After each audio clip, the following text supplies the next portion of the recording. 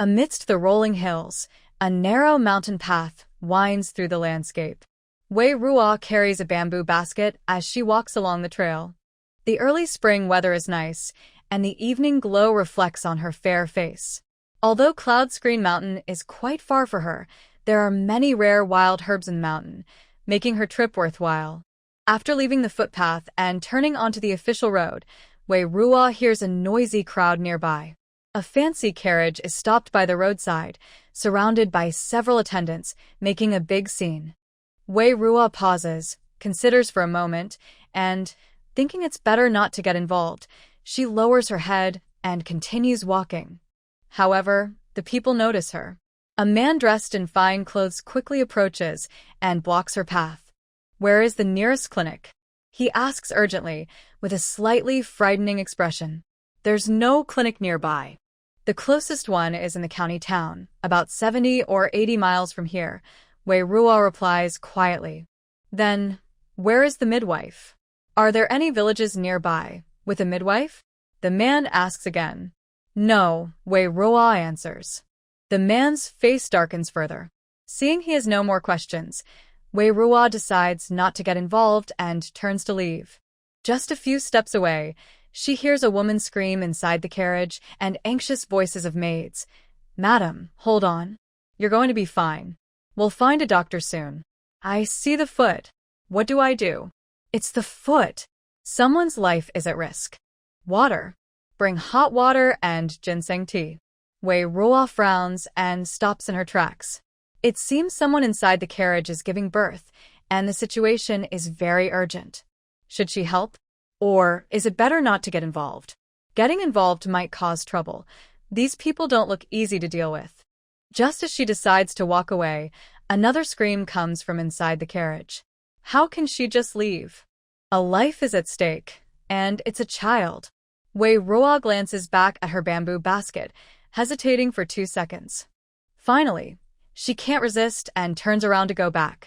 When Wei Ruo approaches the carriage, the attendants immediately block her. "I know a little about medicine and I have some freshly picked herbs in my basket. If you trust me, let me into the carriage now. If not, I'll leave right away."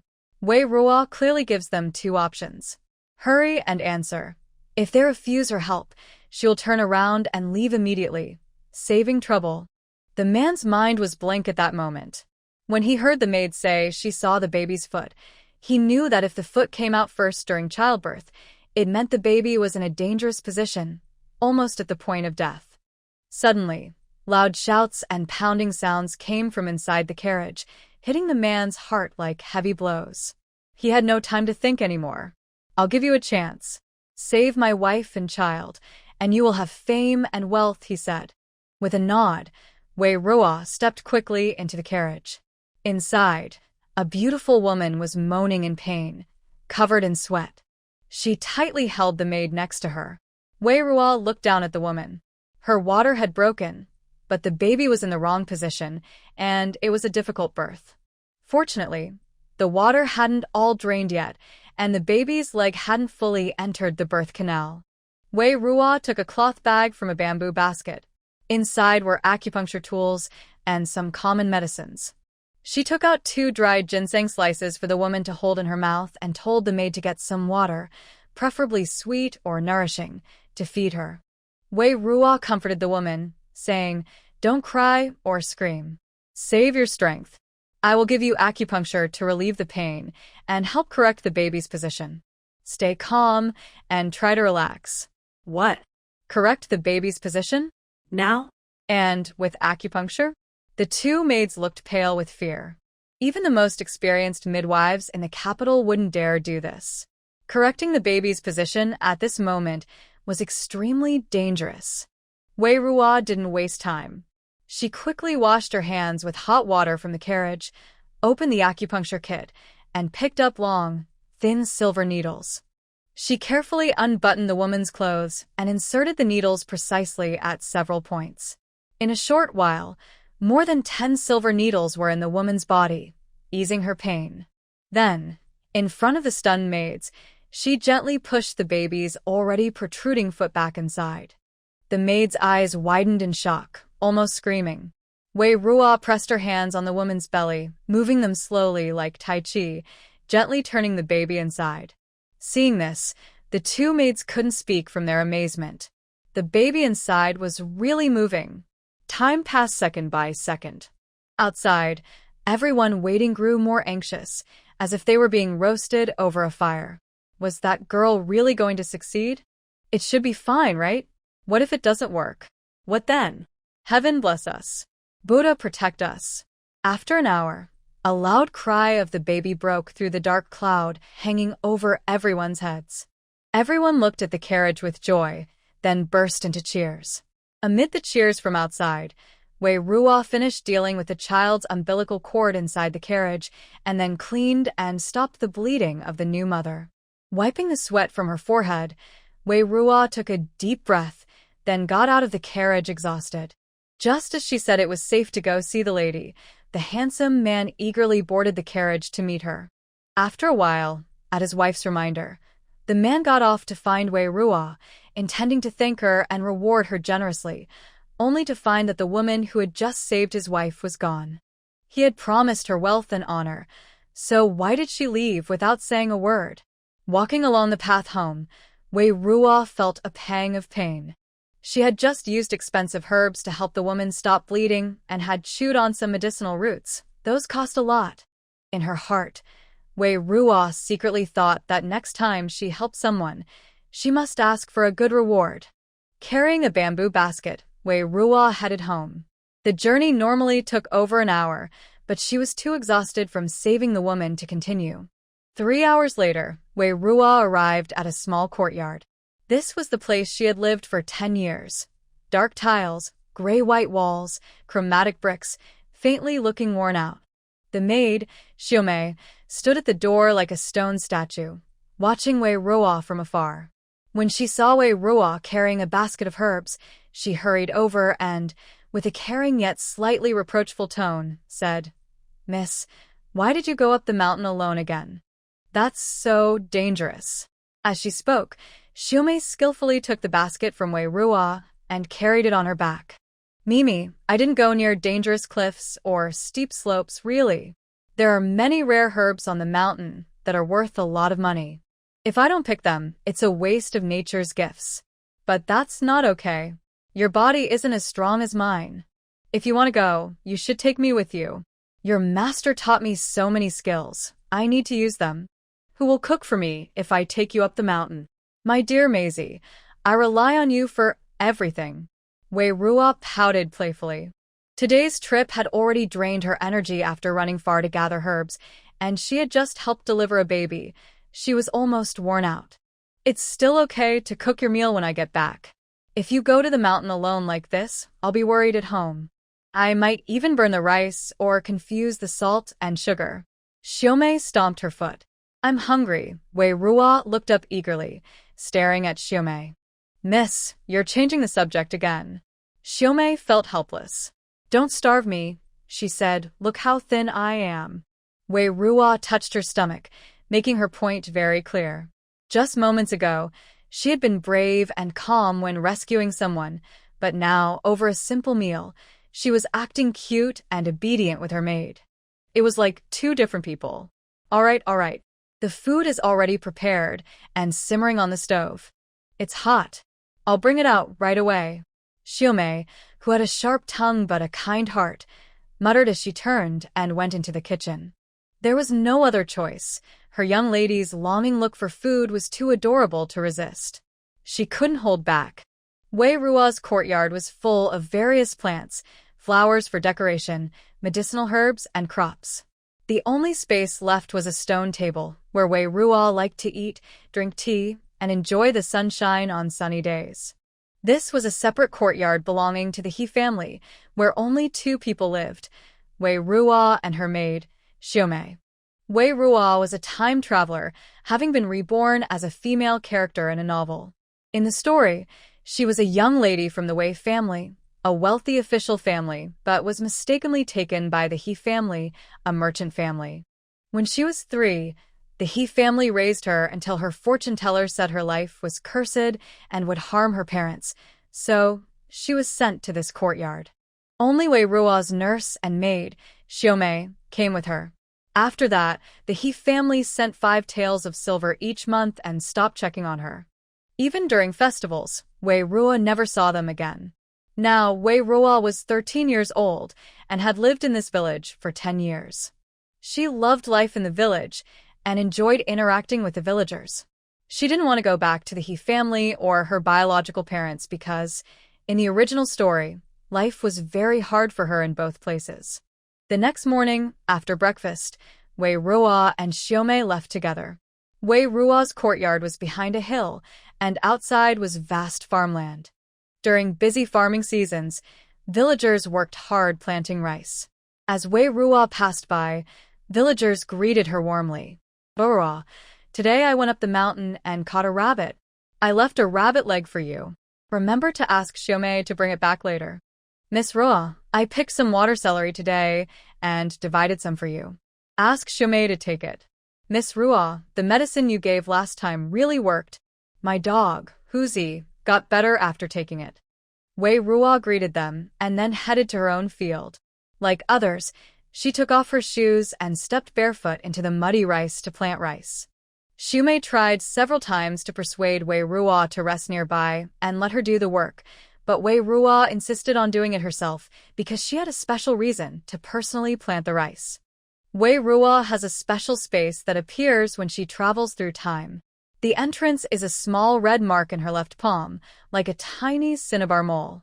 Inside the space, there is a simple thatched hut. At first, the hut was empty, with nothing inside. Outside the hut, everything was blank and white, like being covered in thick fog.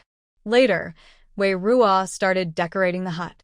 Over several years, she added furniture, arranged things, and stored items inside.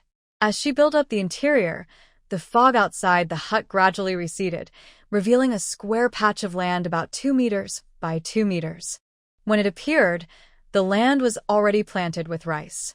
Wei Ruo then began planting rice there. When the rice matured and was harvested, she gained experience points. After planting several times and filling her experience bar, her space upgraded. The fog outside the hut receded a little more, revealing another piece of land of the same size, where sweet potatoes were now growing. At this point, Wei Ruo realized her space could be upgraded. Upgrading required experience points gained by planting. When her experience bar was full, she could upgrade, which would create new land and new seeds.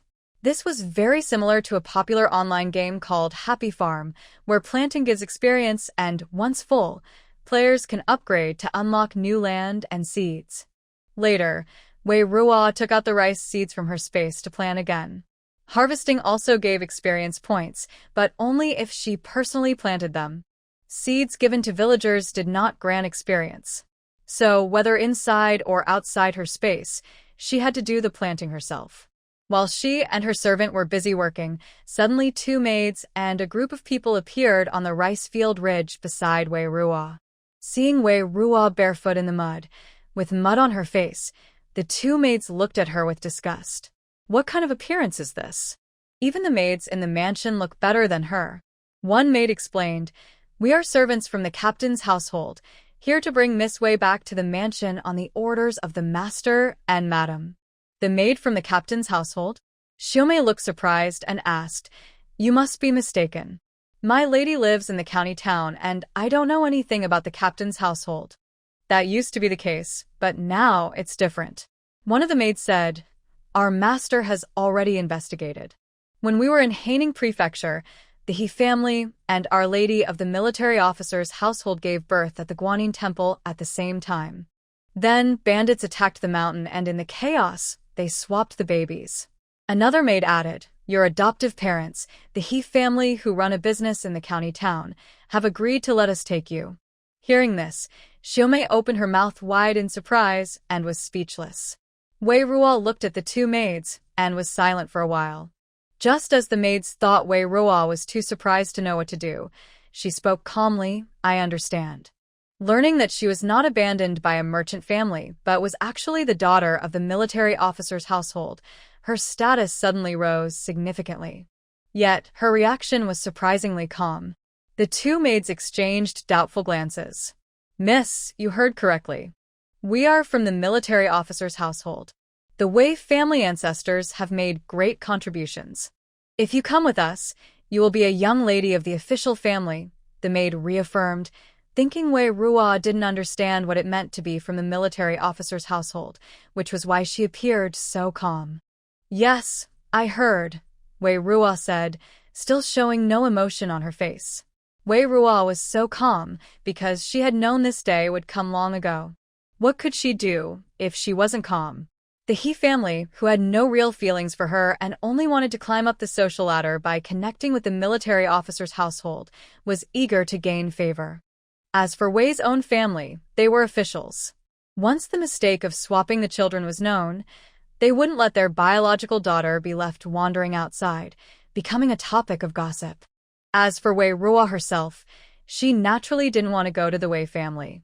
But in this world where hierarchy between ruler, father, and son was strict, it wasn't something she could simply refuse. Then, miss, please come with us.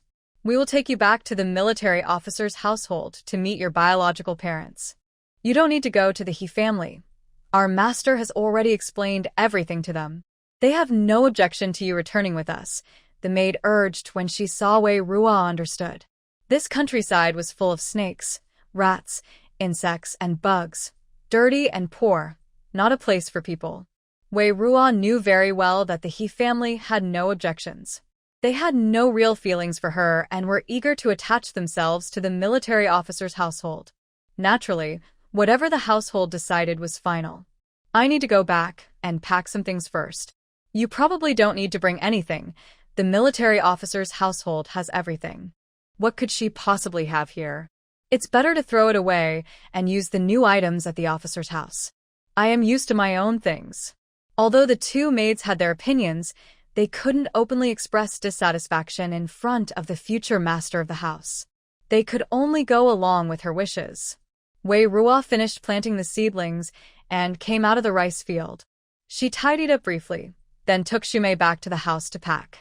Unlike the dilapidated exterior, the interior furnishings were much more refined. After packing, she took all the valuable items, including the jars stored in the warehouse and the dried herbs, to take with her. Finally, she entrusted the newly planted rice fields to the old couple from Li's family at the village entrance and left a letter for old Li to give to her wet nurse. Seeing Wei Ruo's packed luggage, the two maids looked unhappy, especially at the several dark, broken jars. It was clear she grew up in the countryside, her knowledge was limited, and she considered those broken jars as good things. They wanted to persuade Wei Ruo not to bring those items, as they wouldn't be useful at the officer's house. But then they remembered Wei Ruo's limited experience and thought that even if they spoke, she might not understand. It would be a waste of words and might offend her, so they decided to let her go. Under the arrangement of the two maids, Wei Ruo's luggage was loaded onto a cart. Wei Ruo and Shumei got into a carriage, heading toward the officer's house. They traveled for 3 days. After 3 days, Wei Ruo left her small mountain village in Huaibei town, where she had lived for 10 years, and arrived at Xingshan County in Taizhou Prefecture. Wei Ruo's biological father, Wei Ming, held the position of officer here. The Wei family ancestors were generals awarded the title of loyal and righteous baron. But by the time it reached Wei Ruo's grandfather's generation, their power had waned. If the family didn't make new achievements, the baron title would be revoked.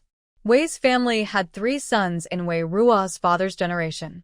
The eldest son, Wei Ming, only passed the imperial exam as a xiozai and has yet to be promoted. He holds a minor official position in the capital. The second son, Wei Ming, is a layman helping manage the family's assets, but the family has been losing money over the years. Wei Ruo's father, Wei Ming, is the third son. He joined the military early on and is now the most accomplished among the brothers. He holds the rank of loyal and honorable officer, assigned to guard Xingshan County. Wei Ruo was led by the 2 maids through the side gate, past the hanging flower gate, along the corridor, and finally arrived at the courtyard where Wei Ruo's mother, Yunshi, lived. As soon as Wei Ruo stepped over the threshold of the main house, Yunshi hurried over, embracing Wei Ruo tightly. Wei Ruo stiffened, her limbs feeling as if filled with lead, unable to move. Yun sure didn't speak. She only cried, touching Wei Ruo's face with red eyes, her face flushed with tears. Feeling the warm liquid soaking her neck, Wei Ruo was slightly startled. Is she crying? Even though she was mentally prepared, when she truly felt Yun's tears, Wei Ruo experienced an unexpected emotional stir deep inside. Perhaps influenced by the original owner's memories, or maybe recalling her mother's tragic death in her past life. Mother, don't be sad. It's a good thing that my sister has returned, isn't it? We should be happy. Eldest son Wei Yichen stepped forward to comfort Yun, preventing her from becoming too upset. Knowing that the child had been switched 10 days ago, their mother had shed countless tears. Their mother rarely cried in daily life, but this time, she cried again and again. Under her eldest son's reassurance, Yun gradually calmed down. She carefully looked over Wei Ruo again, noticing her simple coarse cloth dress and slender figure. Yun felt heartache and said, "You've suffered so much these years. Mother will make it up to you." At this moment, Wei Qingwan came forward and knelt before Wei Ruo. Before anyone could react, she bowed her head in respect. Seeing this, Yun quickly went over to help her up. "Wanwan, what are you doing?" "Mother, don't stop me. Oh my sister. I know that no matter how long I kneel, I can't undo the fact that I've taken her blessings all these years.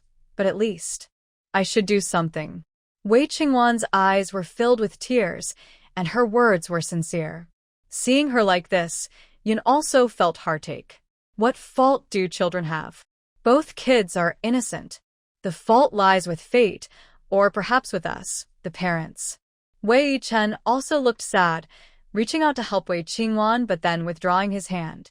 Wei Ruo watched Wei Qingwan kneeling in front of her, recognizing her as the delicate heroine from the original story based on her behavior and words.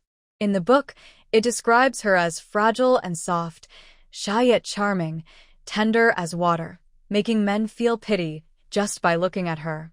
Wei Ruo remembered that in the original story, when the heroine first entered the house, there was also a scene of Wei Qingwan kneeling. The heroine was not as calm and angrily accused Wei Qingwan of stealing her identity and her family. Then Wei Qingwan cried even harder, enduring the scolding and saying she deserved it. This made Yun, who was initially distressed about her newly adopted daughter, feel more sympathetic toward Wei Qingwan, who was being accused and insulted. Actually, Wei Ruo thinks that although the original owner was a bit reckless, she was not wrong. She spent 10 bitter years in the countryside after being abandoned by the He family. She had no money, couldn't eat enough, couldn't keep warm, and lacked education and family companionship. That kind of pain and resentment is something outsiders cannot understand. Seeing someone replace her and live so well makes her naturally angry. However, Wei Ruo's current idea is that as long as the female lead doesn't provoke her first, she won't go out of her way to cause trouble for her. One of the survival rules for the supporting female character: don't compete with the female lead for the male lead or for affection. So Wei Ruo said to Wei Qingwan, who was kneeling on the ground, "Don't kneel to me. I'm not a temple goddess. I don't need others to kneel to me. Kneeling won't benefit me, and it won't benefit you either. I can't grant your wishes. When we hold temple fairs in the countryside, everyone rushes to kneel and make wishes to the goddess. But I feel I owe my sister. Doing this may not change the past, but at least it can lessen my guilt," Wei Qingwan said. "If you feel you owe me, then pay me back some. It's not right to think about how to reduce your guilt. Isn't that so?" Wei Ruo asked in return. Hearing this, Wei Qingwan was momentarily stunned. Yun Shi and Wei Yichen also looked surprised. Indeed, Qingwan's actions didn't really help Wei Ruo. Although Yun Shi and Wei Yichen believed Qingwan didn't need to feel guilty or upset, from Wei Ruo's perspective, Qingwan's behavior did cause her some trouble. After thinking for a moment, Wei Qingwan asked Wei Ruo, "Then what do you want me to do to make up for it?" "As long as you ask, I'm willing to do it," Wei Ruo said. "First, get up. Kneeling like that, I might think I've bullied you." Wei Ruo wanted to clarify that kneeling was Qingwan's own choice. If Qingwan felt wronged later, and the blame fell on her, that would be unfair. Wei Yichen stepped forward and helped Qingwan to her feet. Qingwan slowly stood up, gently lifted her head, looked at Wei Ruo, and softly asked, "Sister, do you have any other instructions?" Wei Ruo said, "There's no need to rush. There's a long way ahead. I've just arrived and don't understand everything yet. When you started calling me sister, I didn't even know who you were or what you owed me." Hearing this, Qingwan was momentarily stunned again. Yes, no rush. Take your time. Yunshi wiped her tears, adjusted her emotions, and said to Wei Ruo, "Ruor, I'll first introduce you to your brothers and sisters. Today, your father is not here. He also really wants to see you, but now the pirates are rampant and causing trouble outside the city. Your father truly cannot leave his post. In Linhai County, Xingshan, recently pirates have been attacking occasionally. As the local military officer, Wei Ming is very busy. This matter is different from others. It concerns the safety of the townspeople. Wei Ming believes he should set an example and put the community before his family. Even if his own daughter just arrived home, he cannot take leave." Then, Madame Yun introduced, "This is your older brother Wei Yichen. At home in the capital, he is third in line, but now you can call him older brother here." A gentle-looking man with kind eyes smiled at Wei Ruo Lu and said, "Sister, if you need anything in the future, just tell me." Wei Ruo nodded slightly. Madame Yin then turned to the boy sitting nearby on a chair. "This is your younger brother, named Elin. He is 7 years old. At home in the capital, he is the youngest and 8th in line." The boy named Wei Elin pouted and looked coldly at Wei Ruo, not seeming eager to greet her. Only after Madame Yin gave him a stern look did he reluctantly call out, "Sister." After calling her, he immediately turned his head away and stopped looking at Wei Ruo. Madame Yun continued, "You also have an older half-brother, Jin Yi. He usually doesn't come out much. Now he is in his own courtyard." Madame Yun was not very eager to mention this half-brother. She and her husband Wei Ming had a good relationship. He had never taken a concubine during their many years of marriage. But this half-brother was a thorn in Madame Yun's heart. Then, Madame Yun looked at Wei Qingwan. She hesitated for a moment. If she ignored Qingwan and didn't formally introduce her, Qingwan would surely feel sad. Qingwan had said that even if she was not their biological daughter, she was still part of the Wei family. Since she was away, it was only right to introduce her. But if she introduced Qingwan and told Wei Ruo that Qingwan would stay in the Wei family, she worried Wei Ruo might feel uncomfortable after just arriving. After much hesitation, Madame Yun finally said to Wei Ruo, "This is Qingwan." She's the girl you swapped identities with. I believe Zhang Mama and Li Mama already told you on the way here. I've discussed with the He family and from now on you will both stay with me. You are both ladies of the Wei family." At this point, Madame Yun looked at Wei Ruo with concern. "Okay." Wei Ruo replied softly, her reaction somewhat indifferent. Perhaps her indifference was too obvious, and it made everyone feel a strange sense of awkwardness inside. Wei Yichen immediately said, "Miss, your sister has traveled for 3 days. She is tired from the journey, so let's let her rest first." Yes, let's take her to her room to rest," Yunshi quickly agreed. She took Wei Ruo's hand and led her toward her courtyard.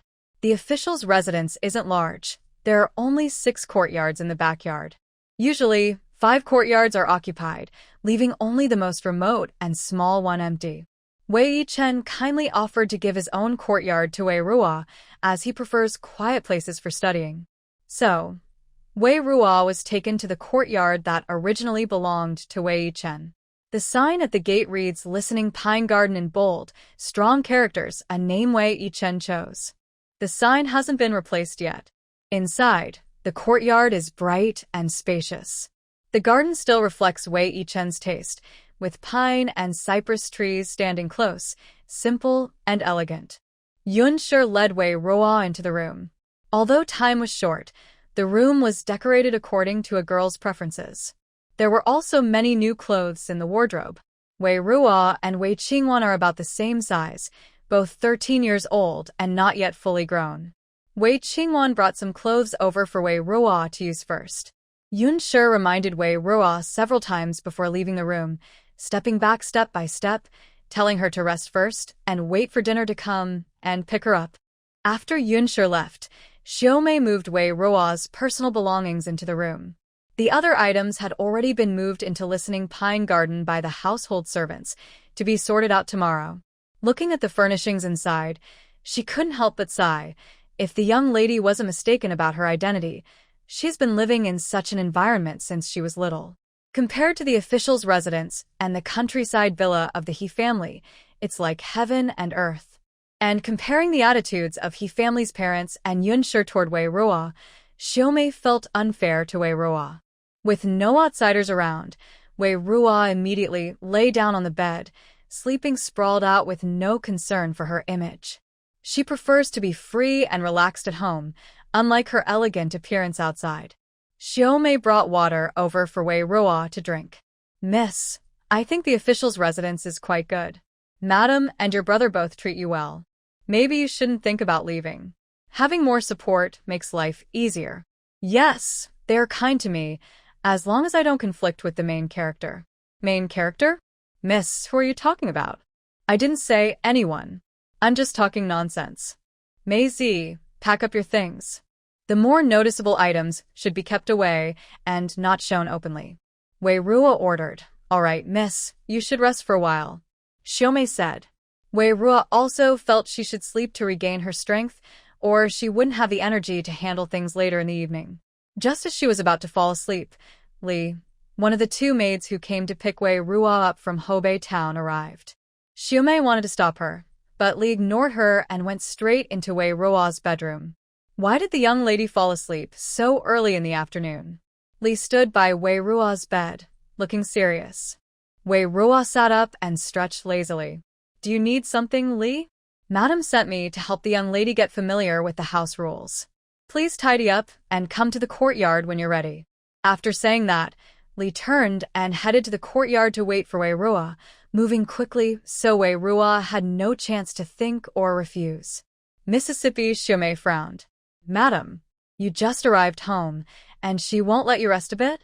She had just praised Madam for being kind to their young lady, and now she felt like she was slapped in the face. Having the maid teach me manners should be Madam's idea, but now, it might not be her decision. Li has her own reasons. Li was a maid from the Zhongyi Marquis estate, and her status was somewhat higher than ordinary household servants.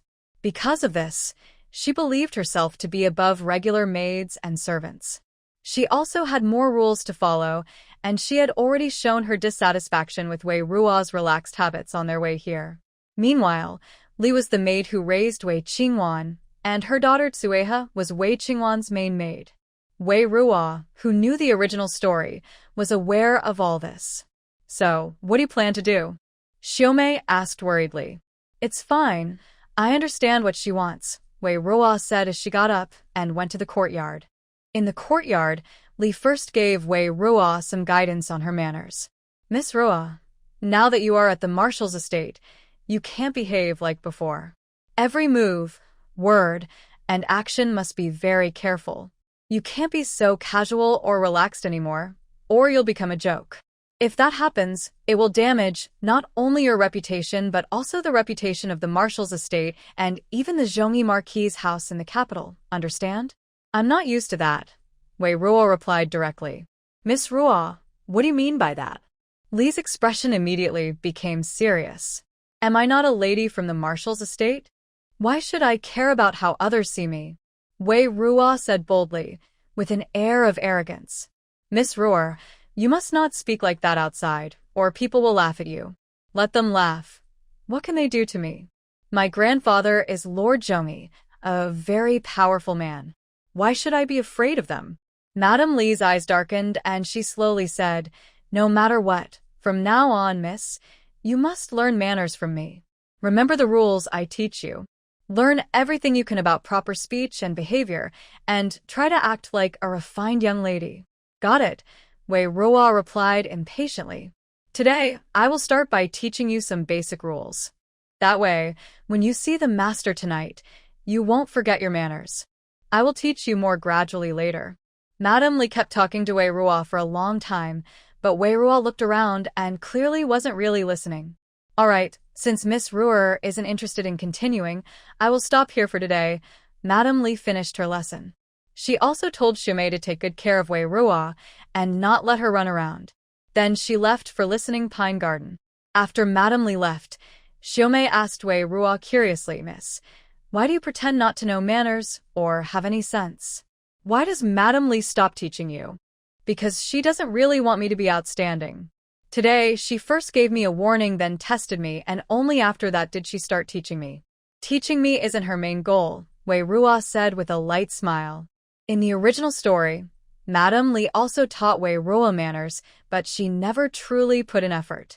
The original owner performed poorly, and Madame Li never scolded her. On the surface, she seemed tolerant of the original owner, but deep down, she didn't want her to become truly excellent or shine brighter than Wei Qingwan. She did her part, covering everything she needed to, and if Wei Ruo didn't learn well, that was her own problem. It wasn't because Madame Li, with her experience, was incapable. The young ladies would just think Wei Ruo was hopeless and couldn't be taught properly. After wasting half an hour with Madame Li, Wei Ruo went back to her room for a short rest. When she woke up again, it was already evening. Mistress Yun came to take Wei Ruo to the dining hall. On the way, Mistress Yun held Wei Ruo's hand tightly, asking earnestly if she was used to her new surroundings and if she was unhappy with anything in her room. In the dining hall, Wei Ruo saw Wei Ming, whom she hadn't seen earlier that day. He was tall and handsome, with deep features and a serious expression, just as described in the original story, a very commanding father. Seeing Wei Ruo, Wei Mingtian's expression flickered. He instinctively took 2 steps forward, but quickly stopped himself. It seemed he felt he was acting too excited for someone who should be the head of the family. Ruo, this is your father, Yunshi said, leading Wei Ruo to Wei Mingtian. Father, Wei Ruo greeted him. Wei Mingtian replied softly, his voice deep, as if suppressing some emotion. His gaze stayed on Wei Ruo for a long time. Wei Ruo thought he wanted to say something, but he didn't. His reaction was much colder than Yunshi's. Please sit down, Wei Mingtian said, inviting everyone to take their seats. Since they were no longer in the capital, and only their family was present, many rules were relaxed. There was no need to separate men and women at different tables, so everyone sat together. Yunshi pulled Wei Ruo zu sit beside her. When everyone was seated, they noticed Wei Qingwan standing nearby. Wei Mingtian and Yunshi both looked surprised, and the atmosphere became a bit awkward. At this moment, Wei Yilin jumped down from his chair and ran to Wei Qingwan, pulling her to the table. Sister, let's eat. Wei Yilin, I don't think I should sit at the table, Wei Qingwan whispered. Why not? You're my sister. We're family, Wei Yilin said confidently and firmly. But Wei Qingwan looked up cautiously at Wei Mingtian. Come and sit down. Don't think too much. Your mother and I have already talked about it. No matter if there's blood relation or not, you are still a daughter of the Wei family, Wei Mingtian said clearly. Yes, your father is right. Don't overthink. No one can change your status as the miss of the Wei family, Yunshi also expressed her support. With everyone's gentle persuasion, Wei Qingwan slowly walked to the table and sat down. Then Yunshi looked at Wei Ruo beside her. Seeing her calm expression, she sighed in relief. The meal was very quiet. Several times, everyone looked at Wei Ruo, worried that after 13 years in a merchant's family, she might be unruly. But to everyone's surprise, she ate slowly and gracefully, fully meeting the standards of a noble young lady. After finishing the meal, everyone sat together again to enjoy tea and discuss an urgent matter. Seeing the good atmosphere, Wei Mingtian spoke to Wei Ruo. Ruer, you've worked hard over these years. The matter of the mistaken child has already been known to your grandfather and 2 uncles in the capital. Soon, your name will be added to the family genealogy.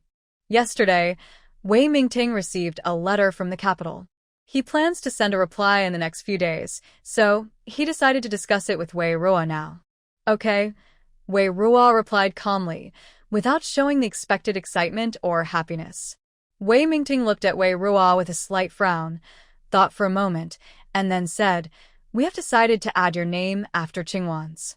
From now on, you will be the second young lady of the Wei family. Is that all right?"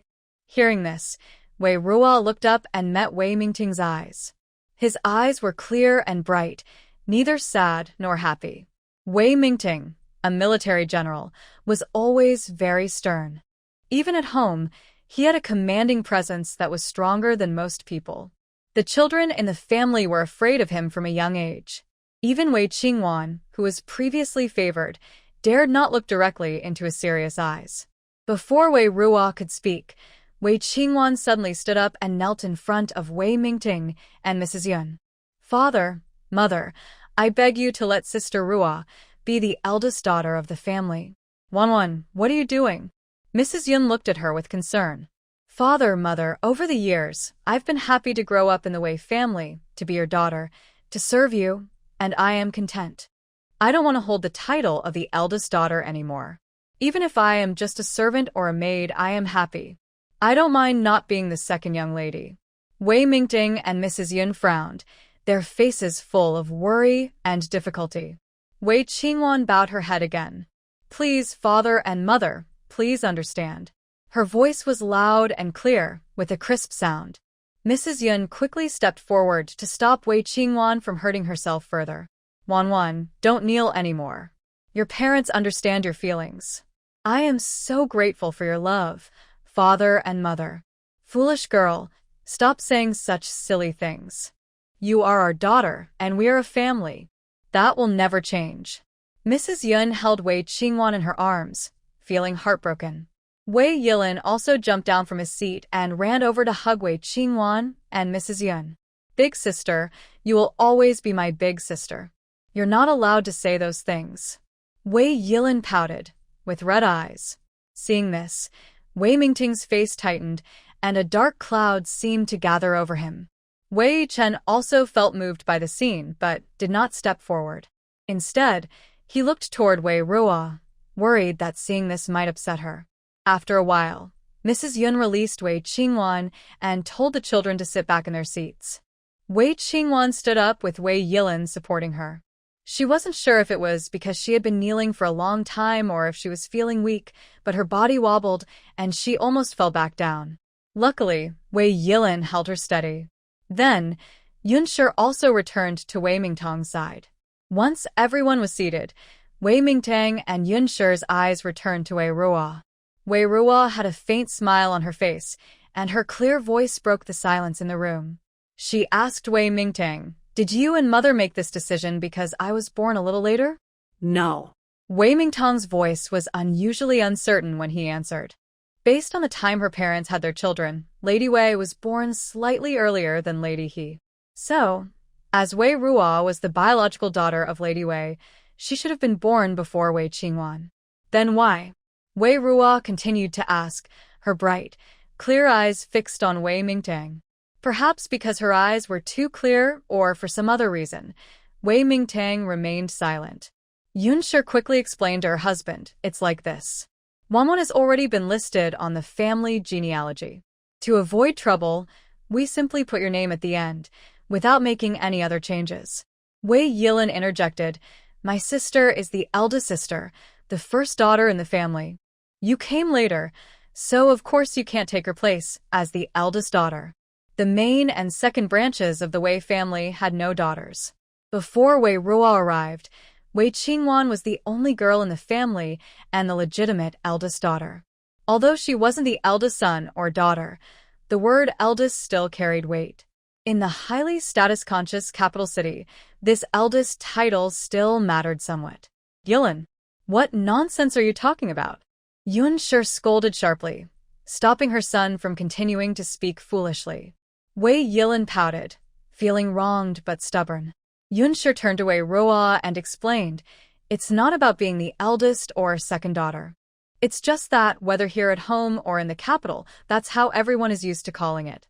Changing it suddenly might confuse people. Is that the only reason? Wei Ruo asked again.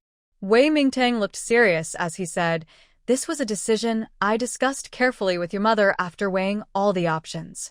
Everyone looked at Wei Ruo, waiting for her response. Just when everyone thought Wei Ruo might argue further to claim the position of the eldest daughter, she surprisingly gave an unexpected answer. "All right then, I'll be the second young lady." Everyone looked at Wei Ruo in shock. Earlier, her questions seemed to show she was unhappy about being assigned a lesser role. But now, her attitude suddenly changed, and she agreed without hesitation. "Ruor, do you really not mind?" Mrs. Yun asked quickly. "Whatever is easiest for you. Constant changes are quite troublesome for everyone. Father has been busy lately, and he shouldn't worry about these small matters anymore. Or perhaps, if I did mind, would father and mother consider changing their minds?" Wei Ruo asked back with a faint smile, her eyes gleaming with cleverness. This question made Wei Ming and Mrs. Yun feel a little guilty. "If I care, it won't change anything. There's nothing I can do about it. Missing out on these 13 years with my parents was just bad luck. Now, I can only blame fate," Wei Ruo said cheerfully, as if she truly understood the Wei family's feelings. Everyone in the hall fell silent, especially Wei Ming and Mrs. Yun, who had been worried about Wei Qingwan, but now felt sorry for the girl who was so gentle and unassuming. Mrs. Yun was moved and said to Wei Ruo, "Ruor, you are our biological child. We share the same blood. Now that you're back, whether you're the eldest or second daughter, you are very important to us. We will make up for the 13 years we've missed." "Okay." Wei Ruo agreed happily, but she had other plans in her heart. Wei Ming said in a deep voice, "This matter is settled. From now on, you siblings should get along well. Yi Chen and Wanwan, Ruor has just come back, and she doesn't understand many things. Please take care of her." "Father, rest assured," Wei Yi Chen replied. "The daughter understands," Wei Qingwan said softly, lowering her head. Once this was settled, Wei Ming prepared to go back to his study later and write a letter to the capital to explain everything. After finishing tea and discussing matters, Mrs. Yun personally sent Wei Ruo back to Tingsong Garden. Perhaps because Wei Ruo accepted her status as the second daughter, Mrs. Yun felt a bit guilty. She kept talking about buying things for Wei Ruo, from clothes and hair accessories to maids and nannies, making arrangements everywhere. Wei's family wasn't particularly wealthy. Their ancestral savings had long been used up, and Wei Ming, as a military officer, didn't earn much. But Wei Qingwan already had some things, so Mrs. Yun couldn't favor one child over the other. Wei Ruo agreed to everything offered, accepting whatever was given, but Wei Ruo refused to have anyone else in her room, saying she only needed her maid, Xiaomei, for now. Mrs. Yun respected her wishes and didn't insist. She only said that whenever Wei Ruo wanted something, she would arrange it.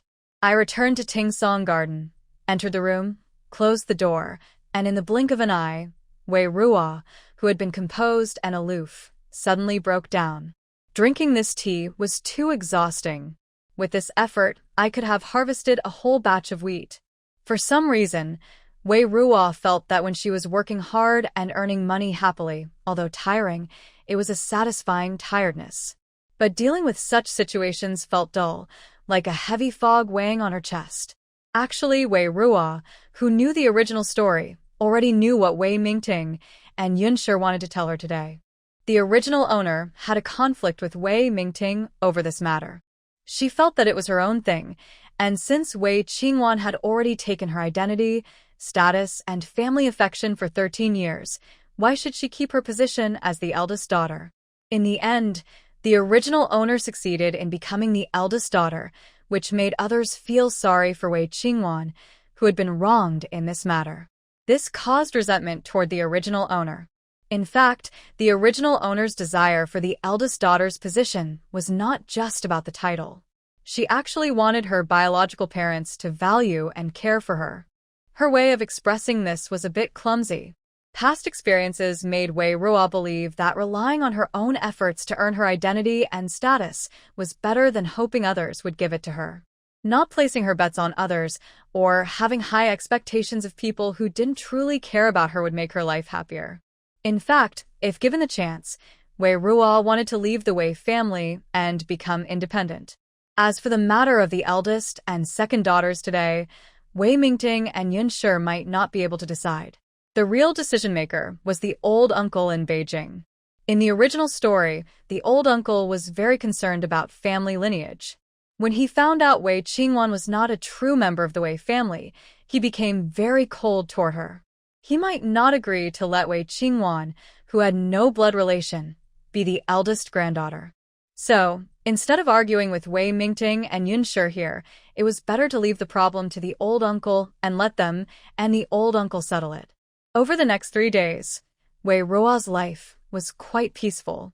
She also learned about the general situation of the household. The Wei family was not doing well financially. The wealth of the Zhongyibo mansion had long been spent, and now they were just barely maintaining their reputation. In Xingshan County, her father, Wei Ming, was still a 6th-rank military officer with limited salary, and he had to support the whole family. I heard that the progress in resisting the pirates has been slow. The emperor is very unhappy with all the officials in Taizhou Prefecture. Wei Ming, not to mention being promoted, is lucky not to be dismissed from his position. Of course, a fallen camel is still bigger than a horse, and compared to her foster parents, the He family, he is still much better off. Yun often comes to visit Wei Ruo, bringing her clothes, food, and daily necessities. Wei Ming has been very busy and hasn't returned home for several days. Not only has Wei Ruo not seen him, but Yun also hasn't seen him. Big brother Wei Yichen is busy with his studies and doesn't come often, but each time he visits, he brings local snacks from Xingshan County and talks about the local customs and traditions. Wei Yilin hasn't come before. Once, he passed by Wei Ruo's house and looked at her from afar. After a quick glance, he turned his head away proudly and walked away quickly. Wei Qingwan has come a few times, always bringing things for her. But each time she visits, she looks like she is about to cry but hasn't yet, so Wei Ruo urges her to leave. The person she sees most during her free time is Li Mama, who is sent to teach her manners. However, Li Mama isn't truly strict. Wei Ruo acts lazy, and she doesn't mind much. Wei Ruo just pretends to follow along. On the 4th day, Wei Ruo had a whole day free and didn't need to learn manners from Li Mama. After breakfast in her room, she asked Xiaomei to find her a. She set her sights on an empty spot on the west side of the yard, planning to grow vegetables there. She had no choice but to plant because her space only gains experience when she plants crops. If she only plants in the land within her space, leveling up is too slow. Since she left Mo's family farm, she doesn't know if the crops she planted there have matured and been harvested, and whether she can gain experience from them. Anyway, more experience points are always good, so she decided to plant something. The garden is quite large, so she only plants a little in the corner on the west side, which shouldn't affect the overall appearance too much. Wei Ruo dug the land carefully and rhythmically. Soon, she cleared a square patch of about 2 meters. Then she and Xiaomei chopped some bamboo and built a frame near the wall, planning to plant loofah, pumpkins, and gourds there. Wei Ruo took a break, sitting on a stone bench in the yard to drink some water. A young servant ran over to knock on the door, and Xiaomei went to answer it. Wei Ruo stopped and listened to the conversation. The servant said that the noise from chopping bamboo was disturbing the second young master next door, who was studying, and asked them to keep the noise down. Young Master Wei Jin Yi is the most special person in the family besides her. In the original story, there isn't much description of him. He is like a transparent person in the entire official residence. All that is known is that when Wei Ming was alive, Wei Jin Yi's life in the Wei family was quite good. As the legitimate young master, he had everything he needed. Wei Ming even allowed him not to dine with others in the family, setting up a small kitchen in his own courtyard. This was partly to avoid causing trouble for his wife, Yun Shi, but also showed how much he cared for Wei Jin Yi. After Wei Ming died in battle, the Wei family fell into a deep decline. Until the male lead appeared, they remained very weak. During this time, Wei Jinyi's life was probably not easy either. In the original story, there are no scenes involving Wei Ruo and Wei Jinyi. One is a background character in the family, and the other is a lively supporting female character who often causes trouble for the heroine. Her main role is to make things difficult for the heroine, so there's no need to describe interactions between her and other minor characters. Thinking of this, Wei Ruo had some ideas. She stood up and returned to her room. While Xiaomei was still talking with a young servant, she took a jar she brought from Mo's estate and went back inside. Then she reached the door and told Wei Jinyi's young servant, "Sorry to disturb second young master's rest earlier. I'll go and apologize to him now." Huh? The young servant looked at Wei Ruo in surprise, then waved his hand and said, "No need. It's not that serious. Second young master just asked me to remind you to speak a little softer. It's not just about apologizing. I just returned to the residence and haven't met second young master yet. As a younger sister, I should go pay my respects." Wei Ruo was determined. She carried the jar and headed toward the door. The young servant tried to stop her but couldn't. Wei Ruo's residence, Tingsongyuan, was next to Wei Jinyi's residence, Exiled. There was only a wall between them. She stepped out of the courtyard and soon reached the gate of Exiled. Tingsongyuan was elegant and refined, but Exiled was even more sparse and plain, with little decoration. It looked cold and somewhat shabby. The only striking feature was a lush bamboo grove in the yard. Next to the bamboo forest was an octagonal pavilion. Wei Ruo immediately saw Wei Jinyi sitting inside, reading a book. He was dressed in plain clothes, made of simple fabric, not satin. Just before Wei Ruo entered, he was quietly reading. When he heard the noise, he looked up and met Wei Ruo's gaze. His eyes were overly cold, with a misty look in his brows, and his skin was slightly paler than usual for a man. But her features are very beautiful, each one like a carefully carved piece of art. Wei Ruo couldn't help but admire internally how amazing the creator was to make a man look so handsome. After Wei Jinyi saw who was coming, his eyebrows furrowed, showing strong rejection. "Xiao Bei," Wei Jinyi called the servant over. "Second young master, the young lady said she wants to apologize to you." I couldn't stop her." Xiao Bei looked apologetic. Wei Ruo acted quickly, clearly stating her purpose. "Don't be angry. I won't take up much of your time. I just want to apologize. Today, the sound of chopping bamboo was a bit loud and I didn't think it through. I'm here to say sorry." She then offered the jar she brought as a token of apology. Wei Ruo's actions left the two in front of her feeling a bit confused. The second young master was born from a concubine with an unknown mother, and his main wife didn't like him. He had little presence in the household, and even the servants often found ways to tease him. Wei Ruo, though recently brought back, was a proper legitimate daughter. Why was she so polite and respectful to the second young master? Could she still be unaware of the situation? "I'm not angry with you, and I don't drink alcohol. You can go back." Wei Jinyi only glanced at Wei Ruo, then returned his cold gaze to his desk. "This isn't alcohol. No matter what it is, take it back." "I'm not angry. I just asked Xiao Bei to remind you. You don't need to prepare a formal apology gift. It's soy sauce, not a precious item. If you don't need me to apologize, just take it as a gift for meeting you." "What is it? Soy sauce?" Wei Ruo saw the doubt in Wei Jinyi's expression and explained, "This is soy sauce I learned to make from a village woman when I was in the countryside. It tastes quite good. Most importantly, some medicinal herbs were added during fermentation to strengthen the body." Learning to make soy sauce from a village woman? And it has medicinal benefits? It sounds so mysterious. The best methods for making soy sauce are usually secret family recipes that aren't shared outside. Those with added medicinal effects are even rarer, something most people have never heard of. Wei Jinyi didn't want to argue further with Wei Ruo, so he chose not to ask more. "I understand. I accept the apology gift. You can go now." Wei Jinyi just wanted to get rid of Wei Ruo quickly, so he handed the dark jar in her hands to Xiao Bei. "Oh, good. Remember to use this soy sauce. It's also good for dipping seafood." Taizhou Prefecture, Linhai. Before the trouble with the Japanese pirates, many fishermen went out to sea to fish, and the docks sold lots of fresh seafood. Nearby residents often enjoyed seafood in their daily lives. After speaking, Wei Ruo didn't linger to avoid bothering others and simply turned to leave. Xiao Bei, holding a jar, looked confused.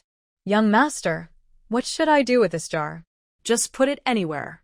Wei Jin didn't want to waste time on such meaningless matters. Seeing that his young master's attention was already on the book in his hand, Xiao Bei had to find his own way to handle it. In the end, he placed the jar in the corner of the small kitchen in Wongme Garden. Xiao Bei found it very interesting that someone gave soy sauce as a gift. Others usually give elegant items, like flowers, spices, or fine wine. But this young lady was quite unique. Giving a jar of soy sauce was quite rare. However, it was said that this young lady had been living in the countryside for some years, farming and planting, which was understandable and different from other young ladies. When Yunshe learned about Wei Ruo's renovations to the courtyard, she felt it was somewhat inappropriate, but didn't say anything. After all, her daughter had grown up in the countryside, and it was normal for her to take some time to get used to city life. They could teach her gradually later. But Wei Yilin was not happy about it. He went to complain to his older brother, Wei Yichen. Big brother, Wei Ruo messed up your courtyard. You kindly let her use it, and she turned a beautiful, elegant courtyard into a mess. What did she do to it? Wei Yichen asked curiously. Recently, he had been busy with his studies and didn't know much about Wei Ruo's actions. She's planting vegetables in your courtyard. It's so. How could a young lady do that? It's so embarrassing. Wei Yilin felt worse the more he thought about it. Plant vegetables? That's not very elegant, but it's not a big deal. No need to feel ashamed. Wei Chen smiled gently. Not shameful? I overheard the servants saying that the person we brought back is a shameful village woman. She doesn't look like a noble young lady at all. Wei Chen's expression grew serious. Who's gossiping behind your back? It's not right for servants to speak ill of their master behind their back. Yilin, if you encounter such things again, you should stand up and stop them. I won't. I won't defend her. She's just shameful. Wei Yilin pouted, feeling he was right. Big brother, aren't you angry? She's made your courtyard a mess. That's now her home. She can change it as she wishes. I shouldn't interfere. And you, Yilin, I understand that you like Wanwan. Protecting Wanwan is the right thing to do. I feel the same way, and also feel sad for Wanwan. But Ruer is also your older sister. She hasn't done anything wrong, so you shouldn't treat her like that. Wei Chen taught gently. I don't want her to be my sister.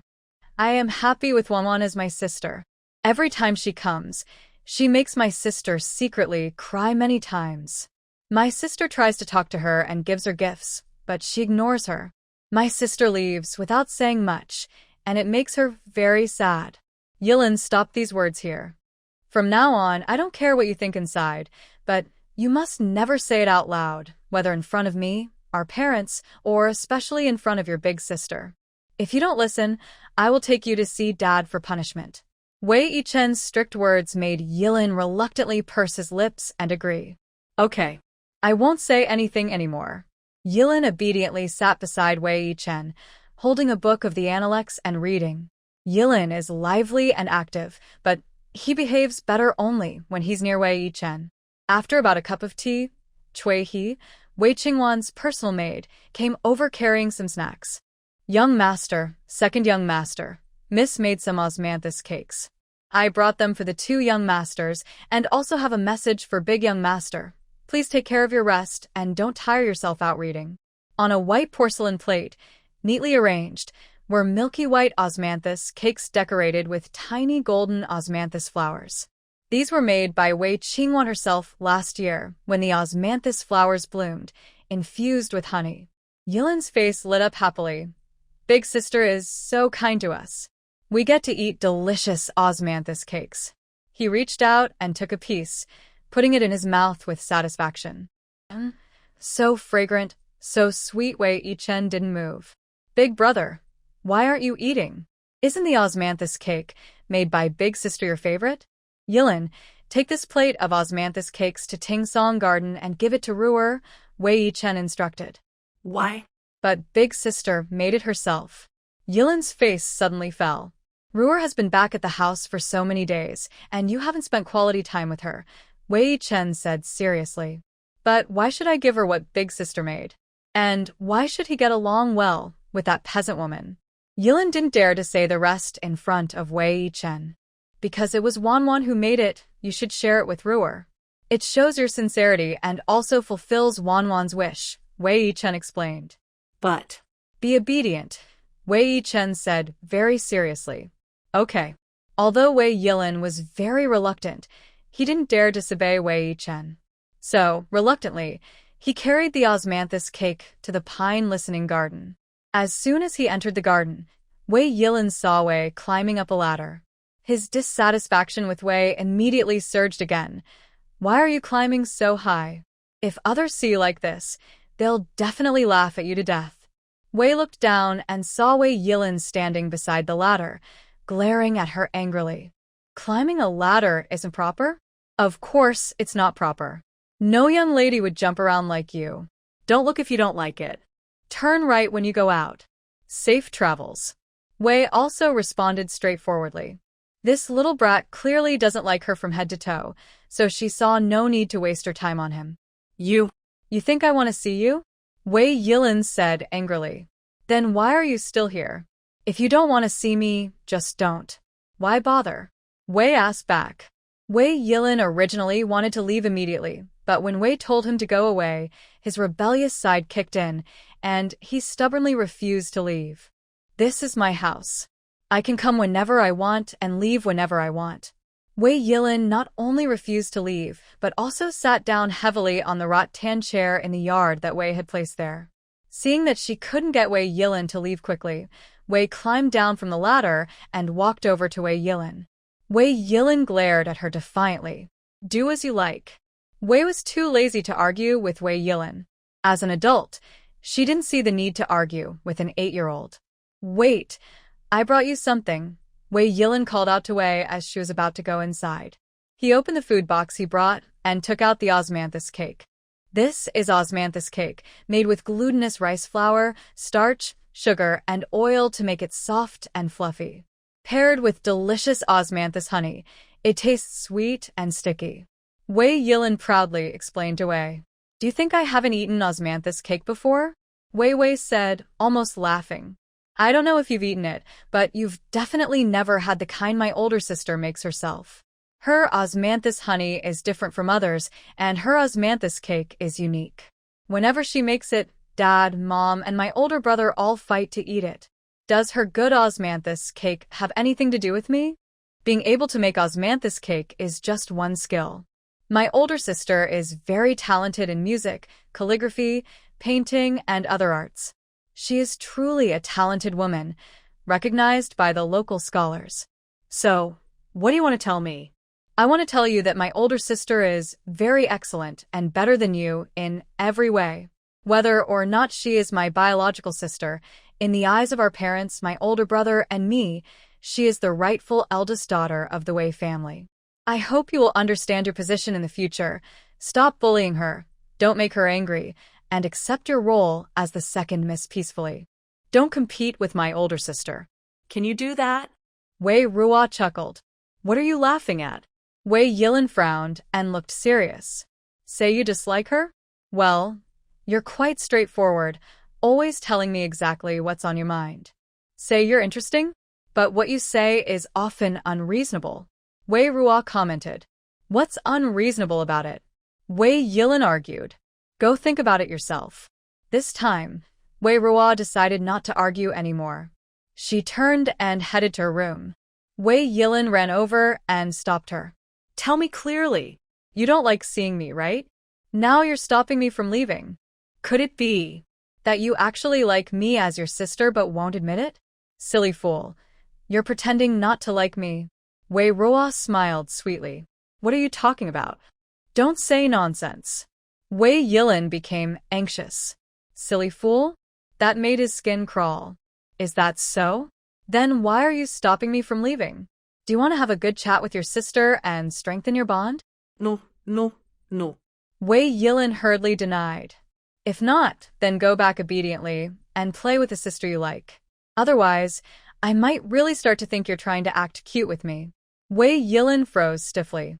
Wei Ruo turned around and entered her room with a light laugh, leaving Wei Yilin standing there, feeling annoyed and sulky. After a while, Wei Yilin ran to Wongme Garden to complain to Wei Qingwan about his dissatisfaction with Wei Ruo. Sister, do you think Wei Ruo is quite village-like? Who would plant vegetables in her own yard and climb up the wall using a ladder? Yilin, be good. She might have done some things poorly, but as family members, we shouldn't say such things about her. Wei Qingwan comforted him. But she really makes me angry. Wei Yilin couldn't help but think about Wei Ruo's shameless words later on, saying she liked her older sister and wanted to use the chance to deepen their relationship. Her words gave him goosebumps, and the more he thought about it, the angrier and more upset he became. Yilin, don't be angry. Since you know what kind of person she is, there's no need to get upset over these things. If you get too upset, your sister will feel sad for you. Wei Qingwan gently patted Wei Yilin's head, her soft voice like a clear stream flowing into his heart. Instantly, Wei Yilin felt less angry. Sister, you're so kind. The two of us were born around the same time, but you're like heaven and earth. Such a big difference. You. Wei Qingwan lightly tapped Wei Yilin's forehead with her finger. Don't be so reckless in the future or say such hurtful words. Big brother is right. Those words shouldn't be said in front of others. If people find out, they might point out your mistakes. I don't want you to get into trouble and be punished by our parents. Got it, sister? I'll be more careful next time. It's not just about being careful. You should also stop bothering her. If she does something wrong, our parents and big brother will teach her. You're her younger brother, so you can't talk to her like that, understand? Wei Qingwan gently advised. Big brother asked me to bring her osmanthus cake, but she didn't appreciate it. I couldn't help but get upset. I swear, when I first went, I genuinely planned to talk to her nicely. I know Yilin is very well behaved. Fortunately, our parents didn't make her the main daughter of the family. With her current attitude, she's not qualified to be the main daughter, Wei Yilin secretly thought with relief. Actually, she should be the main daughter. Our parents' love is so obvious, and you, sister, should be the main daughter. Our whole family recognizes you. Wei Qingwan gently stroked Wei Yilin's head. Thank you, Yilin, for trusting me so much. Of course. Since I can remember, you've been the one who spends the most time with me and teaches me the most. Who else would I believe if not you? Not long after Wei Yilin was born, Wei Ming was transferred to Xingshan County for work. Busy with official duties, Yunshi was also busy managing the household, and Wei Yichen was busy studying. Therefore, the person who spent the most time with Wei Yilin was Wei Qingwan, and their bond was the strongest. Wei Ruo's small courtyard renovation was progressing smoothly. Early today, Wei Ruo propagated the sweet potato vines he had received and separated the loofah seedlings for planting. Sweet potatoes are like seeds in the space. Planting them helps her gain experience points. Loofah, pumpkin, and gourd are simply in their planting season, but Wei Ruo likes the feeling of them climbing the trellis and hanging fruit. After working for a while, Wei Ruo sat down and took a sip of water. Cui Ping, a maidservant from the Yun family, came over and told Wei Ruo to go to Yun's room, saying Yun had something to discuss with her. From Cui Ping's expression, Wei Ruo sensed something was happening. When she arrived at Yun's room, she saw Wei Qingwan was already there. Seeing Yun's serious expression, Wei Ruo was sure something important had occurred. When Wei Ruo entered, Yun waved her over, signaling her to come closer. Wei Ruo moved closer, but kept a little distance. Ruo, we received a letter from the capital. Your grandfather has added your name to the family record. From now on, your official name is Wei Qingruo. Yun's brow was furrowed, and her expression seemed more serious than just this news. Mother, what's wrong? Is there something bothering you? Wei Qingwan asked softly. Yun looked at Wei Ruo and Wei Qingwan, hesitant to speak. After thinking for a long time, she finally said, Wanwan, there's something else I need to tell you. Don't be sad after you hear it. Mother, just say it. I'm fine. Your grandfather means that he wants Ruar to be the eldest daughter. Your name will come after Ruar's. Hearing this, Wei Ruo was a little surprised. She had expected her grandfather might disagree, but she didn't expect him to make such a straightforward decision without discussing it with Wei Ming and Yun.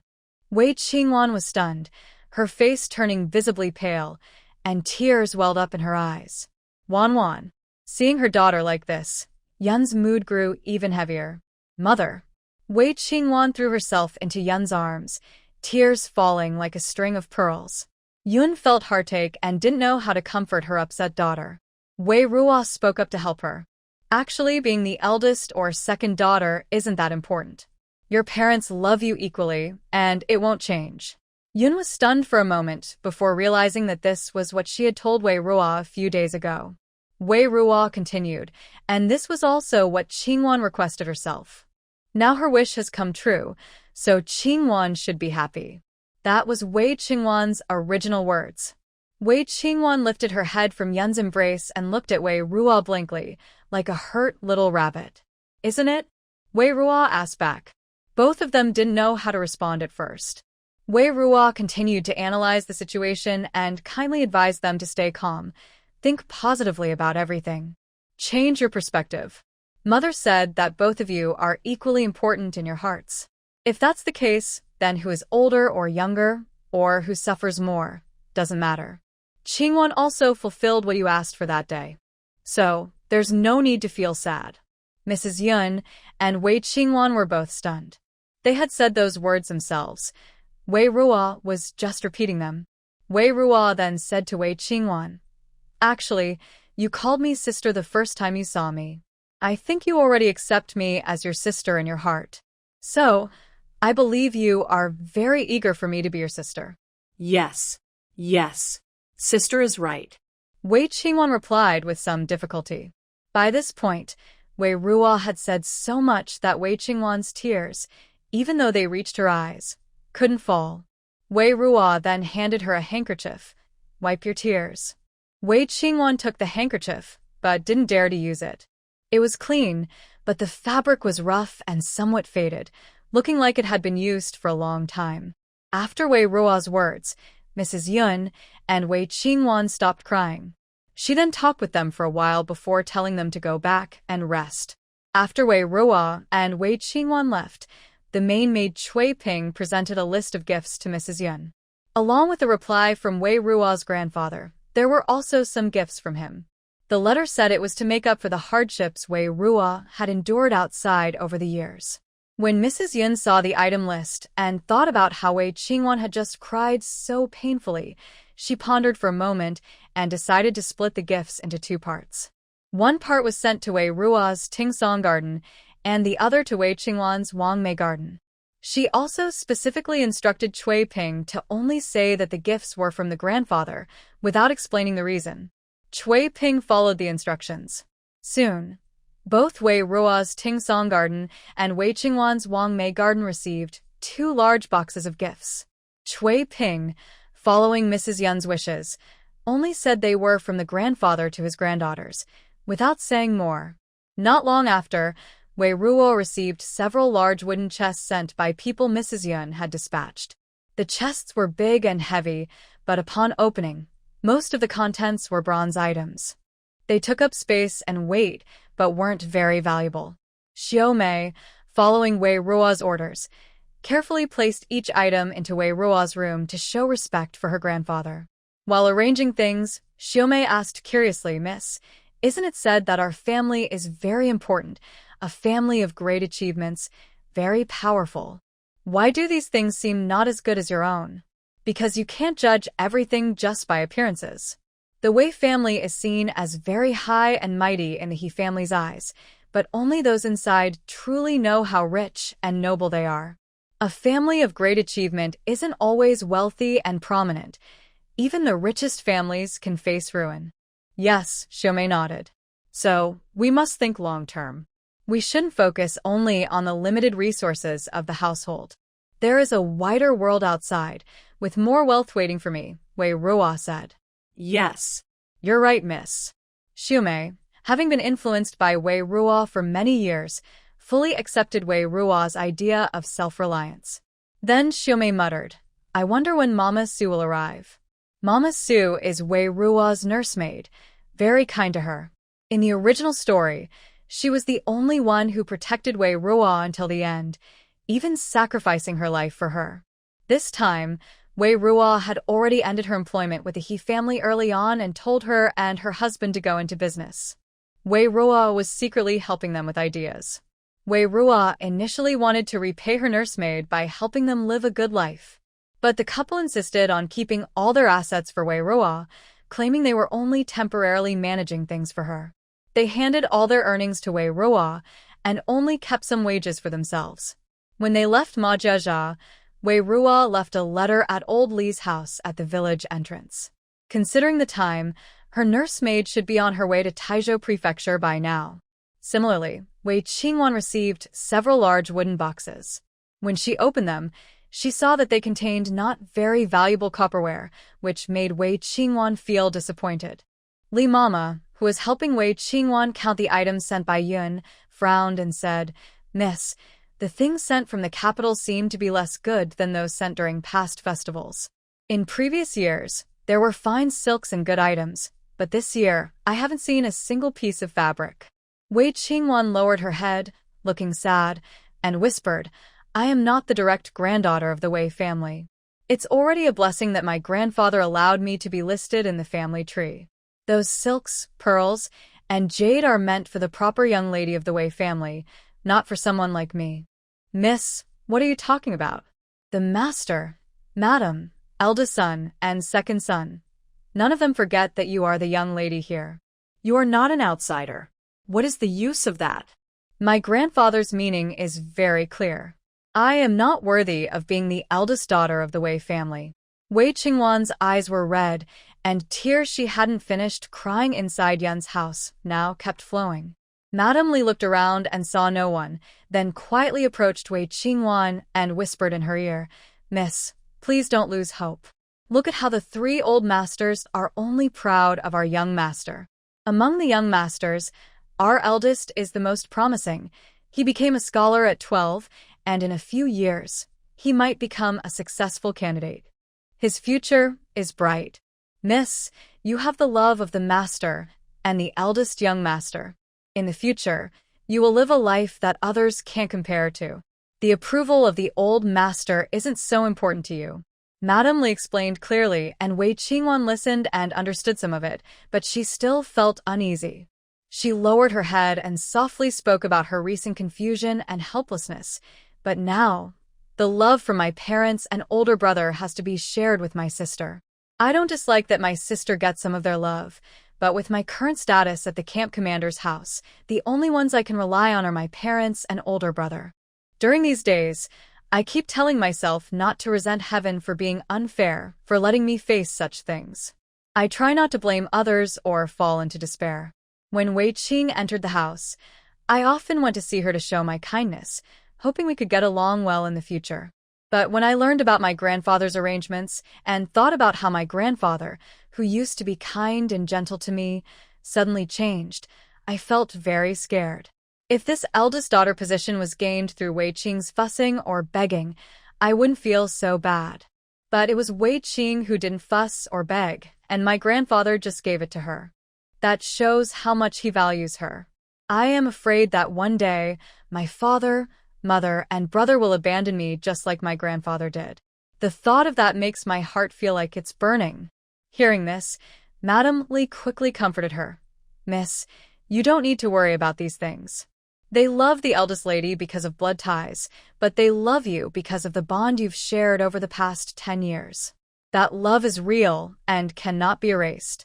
Miss, you have lived in the countryside for more than 10 years, with no education or manners. Since entering the house, you've hidden it well, but it's not in your bones. Sooner or later, it will show. Right now, because you've just acknowledged your relationship, and out of guilt, the lady and young master have been patient with you. But as time goes on, this patience will wear thin." Madame Li analyzed the pros and cons for Wei Qingwan. Wei Qingwan shook her head and said, If she really is as rude and wild as you say, I wouldn't be so worried. But from how Wei Qingru behaves at the table, she doesn't seem like a rough mountain woman. The situation you mentioned might not happen. Madame Li looked worried and said, Miss, don't always think the worst. Rest assured, I've observed her carefully while teaching her manners these days. I am sure that her obedient appearance in front of the old master and madam is just an act. Really? Wei Qingwan felt a bit happy inside. It's true. Madam, I know I shouldn't hope for my sister to be bad, but I'm just so scared. I feel like a floating leaf on a pond, easily drifting away if I'm not careful. I understand, miss. You are kind-hearted. If you hadn't suffered so much lately, you wouldn't think like this. Don't worry, I will handle some things for you, so you don't have to be upset. Yes. After Madame Li's comfort, Wei Qingwan's mood improved a little. Then, with the help of Madame Li and Sueha, she went to sleep. The next morning, Wei went to find Yun Shi and told her about her wish to go out. Just planting some crops in the yard was not enough for Wei. First, she needed more experience to upgrade her space. Second, she had to earn more money to support herself after leaving the Wei family. So, Wei needed to find a way to expand her business. First, she had to go outside. As a young lady from a noble family, she couldn't go out alone easily. She needed her family's permission to leave. Where do you want to go? Yun Shi asked patiently, not angry. I want to visit the nearby county town and see the villages and fields there. Is that okay? Visiting the mountain villages nearby is fine, but only in the northwest. You can't go outside the southeast town, and definitely not to the seaside. Those pirates are unpredictable and dangerous. How about this? Our family has a terraced mountain in the north of the town. You can go there to look around, Yun Shi explained. Sounds good. Wei was pleased. I'll check the accounts later and go with you, okay? No need to trouble you. I can go by myself. No, that's not possible, Ruar. You are now a young lady of the household and can't run around freely anymore. Although the city inside is not as dangerous as outside, it's still not safe enough for a girl like you. Mother can find someone to follow me, so I don't need her to accompany me personally. It would be too troublesome, and I don't want to delay her or make her tired. Mrs. Yun also goes with us, but that makes things less convenient. Mrs. Yun, Ruar is very sensible and cares about her mother. Ah. That's not exactly what I mean. Mother, let me go by myself, Wei Ruo said. All right, I know you're still not used to life in the estate. You can go and take a look, but don't run around, understand? Yes. After Mrs. Yun agreed, Wei Ruo quickly prepared to leave. Mrs. Yun sent a carriage, a maid, and a guard to accompany Wei Ruo. The maid was one of the two maids who had come to pick up Wei Ruo earlier, Madame Zhang. Knowing that Wei Ruo was heading back to the countryside again, Madame Zhang felt worried. Why does the young lady keep going back?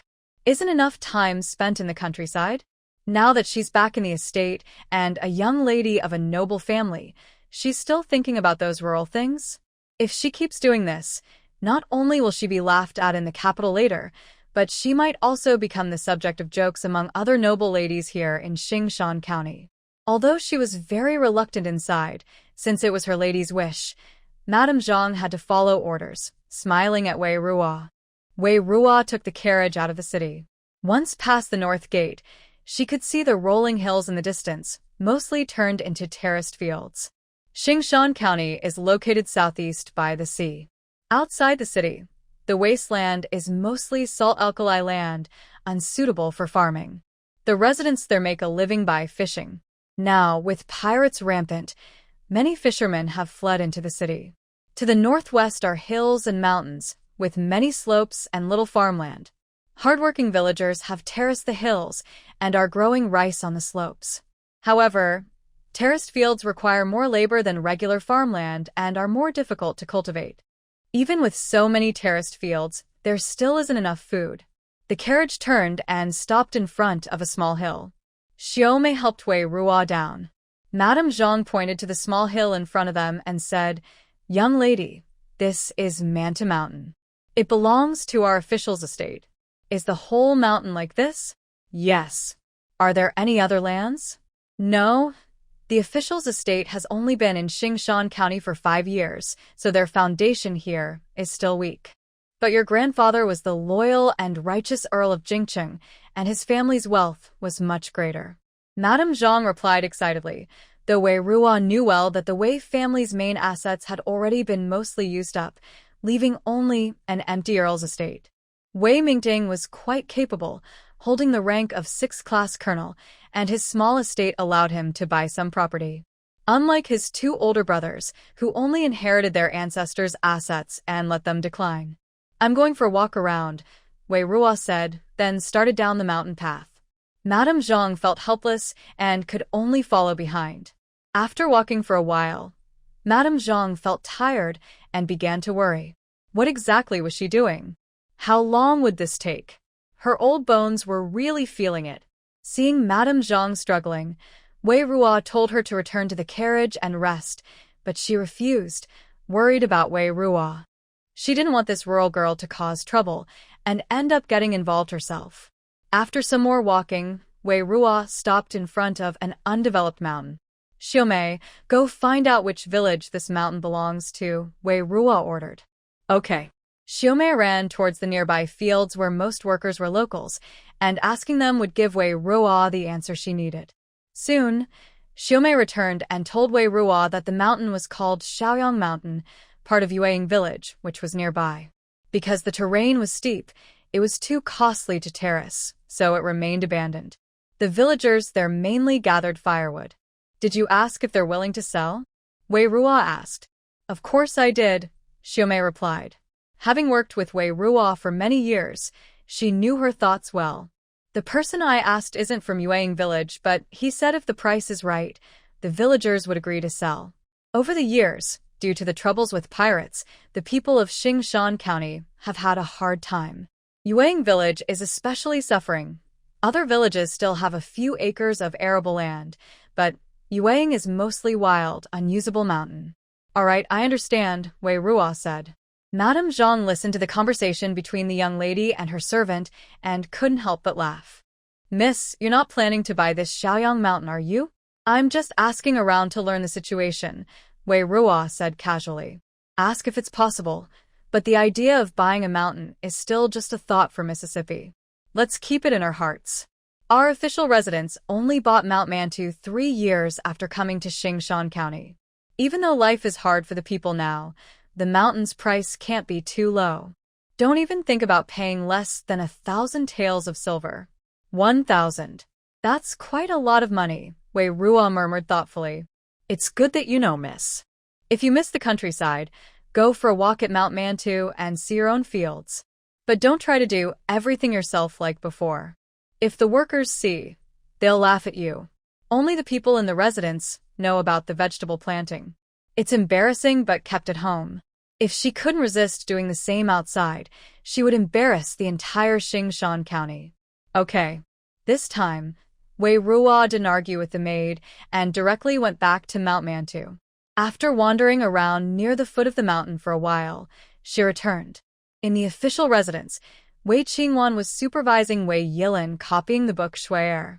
Wei Yilin has been active and playful since childhood, not suited for studying.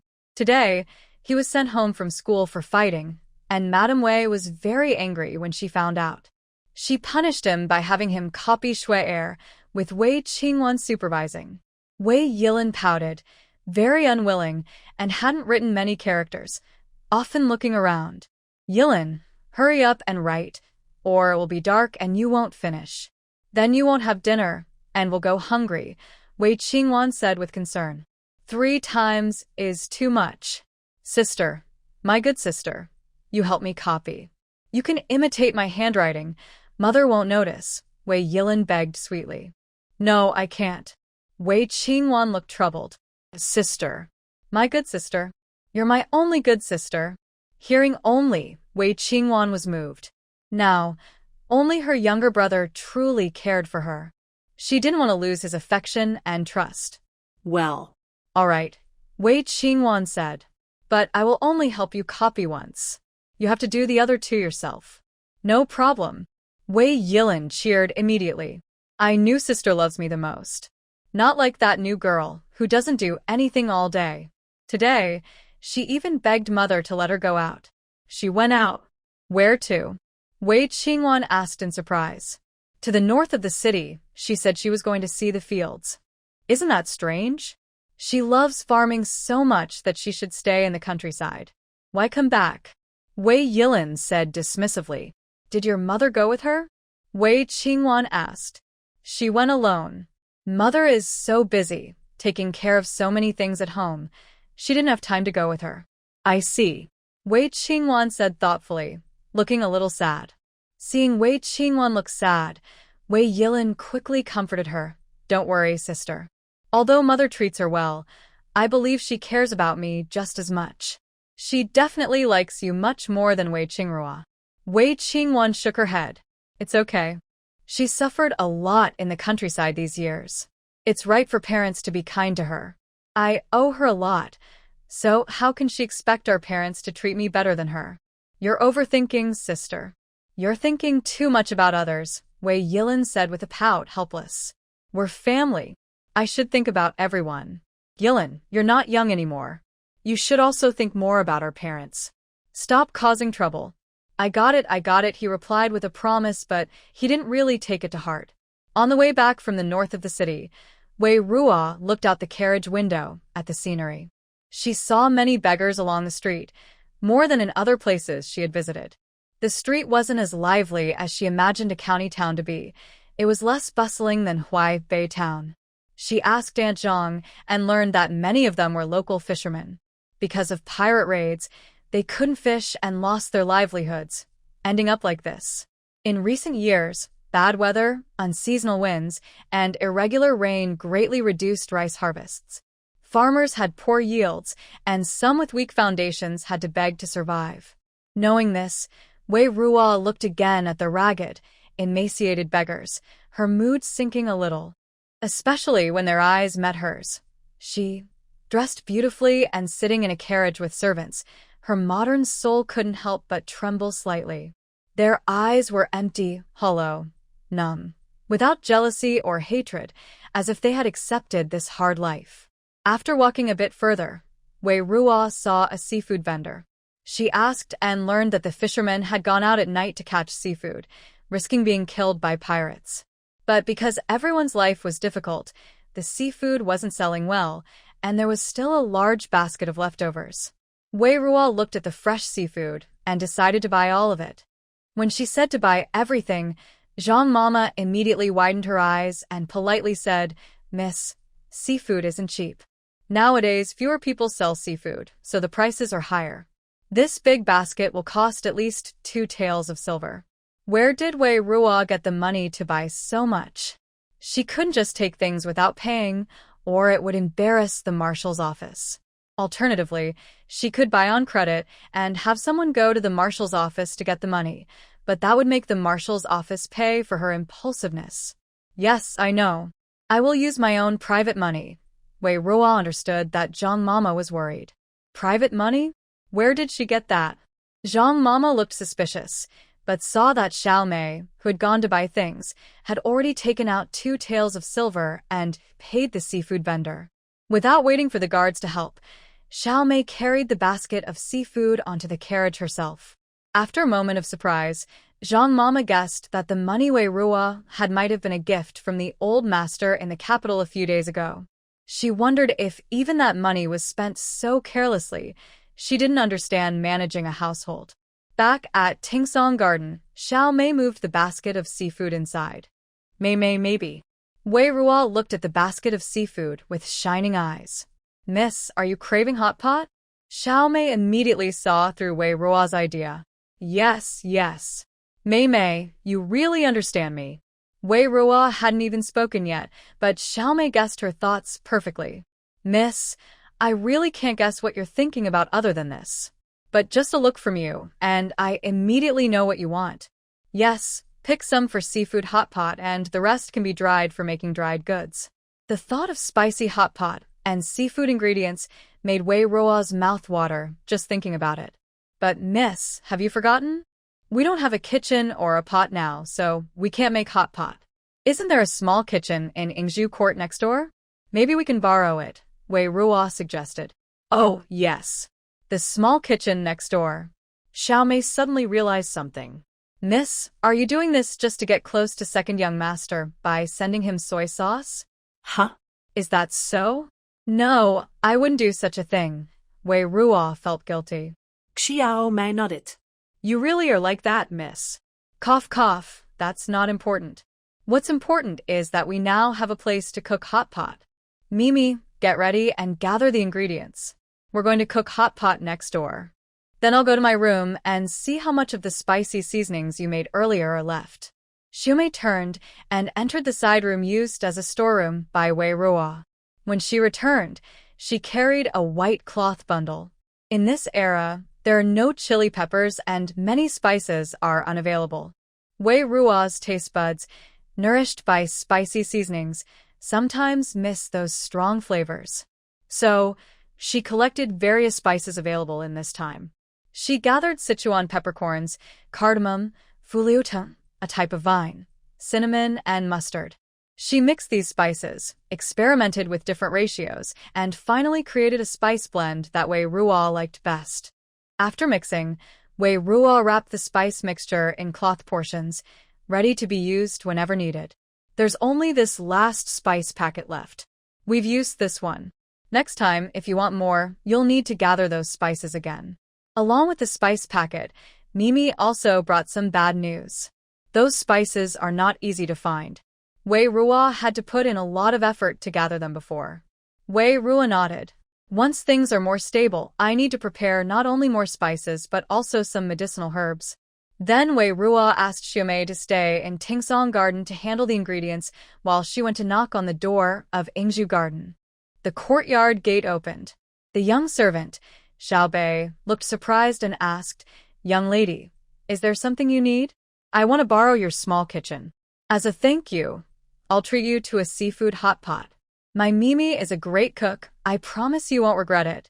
Young lady, I can't decide that. I need to ask young master. Then go ask young master. All right, young lady.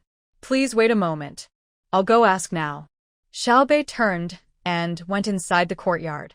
Wei Ruo peeked inside. Just like last time, Jin Yi was sitting in the octagonal pavilion reading a book. He seemed to enjoy sitting in the yard to read. From a distance, Wei Ruo couldn't hear his conversation with Xiaobei, but she saw his expression darken after Xiaobei said something.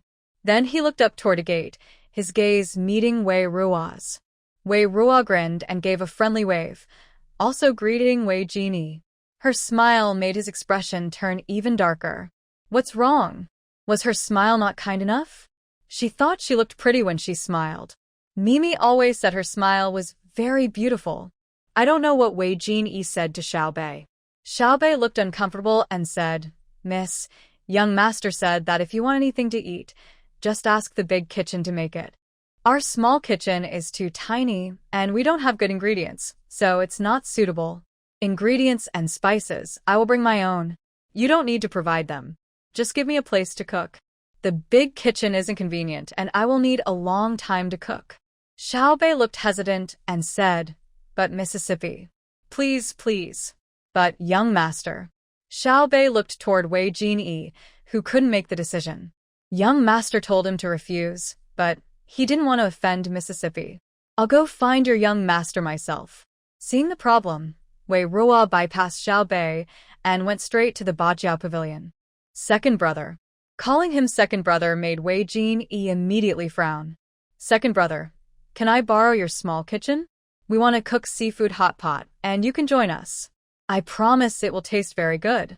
Jin Yi looked at Wei Ruo. Her eyes sparkled with hope. After a moment, Jin Yi agreed, "Fine, do as you like." "Thanks."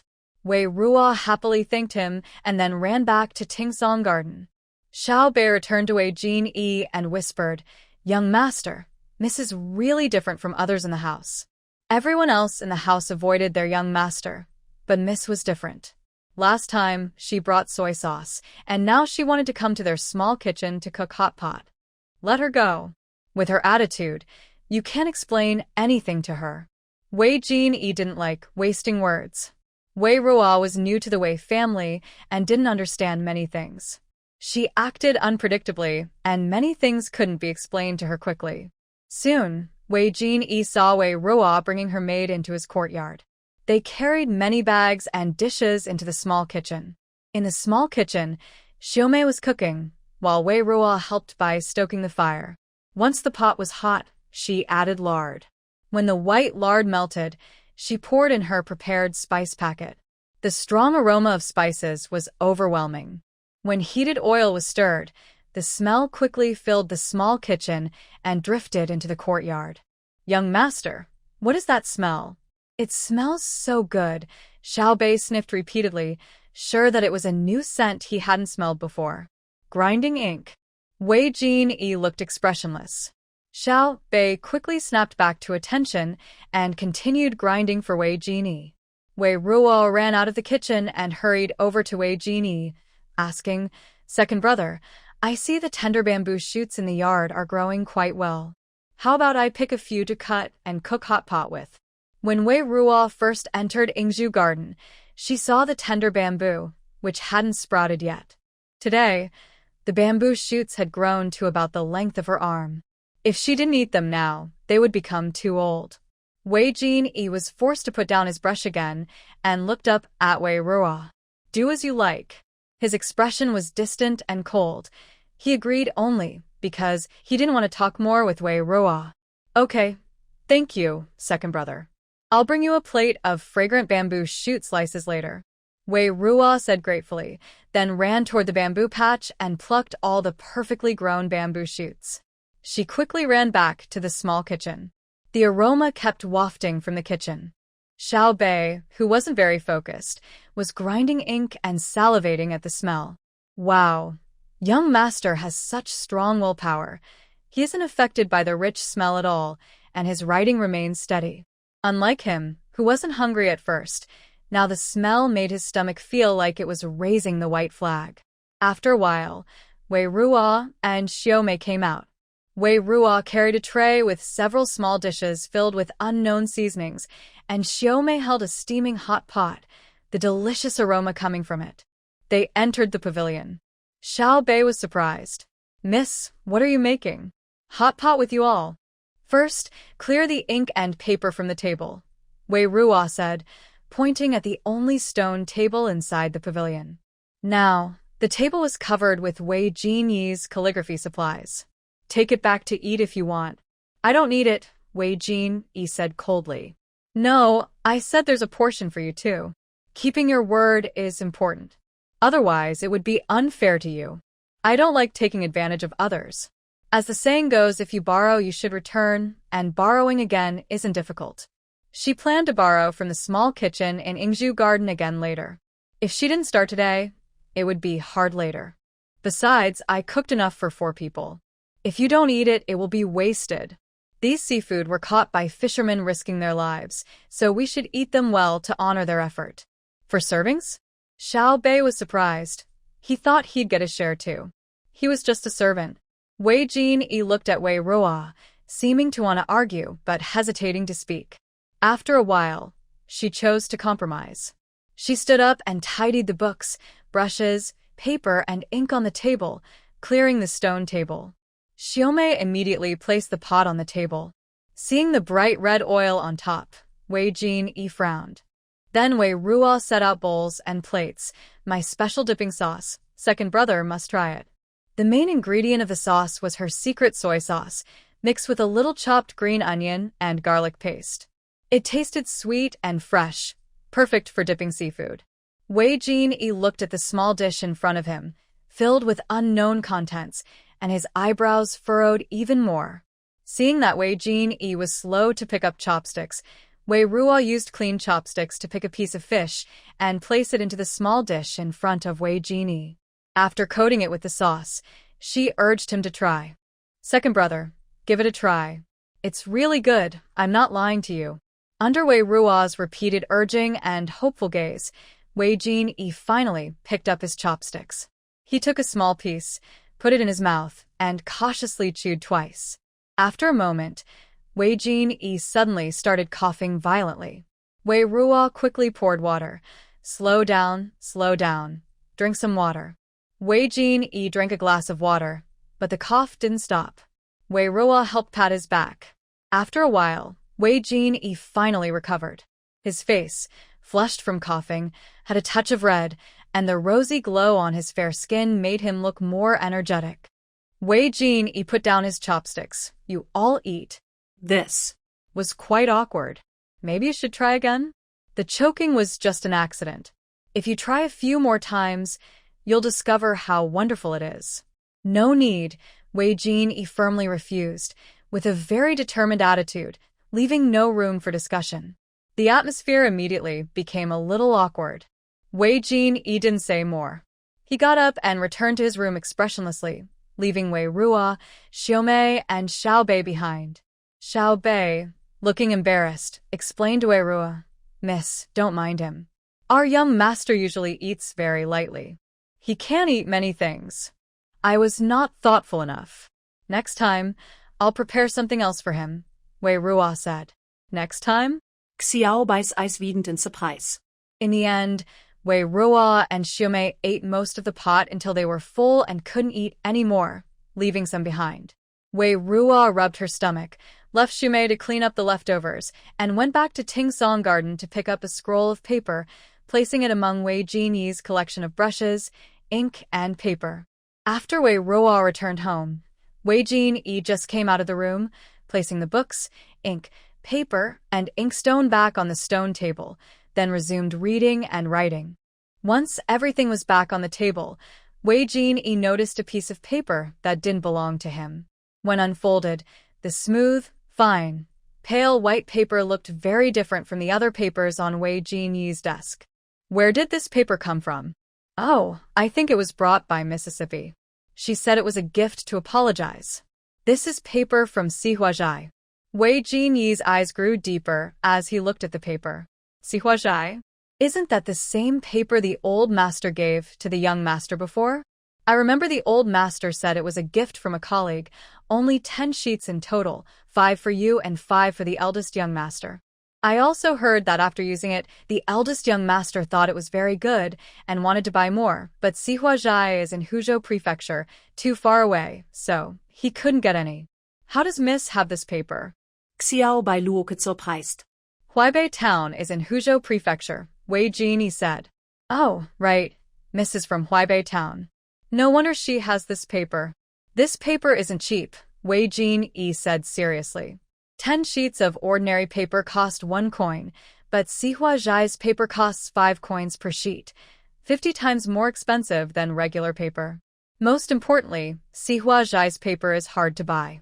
Although it's expensive, its high quality makes many noble children eager to buy it. Sihuazhai limits sales daily, selling out quickly. Yet, Wei Ruo casually gave him 20 sheets. Where did she get the money? Why is she so kind to him? What is her true purpose?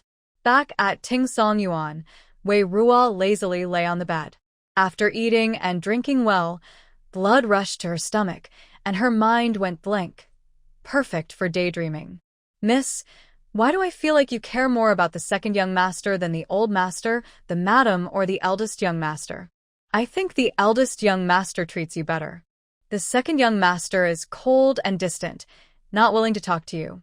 In contrast, the eldest young master is gentler and more caring, even giving up his courtyard for you," Xiaomei asked curiously. "Because I feel no pressure when I'm with the second young master." "Does the eldest young master put pressure on you?" "Yes. I worry that if I treat the eldest young master well, people will think I'm trying to compete for his favor. But the second young master is like an invisible person. Whether I treat him well or not, I don't feel any pressure. I can be myself. All right, I may not understand all this, but I know Miss must be thinking right." Wei Ruo smiled gently, but it wasn't just about not wanting to compete for favor. She had inherited the memories of the original owner, and, because she was a time traveler, whether she liked it or not, she carried some emotions when facing the family members who had hurt and abandoned her in her past life. This wasn't something she could simply control with rational thinking. It was difficult to suppress these feelings easily. She also knew that the original owner's death was closely related to her own reckless actions, but the original owner's longing for family love and the despair of being abandoned deeply etched into Wei Ruo's heart. Even though Yun Shi and Wei Yichen treated her well now, she couldn't open her heart fully to them. In contrast, Wei Jin Yi left no significant impression in the original story and was an unimportant character. When facing him, she felt no resentment and didn't need to worry. Just like when she was at Mo's house and dealing with neighbors, if the other person had no bad intentions, she could be honest and friendly, offering help where she could. That feeling of ease and comfort was something Yun Shi and Wei Yichen couldn't provide. Of course, another important reason was her fondness for his small kitchen. Being able to cook delicious food from time to time to satisfy her cravings was very important to her. The next day, Wei Ruo was pruning the sweet potato vines for propagation. Xiaomei returned from outside, looking anxious. "Miss, it's Brother Xiaoyong." The person outside arguing with the guards from the Imperial Guard's residence is Brother Jinyong. Xiaomei was referring to Su Jinyong, the son of Wei Ruo's nurse, Su Mama. "What's the matter?" "I overheard from inside.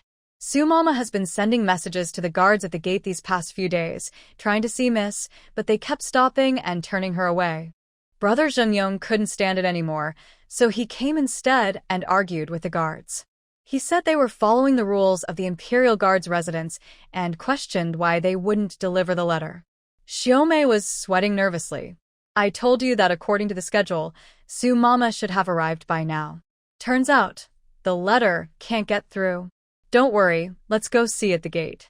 Wei Ruo put down her sweet potato vines, tidied herself up a bit, and led Xiaomei toward the gate. When they arrived, they saw Su Jinyong arguing with the guards from the Imperial Guard's residence. He was a 14-year-old boy with sun-kissed bronze skin, dressed like a farmer. Because of the argument, his face was flushed from red to his neck. Seeing Wei Ruo come out, the previously gloomy young boy's eyes suddenly lit up. Just as he was about to call out to Wei Ruo, he immediately remembered his mother's instructions. His mother said that Miss Ruo was now a young lady of the general's household and was more different than before. She advised him to speak more carefully and not to cause trouble for the young lady. So, Su Jinyong held back his words. When Wei Ruo arrived, Wei Yichen was already at the door. Seeing Wei Ruo approach, Wei Yichen said to her, "Don't go over there. When an outsider causes trouble at the door, you must not go out to watch." "He's my wet nurse's son," Wei Ruo replied. Hearing this, Wei Yichen frowned and looked at the young boy at the door, understanding immediately. "You can't see him, but if you want to meet your wet nurse, I can help arrange it." "All right, please don't make it difficult for the guards to deal with him," Wei Ruo said. "Yes, okay," Wei Yichen agreed, then turned and left the door. He explained a few words to the guards, and they released Su Jinyong. Wei Yichen returned inside and told Wei Ruo, "I told him to have his mother come tomorrow. That boy is no longer young, and he can't freely enter or leave the women's quarters in the backyard. Be careful when you meet him in the future." "Okay," Wei Ruo replied. Tell your mother about this. "You and your wet nurse can visit each other without her stopping you, but you should inform your mother about family matters in advance," Wei Yichen said sincerely. "All right," Wei Ruo responded. Wei Yichen looked at Wei Ruo's bright face, hesitating to speak. "Is there anything else?" Wei Ruo asked. Wei Yichen thought for a moment and said, "When you have free time, spend more time with your mother. Don't always stay in your own yard. Your mother has waived the usual greeting rules, but you can be more proactive in getting close to her." She would like that. "Maybe, depends on the situation," Wei Ruo replied. "Keep it in your heart," Wei Yichen advised. Oh. Wei Ruo neither argued nor agreed, and took Xiaomei back to Exiled Garden. The next day, when Madame Su came to the general's household again, the guards no longer stopped her. They led her directly to Exiled Garden. "Miss." Seeing Wei Ruo, Madame Su was very excited. After carefully observing Wei Ruo for a while, her eyes turned red. "Wet nurse, why are you crying? Isn't seeing me a happy thing?" Wei Ruo stepped forward, holding a handkerchief to wipe her wet eyes. "I am happy, very happy.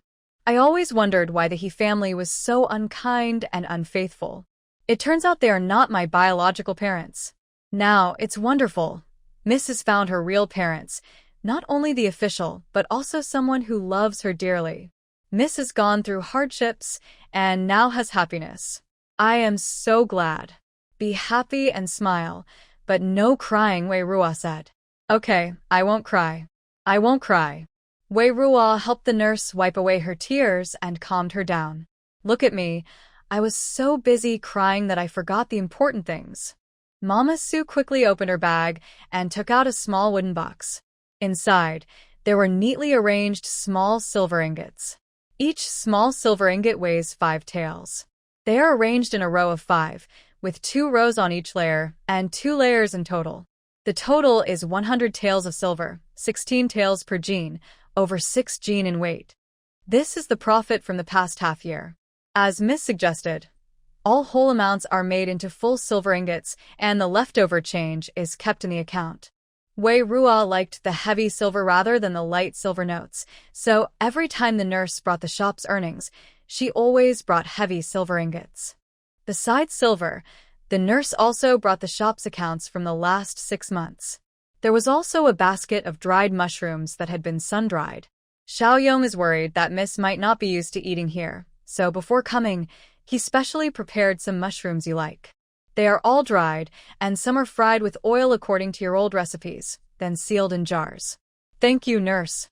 It's hard for you, and for Uncles Su and Xiaoyong. You've traveled so far with me. It's no trouble at all. Mama Su said happily. I don't feel tired at all. We have a carriage to ride, so I don't have to walk. I didn't even carry anything heavy. De Zhuang and Jinyong are busy with everything. Mama Su's face was full of happiness. She continued, helping Miss is the happiest thing for me. If I weren't helping you, I don't know how De Zhuang, Jinyong, and I would get by. I never even dared to dream I could live such a good life. Have you arranged everything at Huaibei Town? Don't worry, Mississippi. I've entrusted the farm there to Lao Qian. He's been managing the farm for many years, so I trust him. The house is also being looked after by someone. Have you brought all the things I asked for? Wei Ruo asked. Yes, everything has been brought. 3 full carts of sweet potatoes. Good. Now let me tell you the next plan. I've set my eyes on Shaoyang Mountain in the north of the city. You and Uncle Su go talk to see if the price is right. If it's suitable, buy it and plant sweet potatoes there. There are many fishermen in the city who lost their livelihoods because of the Japanese pirates, and farmers who had to beg because of poor harvests. You and Uncle Su go and check it out. If you find honest and hardworking people, hire them as long-term workers. All right, I will take my family to the north of the city for a good inspection. Then settle yourselves in the city, find a nice house. Once you're settled, come back to the captain's office and tell me the address, so I can contact you later. Understood. I'll go handle it right away, Mama Su replied eagerly. Mama Su stayed in Songyuan for over an hour before leaving. On her way out, she passed by Wei Qingwan's Wongme Garden and saw a rough woman hurriedly leaving. Li Mama happily said to Wei Qingwan, Miss, the woman you just saw is the nursemaid of the young lady. I heard her son caused trouble at our captain's office yesterday, but the eldest young master stopped him. If not, it might have turned into a big joke. Is that so? As long as nothing serious happened, Wei Qingwan murmured. After discussing with the village head and elders of Yueying village, Mama Su mentioned a price of 1,000 taels of silver. She then reported this to Wei Ruo, asking her to make the decision. 1,000 taels of silver was a significant amount for Wei Ruo. A few years ago, she wanted to start a business but was too young and had no resources, so she relied on clever tricks to earn some extra money and improve her rural life. She officially started her shop at age 10, but it was very difficult to get started. In that society, without connections or support, establishing herself step by step was very hard. Now, she had saved just over 2,000 taels. Spending 1,000 taels meant risking half of her savings. If it failed, her finances would fall back 2 years. Wei Ruo felt confident and decided to go ahead. Mama Su and Uncle Su would handle the purchase of Shaoyang Mountain for 1,000 taels, which would be paid to the village head of Yueying village and divided among the families. Su Jinyong had also spent a few days wandering in the city, selecting several unemployed fishermen who matched Wei Ruo's description and hired them as long-term workers. The hired workers were seeing sweet potatoes for the first time. Thanks to explanations from the Su family father and son, they learned that this crop was widely planted in Huai North Town and had good yields. Regarding the origin of the crop, the father and son claimed it was brought back by a ship from Nanyang, carrying a piece of sweet potato vine. After planting and cultivating, they discovered its usefulness. Soon after, sweet potatoes were widely grown in Huai North Town. The Su family, with rich experience in planting, took the lead and personally supervised the planting with the workers. First, sweet potatoes need to be buried in the soil. Once they grow vine shoots, the vines should be cut and used for planting cuttings. The 3 carts of sweet potatoes transported from Huaibei town can produce enough vines for planting cuttings. The workers quickly learned the planting method and started working. Growing sweet potatoes on the hillside costs much less to maintain than cultivating rice on terraced fields. The workers also breathed a sigh of relief. They had thought that their employer only hired a few people to manage an entire mountain of rice fields, which sounded exhausting just to think about. Meanwhile, Madame Su found a suitable house to settle in, not far from the captain's office, making it convenient for her to go back and forth. After arranging these, Madame Su went to the captain's office again, handing over the contracts signed with the workers and the property deed of the house to Wei Ruo. No matter what Wei Ruo said, the nanny still believed that these properties belonged to Wei Ruo. They were helping Wei Ruo do the work and only wanted some wages. They didn't want any extra money.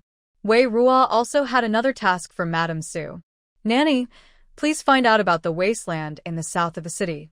I heard that the pirates mainly roam in the east, and the south is still relatively safe. The wasteland in the south. That's probably very poor land. Land near the sea can't grow crops. Planting there just leads to failure. Yes, that's likely. If the land weren't so poor, it wouldn't have become wasteland, Wei Ruo anticipated. Miss, what do you want to do with that wasteland? Madame Su asked curiously. Just help me find out. I might have a way to turn waste into treasure. If I can plant crops on saline alkali land, it will save me money on buying ordinary land and allow me to hire more workers. The crops could also help solve the food shortage in Xingshan County, so more people can eat. All right, I'll ask around when I go back, Madame Su said.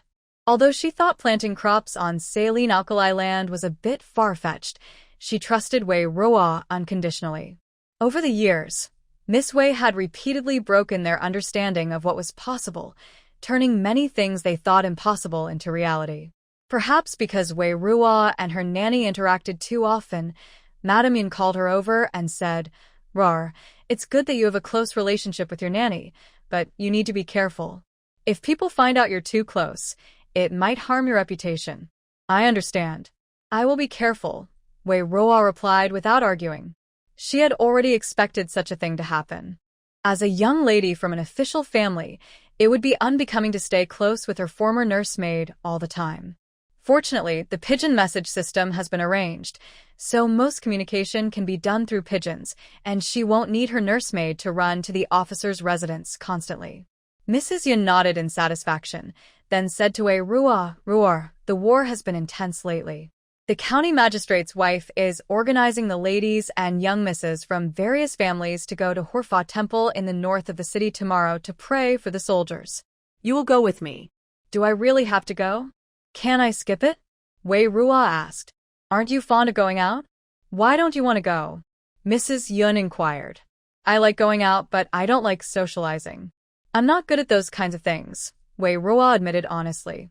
Thinking about mingling with so many ladies and young misses makes her feel tired just to imagine. Mrs. Yun spoke earnestly. "You're not the same as before. These social interactions are necessary now. Besides, your mother has been talking with the county magistrate's wife. She hopes you and Wongme can go to the magistrate's office to study with the local young ladies. If you go with me this time, the magistrate's wife can see you and understand what kind of person you are, which will help dispel their doubts about you." Mrs. Yun didn't specify what doubts she meant, but Wei Ruo understood. They were probably worried that she was too rough and unrefined to study with other young ladies. Do you think I can dispel their doubts? Are you not afraid I might perform poorly? Wei Ruo asked. Roar, you've been doing very well these days. You're still a bit lacking in manners and knowledge, but you've improved a lot. I'm very pleased. Just one thing. You must not mention the incident where you and Wanwan swapped identities. Just tell them you've been weak and raised in the countryside, and only recently returned to your parents' home. That will be better for both you and Wanwan, Mrs. Yun sighed. Is it really necessary for me to go? Wei Ruo asked. Yes, you must go, Mrs. Yun replied firmly. Or, listen to me. You will have to get used to these things sooner or later. Wei Ruo sighed and reluctantly accepted the arrangement. I understand. In the original story, Mrs. Yun initially didn't want the protagonist to go.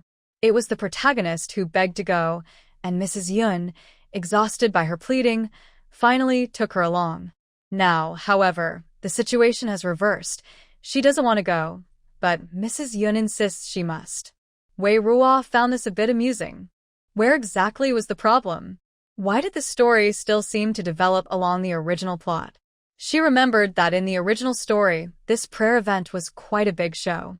First, as the supporting female character, she was ridiculed by the ladies and misses during this trip because of her improper behavior, which also caused the Yun family to lose face.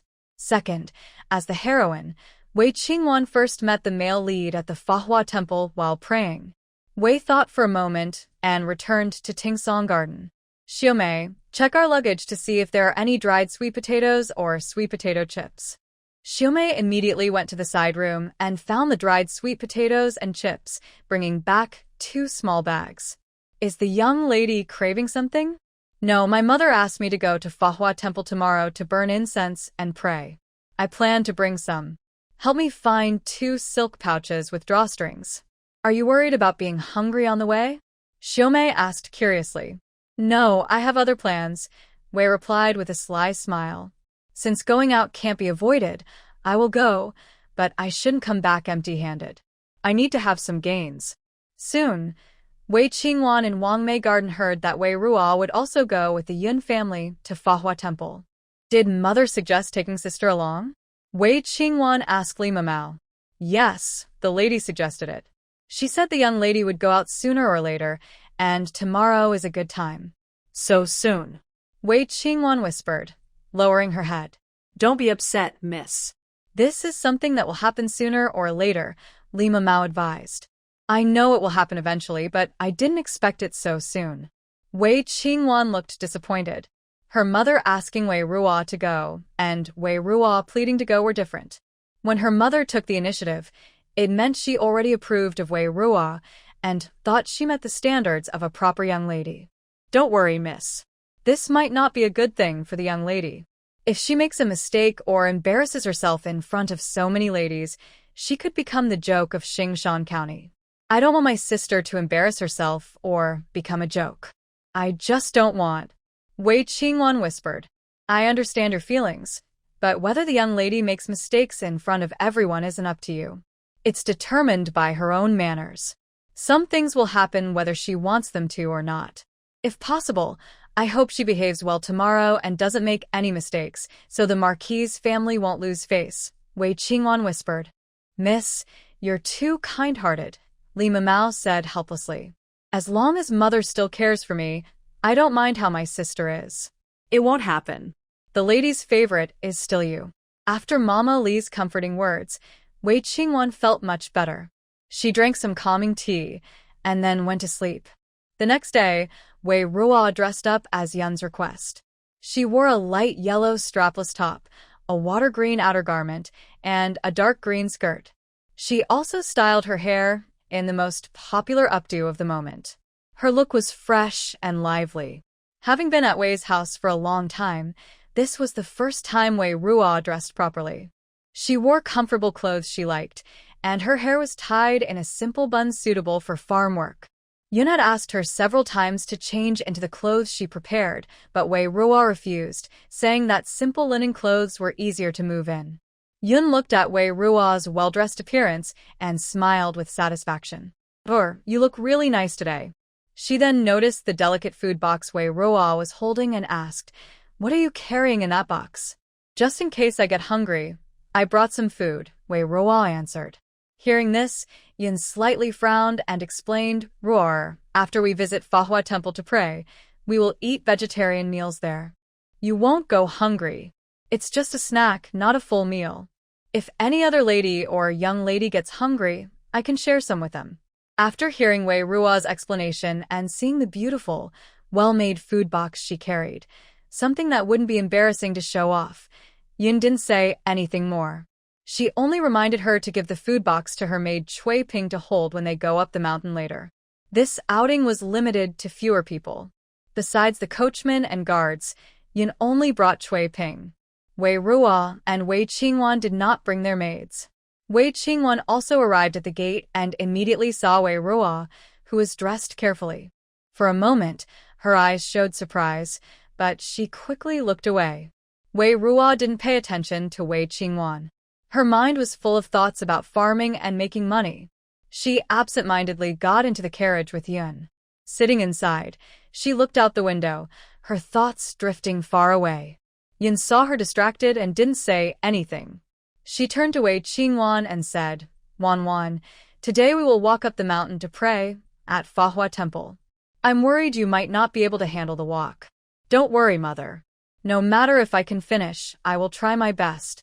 I want to pray for Dad and the soldiers, hoping they will always win against the enemies and stay safe. I also hope we can defeat the enemies soon and bring peace to Xingshan County." Yun nodded and said, "Your father will be very happy to hear you have such good intentions. Father and the soldiers protect the homeland, fight bravely, bleed and sweat. All I can do is small acts like going up the mountain to pray. What does a little tiredness matter? Compared to father and them, I am not worth mentioning." Seeing Wei Qingwan's grateful and sensible expression, Mrs. Yun couldn't help but smile kindly, her eyes full of gentle warmth. Her daughter is knowledgeable, gentle, kind, and obedient, truly perfect with no flaws. Thinking about meeting the ladies from other families later, Mrs. Yun feels especially happy because, at such occasions, Wanwan is always the most praised. Everyone has a bit of vanity, and Mrs. Yun is no exception. It makes her happy to see her daughter praised by others. But today, things might be a little different. Mrs. Yun looks at Wei Ruo, who is lying by the window, with some worry. She doesn't expect Ruo to be as outstanding and praised as Wanwan, just hoping she won't be criticized. Yesterday, when Wei Ruo asked her about this, she confidently said she trusted her. But when it came time to go out, she couldn't help but feel worried. The carriage left the captain's residence and headed north toward the city. Most of the road was the same as the route Wei Ruo took last time when she went out to patrol. After leaving the city, the carriage turned onto a country path and headed toward Fairy Maiden Mountain. At the foot of the mountain, the carriage stopped.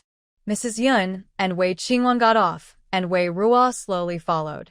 When they arrived, the county magistrate's wife, the county deputy's wife, the clerk's wife, and the other young ladies from different families had already gathered.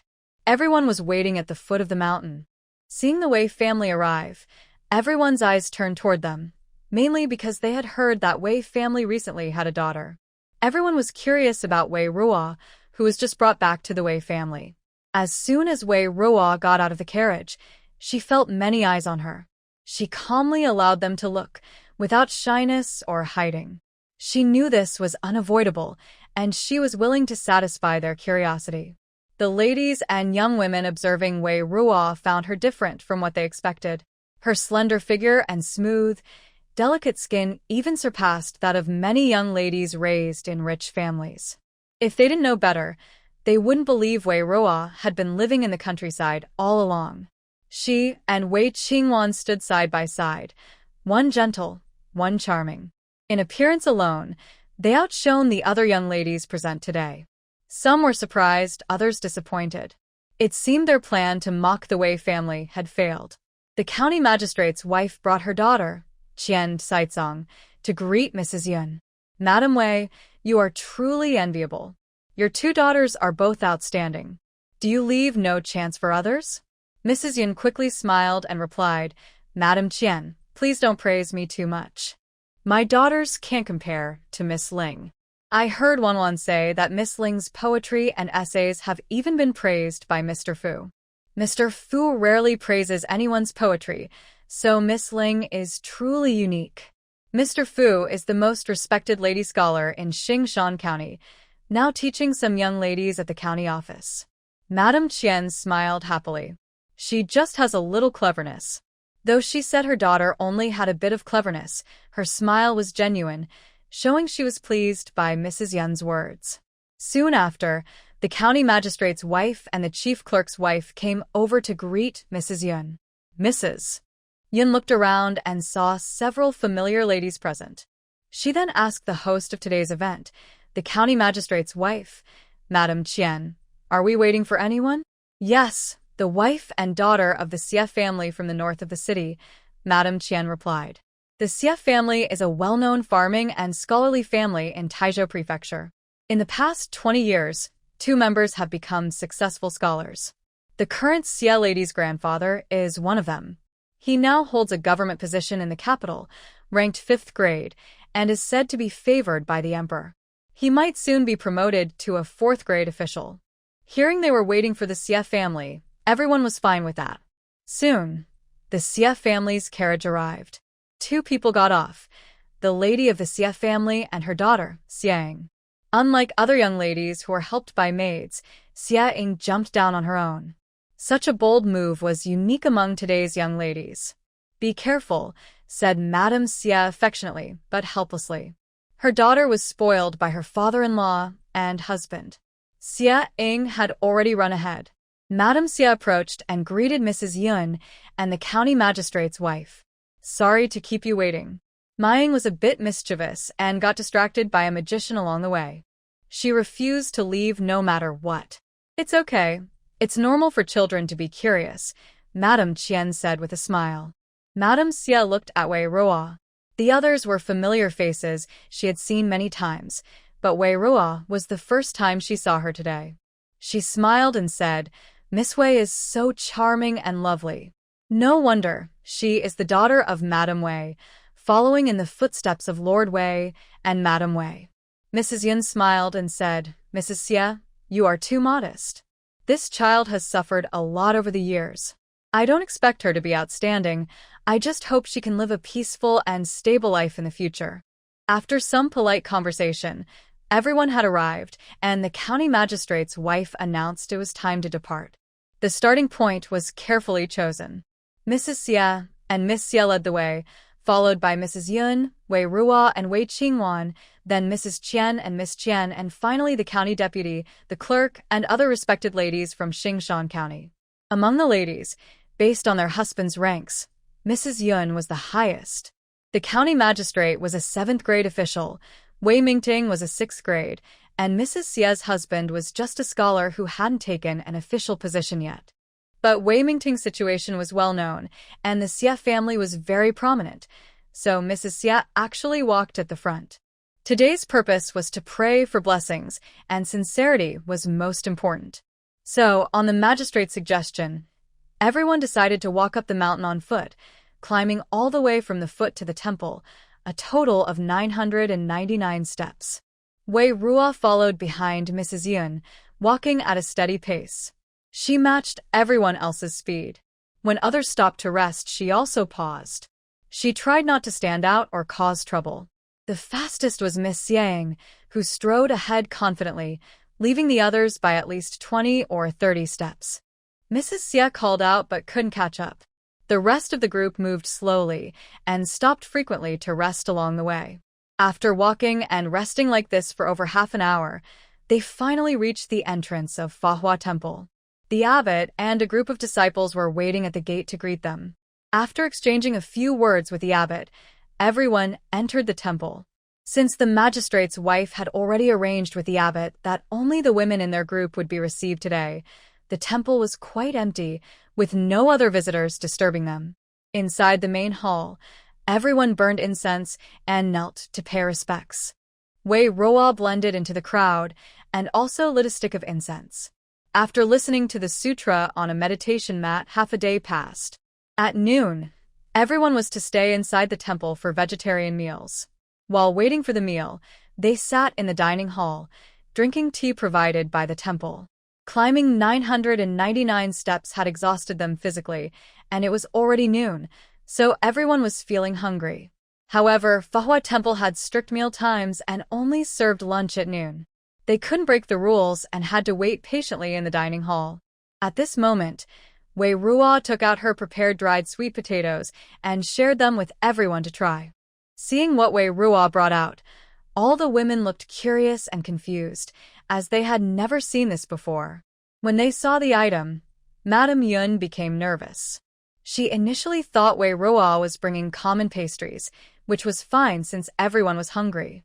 But when she saw that no one recognized what Wei Ruo had, she started to worry.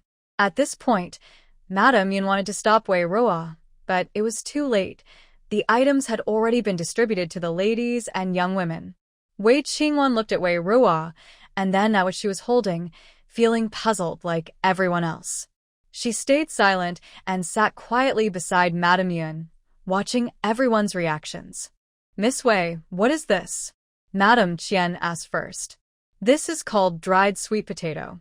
It's made from a plant called sweet potato," Wei Ruo patiently explained. "Sweet potato? What kind of plant is that?" "It's a new crop brought by a merchant ship from Nanyang. It has already been planted around Huzhou Prefecture, and many farmers there have started growing it." "Really? That's surprising," Madame Qian said, looking at the red brick-colored, shiny, translucent dried sweet potato in her hand, with a mix of surprise and doubt. The other women were also curious. Wei Ruo, in front of everyone, took a piece of dried sweet potato and ate it. Led by Wei Ruo, Madame Qian also tentatively tasted a bite. The dried sweet potato was clear and shiny, soft, sweet, and fragrant. Although it was made simply, it retained the unique flavor of sweet potato. Seeing this, others also began to try the new pastry Wei Ruo brought. "It tastes very good," Madame Qian praised. Soon after, the other women also praised it. "I have another snack made from sweet potato. You should try it too," Wei Ruo said. She took out another small bag from her food box, untied the drawstring, and showed everyone what was inside. It was sweet potato chips. After peeling and steaming the sweet potatoes, they were mashed into a paste mixed with roasted sesame, spread thinly into molds, and then sun-dried for a few days. Once dried, they were cut into small pieces, forming chips that looked and felt like potato chips. The first was soft and sweet, while the second was crispy and fragrant, breaking easily with a gentle bite, with a stronger aroma. "Is this also made from the sweet potato you just mentioned?" Madame Xie asked curiously. "Yes, it's made from sweet potato, but the process is different," Wei Ruo explained. After the introduction, Wei Ruo shared the sweet potato chips with everyone to taste. With her previous experience with dried sweet potatoes, everyone didn't hesitate this time. Once they received them, they started to try. "This taste is quite good," Mrs. Qian commented. "I prefer this one. It's fragrant and crispy." Xiang, who had been silent, suddenly spoke, expressing her liking for the sweet potato chips. Mrs. Xie smiled, saying, "My Ying rarely says she likes certain foods. Miss Wei's sweet potato chips really suit her taste." With Mrs. Qian and Mrs. Xie praising Wei Ruo's two sweet potato products, the other ladies also began to compliment her. Their approval was exactly what Wei Ruo wanted. Her sweet potatoes had already been planted, and once they matured, she planned to sell them locally. To sell something new in one place, she needed to do good marketing and build a solid market foundation first. Today, Wei Ruo brought dried sweet potatoes and sweet potato chips to share, aiming for this purpose. As long as these ladies, representing the powerful families of Xingshan County, approved of her food, she wouldn't worry about sales when her sweet potatoes hit the market. Yunshi's anxious heart finally eased as she heard everyone's praise. Wei Qingwan felt a bit uncomfortable. She couldn't quite describe the feeling, but it was like something was blocking her chest, making her feel a little breathless. During the conversation, monks from the temple delivered vegetarian meals. After everyone finished eating, a few ladies went inside the hall to recite scriptures and pray with the abbot. Since the recitation was very dull, only the ladies were arranged to go, while the young women wandered around the temple freely. After a whole day of being cautious, they finally could relax and move freely. The familiar ones formed groups to find places to play. Wei Ruo planned to find a quiet corner herself. Wei Qingwan followed and asked Sister, "Where do you want to go?" You don't need to worry about me. You and the other young ladies can go play and do what you want. But Mother asked me to stay with you more. No need, no need. I can just find a corner to sit for a while. But. No buts. Wei Ruo finished speaking before Wei Qingwan could say anything, then ran off quickly. Wei Qingwan couldn't catch up and looked disappointed. She didn't understand what Wei Ruo meant. She vaguely felt that Wei Ruo really disliked her, which was why she kept avoiding her. Wei Ruo didn't want to think about what Wei Qingwan was feeling. After shaking her off, she started looking for a way out. First, the back was definitely not a place to go. Behind was a meditation room where the main character was staying in the back mountain of Fahua Temple. Today, to host the numerous women, Fawasi did not welcome other visitors, except for the man living in the back mountain meditation room. He had already moved in a few days earlier and had a special status. The temple kept his identity secret and did not inform Madame Qian or others in advance. Usually, that meditation room is on the back mountain, some distance from the main temple, so women visitors rarely encounter him. However, since the author wanted the female and male protagonists to meet, the supporting female character played her important role in pushing the story forward. The original heroine, because of poor performance earlier, lost face in front of others and heard praise for Wei Qingwan, which caused her pain. She believed Wei Qingwan now had what she once owned, and her anger doubled. Driven by jealousy and rage, she deliberately took Wei Qingwan to the back mountain, planning to find a quiet place to get revenge. But she was saved by the male protagonist living in the back mountain meditation room. A hero saving a beauty, a talented man, and a beautiful woman. This marked the start of a lovely story. As for the plot, as a supporting female character, she was quite qualified. Her revenge was clumsy and weak. Now, Wei has two main things to do. First, avoid Wei Qingwan. She would not intentionally hurt Wei Qingwan if she stayed away, but to prevent the plot from escalating, she decided it was better not to meet her at all. Second, avoid the male protagonist. In the original story, the heroine died at his hands. Wei Qingwan, as the innocent and kind protagonist, always appeared gentle and compassionate, but the male lead was not. He would never show mercy to a supporting female character who tried to hurt the woman he loved. Wei wandered around and finally chose to sit under a ginkgo tree behind the Guanyin Hall. The ginkgo trunk was very thick. Several Wei could not wrap their arms around it. In spring, the ginkgo was full of green, fan-shaped leaves, hanging on the branches like small fans. Very beautiful. Wei sat with her back against the tree trunk, closing her eyes to rest. The sunlight was just right, the shade under the tree cool, and a gentle breeze blew. Perfect for a short rest. Suddenly, a voice interrupted her peaceful moment. "Why are you here alone?" Wei opened her eyes to see Xiang, then closed them again to continue resting. "Daydreaming," Wei replied, glancing at Xiang. "Why don't you go with them?" Xiang asked. I don't want to. "I'm not interested in what they're talking about." What are you interested in then? Xiang asked again. One question after another, Wei had to open her eyes and look directly at Xiang. The young girl was about the same age as her current body, with a delicate, round face and a look of spirited confidence in her eyes. "Miss Xia, why are you so curious about me?" Wei Ruo was puzzled. Miss Xia from the Xia family should be quite popular, so why wasn't she playing with others? Instead, she was chasing after her and asking questions. "No, I'm not interested in you. I'm interested in the place you're sitting now." "The place I'm sitting? This ginkgo tree is my favorite spot to relax." "You've taken it. If you don't particularly like it here, could you please give me this spot? I want to stay here alone for a while." "Of course, if you agree not to argue with me, I'll allow you to stay here too." So, she was a kindred spirit. Wei Ruo smiled and said, "I also like staying here. I won't argue with you. We can sleep on opposite sides. Look at this thick ginkgo trunk. Even if we sleep on each side, we won't see each other. That works. Xie agreed to Wei Ruo's suggestion and sat down on the other side of the ginkgo tree. They sat separated by the trunk, each leaning on their side, not bothering each other.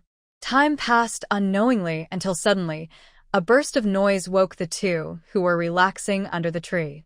Wei Ruo and Xiang both looked up, then leaned out their heads to glance at each other. Their expressions were almost identical, slightly dazed from sleep and hesitant. They hesitated, unsure whether to go over. "Do you think something's happening over there?" Xiang asked Wei Ruo. "Should we go over?" Wei Ruo asked Xiang. "Maybe we should just lie here. Even if something's wrong, it's probably not our business," Xiang suggested. "Let's stay lying down," Wei Ruo agreed. Both of them had the same idea, wanting to relax, so they both lay back down again. Wei Ruo and Xiang leaned against the ginkgo tree, sleeping peacefully, unaware that chaos had already broken out ahead. The ones involved in the trouble were Wei Qingwan and the county magistrate's daughter, Qian Jilan. After Wei Ruo pushed Wei Qingwan away, she found Qian Jilan. The two of them usually played well together. Qian Jilan, being the daughter of the county magistrate, generally didn't look favorably on the other young ladies from Xingshan County. The clerk and county magistrate's assistant were her father's subordinates, and only Wei Qingwan's family held a similar official rank. Xiang admired her, but Xiang didn't like her enough to play with her. Wei Qingwan and Qian Jilan were walking together in the temple, enjoying the scenery. At first, they just strolled inside the temple, but Xingshan County's Fahua Temple was quite small, and after a while, they had already seen everything. At this moment, Qian Jilian discovered a quiet little path on the west side of the temple and pulled Wei Qingwan to walk along it. After walking for a while, they saw a meditation room ahead, surrounded by lush flowers and trees, creating a peaceful scene. It matched the description in a poem. A winding path leads to a secluded place, with flowers and trees around the meditation room. Qian Jilian then led Wei Qingwan toward the meditation room. When they tried to get closer, a man dressed as a servant scolded them, telling them they were not allowed to approach. Qian Jilian showed her identity and warned him that the Fahua Temple had been reserved for their group today, and outsiders were not allowed inside. She told him to leave quickly. However, he ignored her. So, Qian Jilian took Wei Qingwan back to find her mother, exaggerating that they had seen outsiders near the meditation room. Madame Qian, hearing that her daughter had noticed suspicious men acting sneaky, quickly sent people to search near the meditation room, causing a big fuss. The temple abbot, upon hearing Madame Qian's actions, hurried over to stop her and revealed something shocking to everyone. The abbot explained that a noble person lived in the meditation room, and what Qian Jilian and Wei Qingwan saw were that person's attendants. Although he didn't directly say who the man was, he mentioned the character Chu. Chu is a surname of the current emperor's family, so once that was said, everyone understood what was going on. Realizing their daughter had offended a royal relative, Madame Qian and Yun Shi became very nervous. Especially Yun Shi, whose husband was already at risk of losing his position due to poor performance in resisting the Japanese invaders. If they offended a noble at this critical moment, it might be hard to keep his job. After thinking carefully, Madame Qian sternly scolded her daughter in front of everyone, blaming her for acting rashly. Qian Jilian, who was usually spoiled at home and used to getting her way in public, felt angry and wronged by her mother's scolding. Under these circumstances, she could only bow her head and obediently accept the punishment. Since Madame Qian had spoken, Yun Shi also had no choice but to join in criticizing Wei Qingwan. Wei Qingwan felt very wronged. She had only gone for a walk with Qian Jilian, so how did she offend a noble? Moreover, it was Qian Jilian who wanted to approach the meditation room, and she was the one who clashed with the noble's attendants. She hadn't done anything wrong. Wei Ruo and Xiang waited until things settled before returning to their study. They heard from others what had happened and were surprised. Unexpectedly, without her causing trouble, Wei Qingwan still went to the back mountain meditation room. It's just that the people they went with changed, the events that happened changed, and the outcomes changed as well. In the original story, She was the one sent back by the male lead servant and scolded by the Yun family. Wei Qingwan was escorted back quietly by the male lead's people, without disturbing anyone or letting others know about their meeting. Did the person living in the Zen monastery, upon seeing Wei Qingwan's beautiful face like a water lily, not fall for her? Or is it that without the usual scene of her being weak and helpless, the protective instinct of the big pig's trotters can't be triggered? These are just guesses Wei Ruo made in a few seconds. How the male lead in the Zen room is thinking, Wei Ruo cannot know for now. Wei Ruo doesn't feel happy or sad about Wei Qingwan being scolded. She just hopes it doesn't involve her. She doesn't do bad things or take responsibility. How the main characters develop their love story is none of her business. Wei Qingwan stood behind Yunshi, lowering her head. When she heard Wei Ruo's voice, she looked up. Seeing Wei Ruo looking refreshed, cheerful, and lively, she felt even more frustrated and upset. So she lowered her head again. Because of this incident, everyone lost their desire to pray, and they hurriedly finished their trip for the day. They all left the mountain and returned to their respective homes. On the way back, Yunshi looked at her two daughters with complicated feelings. She thought Wei Ruo might be the one to cause trouble today, but in the end, it was the other way around. Wei Qingwan seemed to sense Yunshi's disappointment in her and finally couldn't hold back her tears, which fell quickly. Yunshi saw this and hurriedly comforted her. Don't cry, don't cry. When you cry like this, it feels like my heart is being cut with a knife. Mother, I really didn't do anything, I didn't say anything. Wei Qingwan argued sadly. Yunshi knew this and quickly said, I know. But in that situation, it's hard for Mother to blame Miss Qian entirely. Today, I was supposed to go with my sister, but she didn't want me to come along. She ran away, and I couldn't catch up. When I was looking for her, I met Jilan. She said she wanted to see the scenery around, so I went with her. Hearing this, Yunshi looked at Wei Ruo sitting in the corner of the carriage. Ruo, why don't you want to be with Wanwan? Her tone carried some blame, because if Wei Ruo and Wei Qingwan had gone together, none of this would have happened, and Wei Qingwan wouldn't have suffered this unjust trouble. Wei Ruo, I don't know these young ladies well. I can't read or write, and I can't play their games. I don't want to embarrass myself and ruin the Wei family's reputation. However, my sister is familiar with them, and I cannot be so selfish, only thinking of myself. I pulled my sister back, not allowing her to go play with them.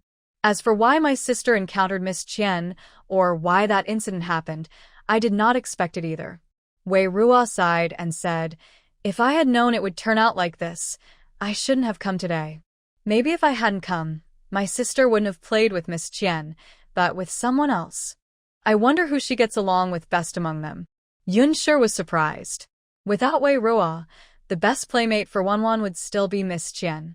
Thinking this way, it seemed inappropriate to blame Wanwan for going to the back mountain with Miss Qian and wooer. So Yunshi changed her words and said, Mother doesn't blame you. She's just worried that you might not want to go with your sister because of other reasons. Yes, I understand that Mother cares about us, Wei Ruo agreed. Wei Qingwan cried all the way home and only stopped when they arrived at Wongme Garden. When they returned, they heard that Wei Qingwan had been upset, and Wei Yichen and Wei Yilan both came to visit her. Seeing Wei Yichen and Wei Yilan, Wei Qingwan's recently dried tears fell again. After learning the full story, Wei Yichen also felt that Wei Qingwan was very wronged. It was Miss Qian from the Qian family who caused the trouble. She didn't speak up, but was unfairly involved. Wei Yilan angrily said, Why didn't that older sister come with you? If she had been with you, this wouldn't have happened. Wei Qingwan just sniffled and said nothing. Wei Yichen said, Yilan, Wanwan is innocent now, but if Error is also innocent, and she didn't go today, wouldn't the incident still happen? How can we blame her? But sister actively wanted to play with her. How could she leave her sister behind? Yilan asked back. Maybe Error isn't used to it yet. Today was her first time going out with her mother. You can't expect too much from her, Wei Yichen explained. Yilan lowered her head and said nothing. Wei Yichen then said to Wei Qingwan, Wanwan, don't be sad. Mother knows you're innocent. She only mentioned you in front of others because of the Qian family. Don't take this to heart. Wei Qingwan shook her head. Big brother, I'm not sad because I was wronged. I'm worried that this matter might anger the noble people and cause trouble for my father. My parents have treated me so well. If I hurt them, I couldn't forgive myself. Wei Chen felt heartbroken. Wanwan, don't worry. Nothing will happen. If something does, it's not your fault. It's just fate playing tricks. Yes, Big brother is right. Sister, please don't feel guilty or sad about this matter. Wei Yilin agreed. Wei Qingwan sniffled and struggled for a while before finally holding back her tears. Wei Yichen and Wei Yilin stayed with Wei Qingwan for a while. Seeing her mood settle down, they left. Regarding the matter in the southern wilderness, the nurse replied to Wei Ruo, informing her that the land in the south was unclaimed territory. The law states that it belongs to the government, and common people need approval from the authorities to cultivate it. In the past, the magistrate of Xingshan County was not strict about opening up ordinary wasteland. Since the land in the south was generally unwanted by most, there was little resistance. Some people, unafraid of hardship or danger, wanted to farm on a barren piece of land that couldn't grow crops. The authorities had no reason to refuse. However, these are special times, with pirates ravaging the area. Although the southern part of the city benefits from natural terrain advantages and is less affected by pirates than the east, there are still risks. Therefore, the government does not allow ordinary citizens to leave the southern city gate. Ordinary people have no chance to claim that land. The government won't agree. If ordinary people can't do it, could the military officials? Although Wei Ruo didn't want to involve the military officials too much in these matters, she kept thinking about the starving beggar she saw on the street that day. She also learned about the situation in Xingshan County over the past days. Natural disasters and human calamities might not affect the military officials much, but the common people living at the bottom are suffering greatly. She knew that if she could help, even a little within her ability, it would be meaningful. Not everything, but helping even one person was worth it. Saving one life was worth it. Every person is a living soul. She also genuinely wanted to carry out the experiment to improve the saline alkali land. After thinking carefully, Wei Ruo went to Yun's residence in Wongme Garden. Yun had just finished checking last month's accounts with the shopkeeper. As the shopkeeper left, Wei Ruo entered behind him. Why are you here? Wait a moment. Mother needs to finish handling these accounts first, Yun said, not avoiding Wei Ruo. Maybe because Wei Ruo was her daughter, or because she thought Wei Ruo wouldn't understand the accounts. Wei Ruo didn't rush. She stood nearby and watched Yun handle the ledgers. After flipping through a few pages, Wei Ruo realized that the shop was operating at a loss. It is clear that the Wei family's financial situation has been poor in recent years. Not only have the granaries on the estate suffered from poor harvests, but the income from the shops has also been disappointing. After a while, Mrs. Yun finished reviewing the last of the account books, set them aside, and then pulled Wei Ruo to sit beside her. Is there something you want to talk to your mother about? Mrs. Yun asked. Wei Ruo had been back at the Wei family for over a month, and this was only the second time she came to see her mother. The first time was because she wanted to visit the estate in the north of the city. Therefore, Mrs. Yun could tell that Wei Ruo's visit today was also for a reason. Mother, I heard that the harvest on our estate has not been good these past 2 years, and the grain produced isn't enough for our family to eat, Wei Ruo asked. Hearing this, Mrs. Yun was visibly surprised, clearly not expecting Wei Ruo to say such a thing.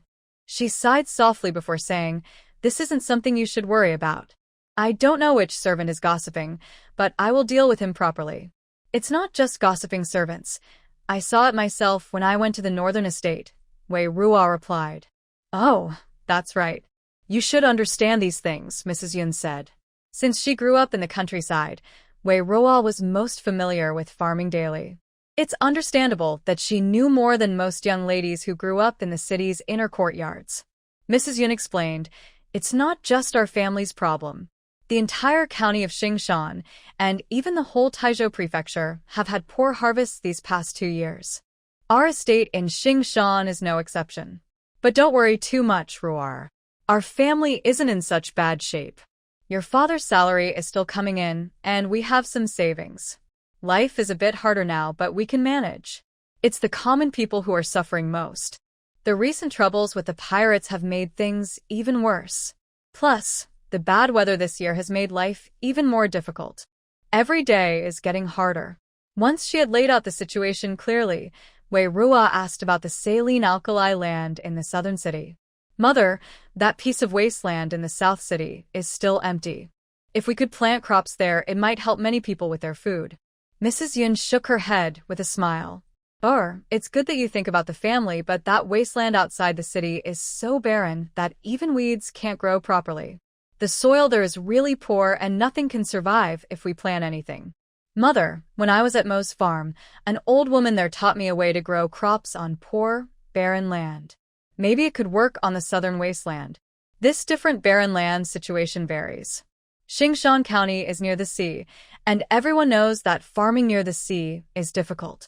It's not the same as the land you had at Mo Jiajia. Maybe that method could work? Mother, if we can grow crops on the poor land, we could feed more people. It would also be a good achievement and helpful for father's career. When mentioning Wei Ming Ting's career, Mrs. Yun's expression changed. But after thinking for a while, she still felt it was unlikely. Your idea is good, but this is not so simple. It's indeed not simple. But Mother, even if we fail, we won't lose much. It will show everyone that our Wei family is working hard to help others have food. That would be a kind of reward too. Wei Ruo explained the pros and cons to Mrs. Yun. Mrs. Yun thought carefully and realized it might be true. For the Wei family, reputation is very important. If they could gain the love and support of the common people, it would help her husband's promotion. Moreover, because the fight against the pirates hasn't made much progress, the court is quite dissatisfied with the many soldiers in Xingshan County. Recently, there have been rumors about dismissing the soldiers there.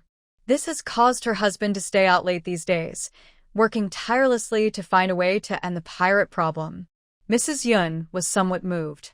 After deep thought, she said to Wei Ruo, "This matter, I can't decide. When your father returns, I will talk to him and let him make the decision." Okay. Wei Ruo also understood that for this to happen, Wei Ming Ting's approval was necessary. At dinner that evening, Wei Ming Ting still did not appear. He hadn't joined the family for dinner for 10 days straight. Including the first time they met, Wei Ruo had only seen him 4 times, and each time they only exchanged a few words. She thought she still wouldn't have a chance to talk to Wei Ming Ting about the land in the southern city. But before going to bed, Wei came to pass on a message from Mrs. Yun, telling her to go to Wongme Garden because her father wanted to see her. Wei Ruo quickly dressed up again and went to Wongme Garden, where she saw Wei Ming Ting, whom she hadn't seen in a long time. He still looked serious and stern, but compared to their first meeting, he seemed more tired. There was a wound on his arm, wrapped in a white cloth, which looked like it had been there for several days. "I just heard from your mother that you have a way to grow crops on the barren land in the southern city. Is that true?" Wei Ming Ting asked. "Yes, it's true. I can't fake this. If father doesn't believe me, I will first test it on a small piece of land. If it works, then I can expand to larger planting." After speaking, Wei Ruo looked at Wei Mingtian, unsure of how he would react. Wei Mingtian's face was serious, and his tone was stern. "Child, do you realize how big a thing it is to grow crops successfully on salty and alkaline land?" "I know. Father, a few days ago, I went to the north of the city. On the way, I saw many farmers and fishermen turned into beggars. They looked exhausted and couldn't even find enough food. All this is because the grain harvest in Xingshan County has been poor these years, and the land is barren and limited. Father, I understand this is a big matter, but if it succeeds, it will benefit both our family and the people. It can bring us income and increase the farmland in Xingshan County, boosting grain production. Then we can feed more people. I hope Father will give me a chance. If I fail, I am willing to accept the punishment." Wei Mingtian looked surprised after hearing this. He examined Wei Ruo again. Wei Ruo stood still, neither hiding nor retreating. She had already expected such a situation when she decided to discuss the matter of the southern wilderness land with the Yun family. "Good, very good. Usually stern and quiet, Wei Ming suddenly said good twice. He was a strict father and rarely praised his children. Even for Wei Yichen, who was excellent in his studies, he seldom gave such clear praise. This surprised Yunshi, who was nearby. Wei Ming said to Wei Ruo, "It's rare to see you have such an idea. Your father will talk to the magistrate about this. No matter whether it succeeds or not later, it's good that you have this kind of heart." Wei Ruo looked up, surprised. She hadn't expected Wei Ming to agree so readily. She had already planned to discuss the matter further with him. "What's wrong? Do you lack confidence?" Wei Ming asked. "No, I am confident." "That's good. Go and do your best. I heard from your mother that you've been missing the farming life in the countryside these days. You've also planted many vegetables in the courtyard." Yes. "Farming may not be elegant, but it is not shameful. Our dynasty has always valued farming. To grow good crops for the country and the people is a good thing." Unexpectedly, Wei Ming highly praised Wei Ruo's actions. "Thank you, father. Yes, it's getting late. You should go back and rest. Once there is news, I will send someone to inform you." Wei Ming looked very tired, so he didn't keep Wei Ruo for long. After finishing their conversation, he told Wei Ruo to go back home. On the way back, Wei Ruo thought about what Wei Ming had said. In the original story, Wei Ming doesn't appear much because he is busy with official duties, has a reserved personality, and dies early. Therefore, Wei Ruo didn't know much about him before. But just now, their conversation gave her a new understanding of Wei Ming. After Wei Ruo left, Mrs. Yun helped Wei Ming change his clothes and rebandaged his arm. "Husband, Ruor is really a girl. If she spends all her time in the fields, it might not be good for her in the future." Mrs. Yun expressed her worries to Wei Ming. "Ruor has grown up in the countryside. If you expect her to be as refined as Wanwan, that's too much to ask. I don't expect her to be as learned and polite as Wanwan, but if she spends all her time like a farm woman, that's not good either," Mrs. Yun said anxiously. "Madam, in these years in Xingshan County, you must have seen a lot of the people suffering. The common folk are suffering so much. Why talk about elegance or manners? People only care about eating enough and staying warm. If they don't have their lives, what good are manners?" Wei Ming and Mrs. Yun had different opinions. During these years in Xingshan County, he had seen much life and death and poverty. He believed that in the face of these realities, the fancy ways of officials in the capital were meaningless. Husband is right. For the common people, eating enough and staying warm are the most important, Mrs. Yun agreed. She didn't expect Wei Ruo's thoughts to align so well with her husband's. After many years of marriage, she still didn't fully understand her husband's ideas. "Husband, you should stop thinking about these things. It's rare to come home, so take a good rest. You've been hurt, and you haven't said anything." Mrs. Yun didn't want Wei Ming to worry about trivial matters anymore. Knowing that her husband was in the army and probably hadn't rested well, she understood why he was so exhausted and injured. The wound wasn't deep, but if not treated properly, it could cause problems later. Wei Ming indeed needed rest. Early the next morning, he would return to the military camp. However, he still paid attention to the matter Wei Ruo mentioned. The next day, before going to the camp, he visited the county magistrate's office to discuss the wasteland in the south of the city. The magistrate learned that the Wei family wanted to try farming on the unused land and agreed immediately. She didn't object to others doing this task. Her concern was about letting others enter the southern city gate, fearing that some traders might be taken out with plans to sell state secrets or similar things. But the Wei family had no need to worry, so they agreed quickly. After the decision was made, Wei Ming sent someone to deliver the news home.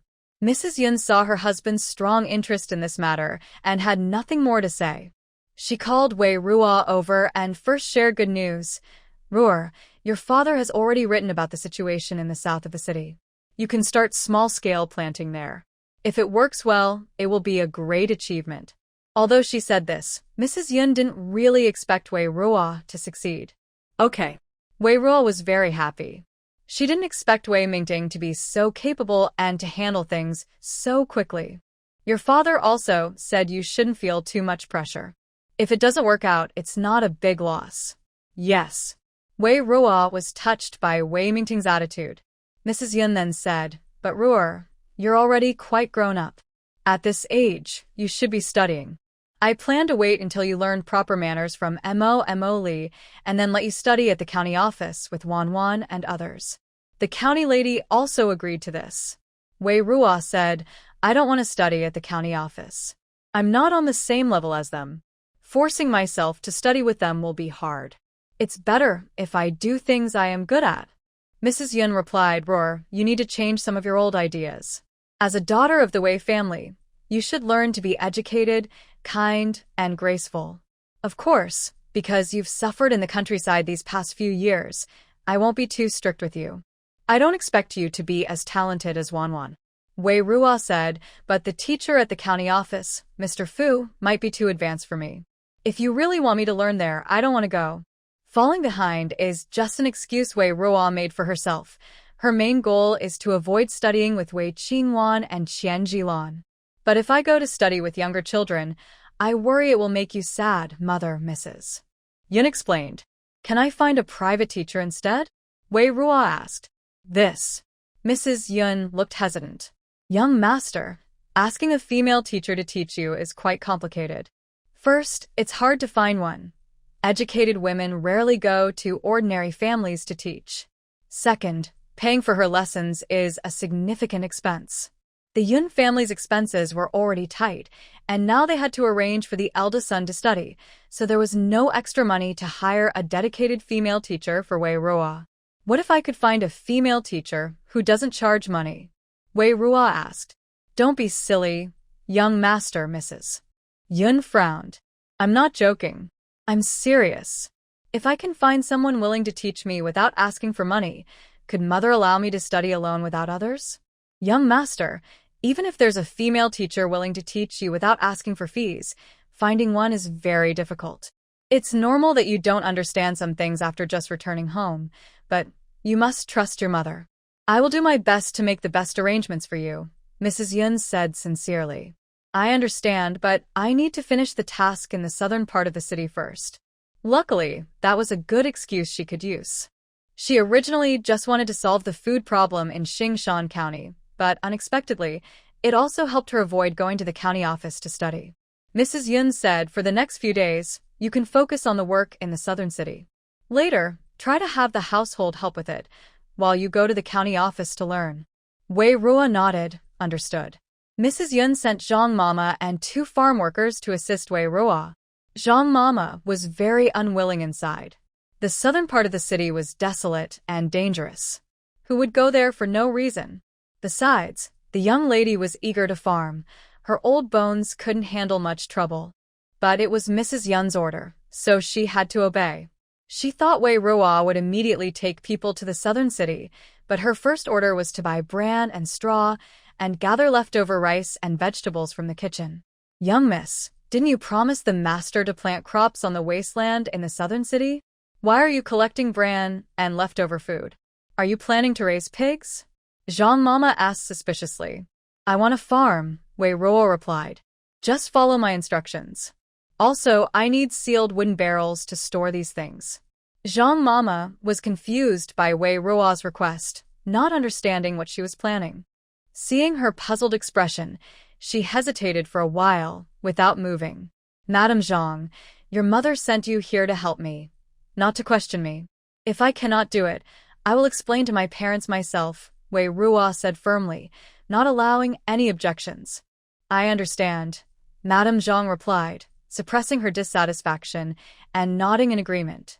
What can be done? It's because the master and mistress are especially lenient towards the young lady. She dares not voice her opinions.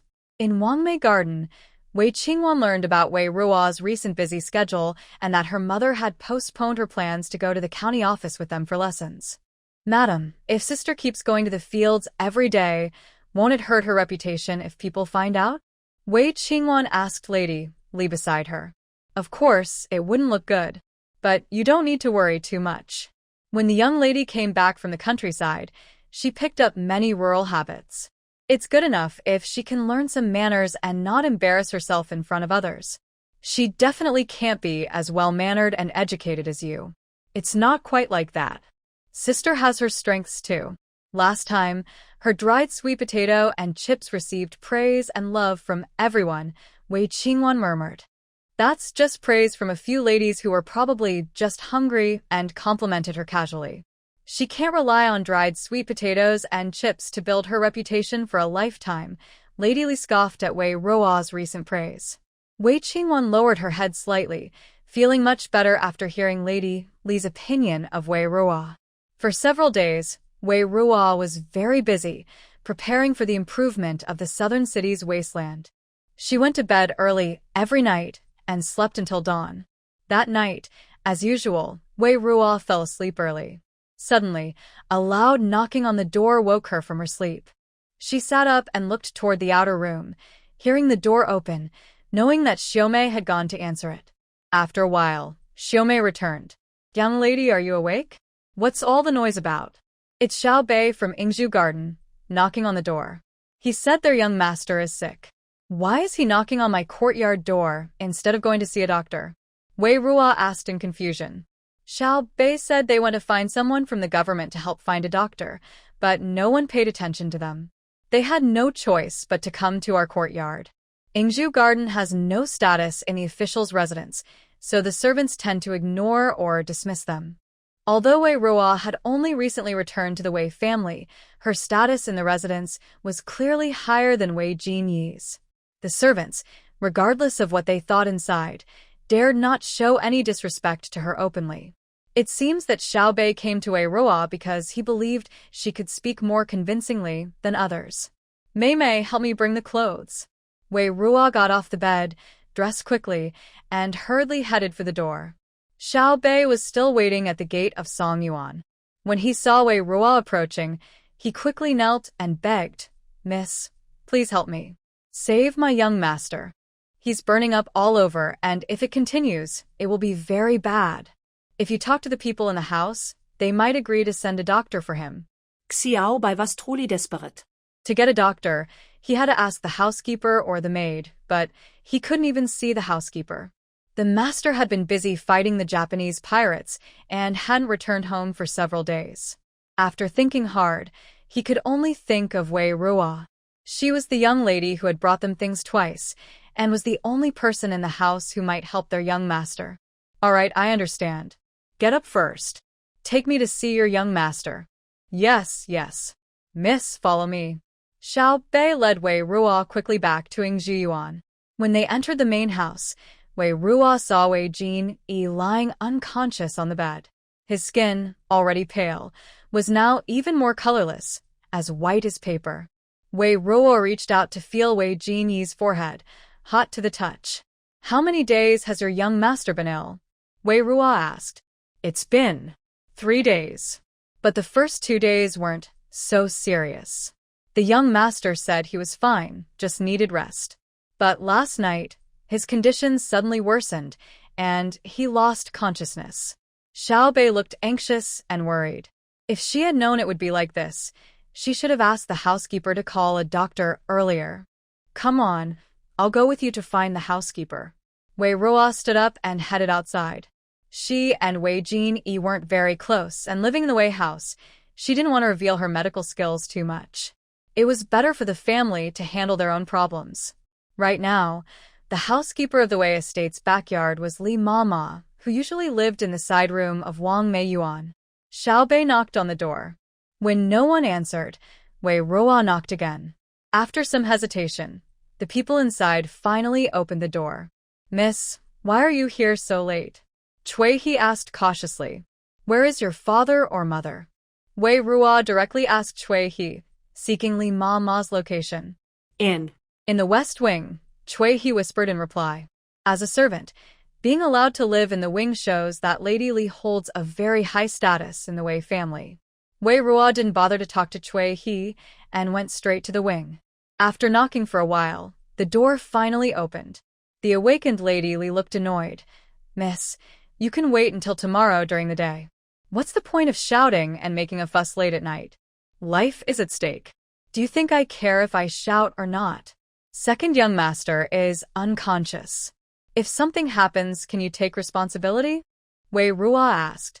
He was fine during the day. Why did he faint at night? I think second young master is usually healthy. Why did he suddenly pass out? Don't cause trouble. It's not a serious illness. We can call a doctor in the morning. It's late at night. Where can I find a doctor now? Of course, go to the medical clinic. Wei Ruo pulled Lady Li out of the room. Lady Li's anger flared up. How dare you? No manners at all. I came from the Earl's house, and even the lady treats me with respect. How dare you pull me like this? Even if you have experience, you're just a maid. Second young master is not favored, but he is still the master of the house. I ask you to call a doctor for the lady, and you're hesitating. Do you still have the nerve to say you're a senior maid from the Earl's house? I want to ask you, where have your manners gone? Wei Ruo scolded. Usually, Wei Ruo could let others act arrogantly in front of her, but when it came to matters of life and death, her temper would burst uncontrollably.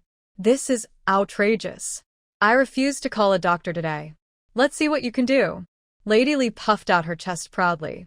The loud noise woke Wei Qingwan. When Wei Qingwan came out, she saw Wei Ruo pulling Lady Li and hurriedly shouted, Sister, what are you doing?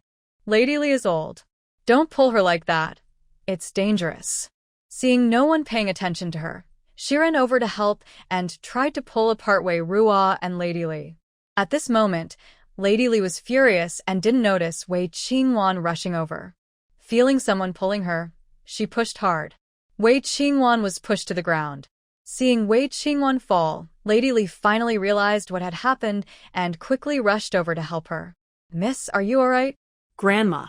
My foot. It hurts so much. Wei Qingwan's face turned very pale as she looked at her ankle, her expression full of pain.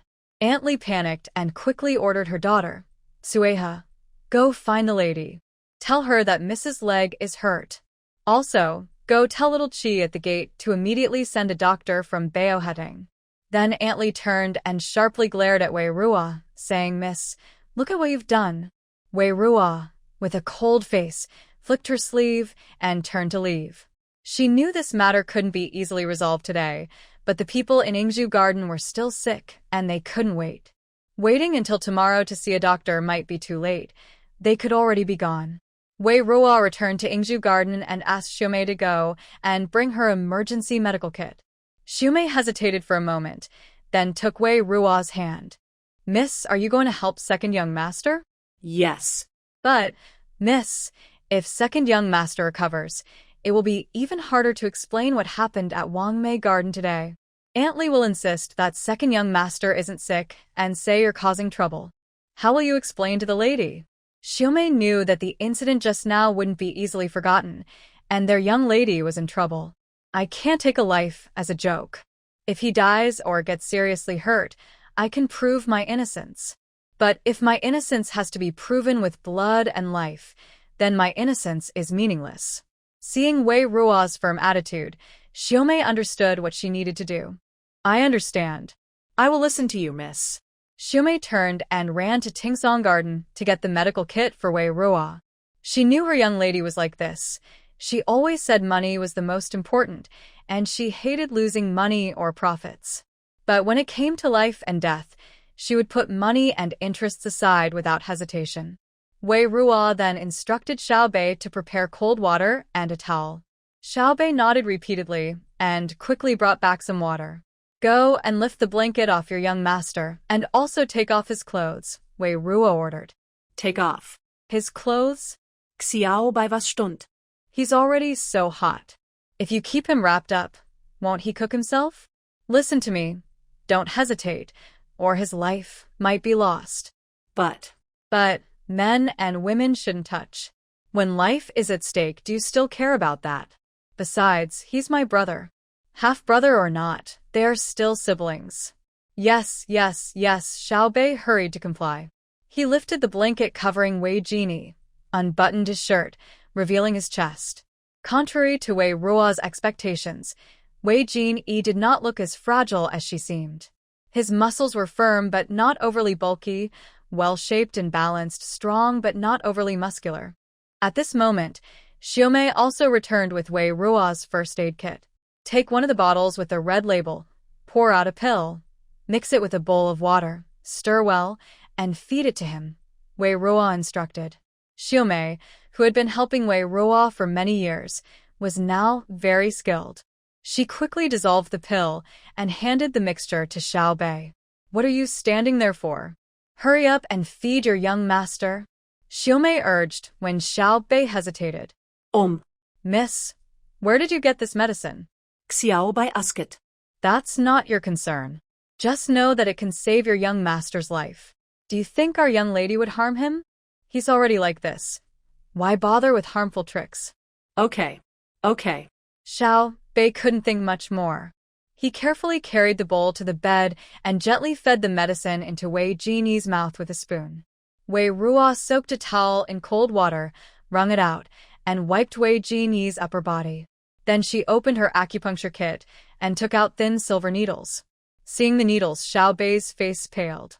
He trembled and accidentally spilled the medicine from the spoon. Xiaomei looked worried.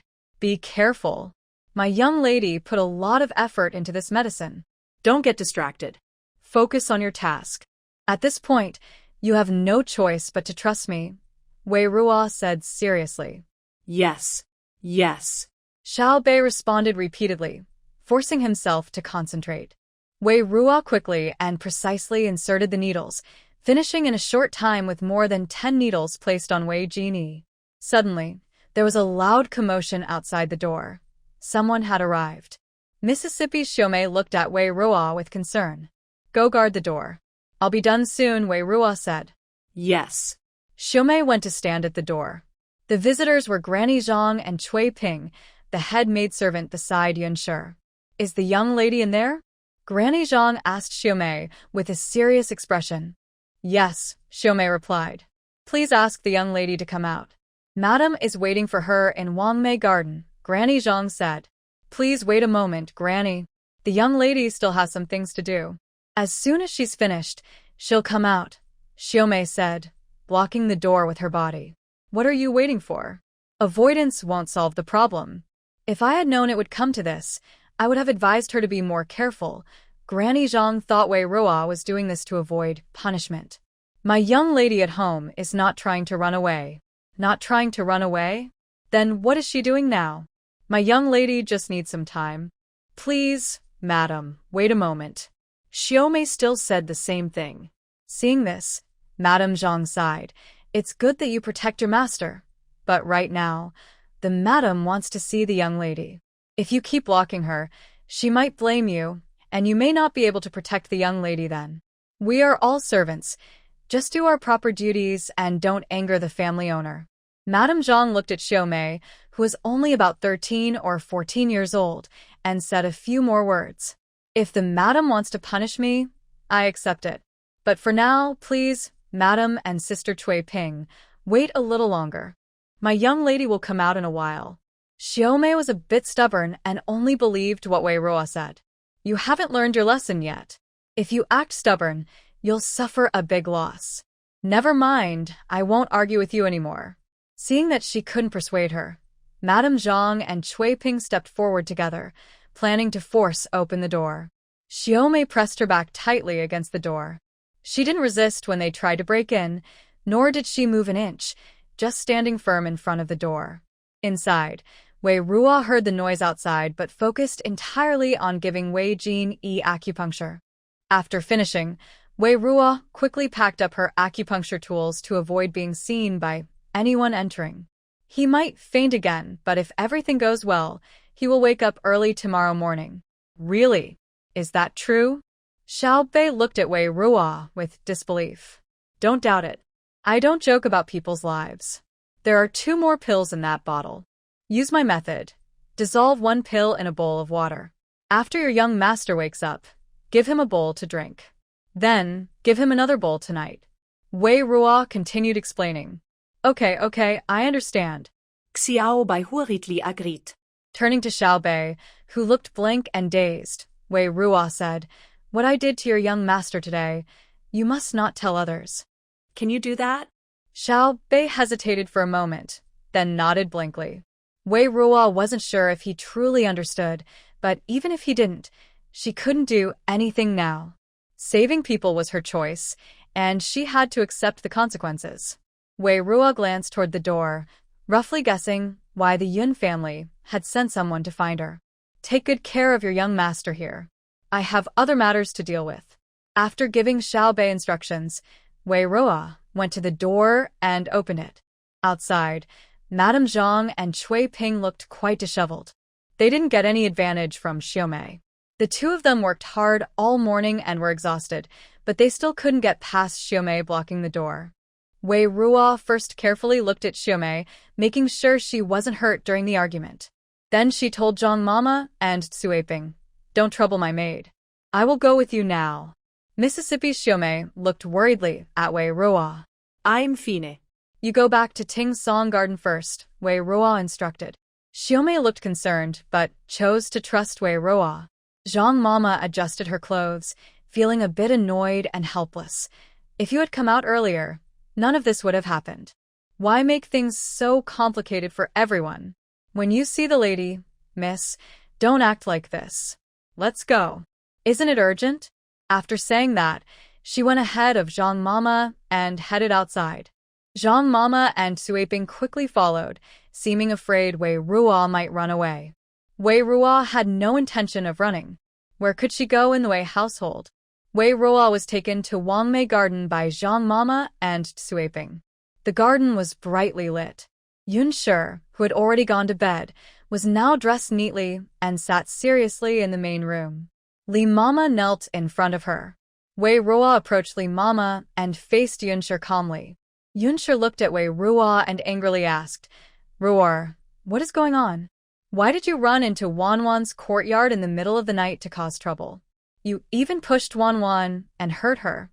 Do you know Wanwan's foot is bleeding a lot?" Yun Shi was trying hard to control her anger. "I didn't cause trouble. I went to ask Li Mama to find a doctor for second brother. And I didn't hurt anyone," Wei Ruo replied calmly, confidently. Li Mama hurried to explain, "Madam, I didn't refuse to find a doctor for second young master. I thought his illness wasn't serious, so I wanted to wait until tomorrow. I already told second young master's servants, and when Miss asked, I explained everything clearly. I don't understand why the Miss caused trouble over this and pushed second Miss, causing her to get hurt. You say second brother's illness isn't serious? And you say I pushed Wei Qingwan?" Wei Ruo looked coldly at Li Mama. Everyone saw second young master during the day. He was fine then. The servants can testify to that. Li Mama knelt and defended herself. How funny.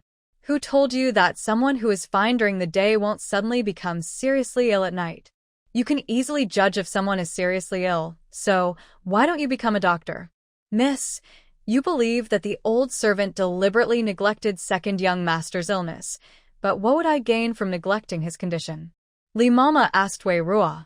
You just think that because second young master isn't favored, you can bully the master. Wei Yichen and Wei Yilin would dare to say this if they saw her. Miss, you're talking nonsense. Second young master isn't out of favor. Madam is kind and fair, treating all children equally, regardless of their status or age, and loves them all. As servants, how could we dare to neglect? Li Mama quickly explained. Li Mama's words made Yun Shi's already unpleasant face look even worse. She indeed didn't like Wei Jin Yi, but she still provided for him in food and clothing. Wei Ruo's comment about him being out of favor hit her hard. Yun Shi's expression grew darker, and Li Mama knew her words had an effect. Then Li Mama continued sadly, the old servant truly judged that second young master's illness wasn't serious, so she decided to call the doctor again tomorrow. Miss, if you're unhappy with my judgment and handling, you can come at me directly. Why did you have to be so harsh on second Miss? She did nothing wrong, yet you suddenly pushed her to the ground, causing her to bleed a lot. Li Mama started to wipe her tears. My poor second Miss. Today, even if the Miss wants to punish me, I wouldn't mind. But second Miss, at such a young age, suffering like this. What if it leaves her with health problems later? Li Mama shifted the topic, implying that Wei Ruo was intentionally being harsh on Wei Qingwan. Hearing this, Yunshi was furious. She slammed her right hand on the tea tray. You're going too far. You caused a fuss in Wongme Garden without understanding the full story, pushed Wanwan to the ground, and hurt her. What did Wanwan do wrong to deserve this? Why are you treating her like this? Seeing Yunshi so angry, Wei Ruo had to secretly praise Li Mama's cleverness. Wei Ruo replied to Yunshi, "First, I asked Li Mama to look after second brother's illness. Second, I didn't push Wei Qingwan. These are two facts. If you believe me, then believe me. If you don't, there's nothing I can do." Wei Ruo's voice was clear and strong, her eyes steady and unflinching. "You say you didn't push Wanwan?" Yunshi asked again. "Yes, I didn't." Wei Ruo replied firmly. "Good. Now I will take you to confront Wanwan and see whether Li Mama is lying or you are." Yunshi angrily stood up. She walked ahead, while Wei Ruo followed behind, watched closely by Grandma Zhang. Inside the bedroom, Wei Ruo saw Wei Qingwan lying on the bed, looking very pale. Her foot was wrapped in white cloth, making it hard to see the injury clearly. "Mother." Seeing Yunshi, Wei Qingwan's tears burst out again. Yunshi felt heartbroken and quickly stepped forward to hold Wei Qingwan in her arms. "Wanwan, you've suffered." Yunshi comforted her for a while until Wei Qingwan's tears stopped. Then Yunshi asked Wei Qingwan, "Wanwan, tell me, how did you fall tonight?" Hearing this, Wei Qingwan paused, looked up at Wei Ruo, her eyes uncertain. Wei Ruo was also watching Wei Qingwan, taking in every expression and movement. She and Wei Qingwan didn't have any bad feelings between them, and even in the original story, Wei Qingwan didn't seem to intentionally harm her. As the kind and gentle heroine in the story, Wei Ruo wanted to see what response she would give now. Wei Qingwan looked guilty under Wei Ruo's gaze, hesitating whether to follow Grandma Li's instructions and tell the truth. Her eyes shifted to Wei Ruo's right side, where Grandma Li was watching her. Wei Qingwan hesitated and didn't answer. Yunshi said, "Wanwan, you don't need to worry. Just tell the truth about who pushed you.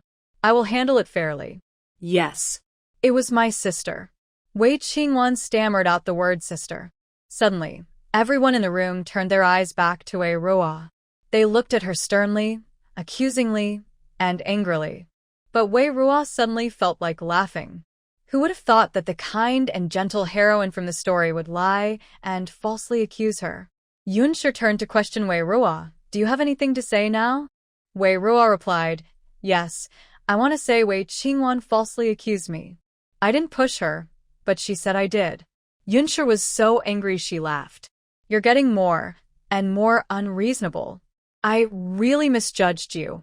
I thought, even though you grew up in the countryside, you didn't pick up any bad habits. But it turns out I was wrong. I haven't picked up any bad habits. There's nothing bad in the countryside for me to catch. Farming isn't a bad thing, and the honest villagers in the countryside don't have bad habits. The real bad habit is lying and falsely accusing others while pretending to be innocent." Wei Ruo glared fiercely at Wei Qingwan lying on the bed. Whether she was frightened by Wei Ruo's gaze or feeling guilty, Wei Qingwan lowered her head and silently wiped her tears. Yunshi's anger grew. "You still won't admit your mistake? Why are you still looking at Wanwan? What else do you want to do to her?" "No, I won't admit I was wrong," Wei Ruo insisted. Mrs. Yun was very angry. "Cui Ping, Zhang Mama, take her to the woodshed. No food for her. She can come out only when she admits she was wrong." "Madam." Cui Ping and Zhang Mama were both startled. This was the first time Mrs. Yun was so angry she wanted to lock someone in the woodshed.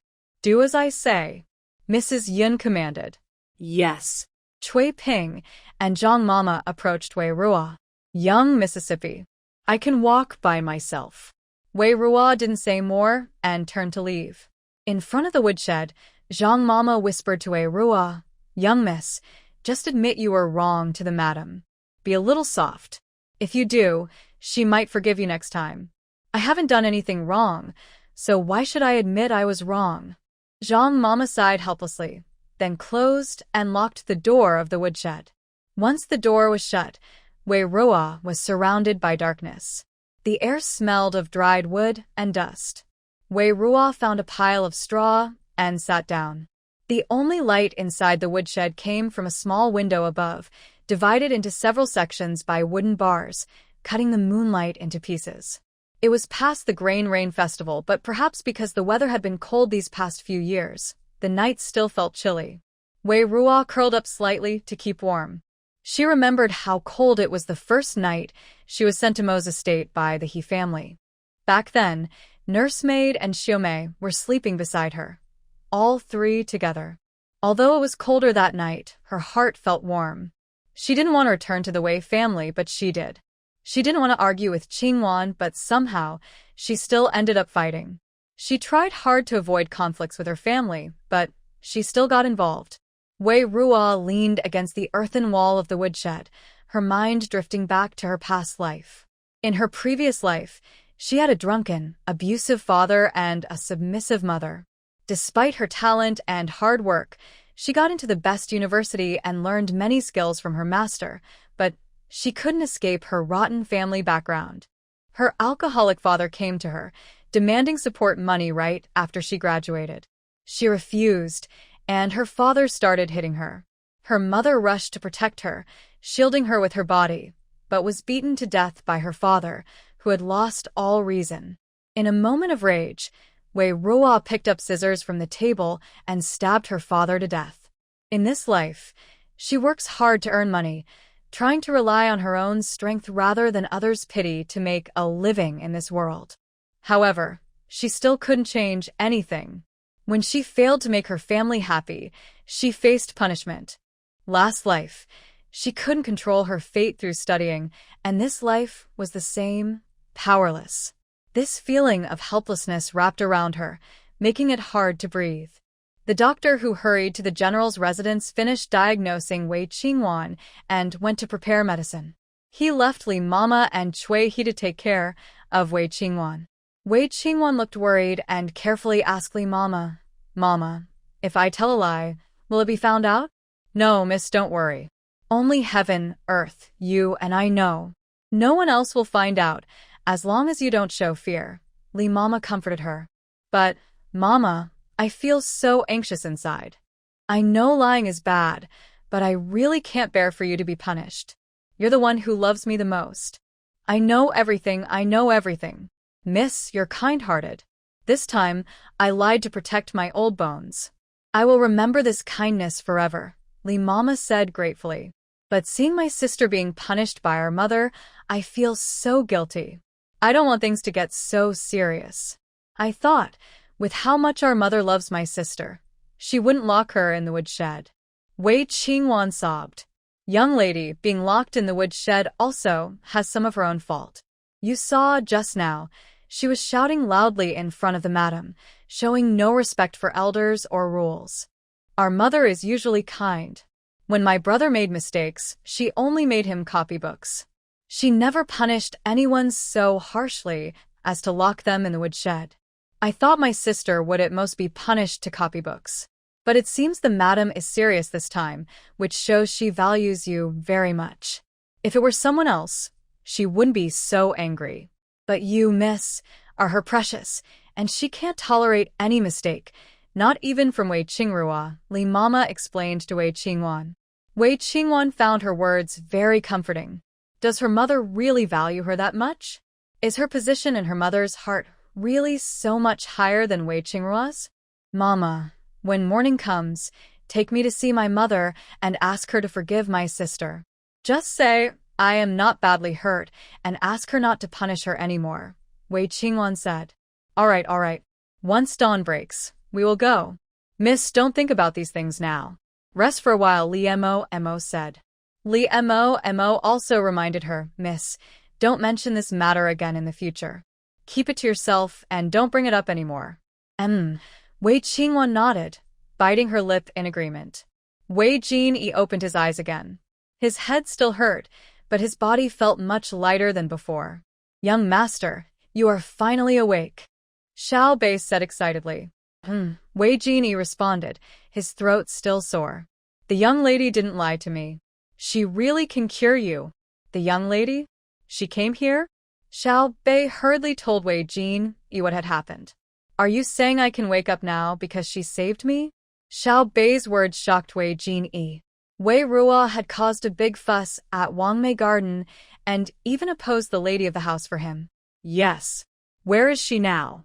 She was taken away by someone sent by the lady of the house. The person was quite fierce. They must be questioning her. Wei Jin Yi supported himself on the bed, trying to get up. Young master, what are you doing? Your body isn't fully recovered. Miss said you need more rest. Help me up, Wei Jin Yi said with a pale face, his words firm. Xiao Bei had no choice but to do as told and helped Wei Jin Yi off the bed. Get changed. Go to Tsong Yun Garden. Young master. Xiao Bei had no other options and just helped Wei Jin Yi dress. After taking a few steps, Wei Jin Yi suddenly stopped. Young master, what's wrong? Xiao Bei asked in shock. Wei Jin Yi thought for a moment and changed his mind. Help me back to bed. Xiao Bei didn't understand what made his young master change his mind, but knew it was good that he decided to rest. He quickly helped Wei Jin Yi back to bed. Wei Jin Yi lay down again and told Xiao Bei, go immediately and find guard Jinghu. Tell him I am seriously ill and unconscious, and my life is in danger. Huh? Xiao Bei was confused and didn't quite understand what his young master meant. No matter who comes later, don't say I am awake. Just pretend I am still unconscious, Wei Jin Yi added. Although Xiao Bei didn't fully understand Wei Jin Yi's plan, he trusted his young master's judgment after being his servant for over 10 years. He immediately went to find guard Jinghu and repeated what his young master told him. Then Jinghu quickly took action, mounted his fast horse, and left the house. As the Dragon Boat Festival approached, dawn arrived especially early. The moon had not fully disappeared, and the eastern sky was already turning white. A galloping horse carried a man dressed in armor. The horse stopped at the gate of the Wei residence. As soon as it halted, Wei Ming leapt down quickly. Before the servant at the door could approach, he hurried inside. At this moment, the Wei family had just calmed down. Wei Ming strode into Tsongyun Garden, surprising everyone inside. Husband? Yunshi asked, surprised that her husband was home so early. Wei Mingtian's face was pale and stern. How is Genie now? Ving Yunshi was stunned. I asked you, how is Genie now? Wei Mingtian said sharply. Yunshi didn't know how to answer and was momentarily confused. Just then, the doctor who examined Wei Qingwan last night arrived. After checking Wei Qingwan last night, the doctor confirmed she was mostly fine and only applied some simple medicine. The remaining medicine was sent over this morning. Wei Mingtian directly asked the doctor, how is my son now? The doctor was also surprised. Lord Wei, your son is also ill? Hearing this, Wei Mingtian's face grew colder. He turned and headed toward Exiled Garden. Yunshi was shocked. After so many years of marriage, she rarely saw her husband look so upset. She hurriedly took the doctor and followed. When they entered Exiled Garden, the courtyard was quiet and deserted. There was no one at the bedroom door. Wei Mingtian pushed open the bedroom door and saw only Xiao Bei guarding inside. Wei Jin Yi was lying on the bed. He quickly went to the bedside and saw Wei Jin Yi pale and unresponsive. He was furious. What's going on? Xiao Bei knelt down with a thud. Young master caught a cold a few days ago.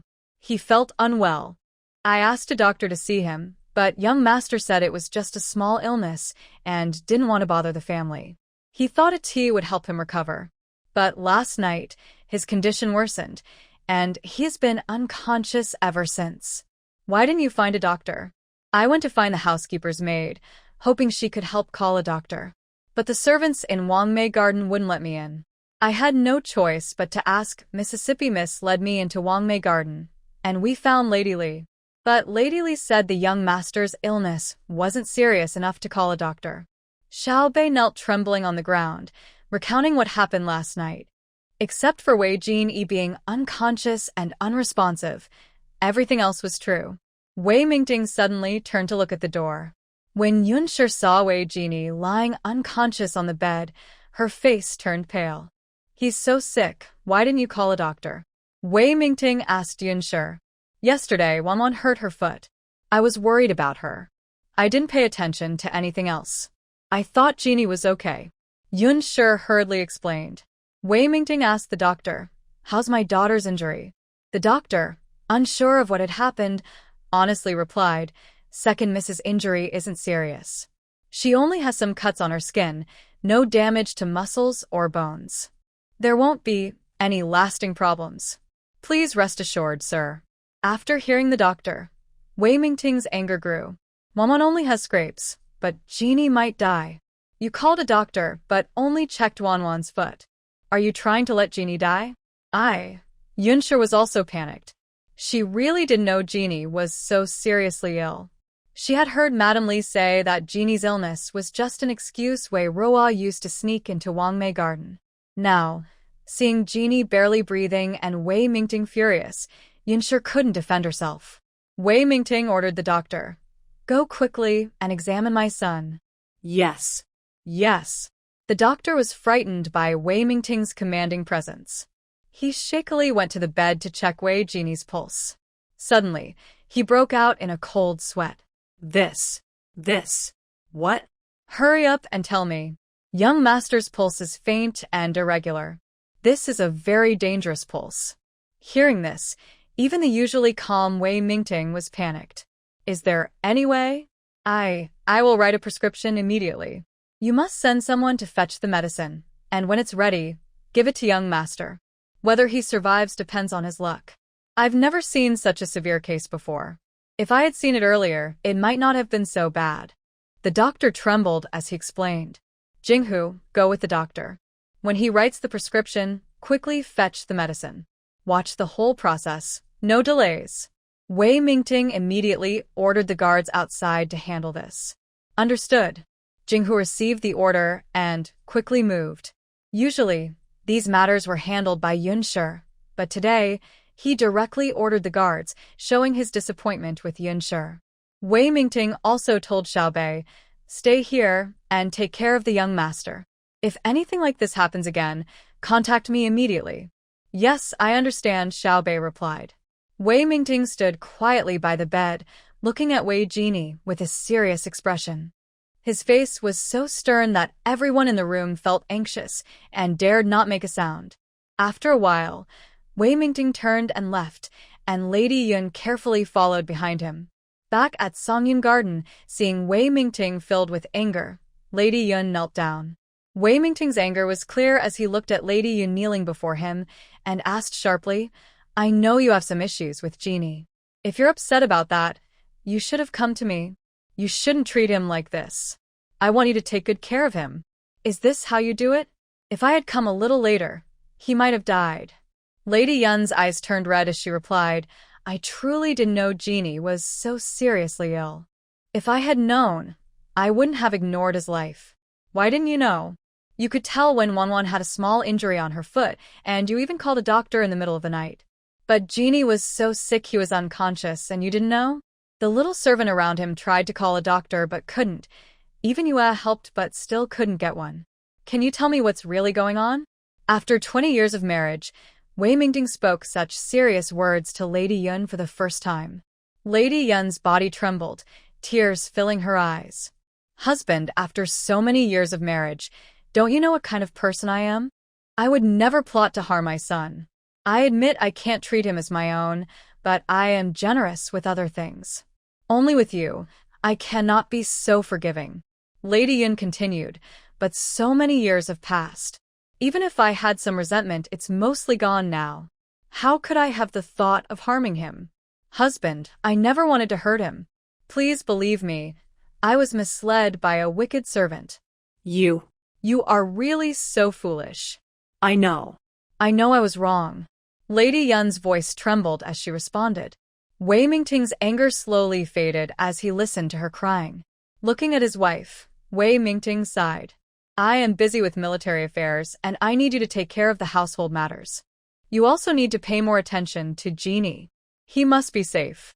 Thinking about how he was busy with military duties every day and how all the household burdens fell on his delicate wife, and knowing that although Lady Yun hadn't treated the son from the commoner family perfectly over the years, she had given him what he needed, Wei Ming couldn't bring himself to scold her harshly anymore. Lady Yun nodded through her tears. Let's leave it at that for today. Please take care of Jin Yi for me. I still have work at the military camp. Wei Ming stood up before Lady Yun could respond and left quickly. He is truly very busy. After receiving a message from Jinghu, he asked his subordinate to cover his shift and hurried back before dawn. Even so, he had to return immediately. After Wei Ming left, Mrs. Yun composed herself and, once calm, called Li Mama over again.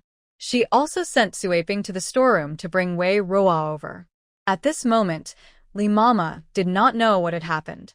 When she arrived at Wongme Garden and saw Mrs. Yun's angry face, she was startled. Soon, Wei Ruo also arrived. Mrs. Yun looked at Li Mama as she was brought in and said coldly, Li Mama, you are an experienced old maid from the Zhongyi Marquis' residence. In terms of seniority and rank, you are the highest in the colonel's house. Madam, I dare not, Li Mama hurriedly replied. You dare not? What don't you dare? You kept telling me that second young master's illness was not serious and that Ruar was just causing trouble. But look at the result. Second young master is almost at death's door. Hearing this, Li Mama froze. What? Was second young master really that sick? After the shock, Li Mama knelt down and kowtowed, admitting her mistake. Madam, forgive me. I truly didn't know second young master was that ill. It was my misjudgment. I deserve to die. You didn't know? And you still have the nerve to say you didn't know? Not knowing, yet you dared not call a doctor for him, and you confidently said he was fine? Who gave you the courage to act on your own? Old servant. Old servant. Li Mama hesitated for a long time but couldn't find an excuse to defend herself. Wei Ruo was also a bit surprised. Was Wei Jin really left with only half his life? If she hadn't treated him last night, it might have been better, but after her treatment last night, if he listened and rested well, he should have woken up by now. It was unlikely he was in critical condition. Mrs. Yun's gaze shifted to Wei Ruo, becoming more complicated. There are still things from last night that you did wrong. Even if you were anxious to save him, you shouldn't have pushed Wanwan. So I only removed one charge, but you still think the other is my fault, right? Wei Ruo looked at Mrs. Yun, smiling rather than angry. Mrs. Yun frowned. What do you mean? Wei Ruo sneered. I've already said what I needed to. I'm not at fault. I don't admit to either of the two charges you mentioned. Since you've confirmed that second young master is seriously ill, and you were deceived by a servant and falsely accused me, then why don't you think, could there be another matter where you were also deceived and falsely accused me? Is this how you speak to your mother? If you truly did nothing wrong, you should have come to me for help after failing to find Madame Li, instead of causing a big fuss at Wongme Garden.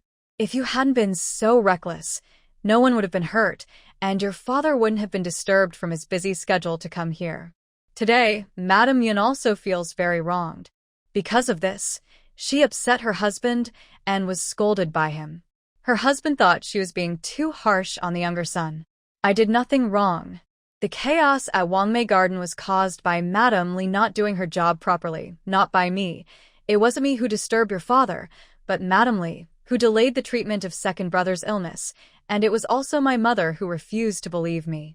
Wei Ruo insisted she was innocent and showed no sign of backing down. Mother. Wei Yichen hurriedly arrived. He lives in the southwest corner of Wei's residence, a quiet place suitable for reading, but because of that, he didn't know about the commotion last night. When he heard about the serious matter this morning, he rushed over. After entering, Wei Yichen first looked at Wei Ruo, who was stubborn as ever, then turned to Madame Yun and said, Mother, Sister Ruo has done nothing wrong in trying to find Madame Li to get a doctor for second brother. If Madame Li had handled it properly, there would be no need to disturb Mother. That's the rule in the house. If you want to blame someone, blame Madame Li for neglecting her duties. She was supposed to handle this, but she didn't, which caused our family to lose trust. Mother, Sister Ruo has only been home for a month, and she already knows how to handle this matter well. As for accidentally hurting Wanwan, it was done in a moment of panic, not on purpose. Since it concerns second brother's life, Isn't it normal for her to be nervous? The person who should be truly blamed is Madame Li. As a servant, she failed to report her master's serious illness in time. She falsely accused the master and caused confusion. She also failed to protect the master, leading to him falling and getting hurt. Wei Chen's words made Madame Li, kneeling on the ground, turn pale. It also calmed Madame Yun, who was angry earlier. Madame Yun listened carefully. Her expression softened, and her gaze returned to Wei Ruo. Suddenly, she remembered the sweet days when she was pregnant with her daughter and her husband's company. At that time, her husband wasn't so busy. He had time to be with her every day. They both looked forward to their second child. Since their first child was a son, her husband hoped this one would be a girl. He said girls are caring and would stay with her longer. Mrs. Yun turned to Li Mama and asked, "Do you understand everything the young master said?" Li Mama knelt on the ground, wanting to defend herself, but unable to find the words. "If you don't speak, then you admit it," Mrs. Yun said. "As a household servant, you've committed several crimes. According to the rules, you should be beaten to death with a stick, but since you are an old servant from the loyal and righteous Marquis's house and have worked hard for the Wei family for many years, I will only fine you 3 months' wages and make you work as a laborer on the farm for 3 months. Li Mama immediately complained, "Madam, I am too old to work on the farm for 3 months. I can't handle it. Mother has already been lenient with you. What else do you have to complain about?" Wei Chen interrupted Li Mama's pleas coldly, then ordered the guards outside to drag her away forcibly. "Madam, madam, young master." Li Mama kept calling out as she was taken away. After Li Mama was taken out, the atmosphere in the room remained tense. Wei Ruo said nothing, her cold gaze fixed on Mrs. Yun. Wei Chen said, "Mother has worked all night and must be tired. Rest for a while. I will take my sister back to Tingsong Garden." Mrs. Yun waved her hand, signaling that the two could leave. Wei Chen approached Wei Ruo, took her hand gently, and said softly, "Come back with Big Brother." Wei Ruo looked at Wei Chen but did not resist. She followed Wei Chen out of Songyun Garden and into Tingsong Garden. Shumei hadn't slept all night. When she saw Wei Ruo return, she was so excited she almost cried. "Miss, you're finally back." Shumei rushed to hug Wei Ruo. I'm fine. Wei Ruo touched Shumei's face and saw her swollen eyelids, knowing she had secretly cried last night. She then turned to Wei Chen, who had brought her back, and said, "Thank you, Big Brother, for speaking up for me. It's nothing. It's what I should do. I really think you didn't do anything wrong. When it comes to life and death matters, anyone would panic. You only pushed Wanwan in a moment of panic. It wasn't intentional," Wei Chen replied. "Do you also think I pushed Wei Qingwan?" Wei Ruo looked at Wei Chen with a hint of hope in her eyes. "I know it was unintentional. I don't think you would act so recklessly," Wei Chen said. The hope in Wei Ruo's eyes faded, and she smiled calmly. "I understand. Anyway, thank you, Big Brother. Yes, go back to your room and rest well." After giving Wei Ruo a few more instructions, Wei Chen left Tingsong Garden. After Wei Chen left, Wei Ruo did not go back to rest as he said. Instead, she went to the neighboring Exiled Garden. She wanted to know how Wei Jin Yi was doing now. Last night, she had already given him acupuncture and medicine, so it was strange for his condition to worsen by morning. When she arrived at Exiled Garden, she saw guards at the door. The yard was filled with the smell of herbs, and 2 maidservants were busy preparing medicine. Wei Ruo walked straight into Wei Jin Yi's bedroom. Seeing Wei Ruo enter, Xiao Bei, who was standing by the bed, stood up, looking a little excited. "Miss, you're back? Are you all right?" Wei Ruo approached the bed and saw the person lying there with his eyes closed. She reached out to check his pulse. Her slender fingers pressed on Wei Jin Yi's wrist. After a moment, her brow furrowed. "What's going on? Why does his pulse look so dangerous?" She had already given him acupuncture and medicine yesterday. Normally, even if he wasn't fully recovered, his pulse should be steady by now. While Wei Ruo was puzzled, Wei Jin Yi opened his eyes. At the same time, he withdrew his wrist. "I am fine now," he said. His voice was still a bit weak, and his face looked pale, but his eyes were clear, showing he had recovered quite a bit. Are you pretending? Wei Ruo was surprised for a moment, then quickly thought of something. She looked into Wei Jinyi's eyes, but he didn't answer. Wei Ruo already had her answer in her mind. Thank you, Wei Ruo said gratefully. It's not necessary, Wei Jinyi replied. How did you manage to change your pulse so that the person taking your pulse thought it was dangerous? Wei Ruo asked out of curiosity. She had been practicing medicine for many years, but this was the first time she saw someone turn their healthy pulse into a dangerous one to deceive others. I learned from medical books. Pressing certain points on the arm can influence the pulse, Wei Jinyi answered, his eyes deep as he looked at Wei Ruo. After a pause, he asked, When did you learn medicine? I learned from an old man in the countryside, she replied. Then Wei Ruo said, You should rest well. Your body needs a few more days to recover. Avoid strenuous activity during this time. Lie down properly to prevent any lingering health issues. Since he was already fine, Wei Ruo decided not to stay longer. As she reached the door, she heard Wei Jinyi's calm, steady, and convincing voice behind her. I will keep your secret. Wei Ruo responded and then left the room. Back at Tingsong Garden, Wei Ruo washed up and then lay down to sleep. She woke up in the evening. After tidying herself up, she went to the dining hall. As soon as she entered, she sensed a different atmosphere. Wei Qingwan did not come because she hurt her foot. Only Yunshi, Wei Yichen, Wei Yilin, and Wei Ruo remained. Except for Wei Yichen, the others looked unhappy, especially Wei Yilin. As soon as he saw Wei Ruo, he glared at her fiercely, as if he wanted to eat her alive. Wei Ruo pretended not to see, and calmly sat down in her place. Humph! Wei Yilin deliberately snorted to show his displeasure. Yilin, don't speak while eating or sleeping, Wei Yichen warned seriously. Wei Yilin pouted, puffed out his cheeks, and lowered his head to eat. After finishing the meal, Yunshi didn't stay to chat or serve tea as usual, nor did she ask about Wei Ruo's well-being like before. Instead, she told everyone to go rest. Wei Ruo left the dining hall and had only taken a few steps when she heard hurried footsteps behind her. Wei Yilin chased after her, circled around to block her way. Why did you bully sister? Sister is so kind. She always thinks of you, sharing good things and reminding me to be nice to you, and you pushed her down and hurt her. You're so mean. Wei Yilin accused Wei Ruo. Wei Ruo didn't want to bother with Wei Yilin and moved aside to continue walking. Wei Yilin, feeling upset, caught up again and spread his arms to block Wei Ruo. You must tell the truth today, Wei Yilin said sternly, looking intimidating. What? That I bullied Wei Qingwan? That I was cruel and pushed Wei Qingwan to the ground to hurt her? Do you admit you were cruel? I'm not admitting anything. It's you who want me to admit it. You already think I'm a bad person. Why should I talk to you? Wei Ruo sneered. Wei Yichen, who caught up, pulled Wei Yilin aside. Yilin, Big Brother has already explained everything to you. Ruo pushing Wa was just an accident. She's bleeding.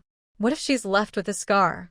Ruo was so anxious because your second brother fell ill. In such a serious matter, it's normal for Ruo to be upset. Don't you understand? Wei Chen explained. But he's not my second brother. He's not my biological brother. Wei Yilin also didn't accept Wei Jin Yi, whom he saw as an outsider. Then I haven't seen you accept me, your biological sister, either, Wei Ruo retorted. You? Wei Yilin wanted to argue back, but couldn't find the right words in his mind. Honestly, it's just an excuse. You only do things based on your own preferences. Don't bother with fancy reasons. It sounds silly, Wei Ruo commented. Wei Yilin's face flushed red after being criticized by Wei Ruo. Wei Chen pulled Wei Yilin aside. Apologized to Ruo. Wei Yilin pouted and said angrily, No. Big brother. Now you're helping her too. You're not protecting Sister Wanwan anymore. If I don't stand up for Sister Wanwan, she will just be bullied. She's my sister, the one who loves me the most. I won't allow anyone to bully her. After saying this, Wei Yilin broke free from Wei Yichen, his eyes red, and quickly ran away. Wei Yichen frowned slightly, looking a bit helpless as he explained to Wei Ruo, Yilin was born not long before our father took a position in Xingshan County. He was busy with work, and after we moved here, Mother also became very busy. Because I was busy with my studies, I didn't take good care of Yilin, so he developed this kind of personality. Please don't blame him. I will teach him properly in the future. What's the point of blaming him? Do you think I can do anything to him, big brother? If I really did something to him, who do you think would be punished in the end, him or me? Wei Ruo retorted, with a hint of sarcasm in her eyes. Wei Chen looked serious. I know what happened yesterday, with Mother locking you in the woodshed hurt you. It was my fault. I didn't find out earlier, so you suffered. I'm really sorry. Now you say that, but if something more serious really happens, if conflicts become more intense, you might not be able to speak for me like this. Wei Ruo interrupted him. Wei Ruo cut him off. Let's not talk about this. I have something for you, big brother. Wait for me a moment, at Ting Song Garden. Something? Wei Yichen looked at Wei Ruo in surprise. Yes. Wei Ruo didn't say much. When they reached the gate of Ting Song Garden, she jogged inside. When she came back, she was holding a rolled-up item. Here, this is for you, Wei Ruo said, handing the rolled paper to Wei Yichen. Paper? From Sibao Zhai? Wei Yichen looked at it and recognized it as paper from Sibao Zhai after a few glances. Seeing the paper, Wei Yichen's face lit up with joy. Wei Ruo said, yes, I brought some from Huzhou Prefecture. Wei Yichen asked, this paper isn't cheap. How much? I'll pay you. Wei Ruo shook her head. No need. Just consider it a thank you for helping me out. Wei Yichen, the words I said yesterday are what I should have said. You don't need to thank me specially. Wei Ruo, for me, it's something I should thank you for. Anyway, big brother, just keep it. Some things are better to be clear about. She doesn't like owing Wei Yichen favors, not even a little. She doesn't want to owe him anything. Wei Yichen looked at the paper in his hand and thought for a moment. All right, I'll accept it. Next time, I'll bring you some good food. Wei Yichen didn't want to keep track of everything with Wei Ruo. Plus, he really liked these papers. The few he received from their father last time were used up quickly. He wanted to buy more, but only Huzhou Prefecture had them. It was too far, too costly, so he gave up. Who gave him such a precious gift? He must return the favor properly next time. The next day, Wei Ruo went to Exiled Garden to visit Wei Jin Yi and see how his recovery was going.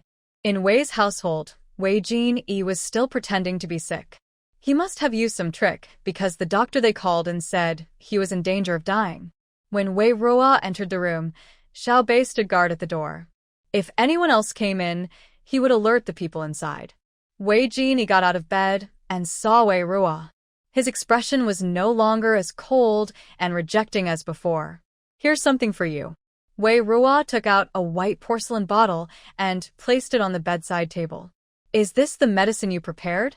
Wei Jin Yi asked. Yes. You seem a bit weak.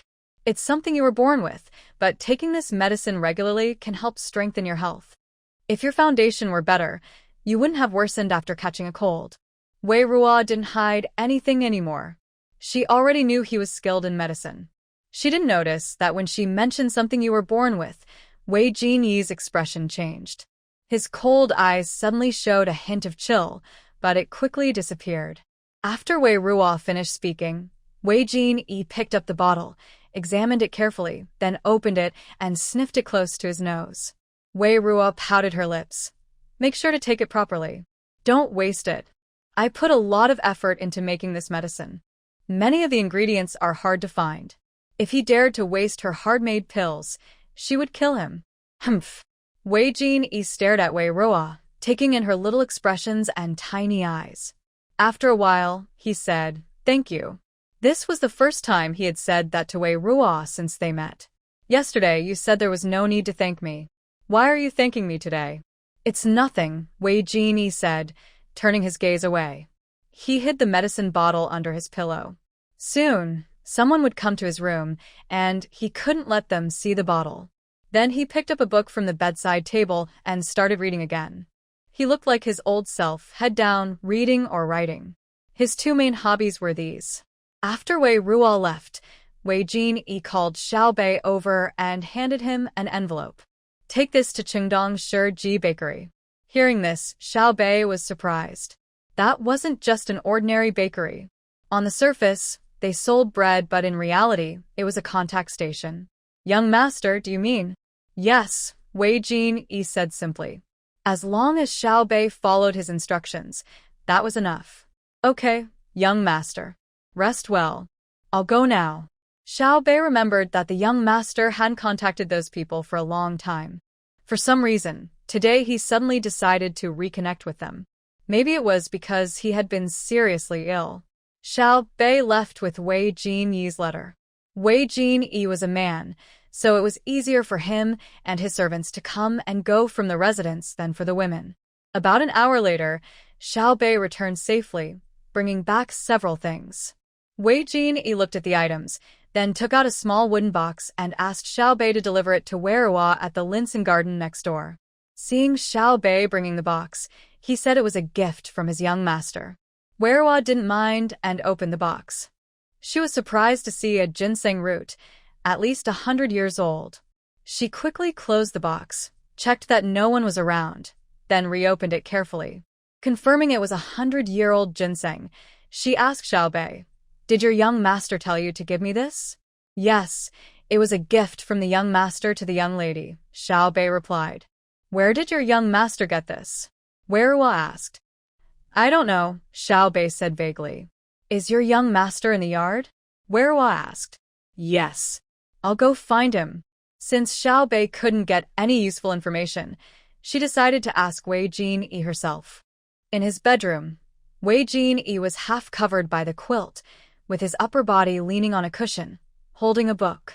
He was dressed in a plain white robe, looking a bit worn out. The sickly beauty looked like a mountain flower battered by rain. Wei walked over, and Jin Yi looked up at her. "Are you going to give me such a precious old ginseng?" Wei asked, pointing at the wooden box in her hand. "Yes." "Where did you get such a valuable thing?" Wei was curious. "I saved an old man a few years ago, and he gave it to me," Jin Yi replied. Xiao Bei overheard Jin Yi's answer and muttered to herself, "The young master lies," without blushing. Where did he get the idea of saving someone? This old ginseng, clearly. "Are you sure you want to give me such a precious old ginseng? If you sell it, it could fetch a lot of silver. 200 taels or more." Wei reminded him. "Your life was saved by me, which is more valuable than this ginseng." Jin Yi answered. The medicine Wei gave him was a rare item that couldn't be bought or begged elsewhere. That's true, but seeing Jin Yi looking so poor, Wei guessed that the value of this ginseng might be worth more than all his possessions. He was so poor but still willing to give her something so valuable. It shows he's a grateful person. The decision to save him despite the risk of exposure was right. "All right, I'll accept the ginseng. Next time, I'll make some tonic pills from it and send you a few," Wei said. "Okay." Jin Yi agreed, but he didn't really expect Wei to return him any tonic pills. 2 days later, Jin Yi finally recovered. He could eat, drink, and walk around. Everyone at Wei's residence breathed a sigh of relief, no longer worried about being scolded by Wei Ming. Wei came to see Jin Yi again and also took some tender bamboo shoots from his yard. If she didn't eat them now, they would go completely old. Instead of wasting them, she decided to offer them to her ancestors. Just then, Xiao Bei brought in some food for Jin Yi. Seeing the dishes, Wei looked surprised. The porridge was fine, after a serious illness. Drinking some nourishing water was good for the stomach and intestines. But there were 2 dishes. One was a slightly yellowed green vegetable, and the other looked suspiciously like burnt radish. Although someone recovering from a serious illness should eat light food, what was this yellow and burnt-looking thing? "Did the kitchen send you wilted greens?" Wei asked. "No, the greens from the kitchen are quite fresh," Xiao Bei explained. In the past, they might have received old, not-so-fresh vegetables, but recently, the servants in the house dared not skimp on their supplies. "So, your cook overcooked the vegetables?" Wei Ruo asked. Hearing this, little Bei shyly scratched her head. Miss, I am the cook here. But I'm not very good at cooking. After thinking for a moment, little Bei quickly added, but my skills could be better. I rarely burn the food now. Today was an accident. I was worried about young master's medicine, so I accidentally burned it. There were only 2 people in Wongme Garden. Although there was a small kitchen for cooking, there was no dedicated cook. Wei Ruo looked back and exchanged a glance with Xiaomei. Without Wei Ruo needing to speak, Xiaomei understood her meaning. Miss, how about I use these gentle bamboo shoots to make a simple braised spring bamboo shoot dish? Xiaomei suggested. Go ahead. You start peeling the bamboo shoots, and I'll go get some sweet potato starch for you, Wei Ruo replied. The servant and the maid split up to do their tasks. They were both so enthusiastic that little Bei felt quite worried. Thinking about the last time the young lady made a spicy, overwhelming dish, little Bei didn't dare to hope for much this time. Young master, should I stop them? Let them do as they like, he replied. Unlike before, when he was dismissive and impatient, Jin Yi did not refuse this time. Soon, Wei Ruo returned with Xiaomei, carrying a steaming bowl of braised spring bamboo shoots. Xiaomei placed the dish on Jin Yi's bedside table and said, Second young master, try this spring bamboo shoot. It's not spicy this time, so it won't make you cough. Jin Yi looked at it. The tender yellow bamboo shoots were coated in a thick, brown sauce that looked glossy and appetizing, garnished with small green scallions. Compared to the 2 yellowed, slightly burnt vegetables and radishes little Bei made, this looked much more tempting. With a cautious hope, Jin Yi took a piece and put it in his mouth, chewing carefully. This time he didn't cough or choke. His expression was usually calm, and he rarely showed happiness openly, so it was hard to tell his opinion just from his face. After a moment, he said, The flavor is rich and fresh, with the sweetness of the bamboo shoots and a complex soy sauce aroma. What is that? Jin Yi looked up at Wei Ruo. Soy sauce. Didn't I give you a jar? Yes, she had given him one, but Jin Yi had never tasted it. He had told little Bei to handle it however she wanted, and he didn't know where she had put the gift. Little Bei looked down nervously, afraid Wei Ruo would notice how she had casually placed the gift she received. He didn't know that the young lady's words were not just casual talk. The soy sauce she used was truly a secret recipe, and now it seems that the soy sauce with added medicinal herbs really had extra health benefits.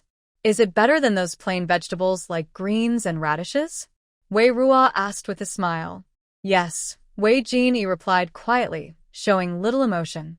Wei Ruo watched as Jin Yi finished a bowl of porridge and a plate of braised bamboo shoots, then happily returned to listening Pine Garden with Xiaomei. After Wei Ruo left, Jin Yi asked Xiao Bei about the whereabouts of the jar of soy sauce. I'll go look for it. Xiao Bei quickly ran into the small kitchen and searched, finding the dusty jar in the corner.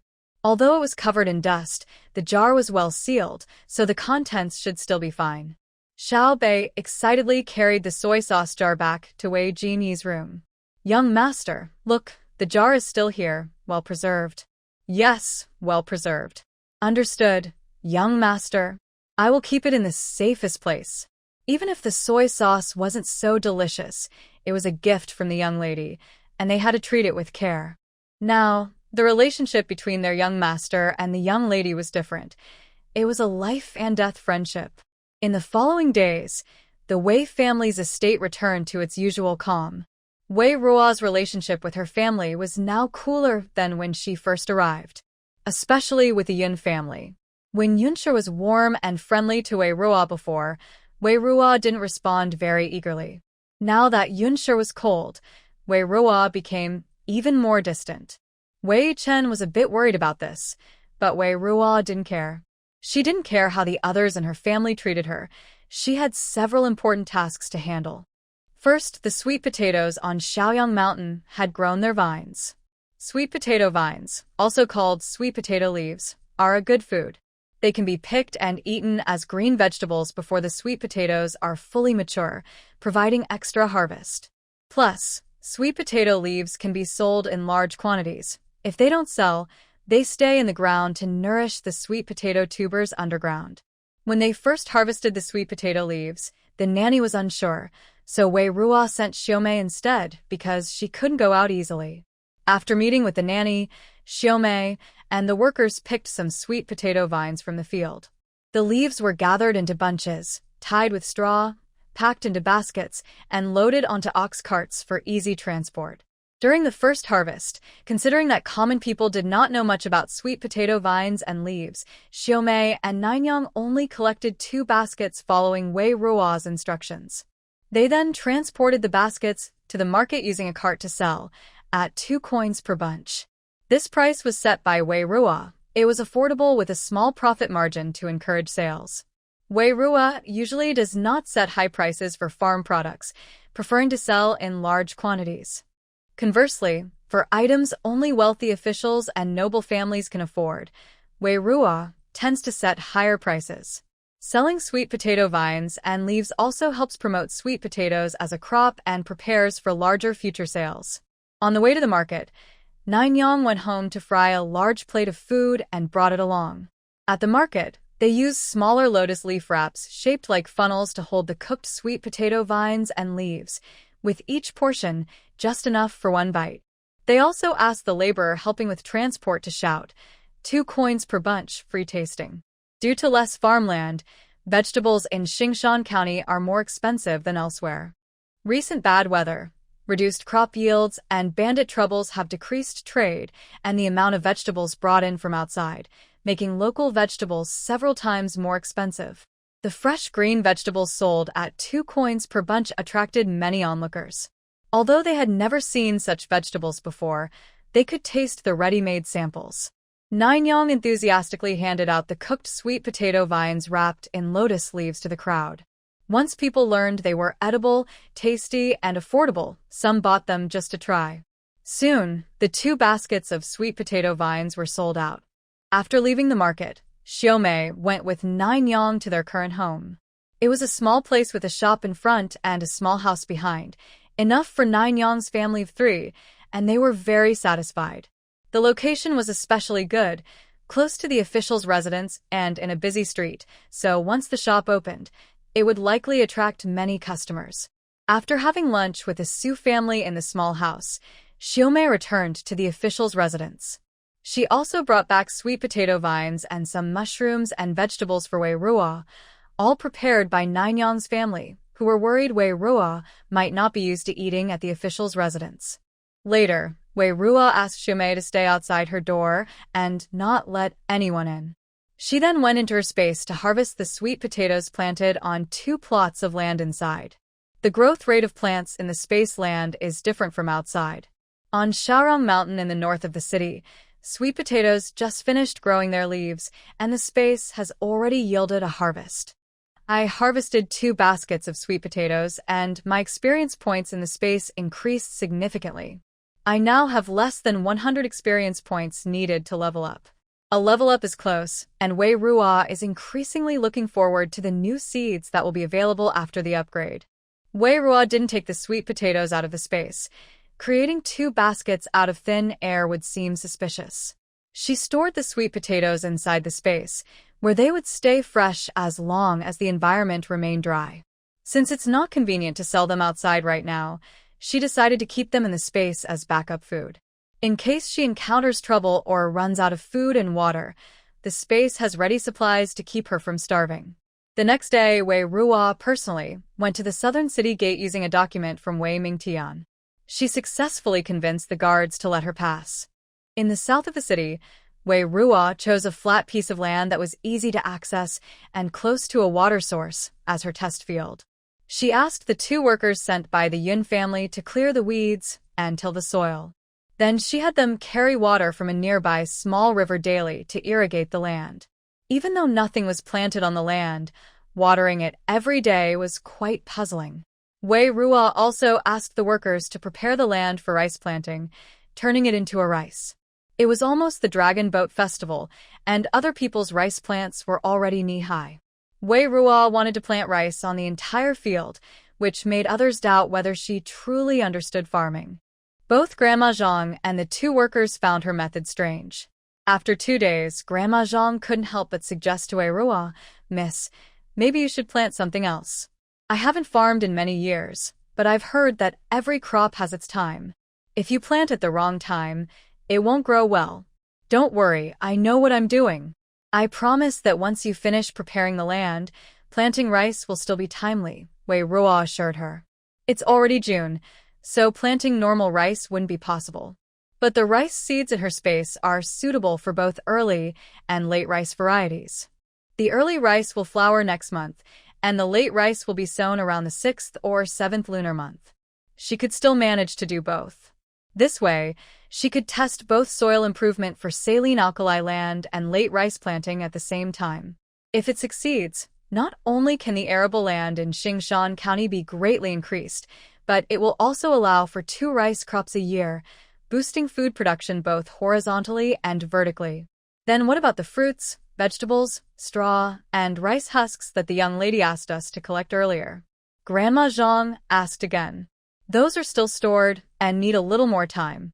When the time is right, I will tell you how to use them, Wei Ruo replied. Grandma Zhang looked at Wei Ruo's confident face, wanting to say something but holding back.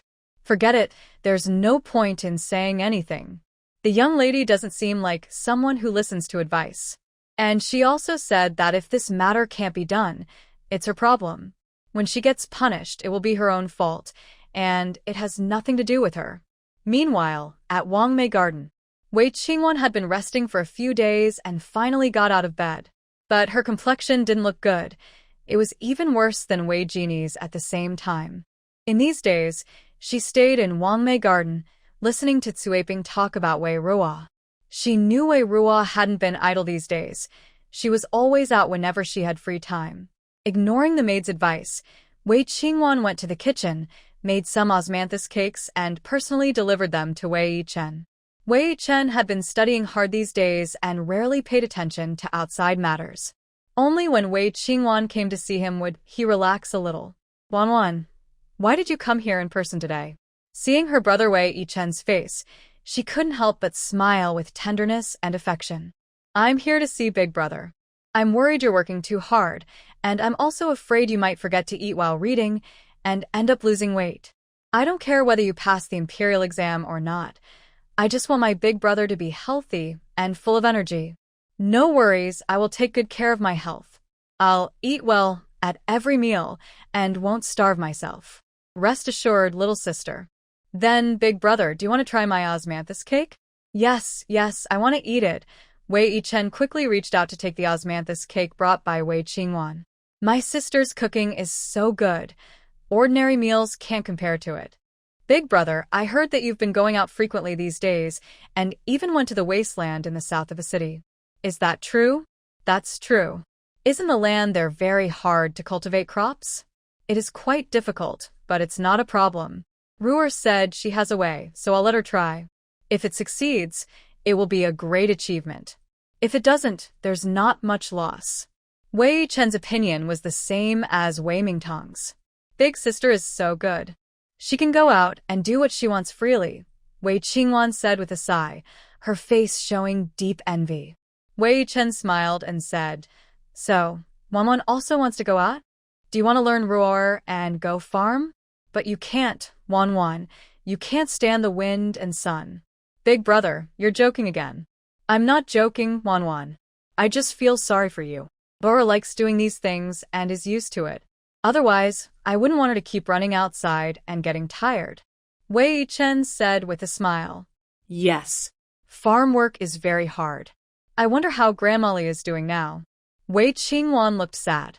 Seeing her like this, Wei Chen comforted her. "Wanwan, Grandma Li made a mistake and should be punished. I know you and she are close, but if we don't punish her, it might encourage bad behavior in the house, and we must be careful." "I understand, but Grandma Li is so old. She has been on the farm for 3 months, and she hasn't been there for a long time. I'm worried she can't handle it." Wei Qingwan looked worried, and when she mentioned that Grandma Li might not be able to hold on, her eyes turned red. Wei Chen frowned and said, "I know you care about Grandma Li and are worried. Here's what we'll do. I'll talk to the manager of the farm and ask him to help take care of her, Give her lighter work. Wei Qingwan pressed her lips and said, "Thank you, big brother." "Foolish girl, don't say such things. I know you're kind and gentle, but those who do wrong must be punished. Being too kind might harm you." Wei Yichen said. Wei Qingwan replied softly. Suddenly, the Dragon Boat Festival arrived. In Xingshan County, the customs for the Dragon Boat Festival are simple. Each family hangs peach leaves and calamus and eats songzi. The official's residence was no exception. The only good news was that Wei Ming had a day off. Since it was rare to stay at home with the children, and it was Wei Ruo's first Dragon Boat Festival after coming to Wei's house, Wei Ming wanted to take the children out for a walk. Although there were no big events in Xingshan County for the festival, it was a bit livelier than usual. Wei Ruo was in a good mood and asked Xiumei to help her dress up early in the morning. "Miss, you weren't this happy the last time you went incense burning and praying with the madam," Xiumei said. "That was different. Today we're going to the street. There is no way now to go out easily, as she is staying deep inside her home. Although the vacant land in the south of the city is under her control, Mrs. Yun told her to ask others to handle matters whenever possible. She prefers to stay home and avoid unnecessary trouble. In short, she rarely has the chance to go out." When passing by Yingzhu Court, Wei Ruo paused and looked inside the courtyard. She saw Wei Jin Yi still sitting in the octagonal pavilion reading or writing. It seems today is not her turn to go out. Isn't Wei Ming supposed to be quite kind to Wei Jin Yi? Why did they leave Wei Jin Yi behind during the festival? Does the original story suggest that Wei Ming arranged a small kitchen for Wei Jin Yi and gave him a monthly allowance similar to the legitimate young master? Was that just superficial care, and he didn't really care about the illegitimate son? Wei Ruo didn't think too much about it. Overthinking wouldn't help. Just as she was about to leave, Wei Jin Yi noticed her. "Come in if you want," Wei Jin Yi said to Wei Ruo. "No, I need to go out," Wei Ruo waved her hand. "Okay, don't be sad. Maybe father is just worried because you're recovering from your illness and wants you to rest well." Since it was already clear, Wei Ruo comforted him a little, or she would seem overly concerned, knowing Wei Jin Yi didn't want to go out, and she still insisted on leaving. "Don't worry about me. I'm fine." "I just don't want to go out," Wei Jin Yi replied. "Oh, that's good to hear. Yes, have fun." Vin yeriminde ter. "Then I'll go now." Wei Ruo waved goodbye and turned to leave. Wei Jin Yi watched her go into the distance. The 13-year-old girl was lively and charming, like a free bird or a blooming spring flower. He only looked away when her figure disappeared completely from sight. Wei Ruo reached the house entrance. Besides Wei Jin Yi, everyone else was already there. She was the last to arrive. For this trip, the family prepared a carriage with 2 horses. Wei Ming and Wei Yichen rode horses, while the women and young Wei Yilin sat in the carriage. Compared to before, the streets of Xingshan County today were much livelier. After walking for a while, a large crowd appeared ahead, blocking the road. The Wei family's carriage had to stop. From a distance, it looked like a shop with several tables outside, surrounded by a group of people. Next to it, bamboo poles supported some racks hanging calligraphy works. Mrs. Yun lifted a corner of the curtain and asked, "What are they doing up ahead?" "Mother, wait a moment. I'll go ask and find out." Wei Chen replied and then dismounted, walking into the crowd. After waiting a while, Wei Chen returned, looking much more excited than before. "Mother, there's a new shop hosting a contest." "What shop? What kind of contest?" Mrs. Yun asked, curious about her son's eager expression. It's rare to see her sons so excited about something. It's called Sibao Zhai. They opened a branch in Xingshan County and are holding a calligraphy and essay contest. The winner will receive a calligraphy treasure from Master Songlin. Sibao Zhai? The paper your father brought back last time seemed to be from that shop. Exactly, Sibao Zhai. Wei Chen said excitedly. And that Master Songlin, he's a famous scholar from Huzhou Prefecture, right? I remember your father mentioning him. He writes very well, used to work at the Hanlin Academy, and after retiring, he moved to Huzhou Prefecture. He plants bamboo in front of his house and calls himself Master Songlin. That's him indeed. So, Wei Chen was very excited now. Whether it was the paper from Sibao Zhai or the calligraphy treasures of Master Songlin, Wei Chen was very interested. Seeing his son's enthusiasm, Mrs. Yun said, "Then what are you waiting for? When it comes to calligraphy and essays, my son is among the best in Xingshan County." Hearing this, Wei Chen looked at his father. Wei Ming agreed, "Go ahead. I also want to see my son's talent. Then I'll go." Wei Chen eagerly joined the crowd. Wei Ming turned to the people in the carriage and said, "You all should get down and take a walk." Since Wei Ming spoke, Mrs. Yun no longer kept the children back. She told Wei Qingwan and Wei Ruodai to wear their veils and asked their maids to stay close. As for Wei Yilin, she watched over him herself, so he wouldn't wander off too far. After getting off the carriage, Wei Ruo and Xiaomei squeezed into the crowd, watching the contest where people competed for Master Songlin's calligraphy treasures. Both looked excited, though not as much as Wei Chen, but they clearly cared more than about other things, especially Wei Ruo. The contest was simple. Participants were given a topic and had to write a short essay on the spot using paper. In the end, judges evaluated the essays and calligraphy to decide who did best. The host of the contest was a middle-aged man with a beard, slightly plump, with a kind, honest smile. He warmly greeted each student who came over, explained the rules, and invited them to join. All the brushes, ink, paper, and inkstones used in the competition were provided by the Four Treasures Studio. After Wei Chen squeezed into the crowd, the shopkeeper happily introduced him. "Young master, just write your thoughts on the topic. We only compare calligraphy, not the content of the writing." "Okay, I'll try." "Please, shopkeeper, give me some paper and a brush." The shopkeeper quickly asked the shop assistant to prepare new paper and a brush for Wei Chen. Under everyone's watch, Wei Chen picked up the brush and wrote about 100 characters freely. His brush strokes were strong and lively, and his full, round characters immediately drew cheers from the onlookers. After finishing, the shopkeeper didn't comment, but simply asked the assistant to carefully hang Wei Chen's work alongside others.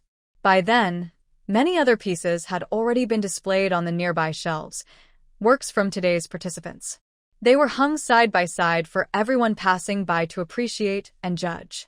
A luxurious carriage was parked nearby for a while. People inside the carriage also looked over here. "Does brother you have an interest too?"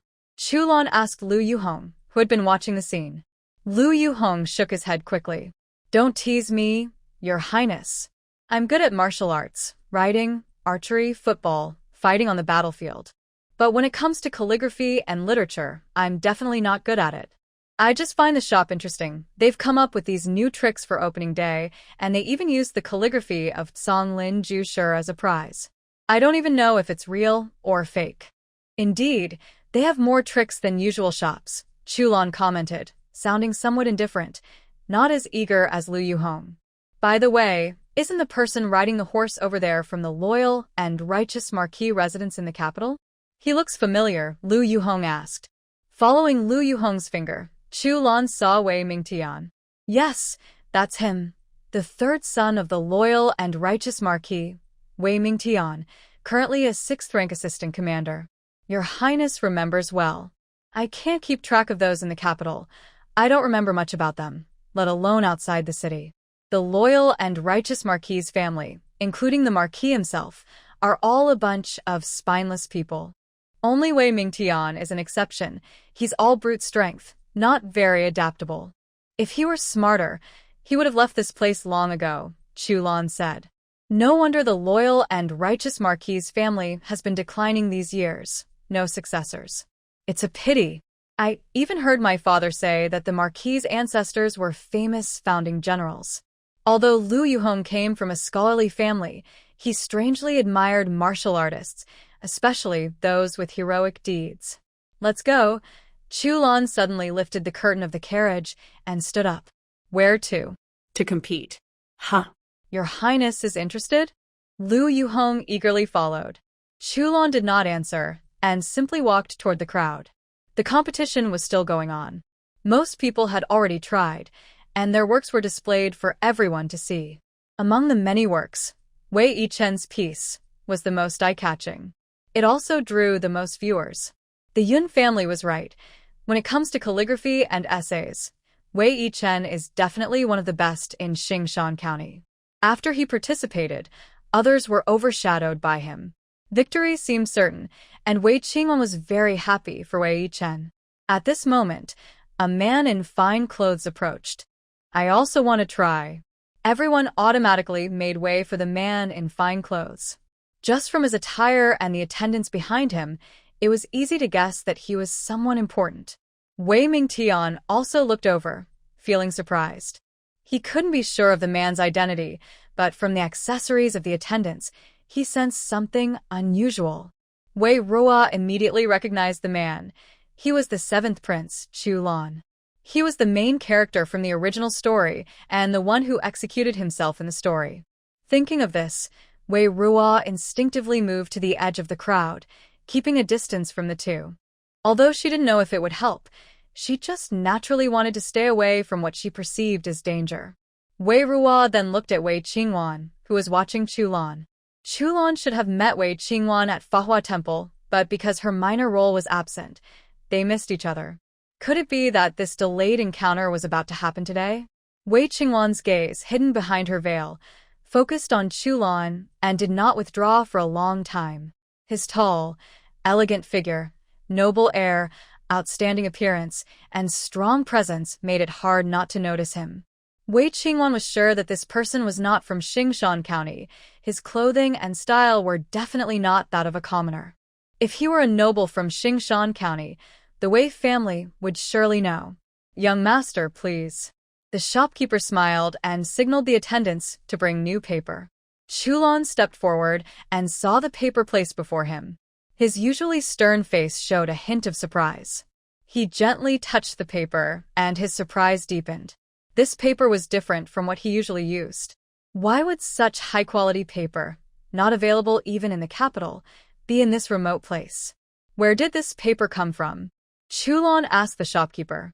The shopkeeper smiled warmly and replied, "This is the exclusive paper sold by our Four Treasures shop. If you like it, you can come back after our store opens to buy some. After today's contest ends, our shop will officially open." Chu Lan looked up at the shop behind the shopkeeper, where the sign read Four Treasures shop in large characters. Chu Lan said, "Interesting," then picked up a brush and began to write. The shopkeeper's question was, people regard food as heaven. Chu Lan also wrote about 100 characters with his brush. His handwriting was grand and powerful, with bold strokes, big and free. Spectators immediately cheered and praised his work with several good comments. The young clerk also hung Chu Lan's calligraphy next to Wei Yichen's work. The two pieces of calligraphy were placed side by side, and the contrast was obvious. Wei Yichen's writing was much gentler. The shopkeeper asked the crowd if anyone else wanted to participate in the contest. After asking 3 times and finding no one else, he handed each person a wooden token. The tokens were carved with the simple words "Four Treasures Shop" and strung with a red string. Today's judges are everyone present. Whoever thinks their calligraphy is the best can hang their token on that person's work. At the end, the person with the most tokens wins today's contest. Lu Yuhong looked at his token and smiled, whispering to Chu Lan, "This is interesting. They're letting the spectators vote to decide the winner." "It's a smart choice," Chu Lan replied. This way of judging avoided offending anyone, which was important for a new shop. Lu Yuhong asked with a smile, "If I don't vote for you, can I still go home tonight?" Chu Lan warned, "You'd better think carefully." Lu Yuhong chuckled, "Come on, I thought you were just playing around. Why would I care about winning or losing?" Chu Lan said, "Actually, this is more interesting than I expected." Lu Yuhong grinned, "I told you the shop is quite fun." The voting began. Spectators holding tokens cast their votes. Unsurprisingly, the number of tokens hung above Wei Yichen's and Chu Lan's works was the highest, far ahead of the others. Wei Qingwen also received a token. She knew she would definitely vote for her older brother, but before hanging her token, she couldn't help but glance at the young man in fine clothes. She wondered who would win between her brother and this young man. Wei Ruo also got a token. She quickly hung it on Wei Chen's work and then ran away at lightning speed. When voting ended, the shopkeeper counted all the tokens in front of everyone. Most others only had 3 or 5 votes, so there was nothing special to see. The most attention was on Wei Chen's and Chu Lan's works. Above Chu Lan's piece, there were 20 wooden plaques hanging on the hook. Above Wei Chen's piece, there were 21 wooden plaques. Wei Chen narrowly won by just 1 vote. The shopkeeper smiled and said to Chu Lan, "Sir, sorry, you lost by 1 vote. I declare you the loser. Do you have any objections?" "No," Chu Lan replied. "Since I participated in your contest, I will follow your rules. There's no problem with the process." "All right, then I announce that today's winner is the young man in white." Shopkeeper Jia smiled as he looked at Wei Chen. Wei Chen approached Chu Lan and bowed. "Thank you, sir. I was able to win today because my 2 younger sisters also received votes. If not, you would have won. Losing is losing. You have a sister, and I have a good friend here. That's all there is to it." Chu Lan was not angry. He seemed in a good mood, with a faint smile on his face. Compared to the calligraphy of Master Songlin, he was more interested in something else. Wei Chen nodded, but said nothing further. The shopkeeper put the scroll of Master Songlin's painting into a wooden box and handed it to Wei Chen. Then he announced, "The paper you used earlier is for sale in the shop. If needed, you can buy some. Each person is limited to 50 sheets per day. Supplies are limited, and sales end when sold out." The students who had just participated in the contest had already used the paper and brushes from the 4 Treasures studio. Their writing tools were average and similar to others, but the paper was very different. Although it was a bit more expensive than elsewhere, the quality was much better. And this price was acceptable to well-off families. When they heard about the limited quantity, everyone rushed into the shop, worried they might miss out. Soon, a long line formed outside the 4 Treasures studio, creating a lively scene. In Xingshan County, where the economy was not very prosperous, such a scene was rare. It showed that the hardest times still affected the common people, but families who could support a student could still afford good ink, paper, and brushes. Wei Chen also sent his servant to queue up and buy some for himself. Before long, shopkeeper Jia announced that all the paper for today had been sold out. If anyone needed more, they would have to wait until tomorrow. Those who didn't get any looked disappointed. The crowd dispersed, but Wei Qingwan was still among the people, looking around and instinctively searching for the handsome young man just now. Wei Chen grabbed her arm. "Wanwan, what are you looking at?" I'm looking for my sister."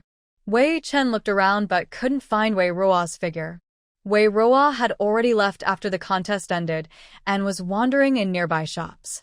Wei Chen found Wei Ruo at a dried fruit shop on the street. Wei Ruo had just bought several large bags of dried fruit and was about to return. Seeing what Wei Ruo bought, Wei Chen glanced at it and thought it was a bit much, but he didn't criticize her. Instead, he said, "Sister, you like dried fruit? Next time I'll bring some for you. You don't need to buy so much at once. It won't stay fresh for long." Wei Chen thought Wei Ruo rarely went out, and since she had a chance today, she might have bought so much because she was worried she wouldn't have another chance soon. Wei Ruo smiled but didn't agree or argue. She followed Wei Chen back to her family. After returning home, Wei Chen asked Wei Ming, "Father, that young man just now seemed quite distinguished. Do you know who he is?" Xingshan County is small, and if there were such powerful people, they wouldn't be unknown. "He probably isn't from Xingshan County, but I can't remember exactly who he is," Wei Ming said, having also been observing the unfamiliar young man but unable to recall him. Yun sure guessed, could he be the noble person staying at the Fahua Temple Zen room? Big figures rarely visit Xingshan County, so it's unlikely that 2 would come at the same time by coincidence. "That's possible," Wei Ming agreed. "Hubby, do you think the noble person might blame us because of what happened that day or because Wei Chen won the contest today?" Yun sure worried even more. "Don't think too much. If he really were angry over these small matters, I have nothing to say. Besides, from his behavior just now, he doesn't seem like a narrow-minded person," Wei Ming said. "He conducts himself properly and sits upright. If the court wanted to accuse him of opposing the war and harming the country, he would accept it. But if they punished him over such a small matter, it would truly be unjust. After failing to uncover the young man's identity, Wei Yichen handed over the calligraphy of the recluse from Songlin to Wei Ming. Wei Ming refused.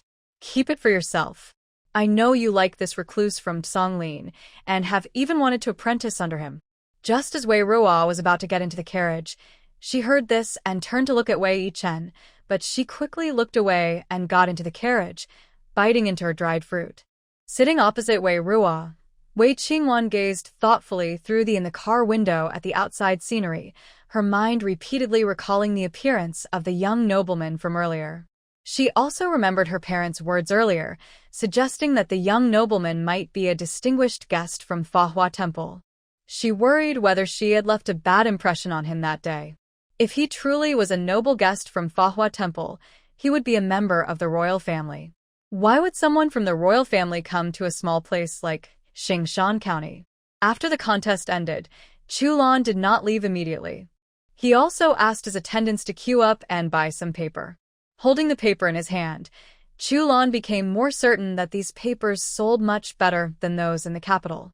Lu Yuhong also noticed that the paper Chulan bought was different from what they usually used, thicker, whiter, and smoother with finer texture. Wow, I didn't expect this shop to be so special. They not only use fancy methods to attract customers, but also sell better quality products than other places. Having this shop here is a bit of a waste. It should be in the capital. Business there would definitely be 100 times better, Lu Yuhong commented. Yuhong, opening a shop in the capital isn't that easy, Chulan replied. Oh, that's true. The capital is not like this small town, Lu Yuhong nodded. Then, jokingly, Lu Yuhong said to Chulan, Your Highness, since their paper is so good and popular among scholars and writers, I was thinking if I talk to their boss, maybe I can get a supply. I could open a shop in the capital, and I'd make some good money. No one would mind having more silver, not even a noble son like Lu Yuhong. You can try, but just don't be seen as someone who forcefully takes what isn't theirs, Chulan warned. Of course not. Do I look like that kind of scoundrel? If I were to oppress the common people, my grandfather would be the first to whip me to death. The contest was over, and today's stock of paper was sold out. Shopkeeper Jia closed the shop and then went to the small courtyard behind the shop, where a sturdy, honest-looking farmer was chopping firewood. When shopkeeper Jia entered, the farmer was busy splitting wood. He approached and reported on today's contest and the sales at the shop. Overall, it was very successful. Just with the calligraphy piece by Songlin Jushi and a small contest, they promoted Sambao Zhai in Xingshan County and sold 7,200 sheets of paper. Good. Thank you for your hard work, said Su Zhushan with a simple smile. Looking at Su Zhushan's honest appearance, shopkeeper Jia felt amazed for perhaps the 100th time. Although he seemed quite dull, he had many clever ideas. For example, today's method to attract customers was taught by Su Zhushan. The shopkeeper just followed his instructions. Shopkeeper Jia couldn't tell if their boss was pretending or truly wise. After a brief moment of reflection, the shopkeeper continued speaking to Su Zhushan. Also, earlier today, a young gentleman came to the shop asking about your boss. I answered according to your previous instructions, saying our boss was not accepting visitors. Oh, okay. That young gentleman then said he was here to work with your boss, wanting to buy supplies and open a shop in the capital. I remember you mentioned before that because our daily stock is limited, we wouldn't cooperate with others or provide paper supplies to anyone else. So I repeated the boss's instructions to him. Yes, that's right, Su Zhushan nodded. Boss, forgive my curiosity, but do we really only sell a small amount of paper each day because of a tight supply? Shopkeeper Jia couldn't hold back his curiosity. Yes, Su Zhushan replied. Then Su Zhushan suddenly remembered something important. By the way, starting tomorrow, we can't sell paper alone anymore. We. He paused, thinking carefully, then continued. We have to sell it together with brushes, ink, and inkstones. I'll give you a sheet of paper with the details. Su Zhushan ran back into the room and soon returned holding a piece of paper covered with messy writing, looking like it was written by a child about 7 or 8 years old. Shopkeeper Jia took the paper and was surprised, exclaiming how clever he was. Their shop sells 4 treasures of the study: brushes, ink, paper, and inkstones. Only the paper is special. The other 3 are common items found in many shops. Because of this, paper sells the best, while the other items rarely sell well. Today, they sold out of paper, but only 4 items, brushes, ink, and inkstones, were sold in total. However, the paper Su Zhushan gave him had new rules for future purchases. They would implement a matching system. Customers could only buy up to 20 sheets of paper at once. But if they bought it together with other items from the shop, they could buy 50 or even 80 sheets. After reading this, shopkeeper Jia still had a question. "Boss, if we sell like this, won't it scare people away from buying?" "It's fine to sell them this way. We won't force anyone. If they don't want to buy, they can buy 20 tickets instead," Su Zhushan said. Shopkeeper Jia nodded. "I'll sell it like this tomorrow. I'm leaving for today. I'll come back tomorrow." "All right. Thank you for your hard work," Su Zhushan replied. After closing his account book, Su Zhushan prepared to pick up his wife. She had been busy with mountain work these days and looked very thin. Tonight, he planned to kill a chicken to nourish her. Su Zhushan smiled kindly as he carried a bamboo basket from the yard. The basket could help him carry things for his wife, and if he found some pig grass on the way, he could also bring some back. After wandering around the street, Wei Ming and his group went to the training ground. The training ground was where soldiers practiced. Usually, outsiders were not allowed to enter, not even the family members of the officers. Recently, since soldiers were on the front lines, their training was moved closer to the East City Gate, leaving the original training ground empty. Only a few guards kept watch at the gate. Wei Ming brought a few children there, hoping to use this rare holiday to teach his children how to ride horses. Among the children, only the eldest son knew how to ride. He hadn't had time to teach the others yet. Wei Ming planned to let his 2 daughters try riding. He would teach Wei Ruo himself, while his eldest son would teach Wei Qingwan. As for the youngest, Wei Yilin, Yun Shi was watching him practice riding a small pony. Wei Yilin was usually mischievous at home, acting like a monkey, but today, with Wei Ming present, he was much more obedient and didn't throw any tantrums. Wei Ming led his horse, Sickle, to Wei Ruo and asked, "Ruo, do you dare to try?" Wei Ruo nodded. She had been here for a long time, but had never ridden a horse before. "Then I'll teach you. This is a stirrup, you need to put your foot here. This is a saddle, and this is the bridle." Wei Ming carefully explained the precautions for riding. Wei Ruo listened carefully. When Wei Ming finished and asked her to try, she didn't hesitate. She stepped into the stirrup and smoothly mounted the horse. Her movements were quick and graceful, confident and without fear. Wei Ming was still thinking about whether to find a stool for her to step on, but Wei Ruo was already riding. Realizing this, Wei Ming smiled and said, "Ruo, you are more decisive than your brother." When your big brother first learned to ride, he hesitated for a long time. Next to Wei Yichen, who was teaching Wei Qingwan, Wei Yichen heard his father criticize him and protested with a smile. "Father, why did you tell my sister about this? How can I, as the older brother, keep my face?" Wei Ming replied, "Your reputation is earned by yourself, not something I cover for you." Wei Yichen quickly said, All right. If I'm not good enough as a son, then my sister is brave and strong. Our Wei girl is a hero among women, not inferior to men." Hearing Wei Yichen's praise, Wei Ruo, who was being complimented, felt nothing. Instead, Wei Qingwan, standing beside Wei Yichen, looked down sadly. Wei Yichen turned his head and saw Wei Qingwan with her head lowered and a sad expression. "Wanwan, what's wrong? Are you feeling unwell?" Wei Yichen asked quickly. "It's nothing. I just feel a bit stupid. I can't learn horseback riding as quickly as my sister." "Wanwan, don't think like that. You have your own talents and strengths. There are many things you're good at that your sister isn't, like making delicious pastries, embroidery, calligraphy, and poetry. These are things Wei Yichen can't do as well. You don't have to be the best at everything. It's too tiring," Wei Yichen comforted her. Okay. Wei Qingwan replied softly. All right, big brother will continue teaching you, Wei Yichen said patiently, explaining the basics of horseback riding to Wei Qingwan again. Not long after, Wei Yichen saw Wei Ruo riding a horse and running around the training ground, circling the grass field again and again. Wei Ruo on the horse was smiling freely and confidently, completely unafraid of riding for the first time. Seeing his daughter's carefree and lively attitude, Wei Ming felt a bit pleased and sighed. I didn't expect Wei Ruo to look most like me. If she were a boy, she might fight alongside me on the battlefield. Yunshi also noticed her husband's proud expression when he looked at their daughter and felt happy. Wei Ruo was their biological daughter, and she carried some of her father's traits. Thinking of this, Yunshi's attitude toward Wei Ruo softened considerably. Since the last incident, she had been cold toward Wei Ruo, but today's scene changed her feelings somewhat. After riding for a while, Wei Ming took out a bow and arrow for Wei Ruo to try. Archery is different from horseback riding and more difficult. Just try it.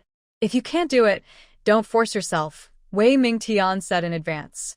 Wei Mingting originally planned to teach only his two daughters how to ride horses today and did not intend for them to try archery, as archery is still quite difficult for young girls. However, Wei Ruo's recent horseback riding performance made Wei Mingting change his mind. Wei Mingting demonstrated to Wei Ruo how to set the arrow, draw the bow, and shoot.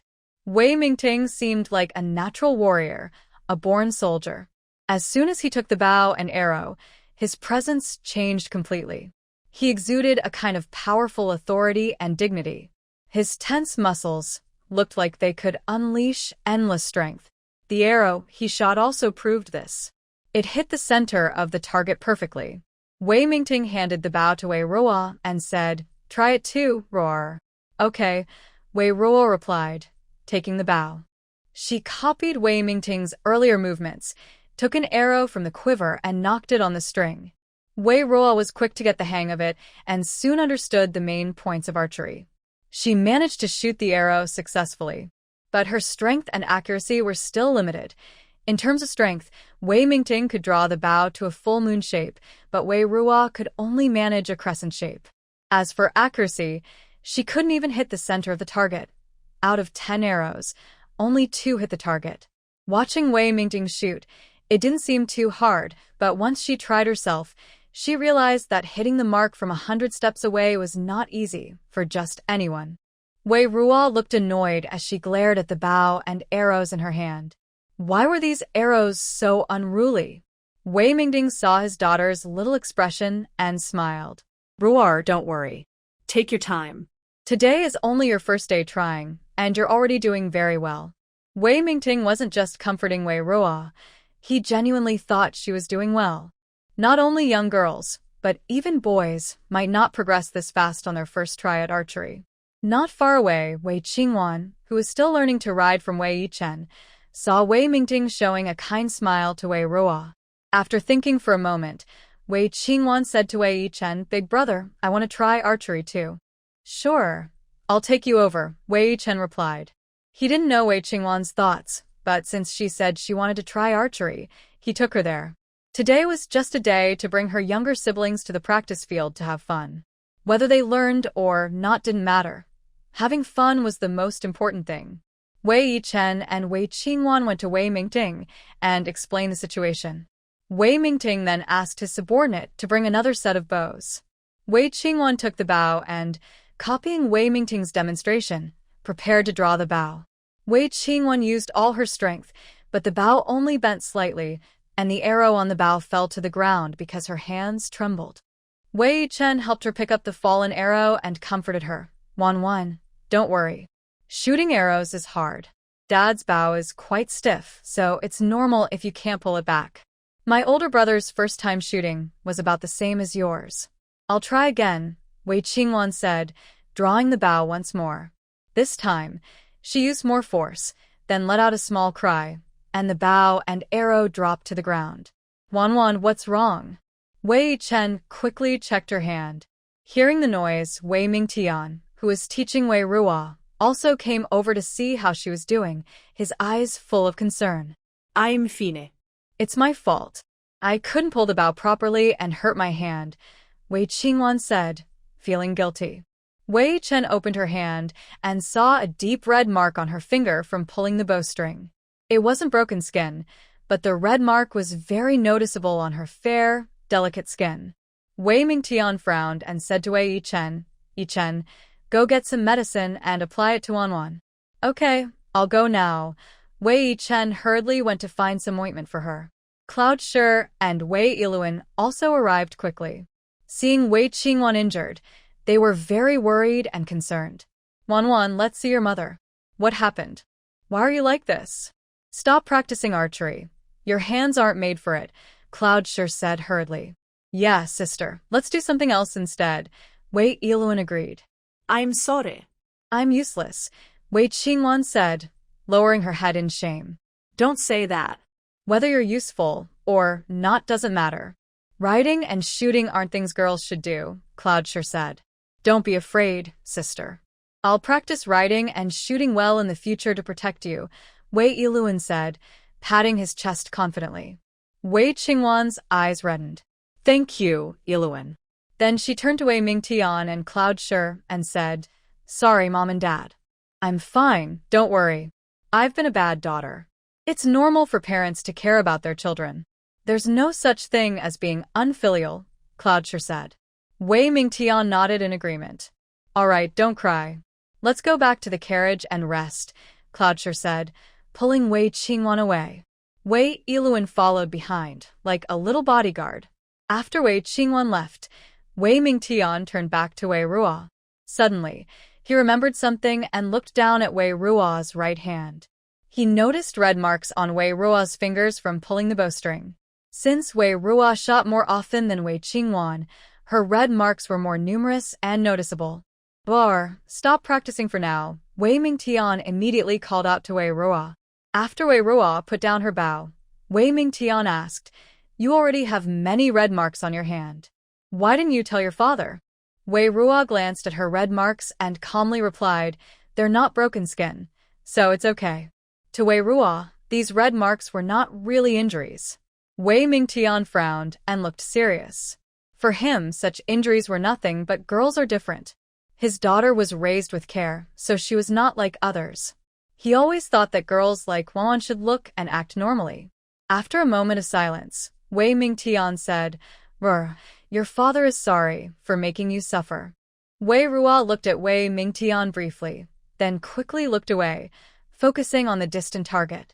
For a moment, Wei Ruo wanted to tell Wei Ming that she didn't find life in the countryside hard. She had family, friends, and her own life there. But she held back because those words were not what the Wei family liked to hear. They believed that bringing her back to be a noble lady and living comfortably was the best choice for her. To change the subject, Wei Ruo asked, Do bows really need so much strength? Are there lighter ones, like crossbows that can be used with one hand? Yes, there are. Using a crossbow doesn't require as much strength and won't hurt your hand. Do you want to try a crossbow, Ruo? Wei Ming asked. Wei Ruo shook her head. No, I don't want to try. I'm just curious why soldiers nowadays use bows more than crossbows. Because crossbows shoot slower. Skilled archers can shoot 3 arrows in the same time it takes a crossbowman to shoot one. In battle, the density of firepower is very important, Wei Ming explained. I see, Wei Ruo said thoughtfully.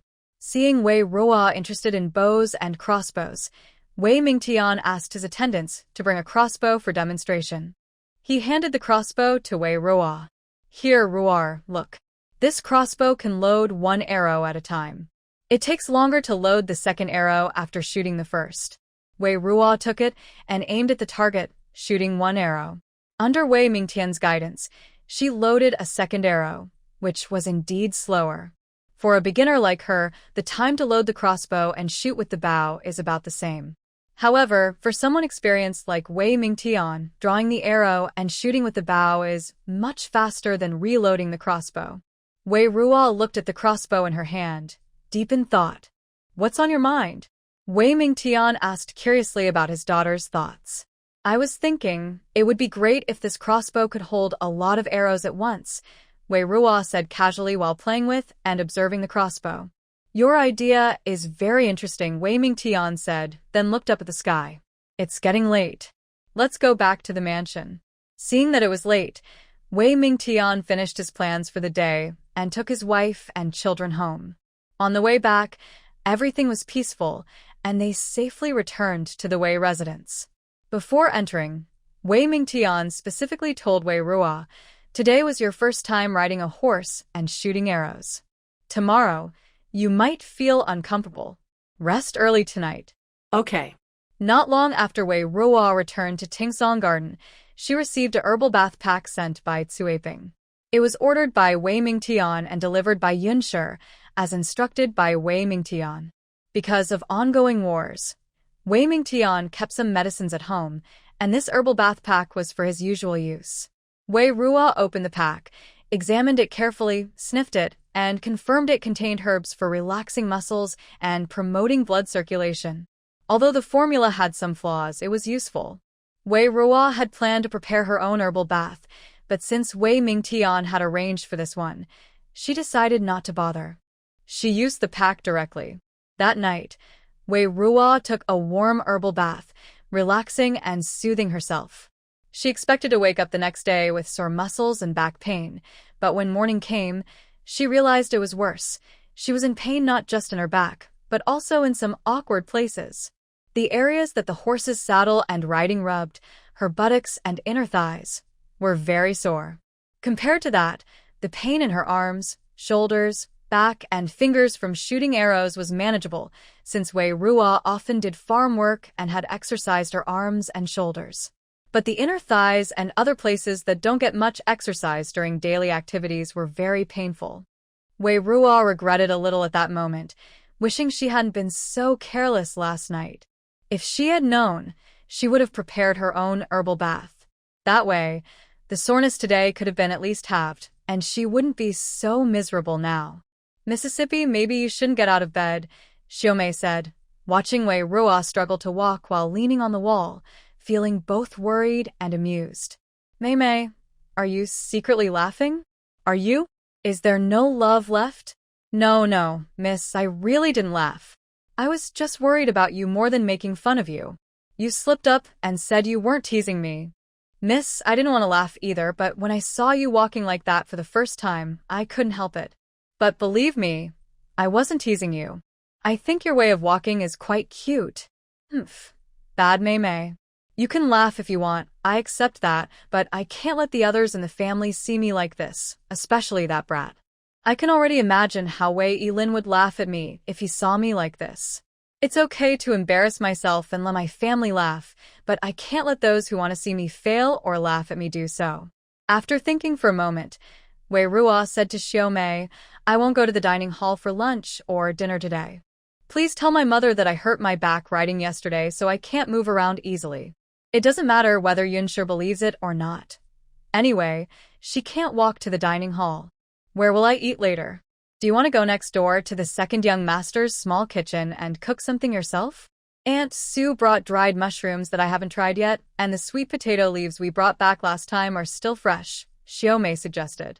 Hearing this, Wei Ruo's craving started to stir. She's not very picky, but the food in the main kitchen of the Wei family is quite bland compared to what she and Wongme usually eat. It's not that the cooks in the main kitchen are bad, but they use very different seasonings. Just go next door. Wei Ruo decided. Even if she had to limp, she would go over to eat. So Wongme first went to Songyuan to report Wei Ruo's condition to Yunshe. Last night, Wei Ming mentioned to her that Wei Ruo's first time riding and shooting had tired her out, and she would probably have sore muscles the next day. As a mother, she should care more. Yunshe happily agreed that Wei Ruo wouldn't go to the dining hall and ordered the kitchen staff to prepare a separate meal and send it to Songyuan for Wei Ruo. When Wongme returned to Songyuan, she helped Wei Ruo out the door. Before leaving, Wei Ruo first looked around to make sure no one was passing by, then went out. She endured the pain and jumped happily to the door of Exiled. As soon as Xiaobei opened the door, Wongme and Wei Ruo went inside. Xiaobei didn't have time to ask anything. "Miss, what happened to you?" Xiao Bei asked. Is it broken? Wei Ruo looked toward the octagonal pavilion in the courtyard. Sure enough, Wei Jin Yi, after recovering from his illness, had started sitting inside the pavilion again.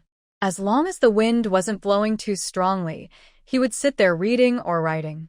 Wei Jin Yi was also watching Wei Ruo at this moment. He saw her bouncing happily toward him, her stance a bit strange, but also quite cute. When she reached him, Wei Jin Yi asked, "Are you hurt? Did you get injured?"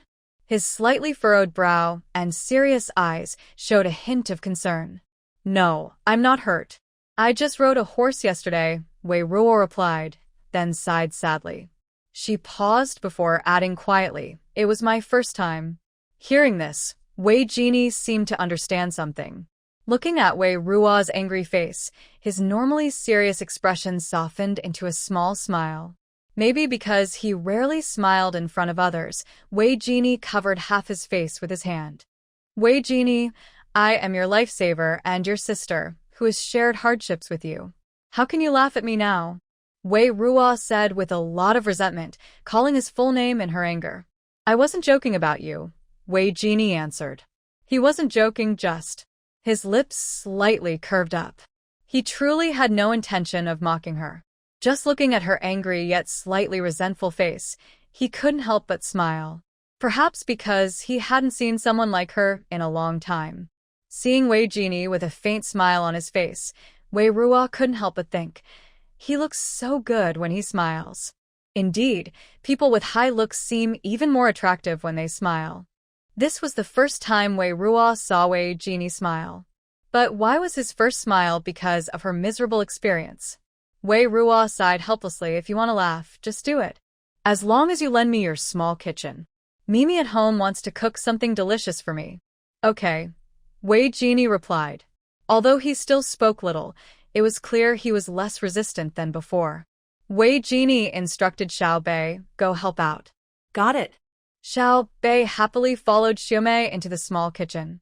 Xiaomei stir-fried a plate of sweet potato leaves, then a mushroom dish, and used the old hen from the small kitchen along with astragalus and goji berries from Wei Ruo's medicinal pantry to make a nourishing chicken soup. This old hen was specially given to Wei Jin Yi by the main kitchen after he fell ill, to help him recover. Xiaomei asked Xiao Bei, who then went to ask Wei Jin Yi. Only after confirming that it was okay to burn the items did Xiaomei start cutting. She didn't waste the chicken offal and blood. Instead, she ran back to Tingsong Garden to gather some spices. The prepared spicy hot pot seasoning was used up, but they still had some leftover spices, perfect for stir-frying the chicken offal and blood. While Xiaomei and Xiao Bei were busy in the kitchen, Wei Ruo sat in the pavilion watching Wei Jin Yi write. Usually, she wouldn't be so leisurely, but today she sat down and didn't plan to move easily. She had seen Wei Jin Yi sitting in the pavilion reading and writing before, but she had never seen his work up close. Whether it was a coincidence or because she wasn't paying enough attention, she only saw the books he was reading, but never his calligraphy or paintings. "Your handwriting is really beautiful." Although Wei Ruo wasn't very skilled in calligraphy, her brush writing was only passable, mainly practice to help with shop work. But she knew what kind of writing looked good and artistic. Wei Jin Yi's writing was just like that. His characters reflected his personality. His handwriting was strong and elegant, with both delicate and bold qualities. It was very beautiful. Wei Jin Yi didn't answer. It wasn't that he didn't want to respond, but he didn't know how to reply to such a compliment. "You've read so many books and have good handwriting. Why don't you try to take the imperial exams like your older brother?" Wei Ruo asked out of curiosity. Wei Jin Yi wasn't even a child scholar, let alone a candidate for the Shotsai, Jiren, or Jinshi exams. He had never taken an exam before. Although he was a disliked illegitimate son, if he wanted to take the exams, Wei Ming and Yunshi would probably agree. If he succeeded, it would be a great honor for the family. "I used to have different ambitions," Wei Jin Yi replied. "Used to? Have they changed now?" "Somewhat." "So, do you want to try now?" Wei Ruo asked. Wei Jin Yi was only 16. Starting to take exams now was a bit later than Wei Yichen and the others, but in this era of lifelong imperial exams, it wasn't too late. Jin Yi didn't answer her question directly. Instead, he asked about Wei Ruo. I heard your mother is arranging for you to attend classes at the county office. Yes, I hope she takes it a little slower. You don't want to go? Jin Yi asked. I don't want to go. Wei Ruo pouted and sighed helplessly. Is it that you don't want to attend the classes, or that you don't want to go to the county office? Jin Yi also asked, although I don't really want to attend classes, I prefer not to study with Wei Qingwan more.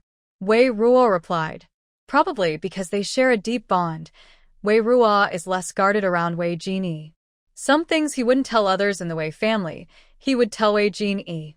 And Jin Yi also knows about the last incident. Wei Ruo said, actually, I wanted to find a female teacher myself, but it was rejected. I don't know how long I can delay, because of the situation in the southern wasteland.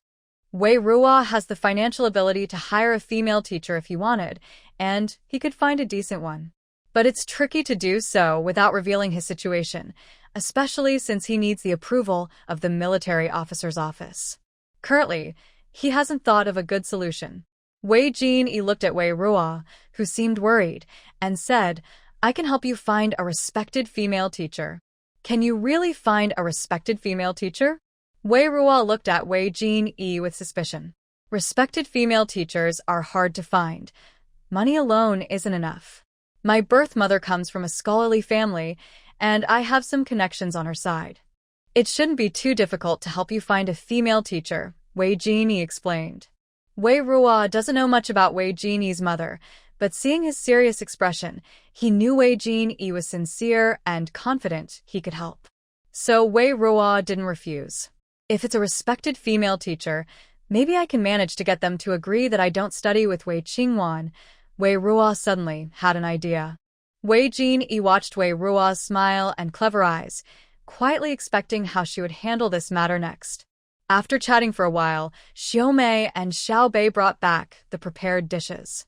3 dishes and 1 soup, steaming hot, with a fragrant aroma filling the yard. Wei Ruo invited Xiaomei to sit and eat together, and Jin Yi called Xiaobei to bring the food to the table. They weren't strict people, and today, with no one else around, there was no need to keep the master-servant distinctions so strict. Inside the octagonal pavilion, 4 people sat at a small stone table. Of the 4 dishes, 3 were non-spicy. Wei Ruo had warned Jin Yi in advance that the stir-fried chicken offal and the seafood hot pot might be too strong for him, so he shouldn't eat them and should drink more chicken soup. Jin initially did not try the chicken offal, but after tasting the other 3 dishes, he decided to try it.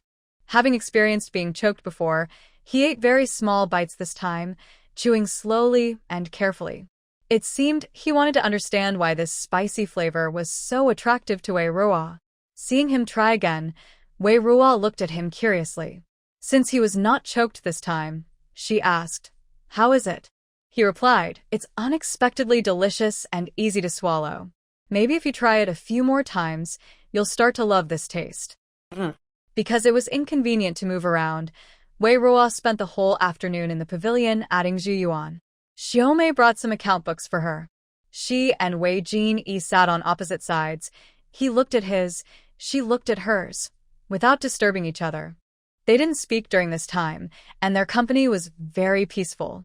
At one point, Jin Yi saw the writing on Wei Ruo's paper. The handwriting was very childish, like someone who had just started practicing calligraphy. Only Wei Yilin, who is 7 years old, might have handwriting comparable to hers. In the evening, after having dinner together, Wei Ruo, with Xiaomei's help, jumped and skipped happily back to Ting Song Yuan. After Wei Ruo left, Jin Yi wrote a letter and asked Xiaobei to deliver it outside the residence. When Xiaobei returned, he brought back a reply, saying that the young master's instructions would be carried out properly. After grainful, the temperature rose, but compared to previous years, it was still a bit lower. Some old farmers were already worried about this year's harvest. Based on the current situation, the harvest probably wouldn't be good again this year, possibly even worse than the past 2 years. Wei Ruo rested for a few days until her health was fully recovered, then went again to the wasteland in the southern city. The land she chose for experiments had been cleared of weeds, and the first batch of sealed, fermented, hydrolyzed straw ash residue and humus had been placed there. These materials were acidic and could neutralize the alkaline salt-alkali land, making the soil suitable for growing common crops. Wei Ruo arranged for the long-term workers to do a second round of humus filling today. 2 workers and Grandma Zhang didn't quite understand her plan, but they completed the work well. Wei Ruo wanted to go into the field herself to help, but Grandma Zhang advised her to stay in the carriage. If she needed anything, she could just tell them. So Wei Ruo had to stay in the carriage, directing and commanding the 2 workers and Grandma Zhang. At noon, Wei Ruo sat under the fragrant camphor tree beside the experimental field to rest, with Xiaomei on her left and Grandma Zhang on her right. The 2 senior workers were standing further away by a small river. Xiaomei took out the lunch she had prepared before leaving: braised pork over rice, served with a side of blanched greens. For the same meal, Wei Ruo also prepared a portion for her companion, Granny Zhang, and the 2 senior workers, each packed in a separate box. After giving 1 box to Granny Zhang, Xiaomei went to the riverbank and handed the other 2 boxes to Agui and Xiaoba. Granny Zhang and the 2 workers were stunned when they received the boxes. The young lady had actually prepared a meal for their servants too. Stop staring and start eating. It's already this late. If you don't fill your stomach, how will you have the strength to work? Wei Ruo said to the 3. They snapped out of their surprise, quickly set down their cornbread, and opened the boxes Wei Ruo had given them. There was meat. Big chunks of meat. Granny Zhang and the 2 workers' eyes lit up with excitement. All 3 moved at the same time, eager to taste a bite. Granny Zhang was a bit more graceful. As a relatively respectable maid in the household, she often got to eat meat. But the 2 workers were different. In good years, they ate more meat, but in recent years, they only had it during festivals or special occasions. They thought just having meat was enough happiness, but once they tasted it, they were amazed. Even Granny Zhang was no exception this time. This meat was unlike anything they had eaten elsewhere. How could this meat be so delicious? They hungrily ate their rice, now mixed with the flavorful meat broth, an indescribably tasty combination. They ate quickly at first, then slowed down because the meat was so good they wanted to savor it longer, not just finish it in a few bites. When they finished, the 2 workers didn't dare to ask for more, but Granny Zhang couldn't help but ask Wei Ruo, "Young lady, did the kitchen make this meat? How did it taste so good?" "It was made by Xiaomei," Wei Ruo replied. "Xiaomei's cooking is so good." Granny Zhang couldn't help but praise her, and her eyes looked at Xiaomei with new respect. When Granny Zhang first saw Xiaomei, she didn't like her because she was a maid hired by the He family for Wei Ruo, and she stayed in the countryside with Wei Ruo, lacking proper manners. She was far from the refined women from the official household. But now, she never expected this girl to have such skills. It seemed that not all country folks were uncultured or simple-minded. Some were truly impressive. Feeling the admiration in Zhang Mama's eyes as she looked at herself, Xiaomei couldn't help but smile. It was the first time she saw Zhang Mama, who usually looked at people through her nose, show such an expression towards her. Wei Ruo said to Zhang Mama and the 2 long-term workers, "Lunch is just one part of it. As long as you follow me and complete the tasks I assign, I won't treat you badly."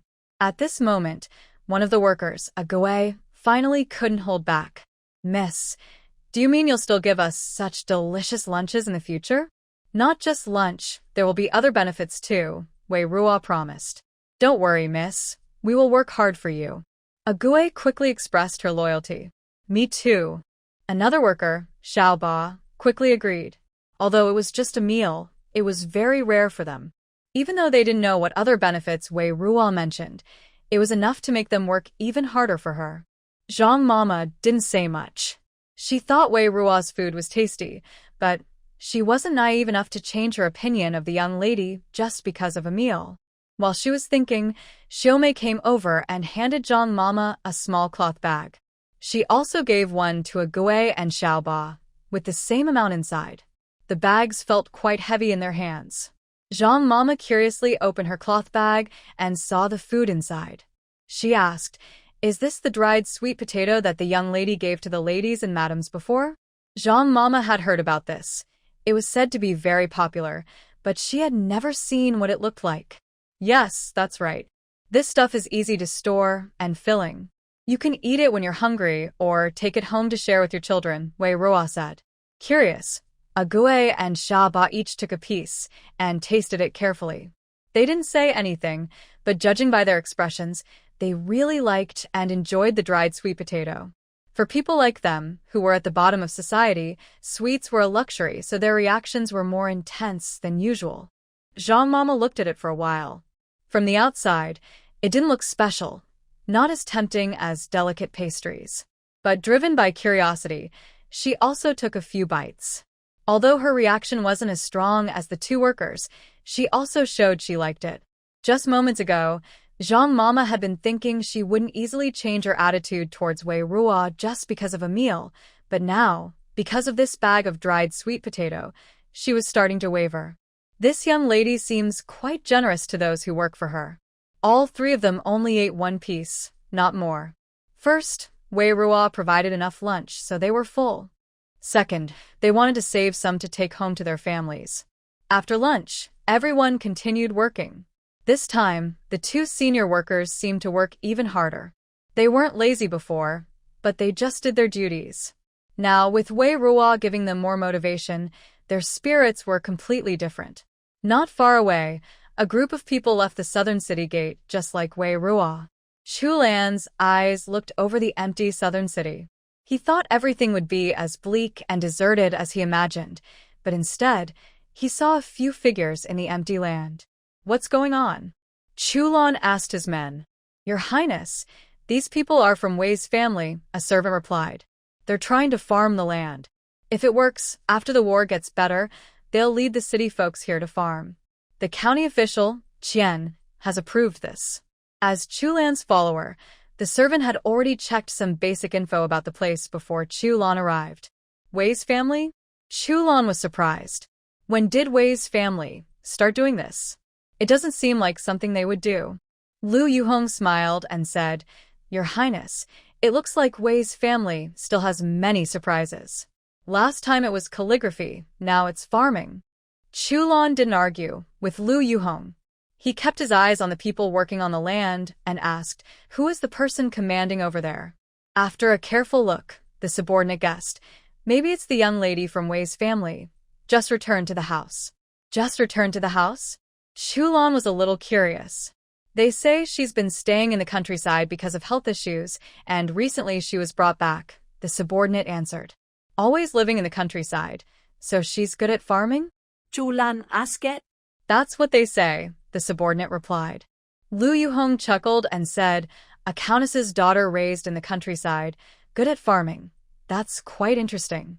Whether she's skilled or not depends on what she can grow. Not everyone who works the land is an expert, Chulan said cautiously. That's true. Only results count. Compared to that, the Four Treasures Studio is more interesting, Lu Yuhong replied. Although the shopkeeper was politely refused when I last asked about the store, Lu Yuhong still kept thinking about Four Treasures Pavilion. He felt it was a good chance to make money. After a short stop, Chulan led everyone toward Moon-Gazing Mountain, not paying much attention to this small incident. After finishing the soil improvement, Wei Ruo ordered Grandma Zhang, Ague, and Little Eight to level the land and then fill it with water. Once the land was prepared, Wei Ruo went again to the wasteland in the southern part of the city, bringing a large bag of rice seeds. When Wei Ruo handed the bag of rice seeds to Grandma Zhang, asking her, Ague, and Little Eight to plant them, Grandma Zhang looked hesitant. After thinking carefully, she spoke again to advise Wei Ruo. Young lady, forgive me for asking, but is it really the right time to plant rice? Maybe we should plant other crops instead. As long as they grow, other crops are fine too. Just plant this one. Don't worry. These rice seeds are late-season rice, brought from Huzhou Prefecture. People there have already planted it. The timing is perfect now, and it will definitely grow. Wei Ruo was confident and firm. Really? Such rice seeds exist? Grandma Zhang looked surprised. Yes, they do. But don't tell others about this for now. Just go ahead and plant them. Once the seedlings grow, report back, and it will be more convincing. If this had been said before, Grandma Zhang wouldn't have believed it. But now, her trust in Wei Ruo had grown a little. She still thought the young lady's ideas were a bit fanciful. Farmers who had farmed all their lives wouldn't agree with such ideas. Agaway and Little Eight didn't think so much. Agaway said, if the young lady says it's okay, then it's okay. We'll listen to her. Little Eight also said, yes, whatever the young lady wants us to plant, we'll plant it. Nothing else mattered. Wei Ruo was kind to them, gave them good food, and made sure their families were well fed. Following her was the right choice. Wei Ruo reminded them, learn well and remember carefully. After this land is successful, we will develop other wastelands. More workers will be needed, and you too, with your experience, will teach others how to improve the land. Later, you will also be in charge of managing and leading these workers. Wouldn't that mean they would become foremen? Agaway and Little Eight happily promised, young lady, don't worry. We will work hard. The two of them took the rice seeds and started working diligently. Planting the seeds was not difficult, but when the seedlings grew and they had to transplant them, the work became more demanding. If the seedlings grow successfully, it means that Wei Ruo's soil improvement has mostly succeeded. So now, they only need to wait half a month to see if Wei Ruo's soil improvement was effective. After a few days of working in the fields, Wei Ruo had a day off, but Yunsher called her for a talk. The conversation was about the same old topics. Wei Ruo was urged to assign the task of managing the wasteland in the south of the city to her people, while she herself should go to the county office to study. Since she had already been pressed about this once, Yunsher didn't give her another chance to delay. She told Wei Ruo to prepare, and the arrangement would be made in the next couple of days. Seeing she couldn't delay any longer, Wei Ruo agreed to Yunsher's plan. That evening, Wei Ruo had dinner with everyone in the dining hall. After dinner, they sat together as usual, drinking tea and chatting. Wei Yichen also reported his progress in reading to his mother, and Wei Yilin shared stories about what happened at the school. Wei Qingwen usually didn't speak much, but today she hesitated before mentioning something. Mother, the Xie family has invited a female teacher. It's said to be the famous Miss Wang Kaiwei. Yunsher looked up and asked, really? Wei Yichen and Wei Yilin both looked surprised. Wang Kaiwei was a well-known talented woman from Jiangsu and Zhejiang. She was born into a scholarly family with a deep heritage, but unfortunately, her family fell on hard times.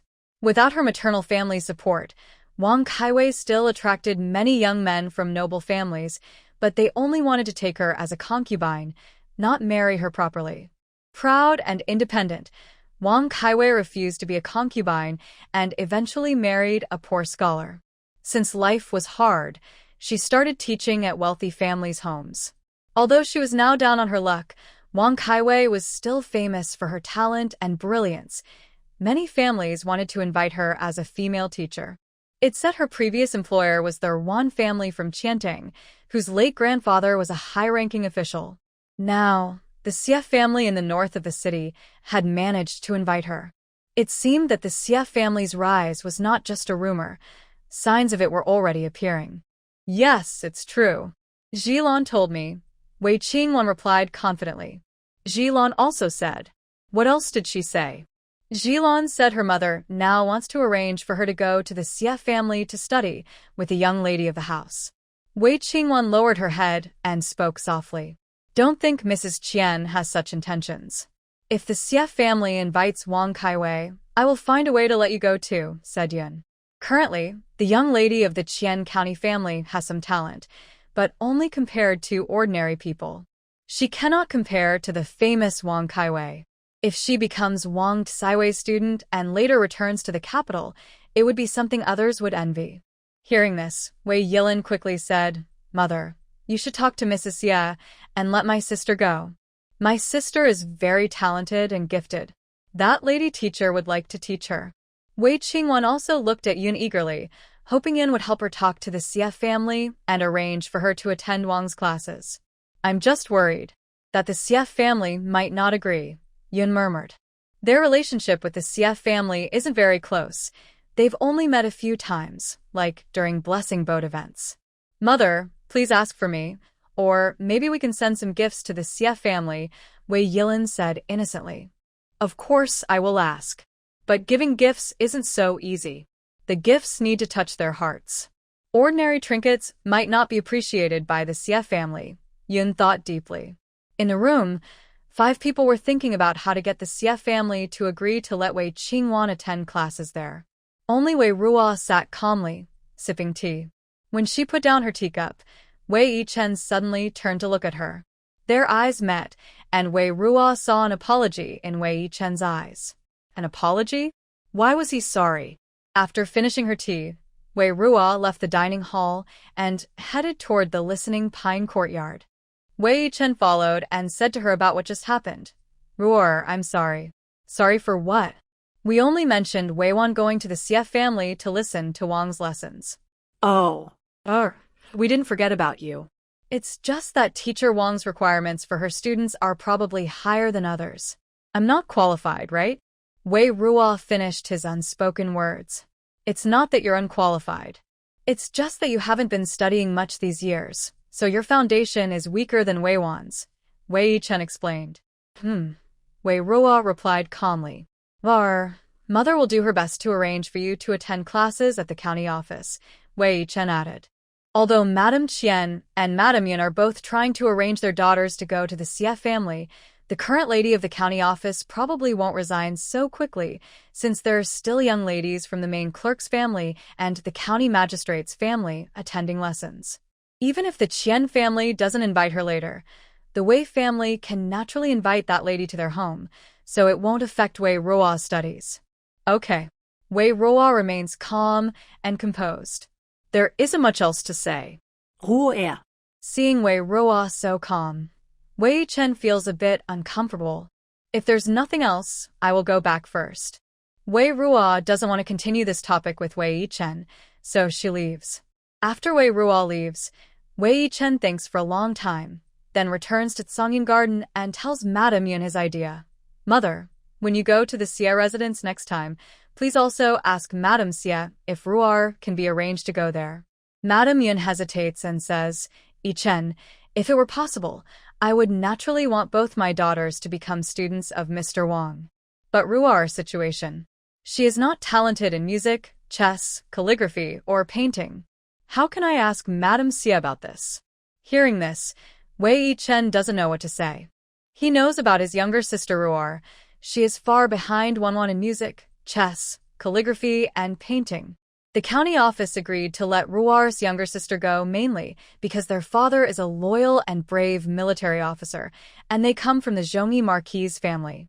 The Xie family and Mr. Wang Saixio wouldn't look highly upon them just because of that.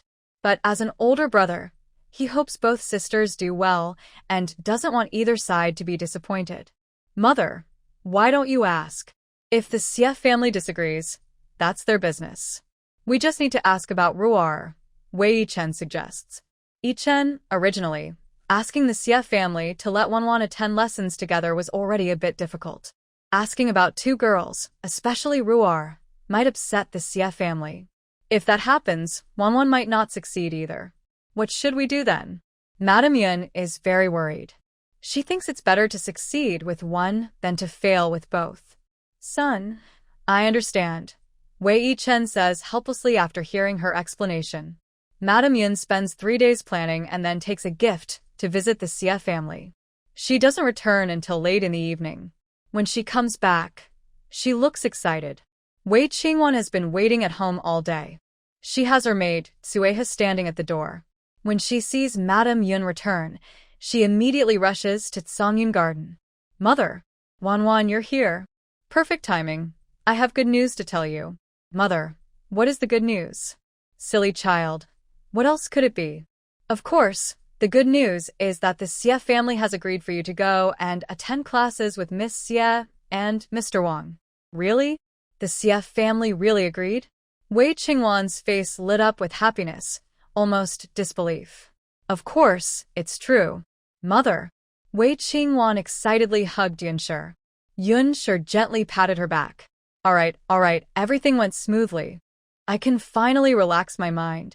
Thank you, Mother, for working so hard for me. You've been busy. Silly child, parents are supposed to worry about their children.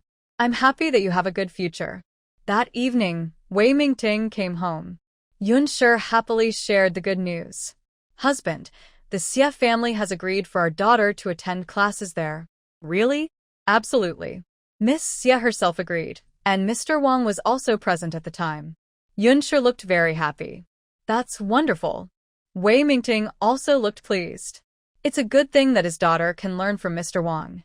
He paused and then said, don't forget about Ruer. You need to arrange a good school for her. If she doesn't want to learn, that's her choice, but you still need to make arrangements. Husband, don't worry. The county magistrate's wife already agreed. We just don't know yet if the Xie family will let Miss Qian go to learn as well. If Miss Qian goes, the county office might not invite the female teacher themselves. If they don't invite her, you can invite the female teacher to our home. Not only for Ruer, but for other young ladies too. They all need to learn. Wei Mingting advised. Yes, I understand. Yunshi thought the same. Although inviting the female teacher to their home would increase expenses, since Wanwan was arranged to go to the Xie family, they couldn't let Ruer be too behind. Plus, inviting the former teacher from the Qian family to their home could also help strengthen ties with the chief clerk and the county magistrate's family. Although Wei Mingting is a military officer and has no official dealings with these families, it's always good to build better relationships while living in Xingshan County. After 2 days, there was news from the county office. The Xie family did not agree for Qian Jilan to study there. Miss Xie refused politely, citing that the Qian family had already arranged a teacher for her. Qian's mother felt upset but had no choice. That evening, Madame Yin called Wei Ruo over. I have given you enough time to settle the matters in the southern outskirts of the city. Now just tell Zhang Mama to handle the rest. You should go to the county office to study. Understood. To Madame Yin's surprise, this time Wei Ruo did not argue but calmly agreed. Madame Yin then continued, there's one more issue. Our family only has one carriage. Her expression looked a bit troubled. In the past, only Wei Qingwan went to study at the county office, so it was easy for the carriage to pick her up and drop her off. The original plan was for both Wei Qingwan and Wei Ruo to attend classes at the county office, so sharing one carriage was fine. But now, the situation is more complicated.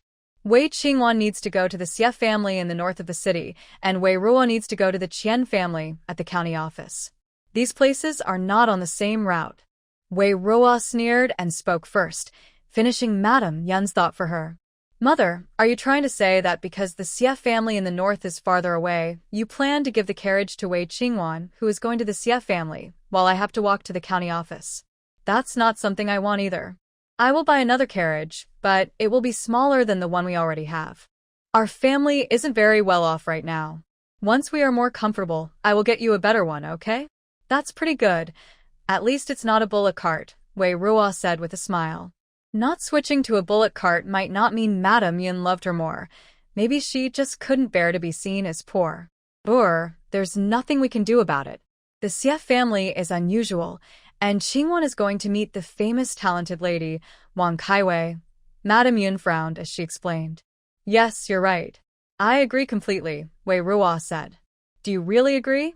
Madame Yin looked at Wei Ruo with surprise, thinking she was being sarcastic. But her expression didn't seem like that. I do agree.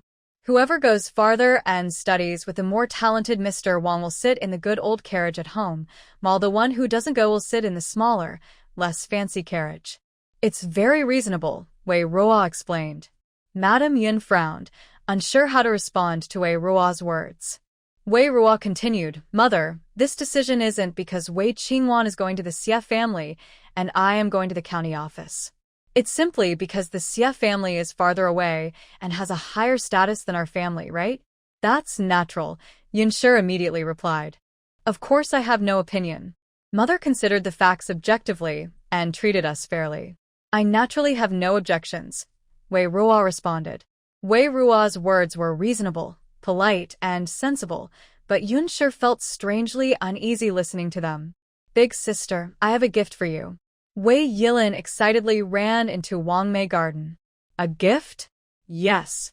Congratulations on going to study at the Xie family school and learning from the famous lady teacher. Wei Yilin said with a big smile. Wei Yilin proudly introduced his gift. I bought you a set of brushes, ink, paper, and inkstone from that new shop called Sihuazhai. Aren't their papers expensive and hard to buy? Wei Qingwan asked, surprised. Yes, but it's okay. I have my secret savings. Wei Yilin said happily. Yilin, you're so kind to me. Wei Qingwan said softly, her voice full of emotion. You're my sister. If I don't treat you well, who will I treat well? Wei Qingwan hesitated and said, but there's also sister. She's going to study at the county office too. I wonder how her supplies of writing tools are coming along. I don't care about her. Her affairs have nothing to do with me. I should go see her. If she doesn't have what she needs, I'll give her some of mine. She's our older sister. She might not care about us, but as her younger siblings, we should care about her. She then walked to her room and brought out several brushes, ink, paper, and inkstones. Big sister, I'll go with you. I'm afraid she'll bully you. Wei Yilin hurried after her. Thank you, Yilin. I'm fine. At the mansion, she probably won't bully me much. Just because you're kind doesn't mean others are. We can't be too optimistic about this, Wei Yilin said firmly. Anyway, today, as long as Big Sister wanted to see Wei Qingrua, he would go with her. All right, then you can come with me. But when you see her, don't say those things anymore. Big Brother will be angry if he finds out. I understand. As long as she doesn't do anything to you, I won't cause trouble with her today, Wei Yilin promised Wei Qingwan. When they arrived at Tingsong Garden, Wei Ruo was busy fertilizing the sweet potatoes, loofahs, pumpkins, and gourds planted in the yard.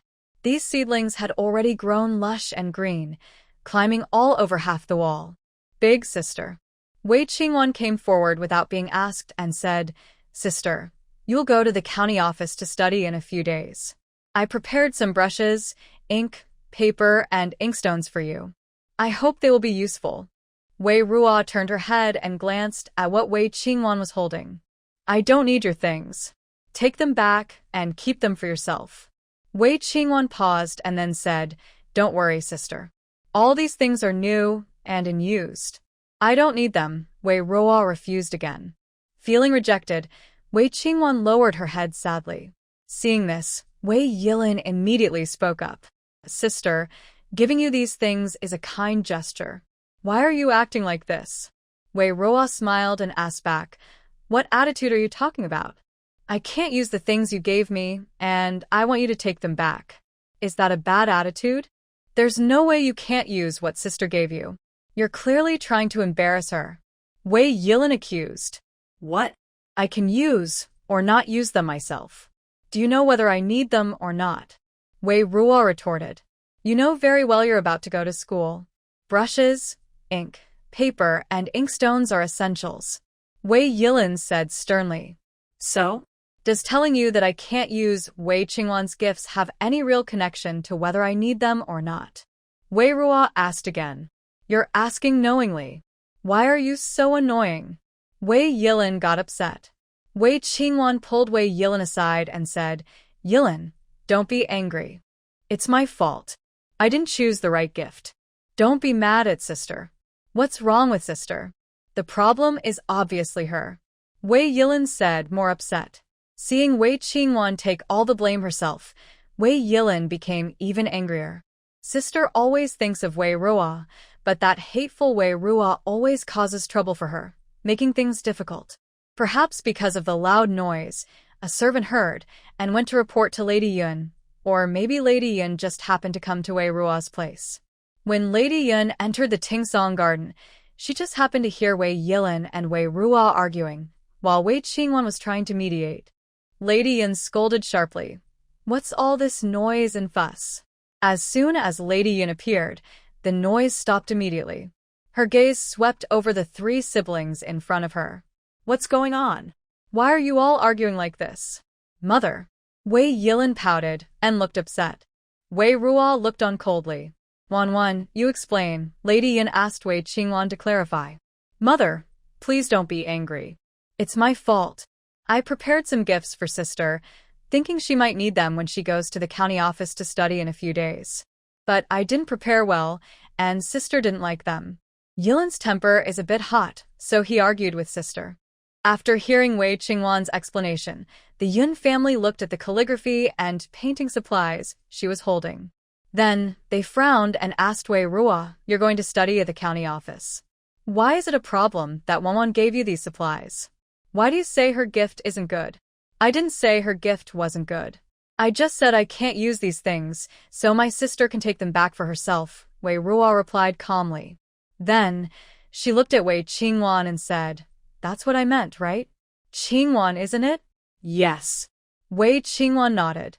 Wei Yilin quickly said, "If you tell your sister to take it back, it means you're not happy with her gift, right?" Wei Ruo chuckled softly.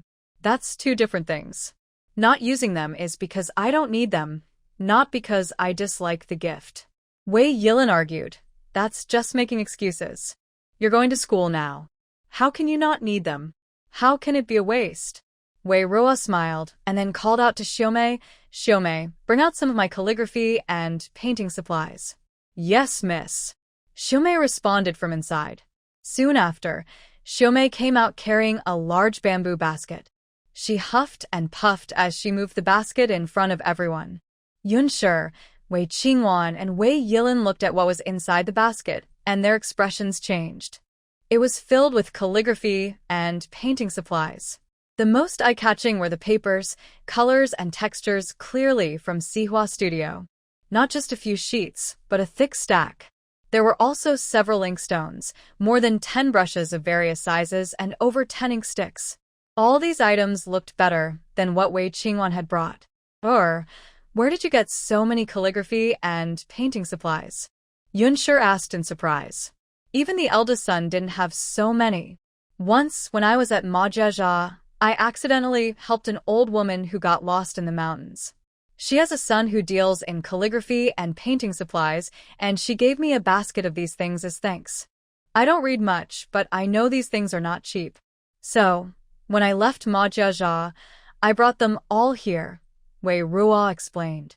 When Wei Ruo arrived at the Wei family, she brought 2 full carts of things, which everyone knew about. But they thought it was just some cheap rural items, so no one asked what exactly she had brought back.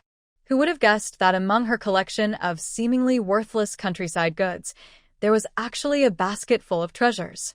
Wei Ruodo. "So, mother, I said that Sister Qingwan sent me things I don't need, and there's no problem with that, right? I have a basket full of ink, paper, and brushes, but I haven't even used them yet. The gift from Sister Qingwan is just sitting in the room gathering dust. I didn't want to waste or spoil her kind intentions." Who would have thought that my words would make Sister Qingwan and Brother Yilin misunderstand? I meant well, but I don't know why they think badly of me. Maybe they believe I'm a bad person deep down. Hearing this, Wei Qingwan and Wei Yilin looked unhappy. Mrs. Yun said, "It's good that you explained. It's just a misunderstanding." Wei Ruo nodded. "Yes, as long as I clarify. I was thinking I should share some of my ink, paper, and brushes with Sister Qingwan, but seeing that she still has a new set to give me, I think I won't need them for a while. So, I won't take them now." As for Brother Yilin, he just scolded me, saying I was being unreasonable and had a bad attitude. As the eldest sister, I shouldn't argue with him, since he's still young. But I can't spoil him too much. Knowing he's reckless and disrespectful to me but pretending nothing happened, that's my mistake as the eldest sister. Wei Ruo's words left the 3 in front of her speechless. Mrs. Yun also realized that Wei Yilin's attitude toward Wei Ruo was problematic. "Yilin, apologize to your older sister. As the younger brother, how can you speak to your sister like that?" "But mother." "No buts," Mrs. Yun said sternly. Wei Yilin was about to explode with anger, but under Mrs. Yun's stern gaze, he had to bow his head. "I'm sorry, I was wrong." Wei Yilin apologized, but his face showed reluctance. Wei Ruo replied calmly, "Little brother, when you apologize to someone, you should do so sincerely. Today, you apologize like this at home. If I don't correct you, you'll continue like this outside and suffer a lot." You are the young master of the Wei family, and everything you say and do represents the Wei family and the Lord of Loyalty. Wei Ruo's words elevated the importance of Yilin's apology to the level of the loyal lord's estate. Mrs. Yun thought Wei Ruo was right, so she scolded Yilin again. Yilin, apologize properly. Your sister is right. When you apologize, you need to show sincerity. Are you stubborn and refuse to listen to your mother and older sister? Mrs. Yun's stern expression frightened Yilin. His eyes reddened, and he bit his lip. I'm sorry, I was wrong. I was reckless. It's okay. I told you that you're still young, and as the older sister, I won't hold it against you. Just remember to be more careful next time, think more before acting, and consider things carefully. That will make me very happy, sister said with a smile. Wei Yuelin felt even more upset, but he had no choice but to stare at Wei Ruo with his round, grievance-filled eyes. After the matter was settled, the Yun family took Wei Qingwan and Wei Yuelin away from Tingsong Garden. When they reached the door, they saw Wei Jin Yi. They exchanged glances. Wei Jin Yi nodded and called out mother, and Yun family responded with a nod before leaving. They were polite and courteous, yet kept a respectful distance. Wei Jin Yi had come out after hearing the noise and watched a scene at the door. He could have left before Yun family went out, but today he deliberately stayed and exchanged a brief greeting with Yun family. After Yun family left, Wei Jin Yi also planned to go back. At this moment, Wei Ruo came out and called him back. Second brother, just in time, I have these for you. Wei Ruo took a bunch of calligraphy supplies from a bamboo basket and directly handed them to Xiao Bei, who was following Wei Jin Yi. There were scrolls, inkstones, brushes, and ink sticks. Xiao Bei hurriedly caught them all, almost unable to hold everything. Wei Jin Yi glanced at the items Wei Ruo handed over, but did not refuse. He only said, that's a bit too much. It's not much. You'll need these sooner or later. As the saying goes, wealth shouldn't be flaunted. Since I've shown these, I should use them early. Better than letting someone I dislike fool around with them one day. It's better to give them to someone I like, Wei Ruo replied. Hearing this, Wei Jin Yi's face suddenly turned red, and he quickly turned around, leading Xiao Bei away in a hurry. Wei Ruo didn't know why Wei Jin Yi left so quickly, but since he was always unpredictable, he didn't think much of it. The next day, the Xie family sent a formal invitation to the marshal's residence. Mrs. Xie said she would bring her daughter, Xiang, to visit, saying that the two children would be attending school together in the future, so they should get to know each other early. After receiving the invitation, Yun family began to prepare. Although only Mrs. Xie and her daughter came, Yun family still didn't dare to relax for a moment. After 2 busy days, Mrs. Xie and her daughter Xiaing arrived. Madam Wei, sorry to trouble you, Mrs. Xie greeted Yun family with a smile. It's no trouble at all. We are pleased that Madam Xie and your daughter came to visit, Yun family responded happily. Mrs. Xie looked at Wei Qingwan standing beside Yun family and then surveyed the surroundings. Seeing no one else, she asked, Madam Wei, where is your other daughter? Where? Is in her room preparing for her classes. Actually, Wei Ruo is probably busy harvesting the vegetables and fruits she planted in her yard. However, Yun sure feels embarrassed to tell others that her daughter is gardening, so she falsely claims Wei Ruo is preparing for her classes. Mother, I want to go see what she's preparing, Xiang said. Mrs. Xie asked Yun Shi, Madam Wei, what do you think? Yun Shi's smile was a bit awkward, but since Mrs. Xie asked, she couldn't refuse and could only agree. Then I will ask my maid Cui Ping to take Miss Xie over. Let's go now, Xiang said immediately, not paying attention to Wei Qingwan, who had been smiling and watching her nearby. Yun Shi guessed correctly. Wei Ruo was picking tender pumpkins and the tips of pumpkin vines in the yard. Her pumpkin vines grew very well, climbing halfway up the wall of the courtyard, with several pumpkins already formed. Now is the perfect time to harvest these two things. Wei Ruo likes to eat tender pumpkins and pumpkin tips, which she often stir-fry together for a fresh, sweet, and crunchy taste. When Xiaing entered, she saw Wei Ruo standing on a ladder, holding a bamboo basket, focused on picking something. Xiaing approached silently and watched quietly. Wei Ruo heard the noise and knew someone had come in. At first, she ignored it, but after a while, she turned her head to look. Miss Xie? Wei Ruo wasn't surprised by Xie Ying's arrival. She had heard that Mrs. Xie planned to visit the Wei family with Xie Ying. She was just curious about what Xie Ying was watching her do. "What are you doing?" Xie Ying asked. "Picking pumpkin tips and small pumpkins," Wei Ruo replied. "Oh, I know that. I've tried it. It doesn't taste much," Xie Ying said. "Maybe the cook who made that dish isn't very good. If you want, you can try the ones my Mei makes," Wei Ruo said. Xie Ying didn't argue, but her eyes showed she didn't quite believe Wei Ruo's words. How tasty can a pumpkin tip really be? Xie Ying looked around and asked, "Is there a place here where I can hide and rest or take a quick nap? I was taken out early this morning by my mother and haven't woken up fully." She didn't care why Wei Ruo was planting vegetables in her yard or why Wei Ruo wasn't preparing for her classes. She just wanted a quiet place to relax and sleep. Wei Ruo pointed to a rattan chair placed in the yard and said, "Why don't you move it under my gourd vine trellis? It's shaded there. Soon the sun will be very hot and a bit uncomfortable. If she wants to sleep, she needs to find a cooler place." Xie Ying nodded, then moved Wei Ruo's chair and sat down. The rattan chair was very comfortable, with lush gourd-shaped vines growing around it, providing cool shade underneath, perfect for Xie Ying to relax and daydream. After rocking for a while, Xie Ying said to Wei Ruo, "Can you give me some seeds of the plants you grow? I want to plant one at home too. Also, where did you buy this rattan chair? I want to get one." Is she starting to like Wei Ruo's setup? "Seeds can be given to you, but it might be too late to plant now. You can ask your servants to help you find a rattan chair outside," Wei Ruo replied. "What kind of vine can grow like yours if I plant it now? I don't know much about caring for plants, and everything I plant always dies," Xie Ying asked again. "Probably nothing very suitable. Most climbing vines in the yard need regular care, including watering, fertilizing, and pest control." "That's troublesome," Xie Ying muttered, then fell silent and closed her eyes to rest. So, she came to find Wei Ruo not because she liked her much, but simply because it was a convenient place to sleep. Wei Ruo considers herself someone who doesn't enjoy socializing and prefers to stay out of the limelight, but seeing Xie Ying, she couldn't help but feel a bit impressed. Wei Ruo and Xie Ying stayed peacefully for about half an hour until the Yun family and Lady Xie arrived, followed by Wei Qingwan.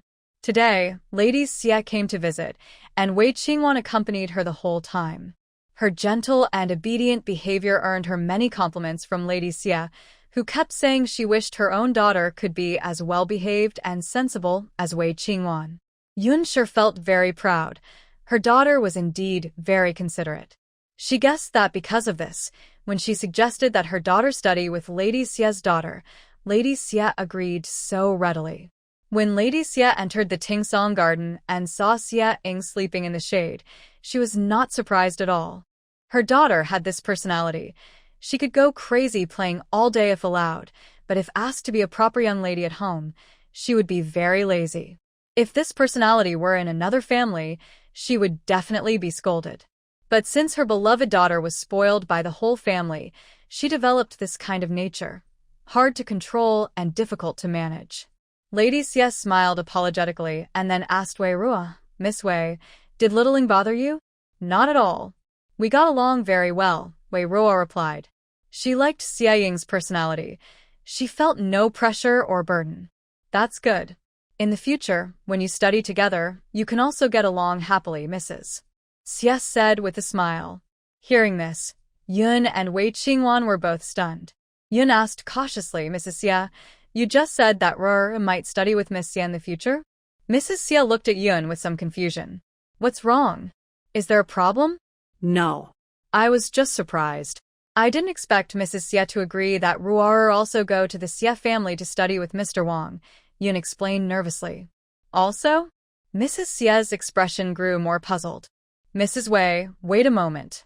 I don't understand what you're saying." Yun looked confused as well. "Isn't what Mrs. Xie just said about Ruor also going to study at the Xie family?" Mrs. Xie looked kindly at Mrs. Wei. "Mrs. Wei, isn't it true that we initially agreed to let Miss Wei come to our Xie family to study with Ying?" Mrs. Xie, do you mean that Ruo is not Wanwan? Yun was shocked. How could she be the second young lady? Isn't the second young lady always studying at the magistrate's office? Why would I compete for her?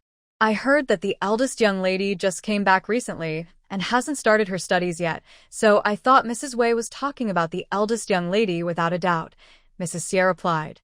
When Yun arrived at the Xie family, she only mentioned her daughter and didn't specify which daughter. Mrs. Xie assumed it was Wei Ruo, who hadn't yet started her studies, and agreed easily.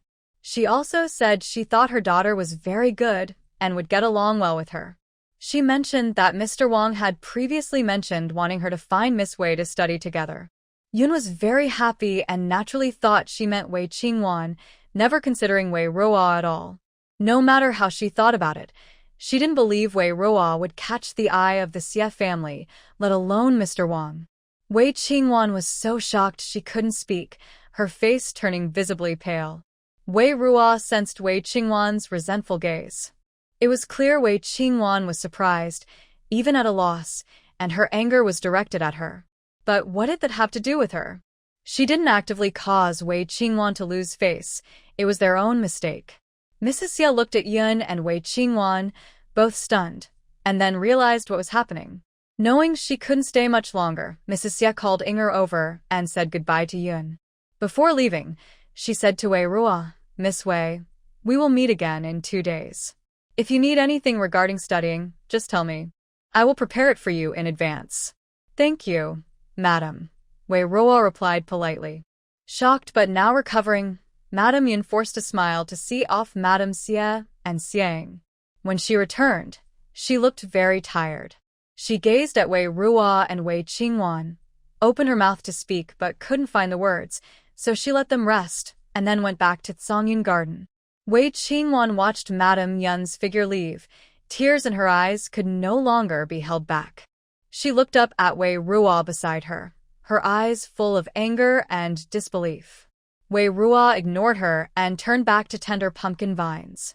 After a while, she heard footsteps and knew Wei Qingwan had hurried away. Back at Wongme Garden, Madame Yun was lost in thought. It was a good thing that the Xie family agreed for Wei Ruo's daughter to study and become a student of Mr. Wang Kaiwei. No matter which girl it was, she should be happy. But she didn't expect a misunderstanding to happen, which made her mood very complicated. She was happy because at least one daughter would go to Xie's house to learn from Mr. Wang. But she also felt worried, pained, and anxious. Worried about Ruo, fearing she might not perform well. Pained for Wanwan, because this mistake hurt her deeply. And anxious, though she couldn't quite explain what was bothering her. Near dinner time, Wei Ruo asked Xiaomei to tell the people at Wongme Garden that she was feeling unwell and wouldn't join the evening meal. Wei Ruo knew that if she went to the dining hall today, she would face a table full of gloomy faces, and it was better not to go. She thought that the others in the family probably wouldn't mind whether she ate in the dining hall or not. Then Wei Ruo went to Exiled Garden to find Wei Jin Yi and eat there. She called it, "Thanks to my second brother for helping me find a female teacher. I'll treat him to our homemade dishes." Wei Jin Yi accepted Wei Ruo's gesture and understood why she wanted to hide and eat with him. While Xiaomei and Xiaobei were busy in the small kitchen, Wei Ruo and Wei Jin Yi sat in a pavilion. Feeling good?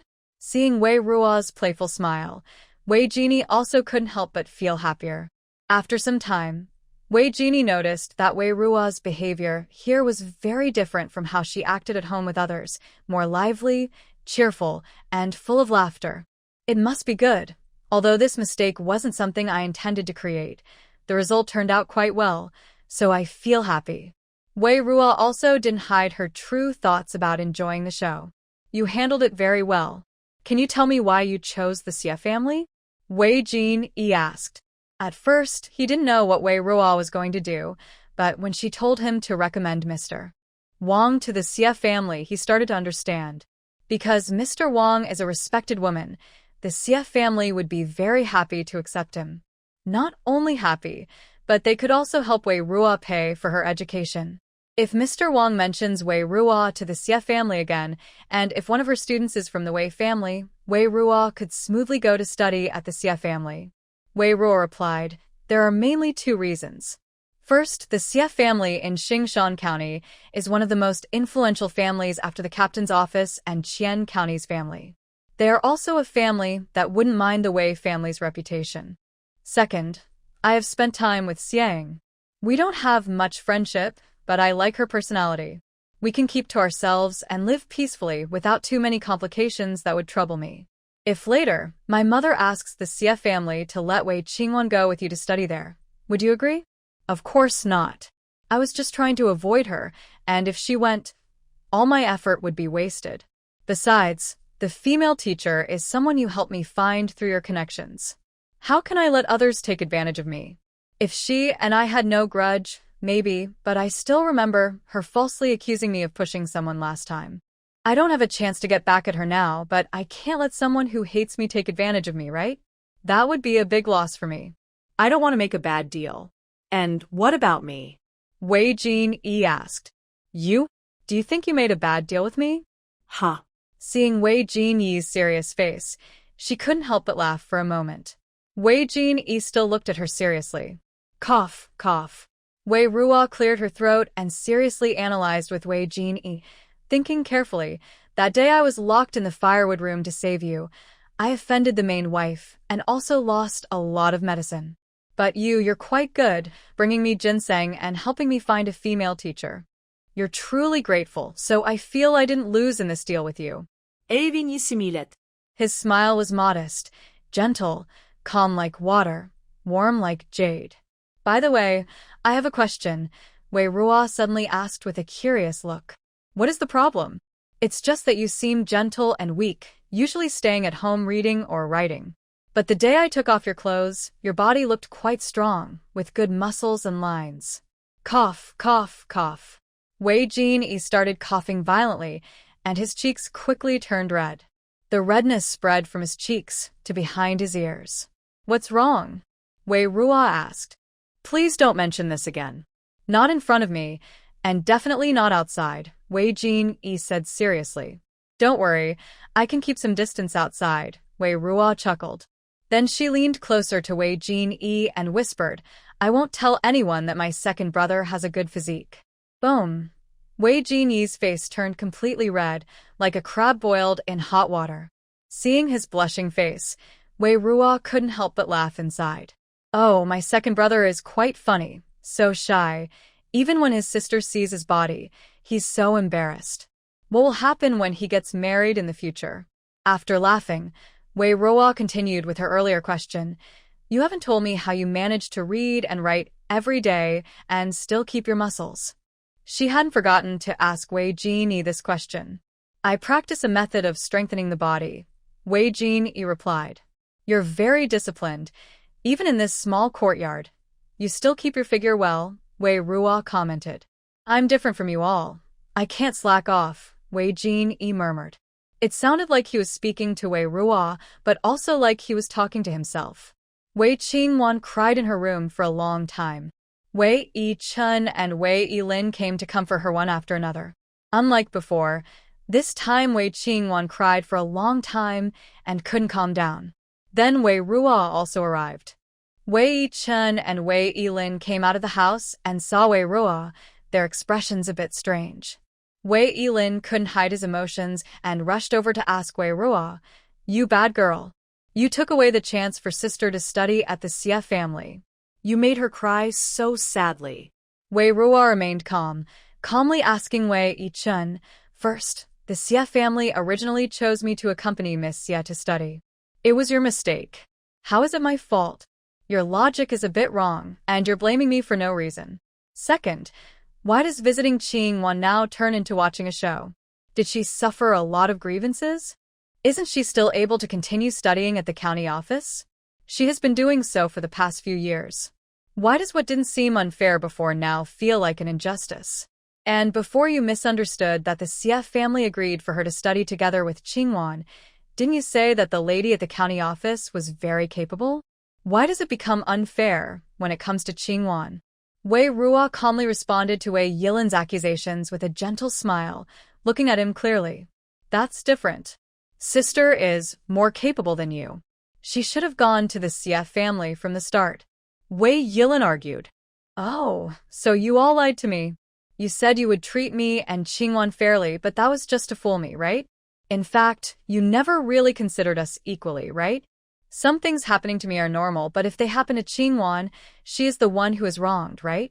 Wei Ruo said these sad words, but a faint smile played on her lips.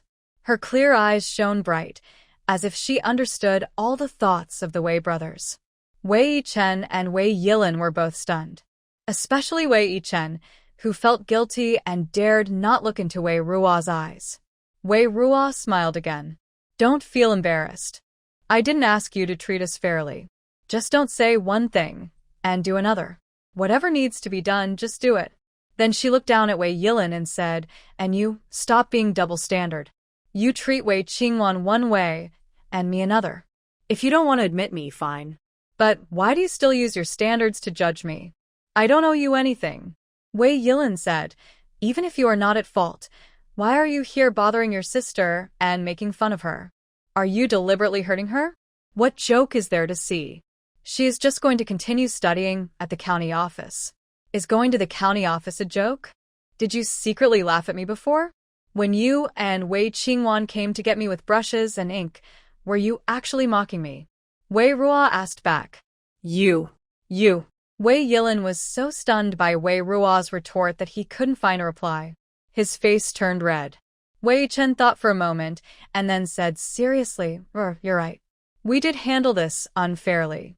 Yilan's words also have issues. I will teach him properly. Well, I believe my older brother is a fair and just person and someone who keeps his promises, Wei Ruo said with a smile. The words fair and just and keeps his promises felt like two sharp blades stabbing Wei Yichen's heart. Wei Yichen realized that although they often said they treated their two younger sisters equally, many things seemed to naturally favor Wanwan, and they always subconsciously believed Wanwan was more outstanding than Ruar. I'm sorry, I haven't done well enough as the older brother, Wei Yichen apologized. Wei Ruo didn't respond to Wei Yichen and looked at Wei Qingwan's room, saying, Today, I came mainly to ask what I should bring or pay attention to when Sister Qingwan goes to class. Now it seems I am not very welcome, so forget it. I'll ask second brother instead. Wei Chen quickly called out to Wei Ruo, Ruor, I can also teach you these things. No need, big brother is busy. I won't bother him, Wei Ruo replied.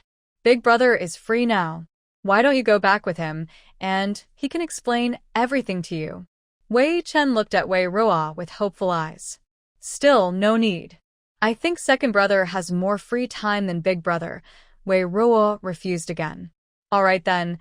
Wei Chen couldn't insist further and looked a bit disappointed. Wei Ruo didn't pay attention to what Wei Chen was thinking and turned to leave Wongme Garden. Before leaving, she glanced back at the house behind her, knowing Wei Qingwan was listening inside. Today, she was here to return the favor from the day Wei Qingwan brought her a gift. That day, Wei Qingwan repeatedly said she came to visit and bring gifts for her because she cared. But now that her situation had changed, they immediately thought she was here to show off or mock. Although she didn't want to compete for favor or the main role with Wei Qingwan, that didn't mean Wei Qingwan could bully her openly or secretly. What needed to be paid back still had to be paid back. 2 days later, at the gate of the marshal's residence, 2 carriages were parked, one large and one small. Wei Qingwan and Wei Ruo left the house around the same time. Mrs. Yun came to see her daughters off, feeling mixed emotions as she looked at Wei Ruo and Wei Qingwan. Just as Wei Qingwan was about to get into the large carriage, Wei Ruo called out to her. Sorry, Sister Qingwan. Mother said that the Xie family lives a bit farther from the marshal's residence, so the big carriage is reserved for those going to the Xie family. Hearing this, Wei Qingwan paused and turned around, looking at Wei Ruo with a confused expression. Wei Ruo's face showed a gentle smile. Actually, which carriage I sit in doesn't matter much to me. As the eldest sister, I shouldn't fuss over small things like this.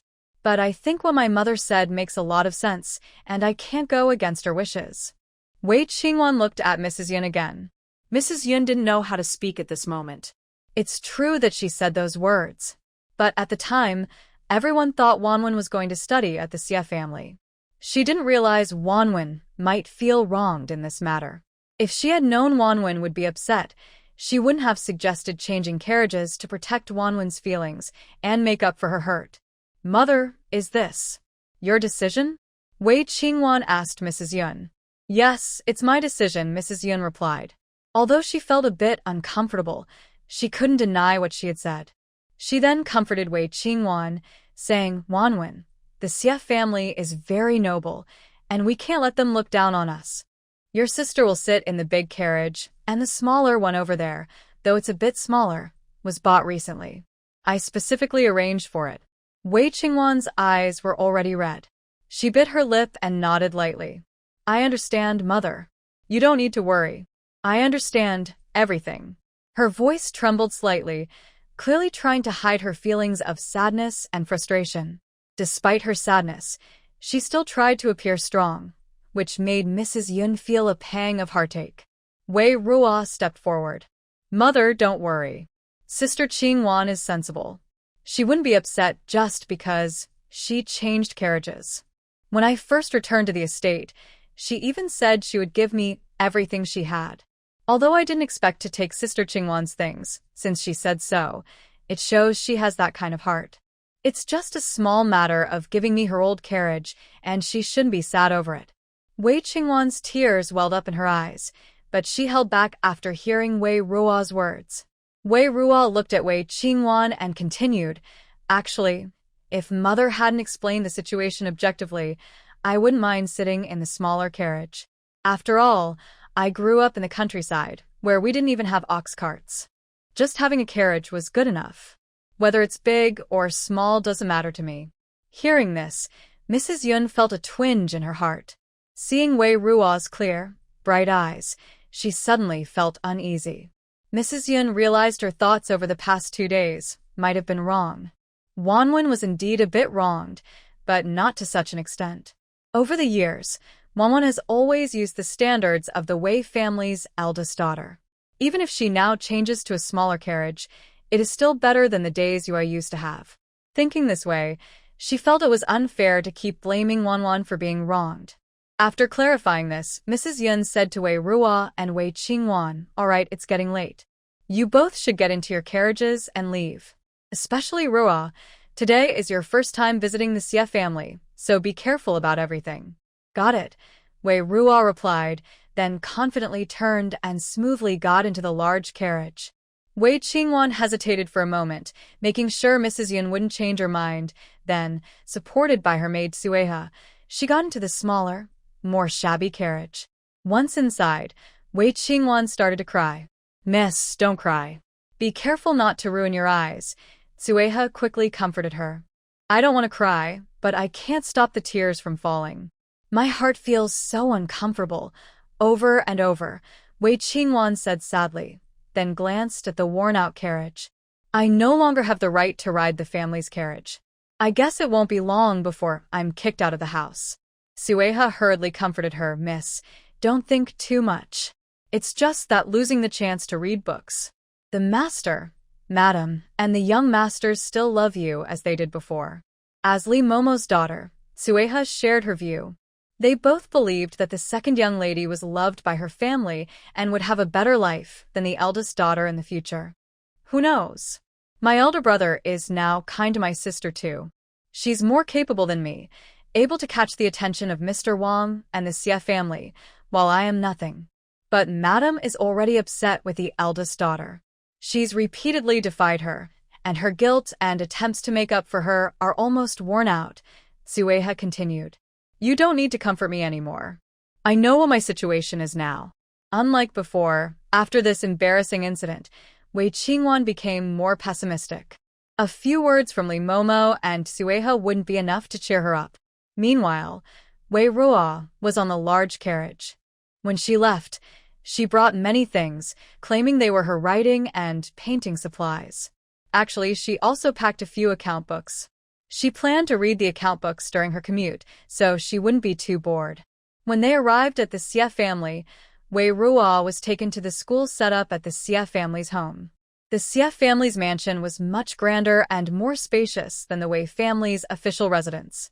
After entering, a maid from the estate led Wei Ruo through a long corridor, almost making her dizzy. When they arrived, there were 2 large tables inside, very spacious.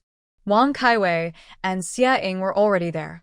The empty seat on the left was reserved for Wei Ruo, and it was set with brand new brushes, ink, paper, and inkstones. It was clear that the Xie family had prepared these for her, probably worried she might forget to bring her own.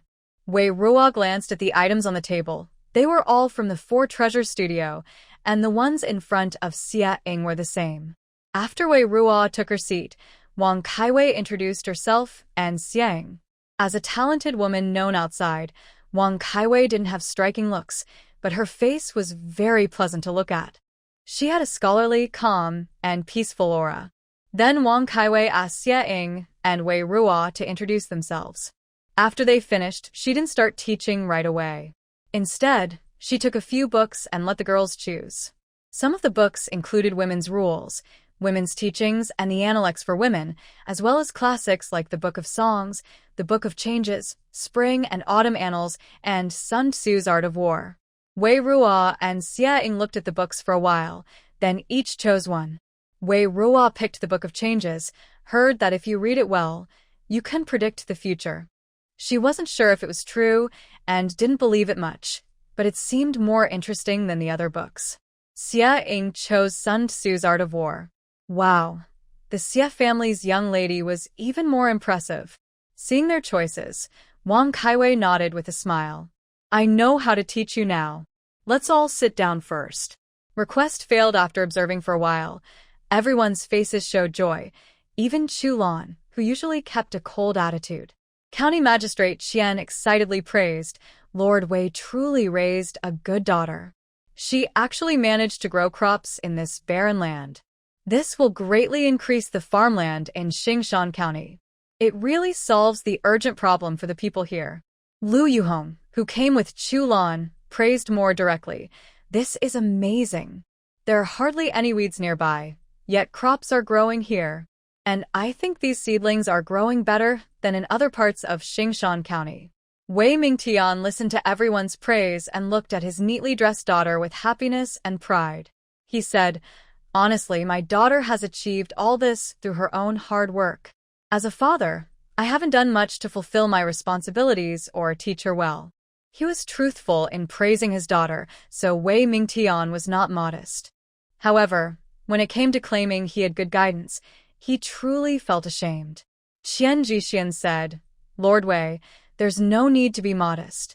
Your efforts are for the safety of the people of Xingshan County. Your daughter is also risking herself to help the people by working hard in the southern part of the city. You both share the same love for the people. At this moment, Chulan spoke and asked Wei Ruo, I have a question for Miss Wei. Please, go ahead, young master, Wei Ruo replied without hesitation. Chulan asked, I see the rice in the field is still in the seedling stage. Normally, rice should be about to head out at this time. But yours are still seedlings. Is it a bit late? Everyone had just been happy about successfully planting seedlings on the wasteland and forgot this key point. When Chulan asked, Wei Ming and Qian Jixian looked at Wei Ruo with curiosity and doubt in their eyes. Wei Ruo explained, Please rest assured, young master. The seeds I planted here are new rice varieties brought from Huzhou Prefecture. They're slightly different from ordinary rice. We plant them around June or July, and they take about 160 days to grow before harvest in November. Hearing this, the 3 people in front of Wei Ruo showed surprised expressions again.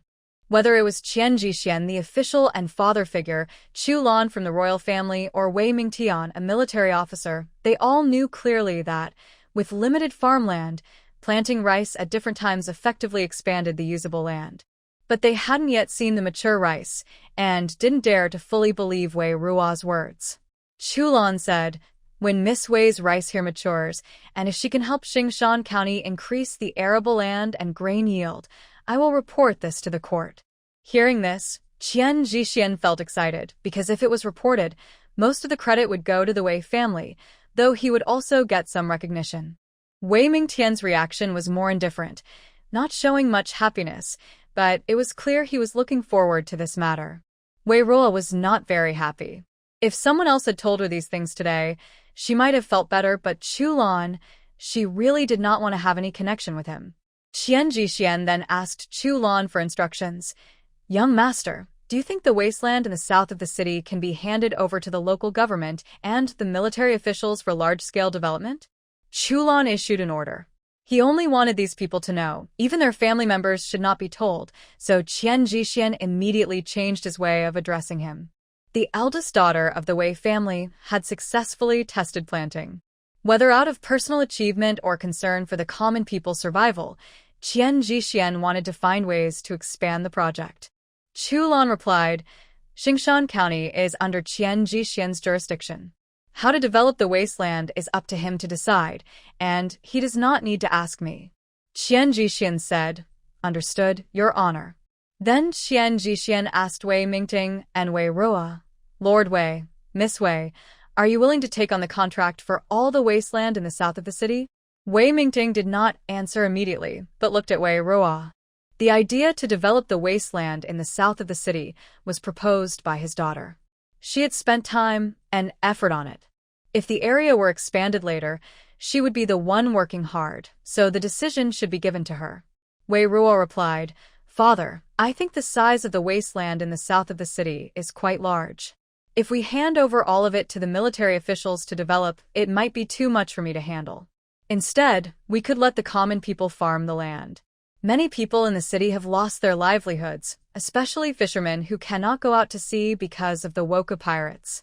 If we give some of the wasteland to them and teach them better planting methods, they will surely do their best. Wei Mingting was deeply moved and turned to ask Qian Jixian, Master Qian, my daughter's words are true. With such a large area of wasteland, it cannot be developed solely by the local government and the military officials. Why not give it to the common people so they have land to farm and food to harvest? Qian Jixian hesitated and said, It's not that I am unwilling to share with the people, but now the Woka pirates are rampant. The south of the city is not safe. Although Yeye Mountain separates the south and east of Xingshan County, it's hard to guarantee that the Woku won't cross over. If too many people are allowed to come and go freely in the south of the city, it could bring many risks. This was indeed a problem. That was also the reason why Wei Ruo's maid was refused when she asked the officials to develop the wasteland in the south of the city. That's not too difficult, Chu Lan suddenly spoke. Everyone looked at Chu Lan, including Wei Ruo. Chu Lan's eyes were deep and thoughtful. Recently, the court will send more soldiers to Xingshan County. They will set up defenses at key points on Wongme Mountain and in the southern part of the city. This will ensure the safety of the southern area and allow the people to farm there peacefully.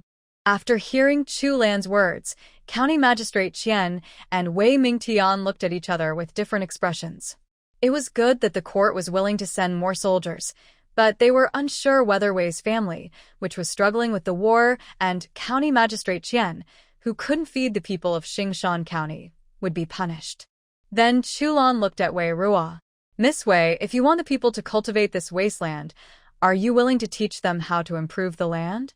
Of course, Wei Ruo answered without hesitation. That's obvious. Giving the land to the people and letting them come to the southern part of the city without teaching them how to improve it makes no sense.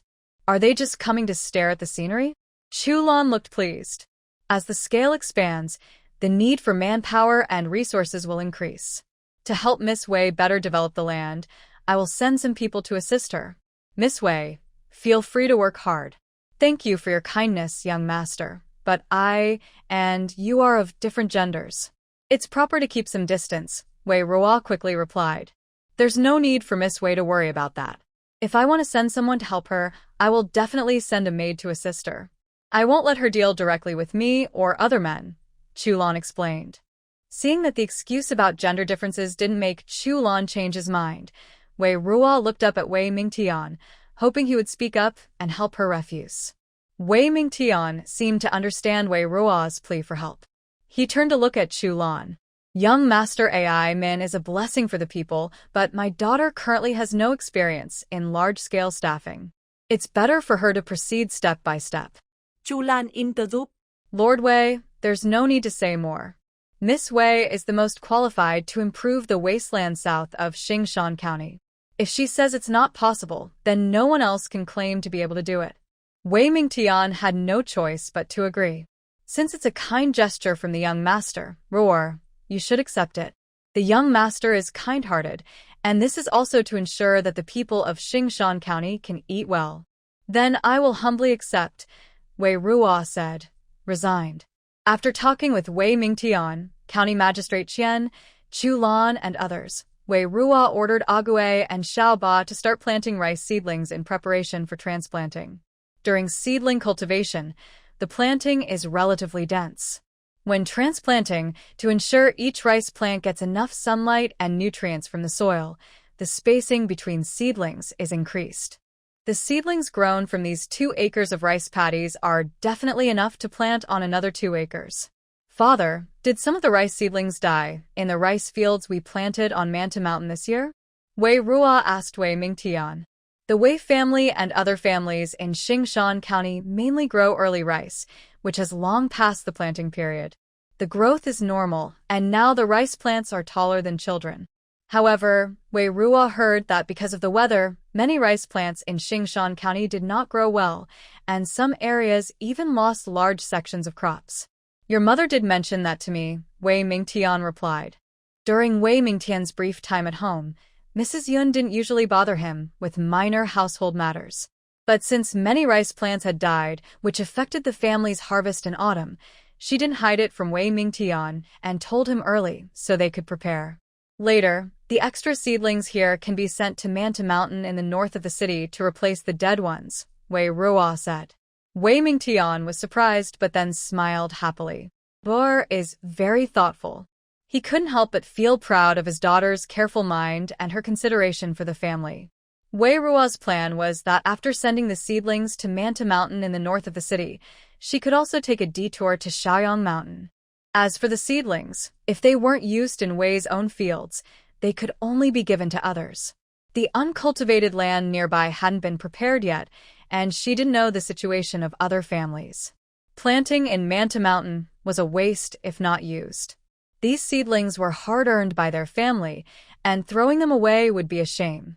Once all the seedlings were ready, Wei Ruo instructed Ague and Xiao Ba to plow the land again, preparing for transplanting.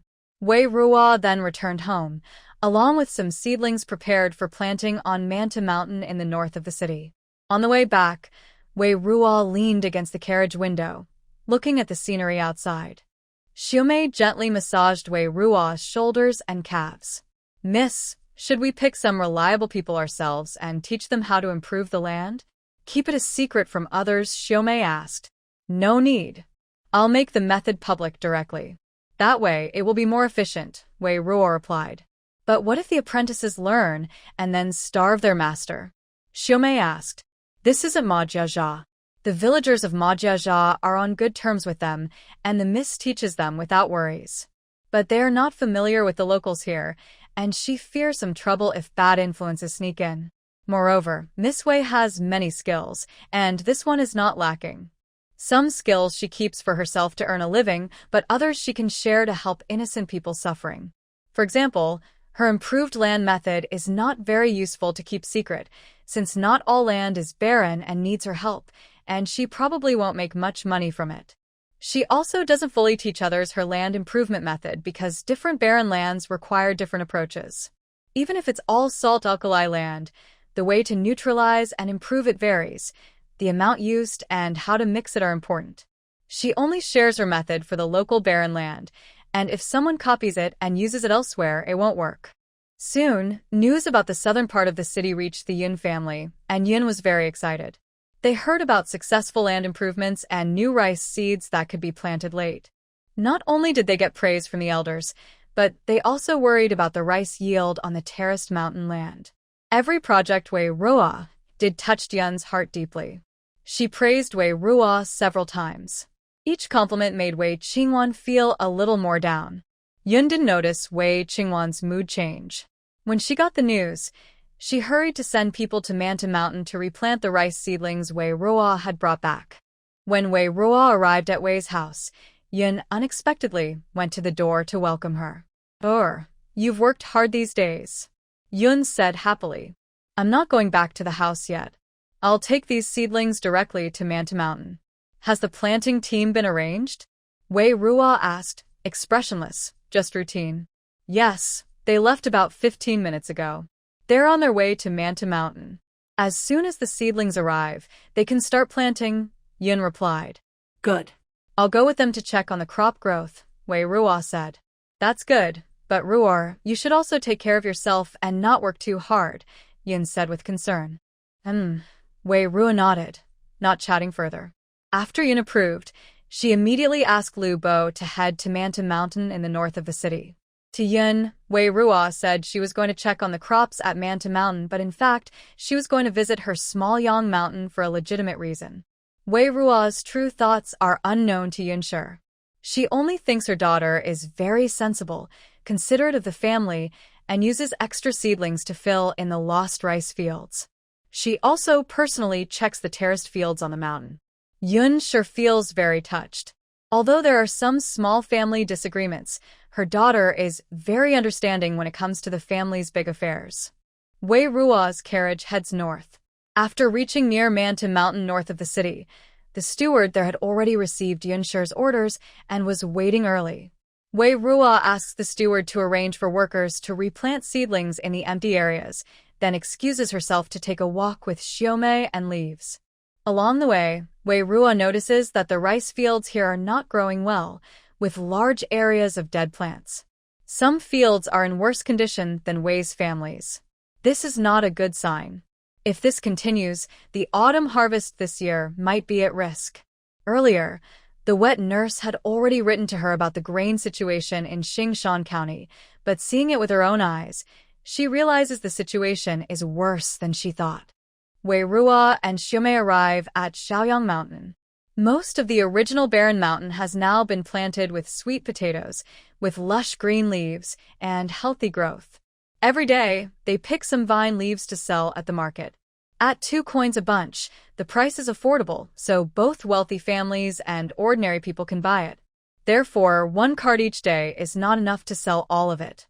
Although 2 coins per bunch is not a high price, it still earns some profit.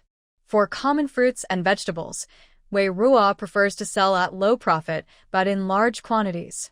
For luxury items aimed at the upper class, she prefers to sell at higher prices. Wei Ruo randomly chooses a plot of land, digs into a corner, and checks the sweet potato growth. At this time, the sweet potatoes are not yet at their optimal size. They are still small, about the size of a little finger, far from harvest standards. But it's clear that the growth is good, with no signs of pests or diseases.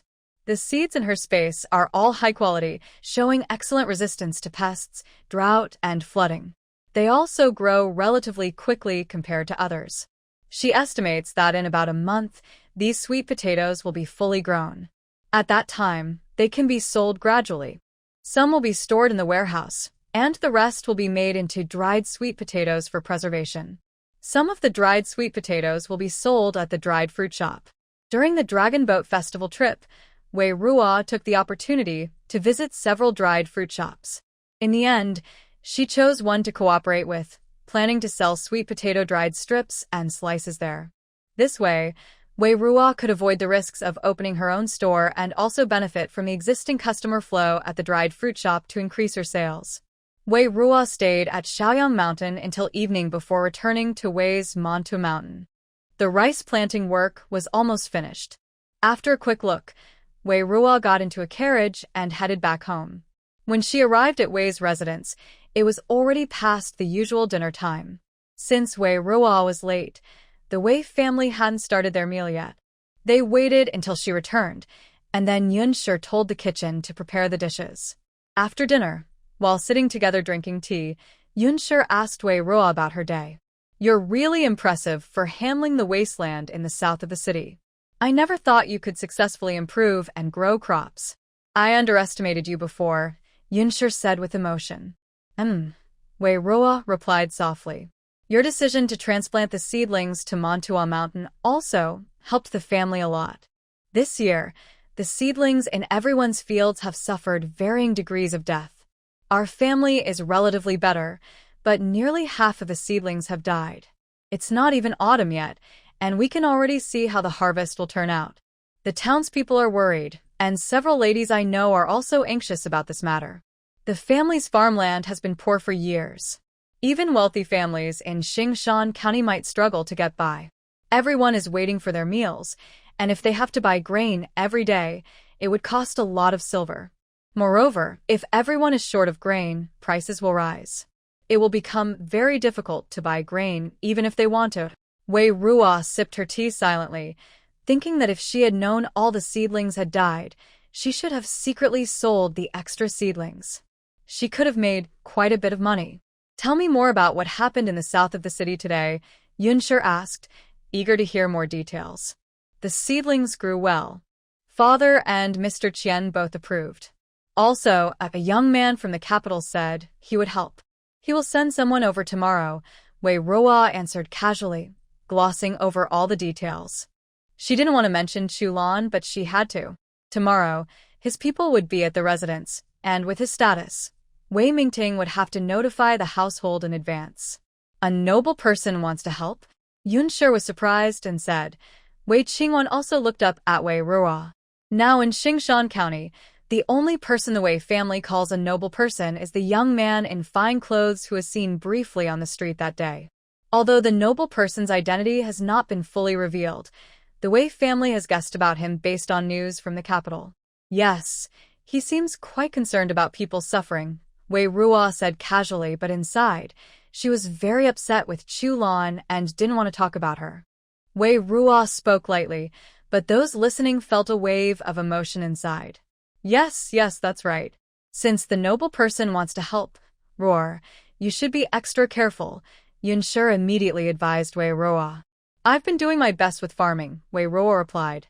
It's not like I'm doing it just to impress Chulan. Yunshi sighed and said, I thought that after Wan and Miss Qian caused trouble at Fahua Temple and upset the noble person, he would be angry. But it seems he didn't mind that incident. Instead, he's paying attention to what's happening in the south of the city with Ruar. When Yunshi said this, Wei Qingwan, who was quietly lowering her head, trembled. Her face felt like a slap. Adding to her feelings of disappointment compared to Wei Ruo, Wei Qingwan felt as if she had been stepped on the ground. Wei Ruo, on the other hand, didn't pay much attention to Yunshi's words. To her, this noble person was not important at all. She hoped to stay far away from him. Wei Yilin pouted and glanced at Wei Ruo several times. No matter how he looked at it, he couldn't believe Wei Ruo could achieve such success. Clearly, even Wan couldn't do what Wei Qingruo did. Why could Wei Qingruo do it? Wan was much more capable. After dinner, Wei Qingwan felt like chewing wax. She left Wongme Garden feeling sad and lonely. Wei Chen saw her and hurried after her, asking Wan what's wrong. Are you feeling unwell? Big brother, am I really useless? Wei Qingwan asked softly. Why do you ask that, Wan? I'm not as capable as my sister to build a career and earn merits for the Wei family so that the noble person will favor us. I really am useless. Wei Qingwan bit her lip, tears shining in her eyes. Wei Chen frowned. Wan, why do you have such thoughts? I just feel not as good as my sister in every way. I guess I won't be liked by you all. Wei Qingwan finished speaking, expecting Wei Chen to come for her, but instead, Wei Chen stopped walking, frowned, and looked at her seriously. Big brother? Wei Qingwan looked at Wei Chen with confusion. Wan, if Roar is talented, we should be happy about it. We shouldn't think that her excellence will make us lose love or favor. We are family, so both good and bad things are part of us. As family, there's no need to compare everything. Wei Chen said in a serious tone. Wei Qingwan was stunned for a moment, then suddenly realized she had spoken out of turn. Big brother, I didn't mean it that way. Of course, I am happy for my sister's success. I just feel that after she became so talented, I need to work harder. Otherwise, with both brother and sister so outstanding, I might fall behind. I also want to contribute to the family, Wei Qingwan explained. If that's how you feel, then it's fine. Wei Chen's expression softened. He then added, just don't put too much pressure on yourself, and don't think that Roar's excellence will affect you. We should be happy for her, and there's no need to think more about it. Yes, I understand, Wei Qingwan replied softly. Seeing this, Wei Chen didn't say much more, thinking that Wenwan had only spoken out of turn for a moment. She was always kind and gentle, so she wouldn't truly have any negative feelings toward Roar. After a few casual words, they parted ways. Back at Wongme Garden, Wei Qingwan threw herself onto the bed, crying like a broken flower, unable to be comforted no matter how Tsue had tried. Going to study at the Xie family, and the one favored by Mr. Wang's sister. The one who can improve the wasteland and grow seedlings is also sister. Compared to her, I am neither better nor worse. I will be abandoned by my parents sooner or later. Miss, please don't think like that. If you cry yourself sick, who will be happy? It will be the eldest young lady. You must not give up on yourself, Tsueha worried. She was afraid that Wei Qingwan would lose confidence completely. If Wei Qingwan lost favor, her own days as Wei Qingwan's close maid would also become difficult. What can I do if I don't give up? I can't blame others. I'm not their biological child, not related by blood, so being disliked is only a matter of time. Wei Qingwan felt more and more sad, feeling hopeless about her future. Mississippi Tsueha didn't know how to comfort Wei Qingwan at this moment. She mumbled, if only my mother were here. Maybe she could help you come up with some ideas. But now, my nanny can't come back either. Wei Qingwan whispered softly. If the maid were here, she would surely help her. Unfortunately, because of what happened last time, the maid was punished and sent to the farm. Miss, maybe you should find a chance to ask the lady for help. If you speak to her, she might listen, he said again. I'll try next time, Wei Qingwan replied quietly. The officials in Qian County worked quickly. After returning, they posted notices and sent people to spread the news. Anyone without land, whether farmers or fishermen, could register at the government office. The officials would fairly distribute the empty land in the southern part of the city and teach everyone how to improve farming on the land. When the news spread, long lines formed outside the government office. Soon, people who received official approval and gained the right to farm the land cheered happily. For a while, the whole town was filled with the joyful sounds of poor people celebrating. Watching this lively scene, Lu Yuhong from the tea house in the distance couldn't help but feel emotional. The idea the young lady from the Wei family came up with is really good. Look at all these displaced people who have no land to farm or enough to eat, so eager to work. If they come to farm the land, they'll surely put more effort into it than hired workers. Chulon looked at the street without commenting, but from his expression, Lu Yuhong could tell Chulon approved of what was happening. Brother Chu, do you think you're more interested in the owner of the 4 treasure shop or the young lady from the Wei family here in Xingshan County? Lu Yuhong's curiosity suddenly grew. Lu brother, your curiosity is too strong. I've been like this since I was young. Brother Chu, you've known me for a while now, Lu Yuhong mumbled. Although the things sold at the 4 treasure shop are good and their methods clever, they're all for making money. The Wei family young lady is trying to improve farmland for the people. Comparing the two, it's clear which is better. But I'm not very curious about either. My main goal is to help fight the pirates, Chulon replied. Lu Yuhong said, the people of Xingshan County are really suffering. With pirates attacking outside and bad weather inside, I hope the Wei young lady's method works and produces enough grain. I also hope the court's reinforcements arrive soon. Even if reinforcements come, the commanding generals need to be capable. If Wei Ming doesn't perform well this time, he won't keep his 6th rank officer position. Even if he has a daughter who helps the people, it won't be enough, Chulon said. That's true. A military general must be able to win battles. But I think Wei Ming is quite capable, otherwise, he wouldn't have held out so long with his troops, Lu Yuhong responded. After carefully observing, I also realized that the military strength of Xingshan County is truly very weak, Lu Yuhong sighed. After 2 busy days, Wei Ruo, went again to the Xie family to read with Xiang. When they arrived at the Xie family school, Wei Ruo sat down in her seat. Mr. Wang hadn't arrived yet, and Xie Ying was busy organizing her horse, painting nearby. Seeing Wei Ruo, Xie Ying, who usually wasn't curious about her, suddenly looked at her with a very curious expression. Have you really grown crops on the wasteland in the south of the city? Growing crops on the improved wasteland in the south of the city has been the most talked about and most watched topic in Xingshan County these days. It's hard for anyone not to know. Yes, Wei Ruo nodded. That's really impressive. Thank you for your praise. I rarely praise people. You're the first person my age I've ever praised, Xie Ying emphasized. I'm honored. It's not just an honor. You're truly very talented. You're much better than those women I've seen who only compete for attention and beauty. When I meet those kinds of people, they always chatter and annoy me. I don't like them. I find them boring. But now I see you're very different from them. Wei Ruo couldn't help but smile. After studying together for so long, Xie Ying had always been indifferent to her and rarely spoke so much. She never expected that her achievement in the south of the city would make Xie Ying admire her. Is this an unexpected gain? I want to tell you, I really admire people who serve the country and the people. I've always looked up to heroes who fight on the battlefield. When I was a child, my grandfather often told me stories of heroes. Back then, I wished I could also go to the battlefield someday. Xie Ying began sharing her dreams with Wei Ruo. Then she pouted and said regretfully, "Unfortunately, I am a girl. When I grew up, I realized that there are many things girls are not allowed to do. Not to mention going to the battlefield, even going outside, requires a lot of rules." Wei Ruo chuckled. This young lady of the Xie family was really interesting, definitely different from the usual girls in the mansion. What are you laughing at? Xie Ying asked. I'm not laughing at you. I'm surprised. I agree with your view. You want to farm the land in the south of the city, just like I want to, but I need my parents' permission, or I can't go out easily.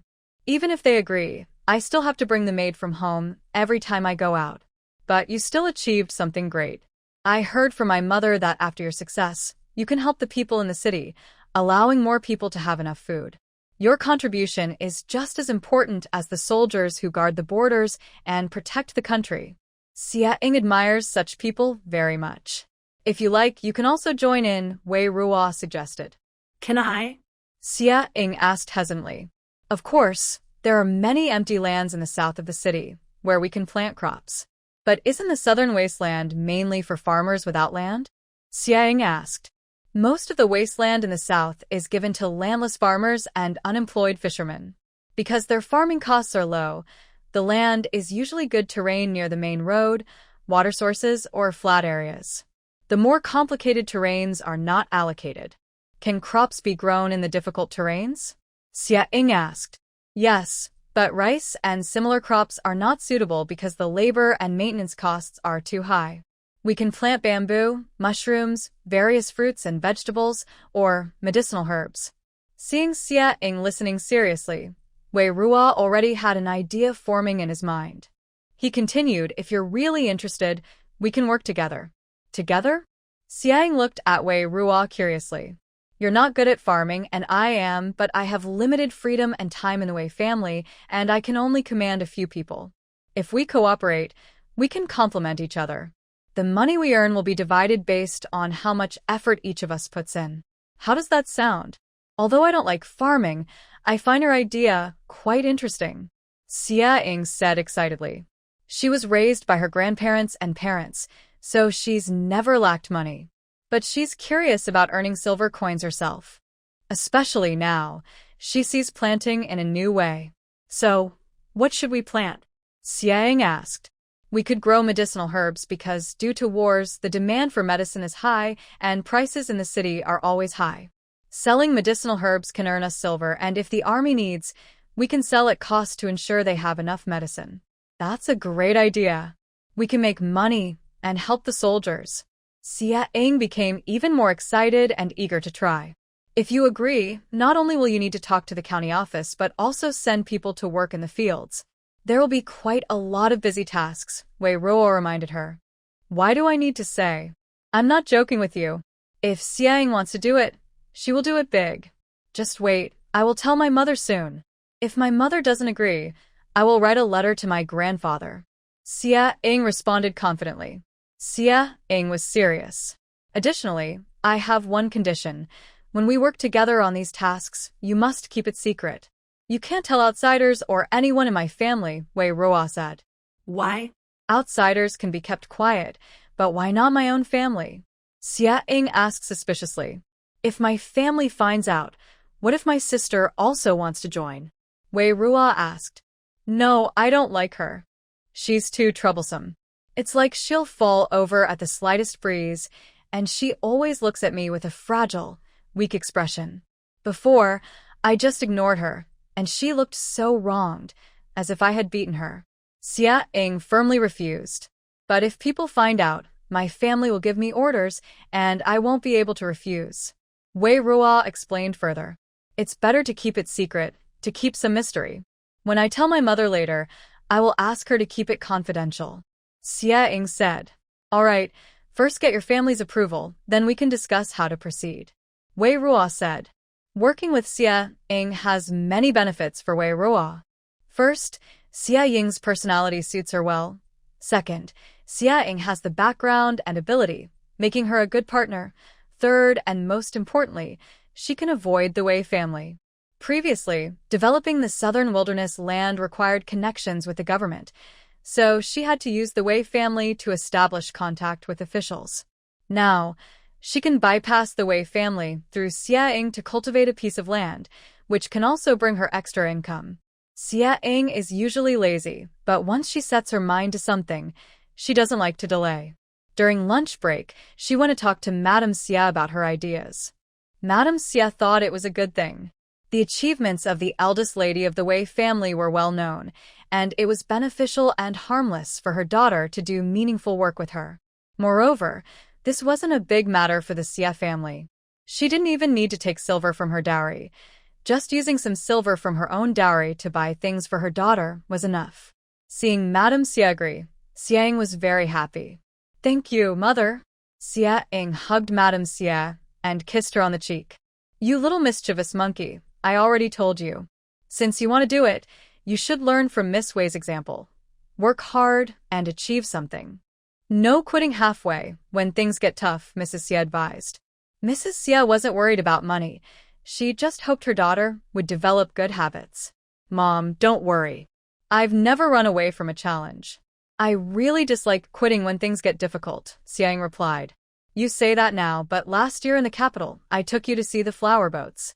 When it was time to leave, you threw a tantrum and lied about having a stomach ache to avoid going, Mrs. Xia pointed out. That's different. All right.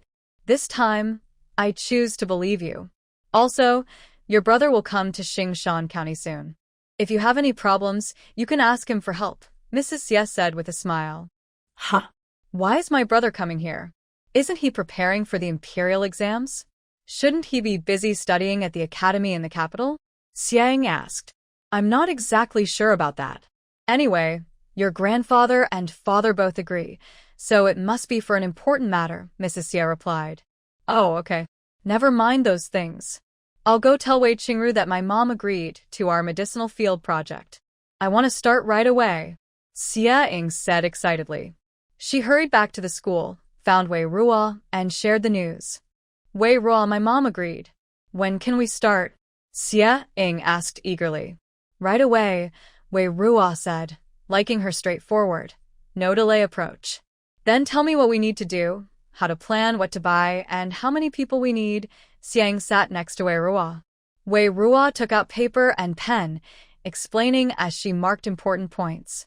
Xia Ying listened carefully, asking questions when she didn't understand, showing she was eager to learn. After finishing, she took Wei Ruo's notes to Mrs. Xia to borrow people, and they started working efficiently. The same quick work was done by Chulan. In just 2 days, she sent a maid to the captain's office to discuss the Southern City project with Wei Ruo. Wei Ruo specifically asked Mr. Wong for leave and stayed home to organize everything. Mr. Wong didn't object and told Wei Ruo that what she was doing was also part of her learning. When she saw the maid sent by Chulan, Mrs. Yun was surprised. She instinctively felt that the maid's background was far superior to her own maid's. Additionally, her husband reminded her last night that the noble person was of high status and advised her to be careful with her manners. When Yunsha heard that the other person's surname was Chu, she already knew a little about her. She was a member of the royal family. Even if she was from an unpopular prince's family, they could not afford to offend her.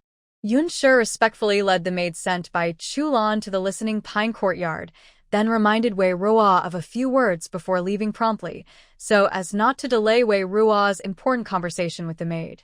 "I have seen Miss Wei," said Qin Mama, bowing respectfully when she saw Wei Ruo.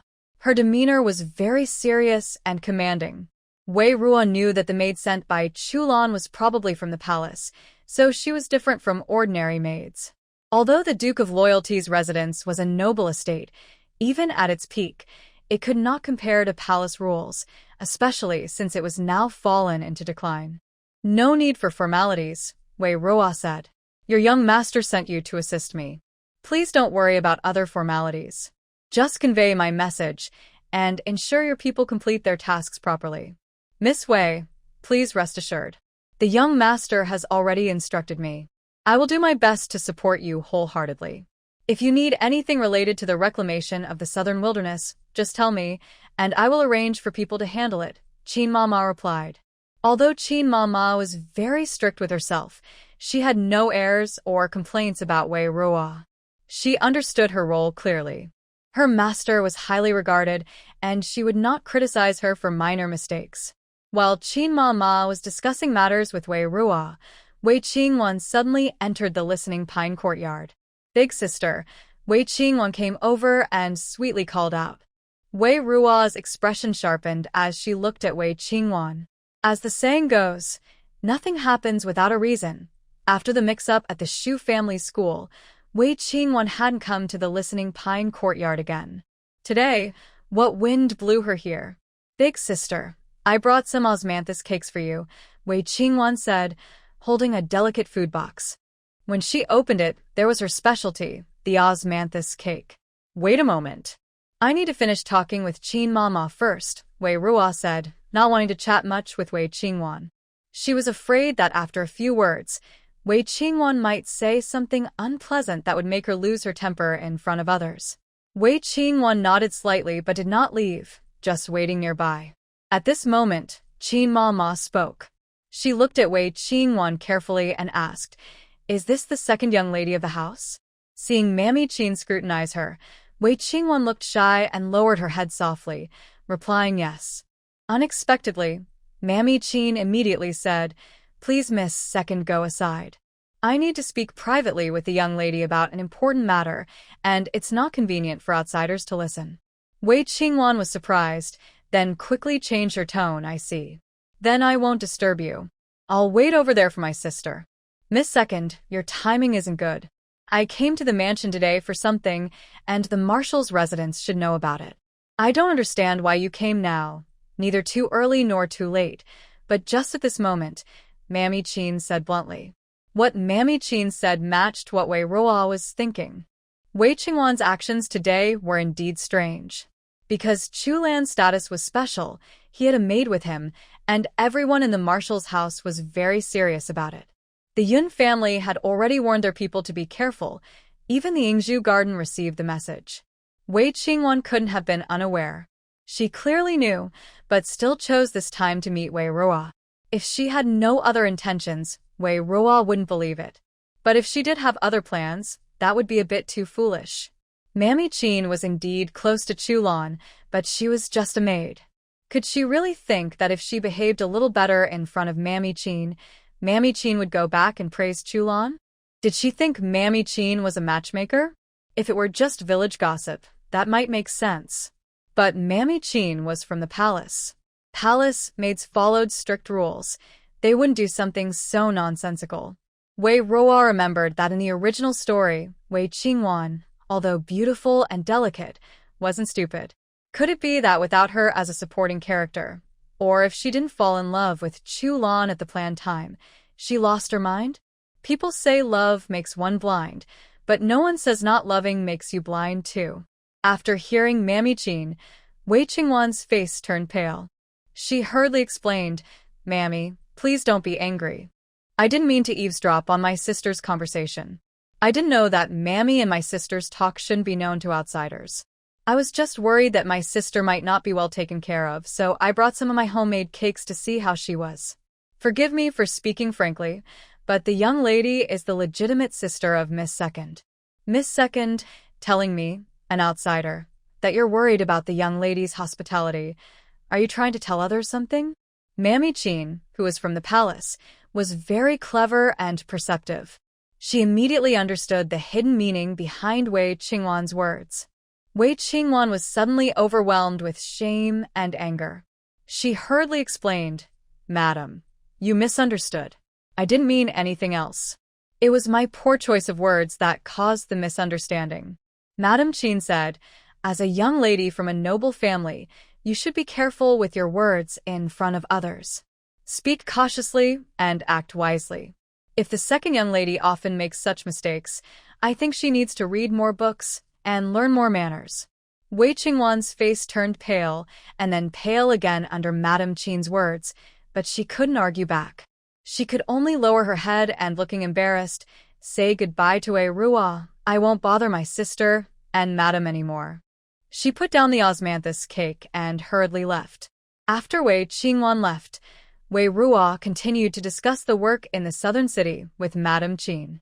The workload was heavy, and many people were involved.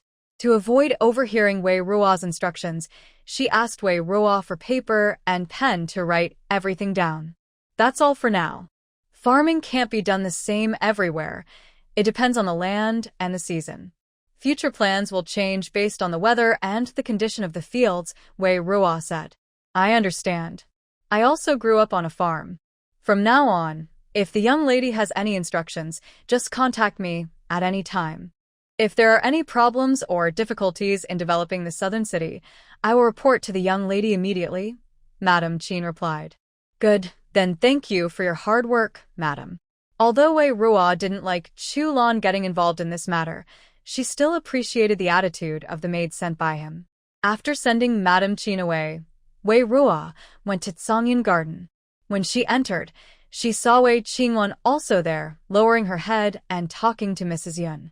Seeing Wei Ruo come in, Wei Qingwan looked up at her with a resentful look. Mrs. Yun, however, smiled and said, "Ruo is here. How did the talk with that madam go?" Wei Ruo answered, "It went well." Mrs. Yun was pleased. That's good. Remember to behave properly." Wei Ruo then said, "Speaking of manners, I have something to discuss with my mother." Mrs. Yun looked curious. "What is it?"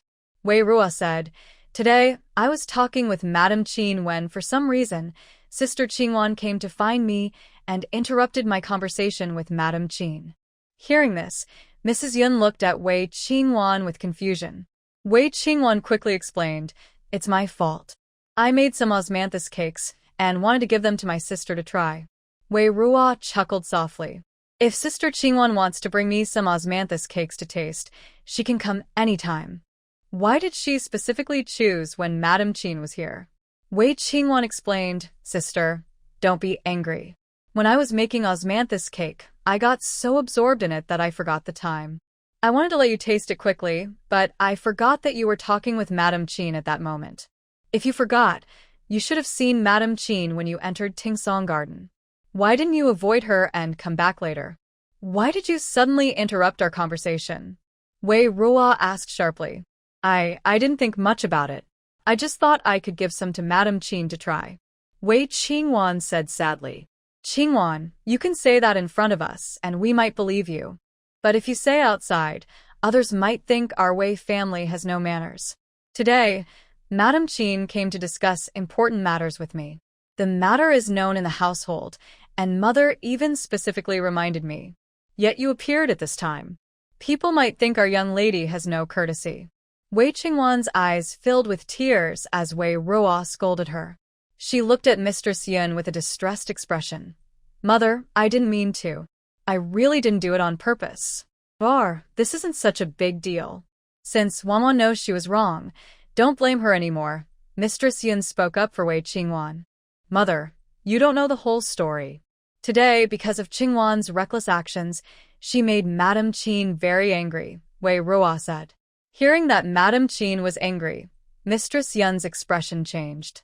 She looked at Wei Qingwan with a serious tone. Wan, you are really careless. Wei Qingwan couldn't hold back anymore. Tears started falling one after another. Wei Ruo continued, Mother, you also know that last time at Fawasi, Qingwan and Miss Qian accidentally offended a noble person. Now, because of the Southern City matter, that noble person finally looked at our family differently. If today's incident leaves a bad impression again, I worry. Wei Ruo deliberately exaggerated the situation. In fact, Wei Ruo knew that Madame Qin probably wouldn't report such a small matter to Chulan, but she used Chulan to scare Mistress Yun and Wei Qingwan. Mistress Yun initially thought it wasn't a big deal and wanted to let it go. But after hearing Wei Ruo, she felt it was serious. She frowned and said sternly to Wei Qingwan, Qingwan, you really did wrong this time. I will punish you by making you write the family rules 10 times as a warning. Hearing this, Wei Qingwan was completely stunned. She had always been the most obedient and sensible child in her parents' eyes. She had never been punished before. Only her younger brother was punished to copybooks. And today it was her turn? My daughter found out. Wei Qingwan lowered her head, her hand inside her sleeve clenched into a fist. Inside Exiled Garden, Xiao Bei said to Wei Jin Yi, Young master, the people sent by the 7th prince have left. What did you talk about with Ruar? Wei Jin Yi asked. Just about the southern wilderness area of the city. We didn't discuss anything else, Xiao Bei reported. Wei Jin Yi paused for a moment and then asked, Is Ruar busy every day now? It has been several days since Wei Ruo came to Exiled Garden. Yes, Miss has been leaving early and returning late these days. She has many decisions to make, Xiao Bei replied. Go next door and ask Xiaomei to come over. Some wild game has arrived in the small kitchen. You can't cook it, so ask her for help, Wei Jin Yi said. Yes, young master. I'll go now. Xiao Bei eagerly headed towards Tingsong Garden. On the way, Xiao Bei thought to himself that the pheasant and wild rabbit were sent by outsiders for the young master, not prepared by the main kitchen. The young master didn't usually like eating wild game, but a few days ago, for some reason, he had the outsiders bring some over.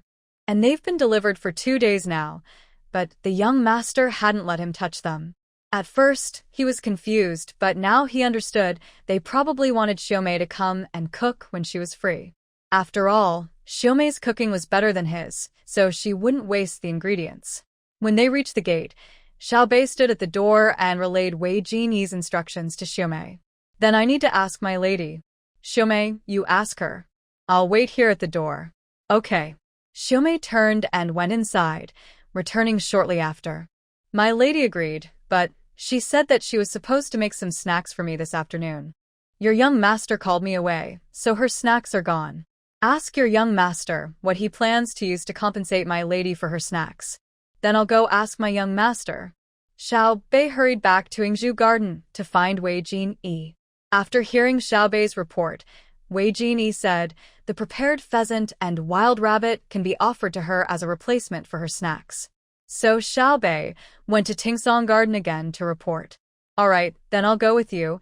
Xiaomei agreed immediately. She took a bag and headed to Exiled Garden. Xiao Bei was puzzled. Xiaomei, do you need to ask your lady again? What if she doesn't like wild game?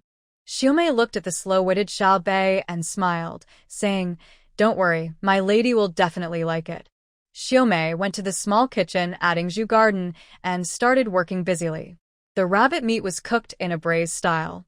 To suit Wei Jin Yi's taste, no spicy ingredients were added. Otherwise, given her lady's preference, it would definitely be spicy and fragrant. The mountain chicken was used to make soup, with some nourishing ingredients like astragalus and goji berries added. Additionally, she stir-fried sweet potato leaves and pumpkin tips. The sweet potato leaves were sent by the nursemaid, and the pumpkin tips were freshly picked from Wei Ruo's yard. There were 4 small dishes, some meat, some vegetables, and a soup. When Xiao Bei brought the dishes to the table, Xiaomei went next door to invite Wei Ruo. After placing the 4 dishes on the table, Xiao Bei sighed to Wei Jin Yi, "Young master, young lady is really kind." When we asked them to help with game meat, they also provided vegetables and ingredients, and made 4 dishes that look and smell wonderful. "Yes," Wei Jin Yi replied. "It would be great if the young lady could come often to eat with us," Xiao Bei said to himself. He knew this was unlikely. The master and madam would surely want the young lady to dine in the main hall with everyone. While they were talking, Wei Ruo arrived, walking into the pavilion with a cheerful smile. Wei Jin Yi had already prepared a seat for her. After she sat down, her eyes swept over the 3 dishes and 1 soup on the table, and a smile naturally appeared at the corner of her mouth. Her beloved rabbit meat. It had been so long since she last ate it.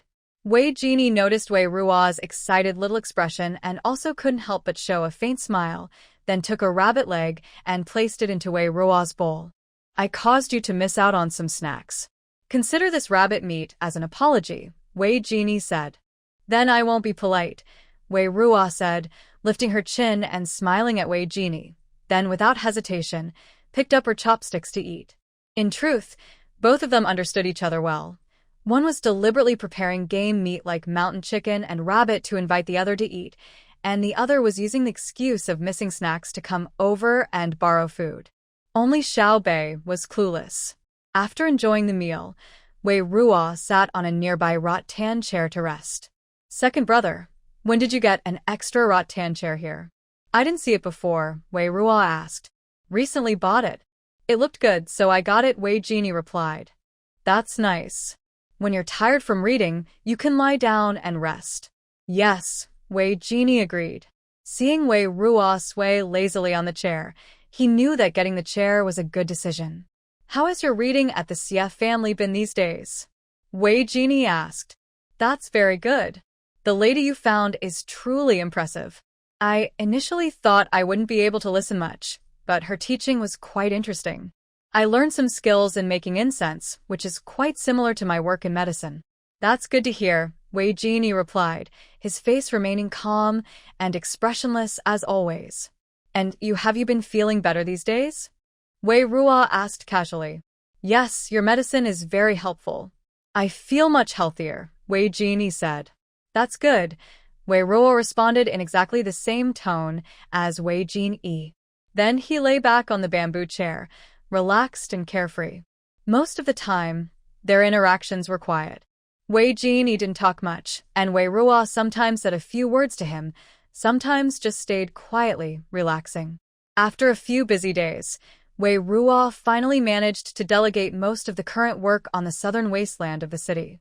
Today, he had some free time and planned to tidy up the yard's loofahs, pumpkins, and gourds, or he wouldn't have time after going back to the Xie family for class tomorrow. While working in the yard, Xiaomei hurriedly ran in. Mississippi Mimi, what's wrong?" After making sure no one else was in the pine garden, Xiaomei said to Wei Ruo, "Miss, Xiao Yongge had a fight with Uncle Su and the nanny. They argued very loudly. What happened?" "It seems Xiao Yongge wants to join the army. Recently, the county posted many recruitment notices, and because of special circumstances, the age for enlistment was lowered from 15 to 14. Xiao Yongge just turned 14, so he said he also wants to fight the pirates."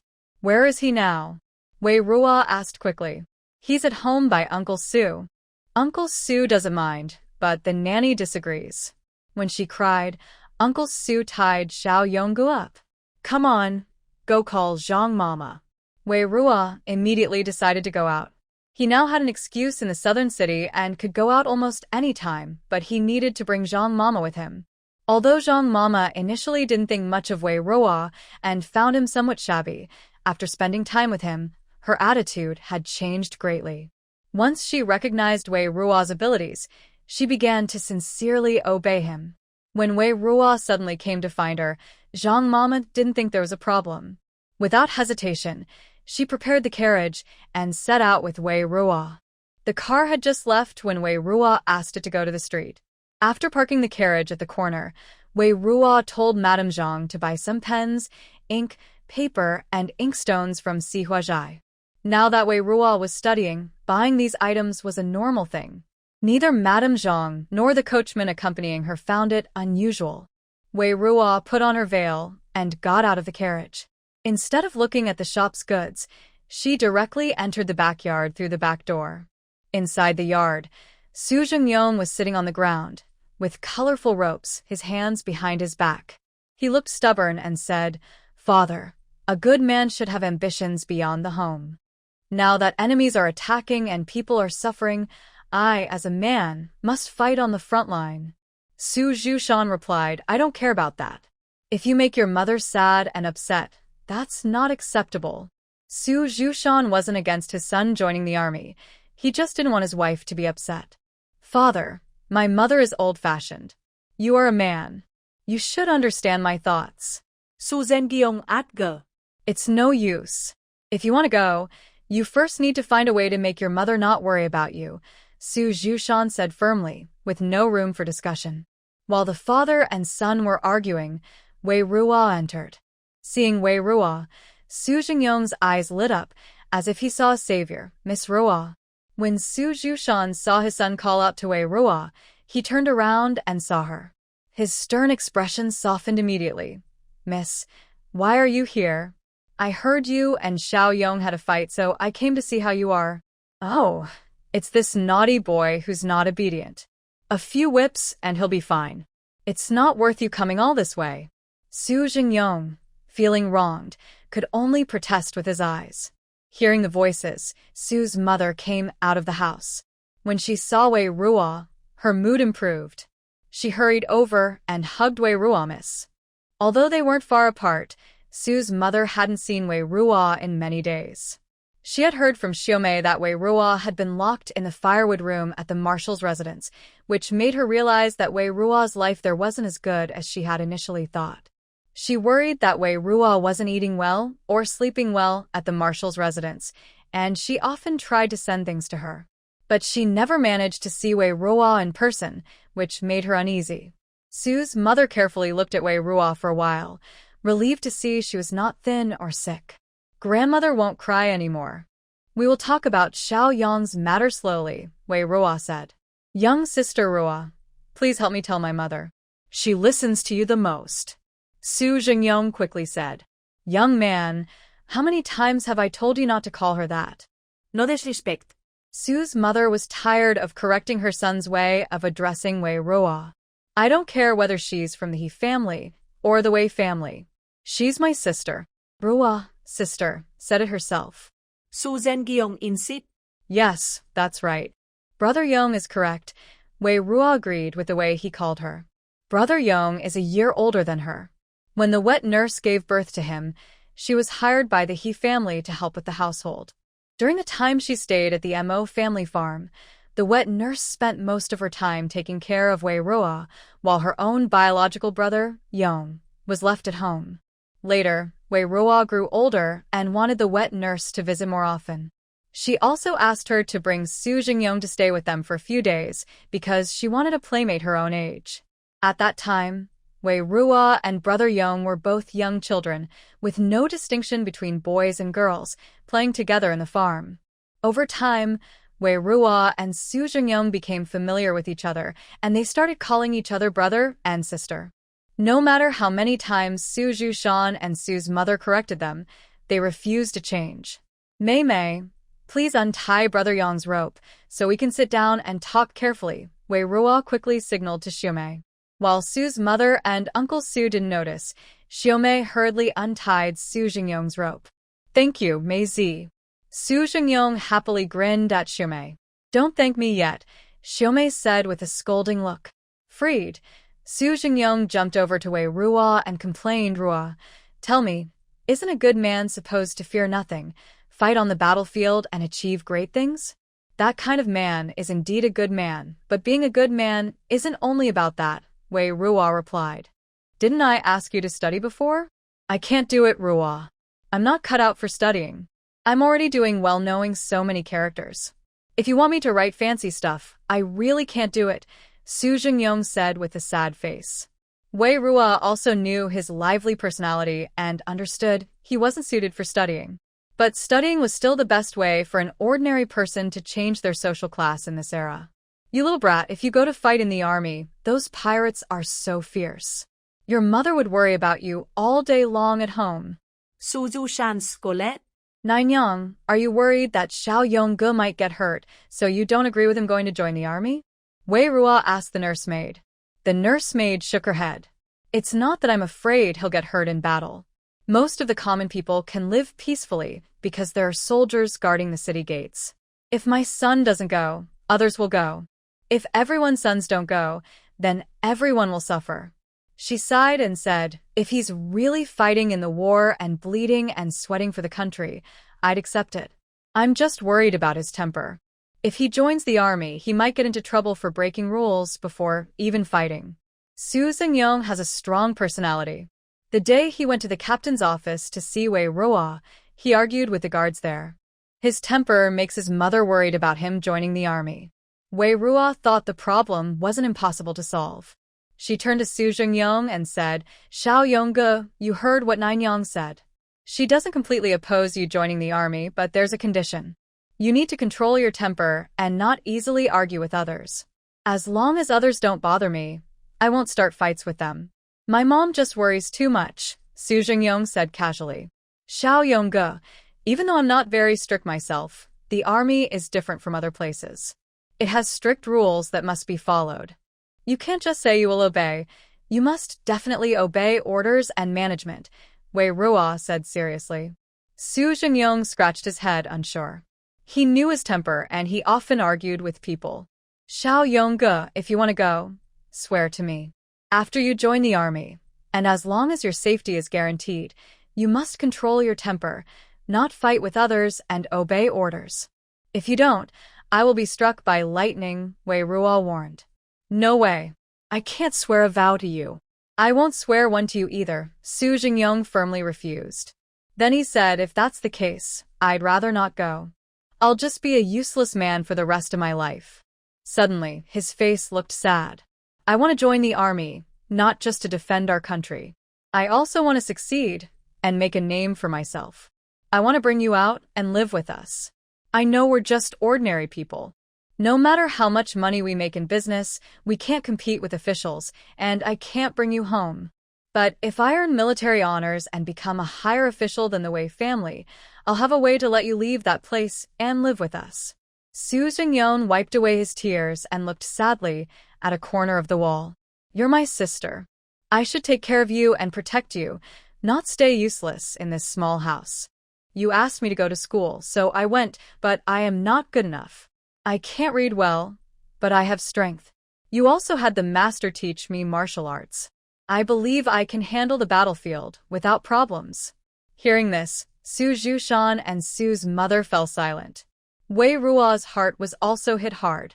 She didn't expect that Brother Xiao Yong's wish to join the army was connected to her in some way. He wants to protect her, just like when they were children. He helped her chase away the little bully at the village entrance, saying no one could bully his sister. He helped her pick sour jujubes from the tree, saying dangerous things should be left to big brothers. He argued with the village children because they mocked her as an unwanted wild child. He said she has a family and that she is his sister. Su's mother suddenly came back to her senses and said to her son, "All right, I won't stop you anymore. Go join the army. As long as you keep in mind that you want to bring this back home someday, I believe you won't do anything reckless and will follow the rules." Mother? Su Jinyong turned around in surprise and looked at Su's mother.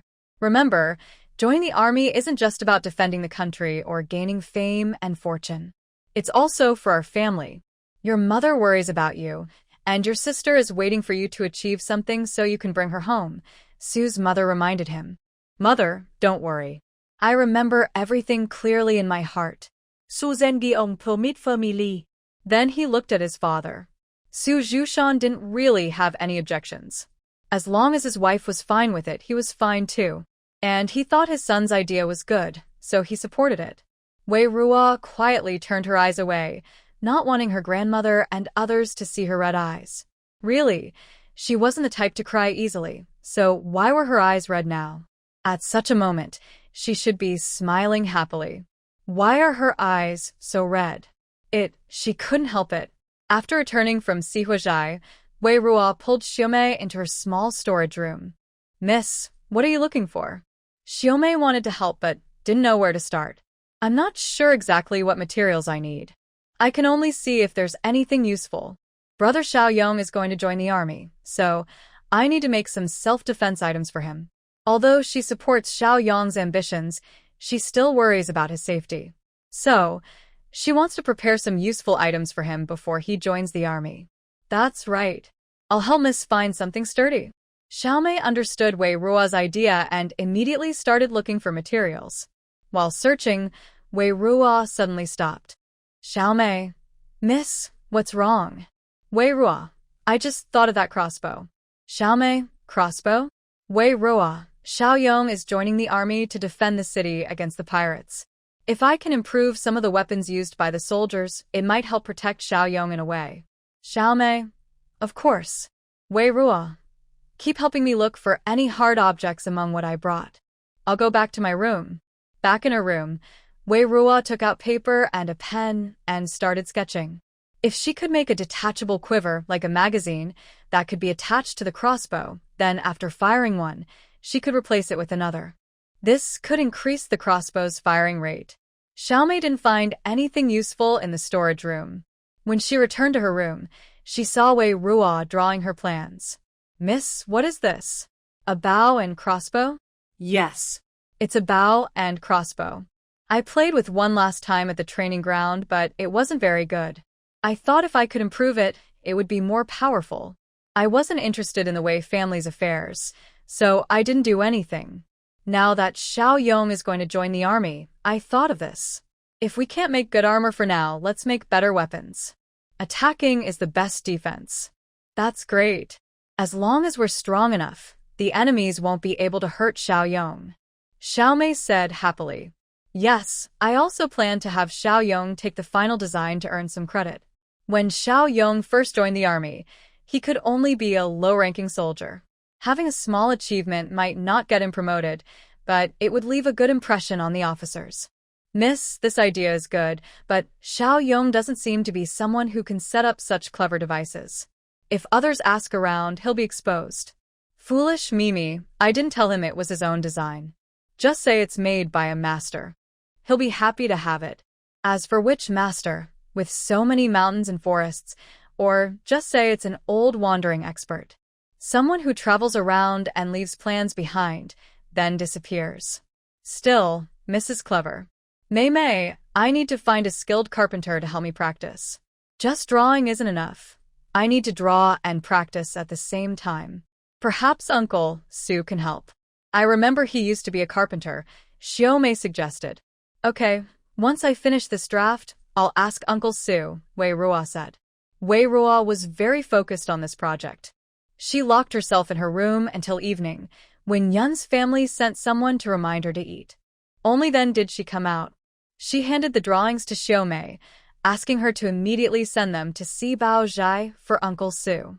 Because the situation was urgent, once young brother Yong registered for enlistment, he could be called to the army at any time.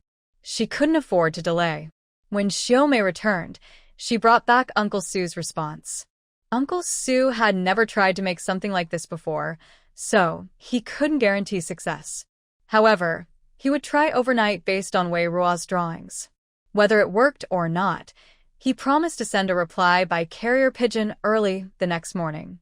The next morning, the pigeon arrived on time. Uncle Su had made a prototype based on Wei Ruo's instructions, but he suggested some improvements based on his woodworking experience. Wei Ruo used the suggestions to start drawing the second version. They went back and forth, tinkering for 3 days. On the 4th day, when they received Uncle Su's reply, they finally got a perfect answer. The kind of crossbow Wei Ruo wanted was successfully made. Wei Ruo was very satisfied, but she didn't stop there. She needed to prepare medicine for Su Jinyong, who was about to join the military. Everyone around Wei Ruo could feel her busy schedule, including the people at Yingyuan. Today, Wei Ruo came to Yingyuan again to eat and drink for free. Wei Jin Yi said, "You seem especially busy lately." "Yes, I am busy making medicine," Wei Ruo replied, partly hiding the truth. She didn't want many people to know about her work with the wet nurse, not even Wei Jin Yi. It had to stay a secret. By the way, do you think you can help me get some Bai Ji herb quickly? Wei Ruo asked. Bai Ji is one of the ingredients for making healing ointments. Because of the war in Xingshan County, Bai Ji became very scarce. The pharmacies in the city all lacked this herb. Wei Jin Yi asked, "Is it urgent?" Wei Ruo said, "It's for a friend. I want to prepare some backup medicine. He's leaving soon, so it's a bit urgent." Wei Jin Yi asked, "A friend?" For some reason, Wei Jin Yi felt that Wei Ruo's friend was a man. "Yes, a very good friend," Wei Ruo responded. Seeing the smile on Wei Ruo's face, it was clear she had a special relationship with that person. "I can ask for you. If I find out anything, I will have Xiao Bei bring it to you," Wei Jin Yi said. "Okay. Thank you, second brother," Wei Ruo said happily without hiding her joy. Asking Wei Jin Yi was just a lucky guess. She didn't expect he actually had connections. Wei Jin Yi looked at Wei Ruo and said softly, "Don't overwork yourself." "Yes, I know, second brother. I care about my health. I'll be careful," Wei Ruo replied, reaching out to hold Wei Jin Yi's hand. The moment she touched him, Wei Jin Yi quickly pulled his hand away. "What are you doing?" he asked. "Just taking your pulse. Haven't I been taking herbal supplements for a while? I want to see how effective they are and how to improve the formula. I'm making medicine, after all. I also prepared some for you," Wei Ruo explained. After hearing her explanation, Wei Jin Yi realized he had overreacted. He then put his hand back in front of Wei Ruo. Wei Ruo placed her fingers on his wrist and said after a moment, "There's some improvement.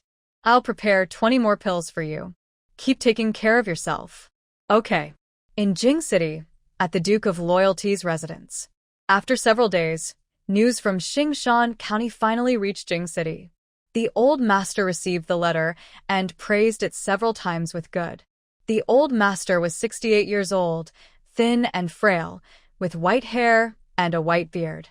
Standing in front of him were his eldest son Wei Ming and his second son Wei Ming. Wei Ming was round-faced and slightly overweight, with features resembling the old master about 70%. Wei Ming was thinner and looked sharp and clever. "Take a look at the letter your third brother wrote," the old master said, handing the letter to his sons. The eldest son, Wei Ming, took the letter, and Wei Ming leaned in to read with him. After reading, both of their faces showed happiness at the same time. "Father, so you're saying that our third brother's land improvements have been successful and caught the attention of His Highness the Seventh Prince?" Wei Ming asked eagerly. Whether he has gained the Seventh Prince's favor is not certain, but at least he has made an impression. "That's a good thing," the old master commented. "That's wonderful," Wei Ming said excitedly. "I heard the Seventh Prince is the most promising heir. If he gains the prince's favor, our family's title might be safe." At this moment, Wei Ming had a question. "Father, third brother's letter said that this matter was handled by our niece Wei Qingrua, whom we haven't met yet. She has been in the countryside all these years. When she returns, she will probably look unrefined. How could she have such skill? Why can't she? She's my own granddaughter, the legitimate heir of our family. Besides, what she learned in the countryside is farming skills. You two are always so naive. Now you see, even those raised in the countryside can have their own abilities." When deciding the order of the two granddaughters, he asked his two sons for their opinions. They had no strong objections, but thought the one just brought back might not be suitable for the main position. They worried she might embarrass the family if she became the eldest daughter. It was better for the fake to remain as the eldest, at least avoiding shame. But he decided that his own biological daughter should be the eldest. If there was another granddaughter above her, that was fine, but letting someone else's daughter be the eldest made him uncomfortable. Yes, your father is wise," Wei Ming quickly flattered. "Father is right," Wei Ming also agreed immediately. The old patriarch sighed and said, "It proves that our Wei family's children are more capable than those from merchant families. Merchants are just not respectable." "You're absolutely right, father. Merchant families are lowly, full of petty tricks, and can't compare to us from the Earl's house, Wei Ming said quickly. Father, I've been free lately. How about I go to Xingshan County to help third brother? He's busy fighting the Japanese pirates and might not have time to manage the fields. Our eldest granddaughter is just a girl, with many inconveniences, Wei Ming offered. Second brother, I think the same, Wei Ming agreed. Big brother, you're busy with official duties and can't leave the capital. I, being free, can go at any time. Let me go, Wei Ming said. Stop arguing. Neither of you is allowed to go, the old patriarch scolded, rejecting both requests. Father. Wei Ming and Wei Ming looked at him nervously. Don't think I don't know what you're planning. You just want to help by trying to get close to the seventh prince, right? You fools. If it were that easy to get close to the seventh prince, you think you'd have a chance? Stay at home and don't interfere in the affairs of the third family. Yes. Wei Ming and Wei Ming could only obediently agree. The old uncle looked at his two disappointing sons. You two need to show some effort. Now that the third son has achieved some success, you can't fall behind. Wei Ming and Wei Ming lowered their heads, feeling guilty and afraid to speak. After leaving the old uncle's house, the brothers walked on the road, each with their own thoughts. Big brother, even though you're the eldest, we might have to rely on third brother in the future. Third brother has a son who is good at studying, and now he has a daughter who can help the family build merit. Soon, they'll be doing very well, Wei Ming said with a smile, sounding teasing and amused. Second brother, you shouldn't worry about me. You should focus on yourself. I heard that because of the issue of taking a second wife, your wife has already argued with you a lot. Big brother, I heard that your household isn't peaceful either. Your eldest son has recently caused quite a few troubles. What good is it for second brother to mock me? If you have the ability, go compare with third brother's family yourself. Wei Ming was a bit annoyed. He flicked his sleeve and walked away without looking back. Did I hit a sore spot? Wei Ming sneered, then turned and headed to his own courtyard. In the blink of an eye, it was the 15th day of the lunar month. This day was also the day Jinyong officially started his new job. Wei Ruo, again claiming to check progress in the southern city, went with Xiaomei to the 4 treasure shop and had lunch with the nurse and her family. The nurse prepared a big table of dishes, almost all of Wei Ruo's favorite foods. At the table, everyone was chatting happily. At Wei's house, there was a rule of not speaking during meals and not talking in bed, but at the Su family, there were fewer rules. After the meal, Xiaomei pulled Jinyong aside and handed him a small pouch. What's this? Jinyong asked. Amulet, Xiaomei replied. Did you specially ask for it for me? Jinyong asked with a smile. Yes, it's a little token of care from senior sister to junior brother, Xiaomei answered proudly. The person who taught Xiaomei martial arts and also taught Jinyong was the same, so they truly came from the same school. I'm the senior brother, and you're the junior sister. They had been arguing for years about who was older or younger. Neither was willing to admit defeat, and both wanted to be the older one. Xiaomei said, I was the first to become a disciple. You became a disciple later. Of course, I am the senior sister, and you're the junior brother. Jinyong said, I was the first to learn from our master. You came later. Of course, I am your senior brother and you are my junior sister. Xiaomei replied, What's the use of learning first? The main thing is the ceremony when you take a master. Just following along doesn't count. Jinyong said, I'm older than you. You and Ruar are the same age. Ruar calls me Little Yonga, so of course I am your senior brother. The argument about whether they are senior or junior siblings didn't surprise Wei Ruo and the Su family couple. They used to argue almost every month. Recently, since they haven't met often, they finally quieted down for a while. Everyone laughed happily. After a little quarrel, Xiaomei rarely admitted defeat first. All right, you go serve in the army. If you come back alive and well, I will admit that you entered our master's school before me and call you senior brother. Hearing this, Jinyong, who should have been happy and jumping around, fell silent. He put away his playful smile and looked very serious. Are you afraid I won't come back? If you don't come back, then you'll be my junior brother for life. Xiaomei snorted, then turned her head away and ran back to Wei Ruo's side. Su Jinyong also returned, smiling. The small purse Xiaomei gave him was already tucked inside his clothes. Mei Mei's stuff is given to you, and mine too. Wei Ruo also prepared a gift for Su Jinyong. Wei Ruo placed a small wooden box on the table. When opened, it revealed a bunch of tiny porcelain bottles. These are some common medicines. Each one has a label. When you need them, just take the medicine from the corresponding bottle, Wei Ruo explained. Su Jinyong glanced at the bottles and said, Roar, why is your handwriting still so ugly? You're still brave enough to say that to me, Wei Ruo said irritably. Su Jinyong touched his nose. I'm not criticizing you. I dare not say anything about you. Ruar's handwriting, even if it's ugly, is uniquely charming, ugly but especially adorable. If you keep talking, I won't give you anything. Wei Ruo covered the box and pretended to take it away. Su Jinyong quickly stepped forward and grabbed the box. Yes, I want it. I want it. How can I refuse the gift Ruor prepared for me? Even if I never use it in my life, I want to keep it. Hee. Xiaomei rolled her eyes at Su Jinyong. Look at you, so useless. Su Jinyong made a silly face at Xiaomei. Then Wei Ruo personally went to the kitchen to make goat milk tea for everyone. Wei Ruo rarely cooks. Usually Xiaomei does. Only when she's with her nanny's family does Wei Ruo feel interested enough to join in. Taking this opportunity, the nursemaid handed Wei Ruo the earnings and account books from the past 2 months of the 4 treasure shop. Originally, the shop's profits were given every 3 months or half a year, but now Wei Ruo is in the military office. The nursemaid thinks that Wei Ruo is in a difficult situation at the Wei family, so having more silver is always good. Most of the silver Wei Ruo saved was recently used to buy land on Shaoyang Mountain.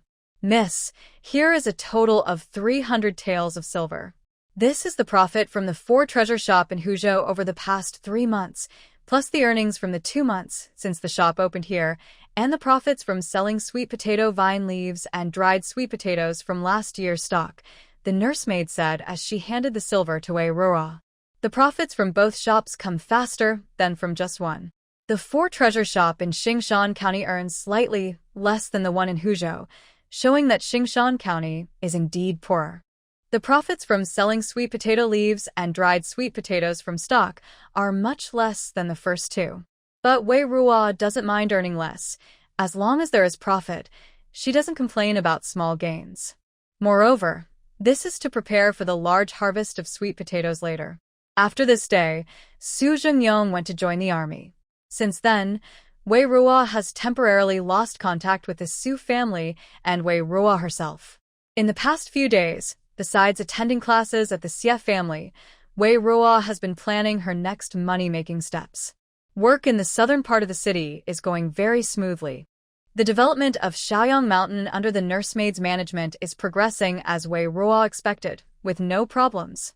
With the help of Madame Xie, Wei Ruo and Xie Ying's medicinal field is also going well. They successfully bought land in the southern part of the city with poorer terrain from the government. Qian Jishian wanted to be fair, so he gave good land for free to poor families without land.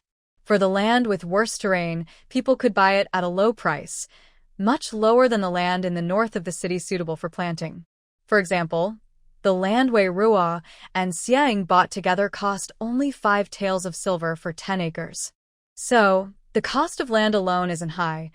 The more expensive part is the labor and improvement costs later.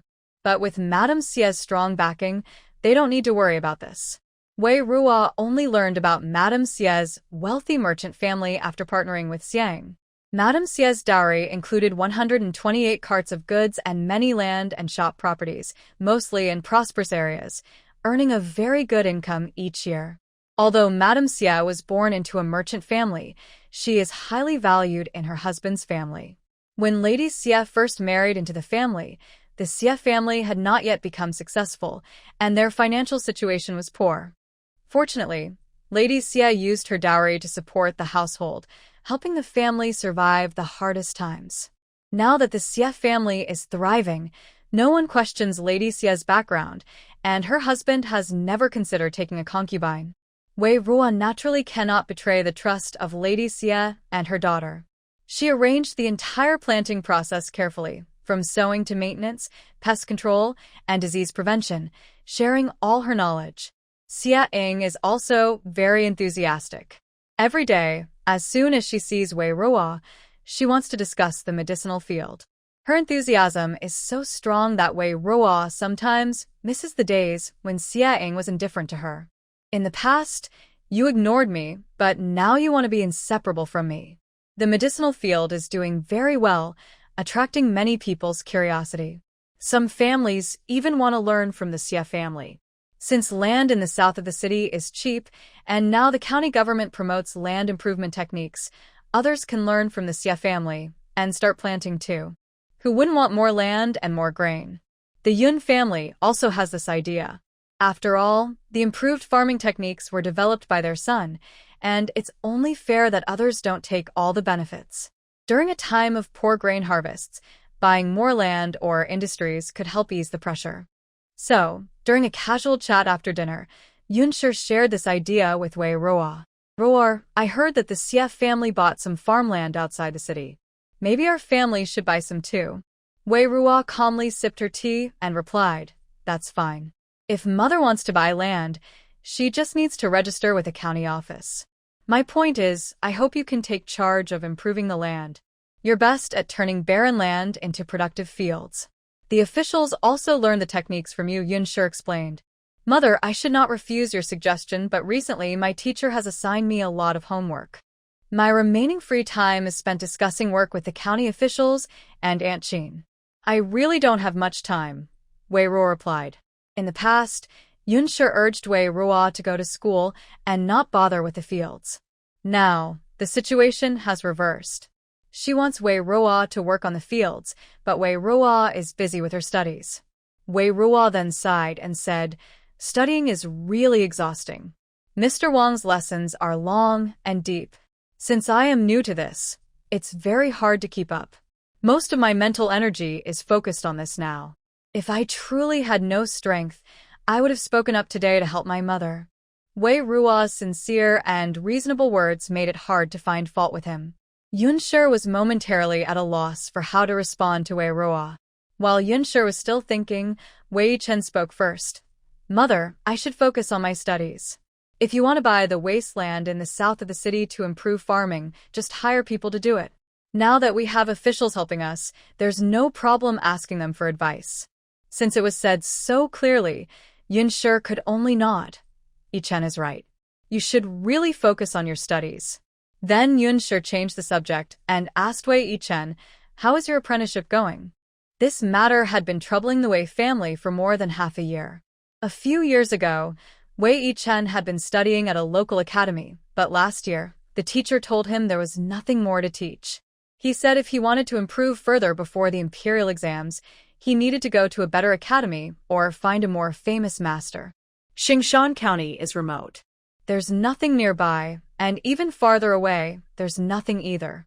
Famous academies and schools are not easy for ordinary families to enter. Besides the noble title passed down from ancestors, the Wei family lacked connections and wealth. It was very difficult to get into those good schools. Compared to that, finding a good teacher might be easier. If the teacher recognized Wei Yichen's talent and appreciated him, it would be easier to succeed. Having a well-known teacher would also be very helpful for Wei Yichen's future exams in the capital. Wei Yichen frowned slightly. Sorry, mother. There hasn't been much progress yet. Yichen, if you really can't find a teacher you like, you should consider others, Yunshi urged. Time waits for no one. If we delay further, I'm worried it will affect your studies. Mother, this is not a trivial matter. Once I take a teacher, they become my lifelong master and father figure. I cannot change my mind easily. I think I should be cautious, Wei Chen replied. All right, you are sensible. I only worry a little. In the end, it's your decision, Yunshi said. While drinking tea, Wei Ruo listened to their conversation. Suddenly, He remembered that his second brother had been staying in his small courtyard all these years. He hadn't gone to school or taken a master. Second brother once said that he now wants to take the imperial exam too. Should we think of a way to help him? Big brother's matters are being taken care of by the family, so Wei Ruo doesn't need to worry about that. But for second brother, only she can help think of a solution. After leaving Wongme Garden, Wei Ruo returned to Tingsong Garden and asked Shumei, Mimi, do you know which is the best academy in Taizhou Prefecture? Miss, why do you ask about the academy? Academies are places for men to study. I haven't heard of any that allow women to attend. I'm not going myself. I'm asking for second brother. Wait a moment, Mississippi. I'll ask someone. Shumei didn't usually care about these things, but since the miss asked, she would definitely find out. The official's residence has someone who knows about this, because there's a young master studying there who might have some knowledge about academies. Soon, Shumei brought back the results for Wei Ruo. There are 3 famous academies in Taizhou Prefecture: Fangyan Academy, Tongjiang Academy, and Anzhou Academy. However, all 3 have 2 problems. They are far away and have high entrance requirements. Xingshan County is a remote small town, far from the bustling area of Taizhou Prefecture. More difficult is that these academies have strict standards, making it very hard for ordinary students to get in. Miss, all 3 academies are good. It's not about choosing which one second young master should attend, but about which academy is willing to accept people from our family, Shumei said. If the academies don't work out, then perhaps there are ways to find a master to teach him. Wei Ruo thought carefully and came up with an idea. Wei Qingwan asked carefully. Wei Qingwan also wanted to be with Wei Ruo, so she looked for Wei Ruo when she was about to leave. No, Wei Ruo firmly refused. Why? Is sister still angry with me? I know I didn't do well before. I apologize and ask for a chance to make things right, okay? Wei Qingwan bit her lip. Isn't it right that you should show sincerity first before asking me for a chance to improve? Instead, you're asking others to take you out while expecting them to give you a chance to change. Are you just taking advantage? With no one around, Wei Ruo rolled her eyes openly, not caring about her image. But. No buts. Stop your plans. If you need company, go find your good sister. Miss Qi from the Qi family didn't invite you? If not, go on your own. Don't bother me, I have no time. After saying that, Wei Ruo sidestepped Wei Qingwan and quickly headed toward the door, leaving a confident, graceful back. Wei Ruo arrived at the place she had arranged with Xiang for treasure shop, a place she often visited. Xiang chose this location. Usually, women meet at rouge shops or jewelry stores, but Xiang had a different idea. Are you here to buy something? Wei Ruo asked. Yes, I want to buy some paper. My brother is coming back soon. There are many good things in the capital, but I don't need to buy him everything. This paper isn't even available in the city. I'll buy some for him, so he can see the world. Xiang said, stepping confidently into the shop. Shopkeeper, I want to buy 100 sheets, Xiang said, taking out a silver ingot and placing it firmly on the counter. Shopkeeper Zhao looked embarrassed and explained, Sorry, miss. We have a notice at the door. Each person can only buy 50 sheets per day. To buy more, you have to buy our set, which includes paper but has no limit. What's this rule? I have money. Can't I just buy your paper directly? Xiang asked. Miss, please calm down. Our paper production is limited daily. If we don't restrict sales, some people might buy everything at once, leaving others with nothing, the shopkeeper patiently explained. Xiang could accept this explanation, but still felt a bit unhappy. How can I give my brother a gift with so little? It looks petty, she said. Shopkeeper, I also want 50 sheets. Wei Ruo stepped forward and said to the shop owner. The shopkeeper immediately prepared 50 paper scrolls for Wei Ruo. Wei Ruo took the papers and handed them directly to Xiang. Is this for me? Xiang asked. Yes. Then I won't be polite. I'll pay you back later. Xiang accepted them without hesitation. No need to return the favor. This is a gift for the Qixi festival. All right then, Xiang said, not saying much more. Next, she looked around the shop at other items. She planned to buy some brushes, ink, paper, and inkstones to give to her brother. She noticed a shelf on one side of the shop with several small wooden boxes, all the same size and shape, each tied with a silk ribbon, perfectly sealed. Xiang asked, "Shopkeeper, what's inside those wooden boxes?" "Those contain our shop's goods. It could be paper, inkstones, or a mix of items. Some are of better quality, some are average," explained the shopkeeper. "Are they all different?" Xiang asked, puzzled. "Yes, each one is different, but they're sold at the same price, 5 taels of silver per box." "Can I open one to see what's inside?" Xiang asked again. "No, you can only find out after you buy it. Since they're all different but cost the same, doesn't that mean some people might lose and others gain?" Xiang asked. Exactly. "It's all luck whether you profit or lose." One of the boxes even contains a calligraphy piece by Master Songlin, and you only need to pay 5 taels of silver to get it. Master Songlin again? I heard that on your first day of opening, you gave away a calligraphy piece by him. How do you have so many of his works?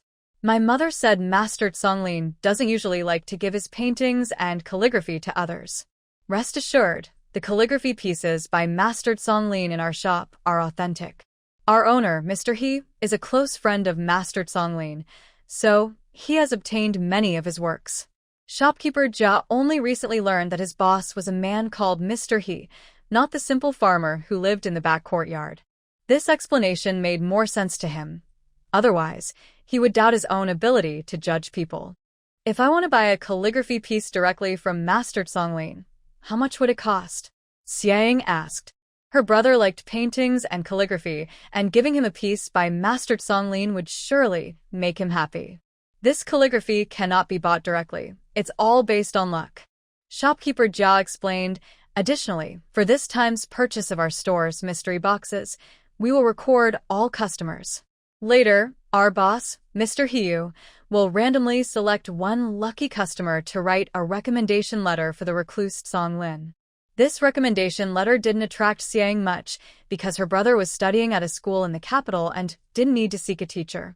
But Xiang knew that many students in Xingshan County would want to get this letter. If what the shopkeeper said was true, that her boss had a good relationship with Songlin, then I want all the boxes on that shelf. Miss Xiang was very generous and immediately decided to buy all the boxes. Shopkeeper Jia smiled and apologized. "Sorry, miss. Each person can buy at most 2 mystery boxes." Why? "I want to buy them, and I will pay." "Why can't I?" Xiang asked. "Well, if someone buys all the boxes, they will definitely get Songlin's calligraphy treasures and the recommendation letter promised by Mr. He. That would ruin the fairness of this game. It would become whoever has the most money first can get the reward." Jia's shopkeeper had explained this to several people over the past few days. Xiang listened and thought it made sense. She nodded. "You're right.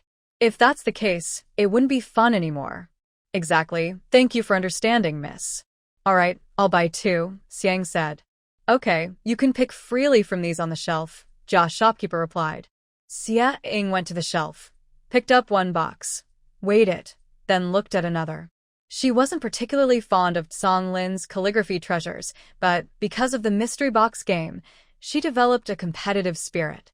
If she only bought 2 and managed to get the box with Songlin's treasure, she could brag to her brother later. After looking around, she asked, "Is that all? Are there any others? I want to see everything."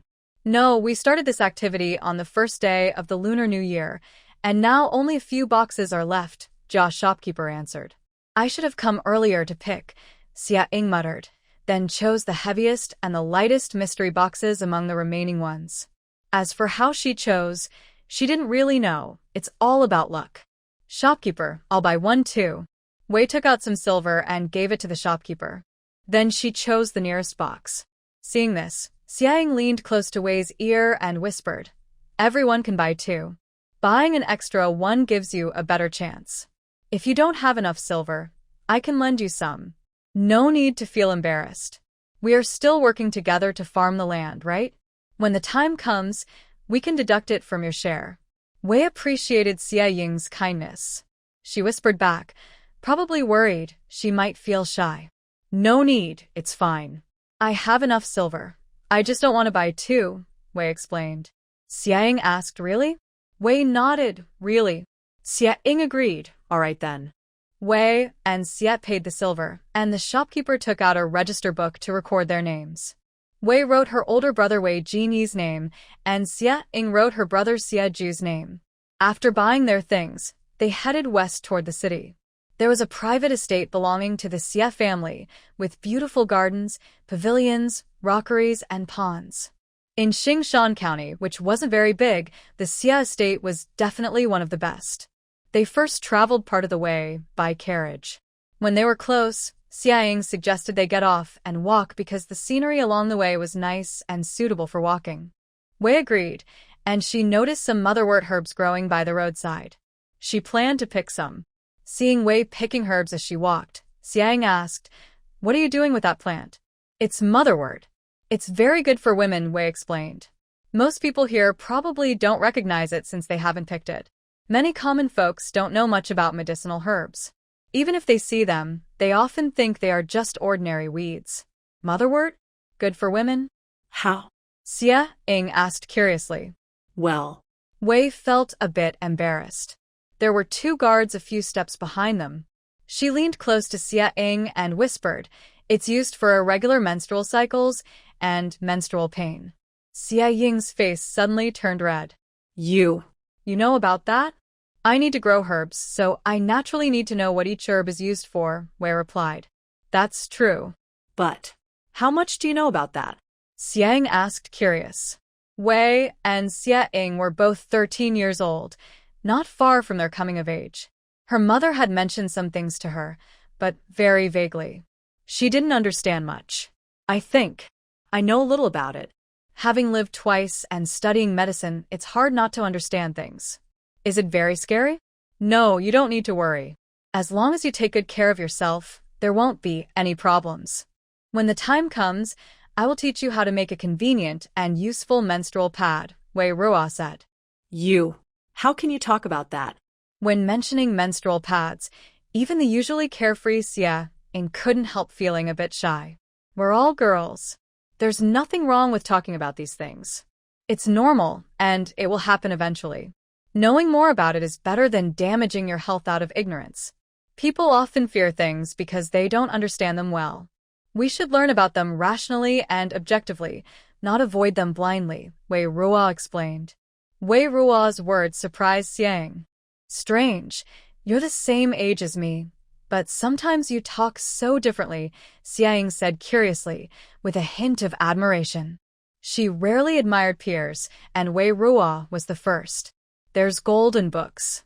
Reading more helps you learn more, Wei Ruo said, explaining her reason. What kind of books do you read? My family's books are mostly boring military strategies. Reading them is dull, but my grandfather makes them interesting when he talks about them. Mr. Wong's stories are also pretty good, almost as good as my grandfather's, Xiaoying said, then helped Wei Ruo pick some motherwort.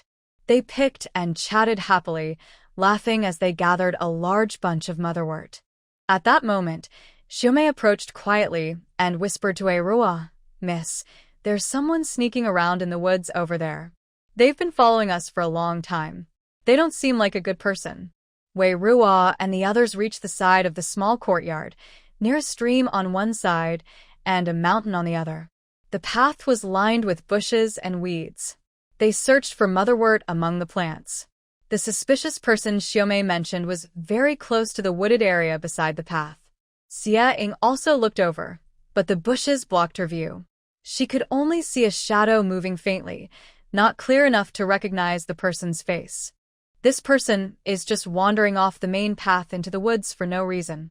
There must be something wrong. Plus, the only house ahead on this road is ours. Strangers wouldn't come here without a reason, Xiaoying said confidently. Since Xiaoying said so, the person was definitely suspicious. "Mimi, are you confident?" Wei Ruo asked. "Yes. Miss, don't worry. When he gets close, I'll be the first to stop him," Xiaomei replied. Xiaomei is confident in her skills. "All right, let's stay calm for now," Wei Ruo said. So Wei Ruo and Xiaoying pretended not to know anything and kept their heads down, picking motherwort. Xiaomei found a good hiding spot and waited quietly. Sure enough, a sneaky figure came down from the mountain, about to pass through the tall grass. Xiaomei seized the moment, suddenly lunged forward, and caught the man with a hold. The man immediately resisted, swung his fist at Xiaomei from behind. Xiaomei was quick, sweeping his leg to knock him to the ground. The man landed face down, his face pressed into the grass. Just as he tried to lift his head, Xiaomei kneeled on his back, grabbed his hands behind his back, and fully subdued him. Mimi, hit him, Wei Ruo ordered. Xiaomei's fist started hitting the man's back. The man struggled, lifting his head to call for help. No, it's me. It's me. Wait. Xia Ying rushed out and stopped Xiaomei. Ruo, this person seems to be my brother. Your brother? Wei Ruo blinked in surprise. Xia Ju, who was pressed to the ground, struggled to lift his head higher so the person in front of him could see his face clearly. It's me, your brother. It's really my brother. Xia Ying confirmed the identity of the scoundrel. Xiaomei immediately let go. Xia Ying stepped forward and helped Xia Ju up. He had a clear, handsome face with neat features, but now it was covered with grass and mud, looking a bit unkempt and embarrassed. Brother, why? Why are you here? Xia Ying asked. Didn't mother tell you I would come these days? Xia Ju asked. She did, but she didn't say today. And why did you come instead of going home? Why are you following us? Xia Ying asked. Xia Ju looked helpless and almost cried. I went home, but mother said you had gone out. I heard you weren't with many people, so I was worried and wanted to come see you. Why did you come to see me instead of taking the main road? Why come over the mountain?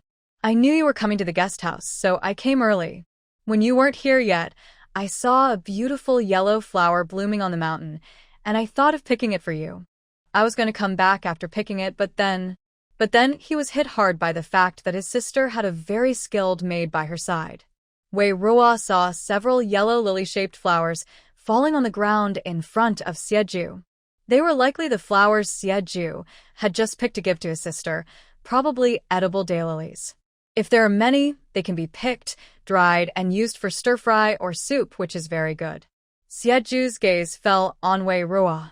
Although her maid was the one who attacked, it was she who ordered it. Feeling his gaze, Wei Ruo explained, Young Master Xia, sorry, I didn't know you are brother Xia Ying's brother. I thought it was a troublemaker trying to harm me and Inger. Are you the special Miss Wei from the Wei family that my sister often mentions in her letters? Although today was their first meeting, thanks to his sister, Xia Ju had heard of Wei Ruo's name before. Because of his sister's description, he was curious about this rare girl who caught his sister's attention. After seeing her today, nothing particularly special stood out, but the punishment she received was quite memorable. Brother, this whole thing is your fault. Don't blame others. Xia Ying quickly stepped forward to defend Wei Ruo, thinking her brother might blame her. Who do you think I am? I wouldn't quarrel over such a small matter with you girls, Xia Ju said. What's wrong with us girls? It's your fault, so don't use us as an excuse, Xia Ying said unhappily. It was my mistake. I said the wrong thing. Don't be angry, Xia Ju quickly apologized. That's more like it. Xia Ying forgave Xia Ju and turned to pull Wei Ruo toward the side courtyard, leaving Xia Ju far behind. Why didn't you wait for me, sister? Men and women shouldn't touch each other. I have a beautiful lady here, and I must protect her reputation, Xia Ying replied as she pulled Wei Ruo away, walking far ahead. Xia Ju sighed helplessly. His position in his sister's heart had decreased a bit again. Wei Ying and Wei Ruo sat in the courtyard of the side house, gazing at the moon and begging for good luck. The moon was full, the sky high, and the clouds sparse. After completing the ritual of begging for good luck during the Lantern Festival, they sat in the yard, enjoying the moon and the sweet treats Wei Ruo brought. Your sweet treats are quite delicious, Xia Ying commented. Then she remembered the dried sweet potatoes and sweet potato chips Wei Ruo gave her the first time they met. Xia Ying asked Wei Ruo, it seems you're quite good at making snacks. Not just snacks. My family's Mei Mei is very clever and can make many delicious things, Wei Ruo replied. Next time bring more for me. I want my brother to try them too, Xia Ying said. No problem, Wei Ruo agreed. By the way, where is your brother? He's probably outside. You wouldn't come in so rudely if he were here. You've already been rude once. If you do it again, even I, as a sister, will be upset, Xiaoying said. Then, let someone take some of these sweet treats to him as an apology for earlier, Wei Ruo suggested. Alright, getting a beating and still getting so much delicious food. He's lucky, Xiaoying said as she handed the bag of treats Wei Ruo gave her to the maid. You and your brother have a really good relationship, Wei Ruo commented. Only close siblings would tease each other like that. No choice, he's my brother after all. I wish I had an older sister or a younger sister, but my mother didn't give me one, Xiaoying said, then added thoughtfully, of course, I wouldn't want a sister like yours. She would just annoy me. Wei Ruo smiled. Xiaoying looked at Wei Ruo carefully and continued, if you were as clever as you are, I might consider it. I might consider it too. You're straightforward and say what you think, so I don't have to guess. Wei Ruo admitted openly that she liked Xiaoying. Of course. I never pretend with people. If I like someone, I say so. If I don't, I don't. No need to fake anything. Xiaoying said proudly. After speaking, Xiaoying looked at Wei Ruo and asked, besides planting vegetables and flowers, what else do you like to do? I like making money, a lot of money, Wei Ruo replied. What do you want so much money for? Xiaoying asked. I don't know, but who would complain about having too much silver? And grain too, more is always better. In case there's a famine, having food means I won't starve, Wei Ruo explained. Right.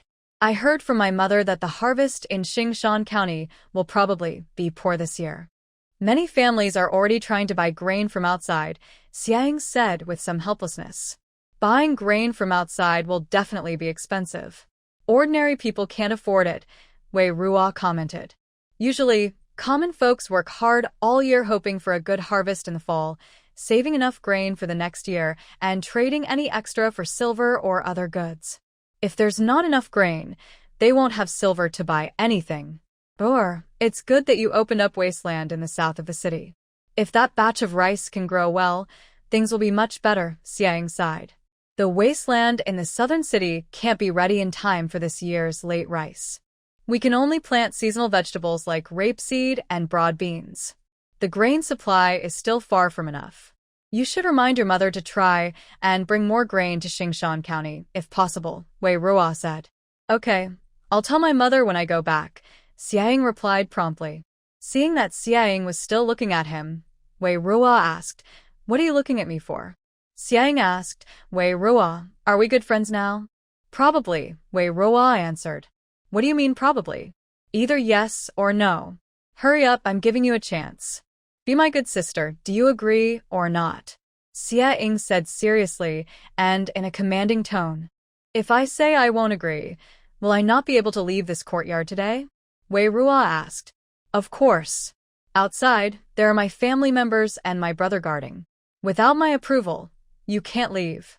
Xiaoying said this, but probably forgot about her brother being pressed to the ground and rubbed by Xiaomei just now.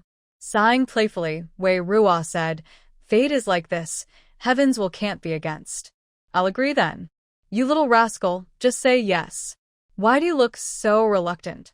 Xiaoying punched Wei Ruo's shoulder in annoyance, pretending to be fierce, but not really applying much force. More like a tickle. I'm innocent. Isn't this the premise you set? You already looked like you were forcing a girl into marriage, so I have to cooperate a little, right? Wei Ruo said with a big smile.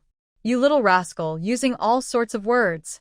Now I, the eldest lady, will show you what real forceful abduction and coercion look like. Xiaoying reached out her claws, pretending to scratch Wei Ruo. Seeing this, Wei Ruo ran away as fast as she could. She hated being tickled. She had lots of ticklish spots. Xiaoying chased after her, shouting, You little rascal, stop running. Stand still so I can teach you a good lesson. Only fools run away. The courtyard was big enough. The two ran around, past the rockery, pavilion, and small bridge, finally stopping in front of the flower bed to catch their breath. They sat back to back on the ground, giggling foolishly. After laughing, they lay on the grass and discussed the medicinal fields and the upcoming grain procurement. Wei Ruo had ideas and Xia Ying wanted to help, not just for Wei Ruo, but for the people of Xingshan County. The two stayed until the late morning. After seeing Wei Ruo off, Xia Ying returned to her separate courtyard and saw Xie Ju watched the carriage carrying Wei Ruo disappear down the mountain path and smiled at Xia Ying, saying, "Your classmate is quite charming." "Of course. Someone who can be my classmate must be extraordinary," Xia Ying replied proudly. "Yes, yes, yes. Otherwise, my sister wouldn't bother to pay attention, right?" Xie Ju said with a smile. He knew his sister's personality well. She was spoiled by their parents and grandfather, doing things based on her own preferences. "She's not just my classmate now. She's also my good sister. When you meet her in the future, you should be polite to her," Xia Ying added. "I don't mean to be rude to her. Just make sure her fierce maid doesn't get rude to me," Xie Ju said. "You're so cheeky. Grandfather has also made you practice martial arts to strengthen your body. Why haven't you even fought with Ruo's close maid?" Xia Ying looked at him with disdain. "I'm also puzzled. How can a maid have such good skills? Later, you can ask your good sister where her maid learned her skills from, how she became so good," Xie Ju said. "No problem. Just remember to bring me some delicious and fun things from the capital later. I want to give them to Ruo. I've eaten her snacks many times and accepted her gifts. I need to find a chance to return the favor, and things from the capital are perfect," Xia Ying said. "No problem. As long as my sister asks, I will definitely agree," Xie Ju replied decisively. Usually, he brought her lots of treats whenever he visited from the capital. "By the way, brother, what are you here for this time? Aren't you supposed to be busy studying? Why did you come to Xingshan County?" Xia Ying asked. "I can't tell you for now. I'm worried you'll spill the secret.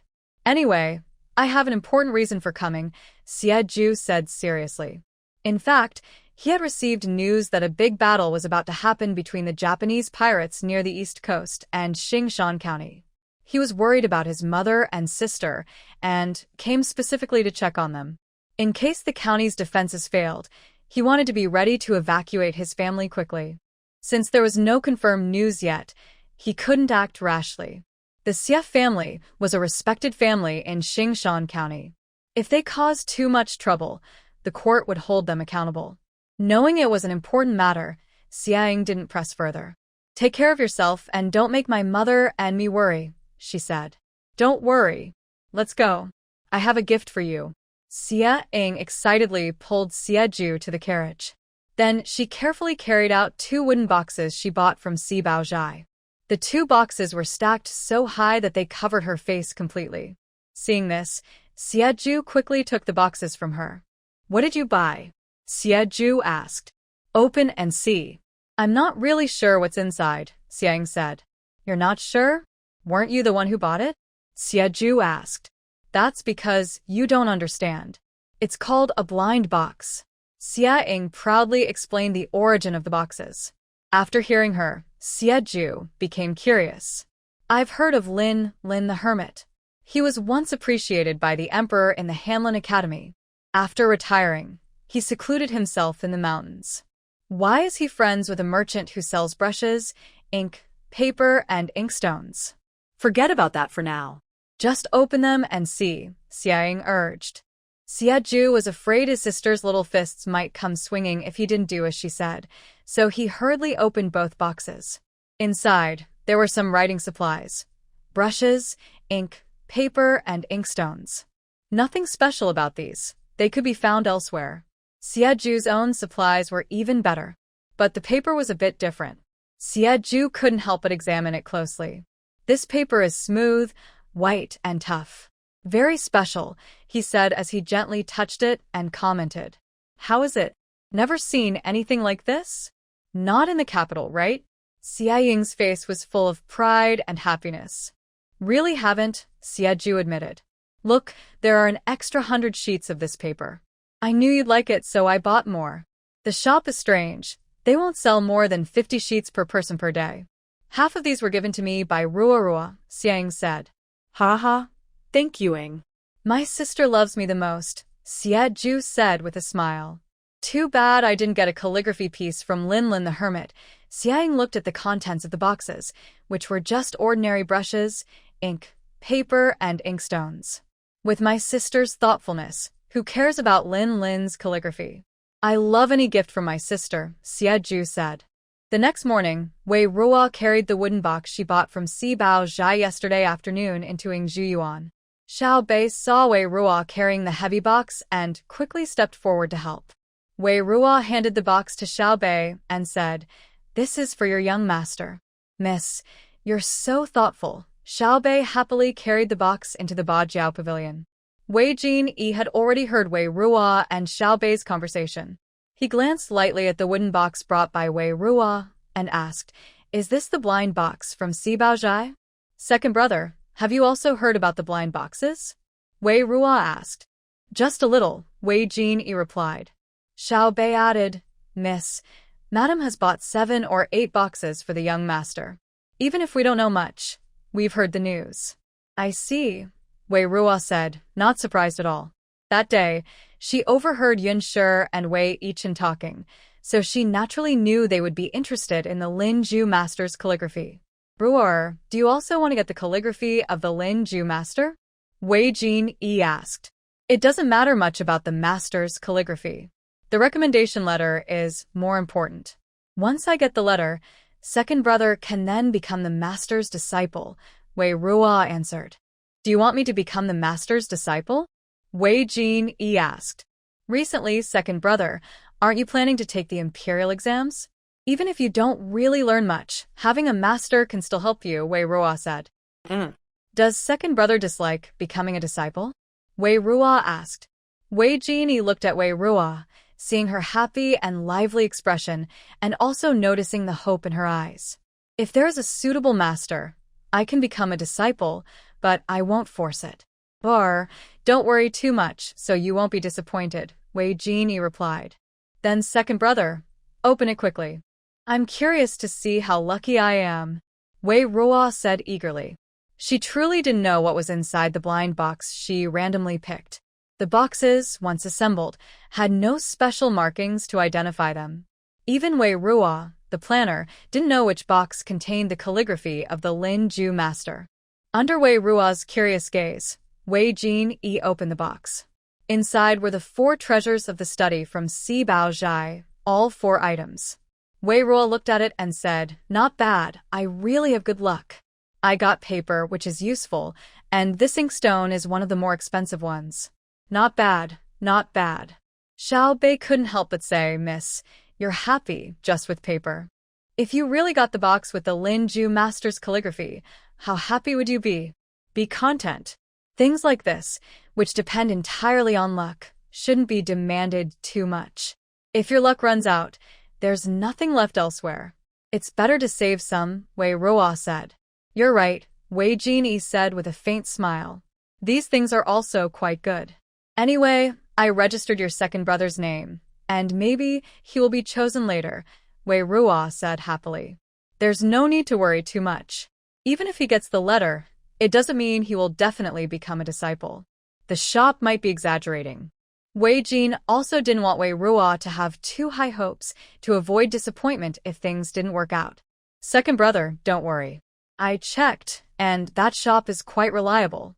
The recluse Song Lin rarely sells his works to outsiders, so most people who get his calligraphy and paintings are close friends or family. The letter of recommendation has a high chance of working. Since Roar thinks it's fine, I'll look forward to it," Jin said. Yes, second brother, you should look forward to it," Wei Ruo said with a smile. "Yes, I will," Jin replied with a gentle smile, watching Wei Ruo. She always seems to think a lot about him, always considering him first, worrying for him, celebrating with him, bringing some light into his dull, boring life. Meanwhile, on the other side of the marshal's residence, someone else was worried about the boxes. In the southwest corner of the residence, inside the proud chrysanthemum garden, Wei Yichen was sorting through the 7 boxes of calligraphy and painting supplies in front of him. He bought 7 blind boxes from the treasure shop, but not all in his name. He only bought 2 himself, his mother and Wangme each bought 2 more, and his classmate gave him the last one. Now all 7 boxes had been opened. They didn't contain Song Lin's artworks, but the items inside weren't bad either. Some were worth over 5 taels, others less. Overall, he didn't lose much. Not finding Song Lin's artworks was a bit disappointing, but he wasn't too upset. What he really wanted was the letter of recommendation from Lord Hiyu. Unfortunately, no matter how many boxes he bought, his name could only be on one, just like other buyers. Wei Qingwan, with her maid Sueha, came to visit Wei Yichen in the proud chrysanthemum garden. Seeing the boxes, she asked Big Brother, "How did it go? Did you get Song Lin's artwork?" Wei Yichen shook his head. "No, I didn't." Wei Qingwan quickly comforted him. "Don't be discouraged, Big Brother. Maybe the shop used Song Lin's calligraphy and paintings as a trick to attract buyers. They might not have put his real works inside. In the end, no one might get them." Wei Chen had a different idea. "I think the owner of that shop has some plans. Last time, they also displayed a genuine piece from Song Lin Jusher. It's unlikely they would fake it this time." Wei Qingwan changed her tone. "Then I don't know who would be so lucky to get that piece of work." Wei Yichen said, "Compared to valuable calligraphy, I more want to study directly under Song Lin Jusher. I've had this idea for a while but lacked the way. Now that I have a letter of recommendation, I must try for it. Big Brother is so talented. If Song Lin Jusher saw you, he would surely like and admire you and be willing to take you as his close disciple," Wei Qingwan said. Wei Chen smiled bitterly. "That's not necessarily true. There's always someone better out there. I only live in a small corner of Taizhou Prefecture, so my experiences are limited. I don't really know what my true level is. In my heart, Big Brother is always the best. I read a lot too. Even if I leave Taizhou, I doubt I'd fall behind much," Wei Qingwan said. Wei Yichen smiled and didn't argue further. He knew these words of praise from family weren't meant to be taken seriously. "By the way, has Roar come back?" Wei Yichen asked. "She should be back. I just passed by the Tingsong Garden and saw her maid," Wei Qingwan replied. Then she whispered, "Big Brother, did you ask sister about something?" "It's nothing much. I bought 7 boxes this time. There's quite a bit of ink, paper, and brushes. I want to give some to Ruar. She's been studying recently," Wei Yichen said. He organized 2 identical sets of brushes, ink, paper, and inkstones, and packed them into a spare wooden box. "I'll give this one to you, and I'll take the other to Ruar," Wei Yichen told Wei Qingwan. "Thank you. Thank you, Big Brother," Wei Qingwan said, her eyes fixed on the other set in Wei Yichen's hand. Feeling a strange discomfort she couldn't quite explain. Wei Yichen didn't notice her feelings. He carried the set he planned to give to Wei Ruo to Tingsong Garden. After asking Xiumei, he learned Wei Ruo wasn't there, so he handed the wooden box to Xiumei. On his way back, he passed by Yingzhu Garden. Just then, Wei Ruo came out, smiling happily, lively, and energetic. She was talking to someone inside as she walked. "Second brother, goodbye. I'll come back tomorrow to eat delicious food with you. These days, the pumpkins in the garden are ripe. I asked Mimi to make pumpkin cakes for you," Wei Ruo said cheerfully. Wei Ruo turned around after speaking and saw Wei Yichen looking at her with curiosity. "Big Brother." Her lively smile was replaced by a more reserved expression. "What's so happy about?" Wei Yichen asked curiously. "I just ate something delicious at Second Brother's place," Wei Ruo replied. "I heard you told Jin Yi you wanted to make pumpkin cakes for him. Does Big Brother get a share?" Wei Yichen asked. "Pumpkin cakes are a simple food that people from the countryside like. I'm worried Big Brother might not be used to them. Does Big Brother want to try?" "Of course. Next time I make some, I'll bring them to Big Brother to try," Wei Ruo said. "Then I'll be looking forward to your pumpkin cakes, Ruar," Wei Yichen said. "Yes." After chatting with Wei Yichen for a while, Wei Ruo returned to Tingsong Garden and realized that Wei Yichen had come earlier to bring her brushes, ink, paper, and inkstone. Looking at the supplies in front of her, Wei Ruo sighed. Wei Yichen probably didn't mean any harm. The original owner also thought so, which is why she poured a lot of love and hope into her eldest brother. But every time she had to choose between the original owner and Wei Qingwan, Wei Yichen always sided with Wei Qingwan. This caused the original owner's jealousy to grow wildly. Actually, Wei Ruo was also like that. Once she cared about something, it was hard for her to stay calm and composed. So, in this life, Wei Ruo didn't want to get too involved with Wei Yichen from the start. Not investing feelings was the best way to protect herself. Yun Shi paid close attention to the blind box event at Sihuazhai. Over the past few days, she kept checking and often sent her trusted maid Cui Ping to gather information. Like Wei Yichen, Yun Shi didn't care much about the calligraphy treasures from Songlin Ju. No matter how valuable, they were just pieces of writing. Moreover, during the last opening of Sihuazhai, her eldest son had already obtained one. Yun Shi was more concerned about whether young Master He Yu and Songlin Ju really had a close, lifelong friendship. She needed to confirm if what Sihuazhai claimed was true, or if they exaggerated to attract business.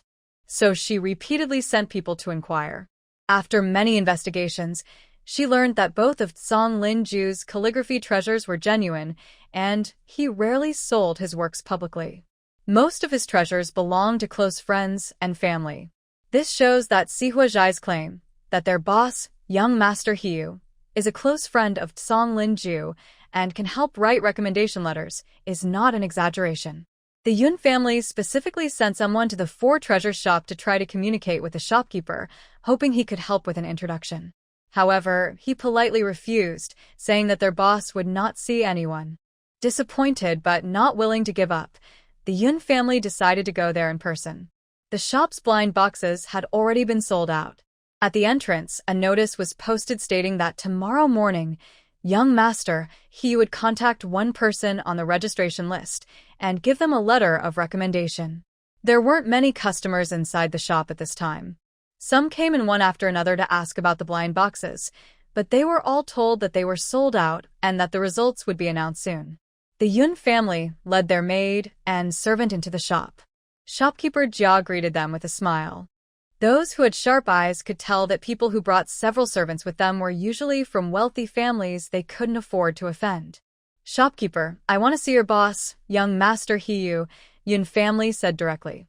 Shopkeeper Jia looked apologetic but responded confidently, "Sorry, madam. Young Master He Yu does not see outsiders. I am Lady Wei from the captain's office. I came here today specifically to see young Master He Yu." Yun family clarified her identity. In Xingshan County, which wasn't very big, the captain's office was one of the most powerful families. "I'm very sorry, Lady Wei. A few days ago, Lady Qian also asked about the same thing. Unfortunately, our boss really does not see outsiders." Jia's shopkeeper refused again. Not only outsiders, but even he, the shopkeeper, had never seen the boss in person.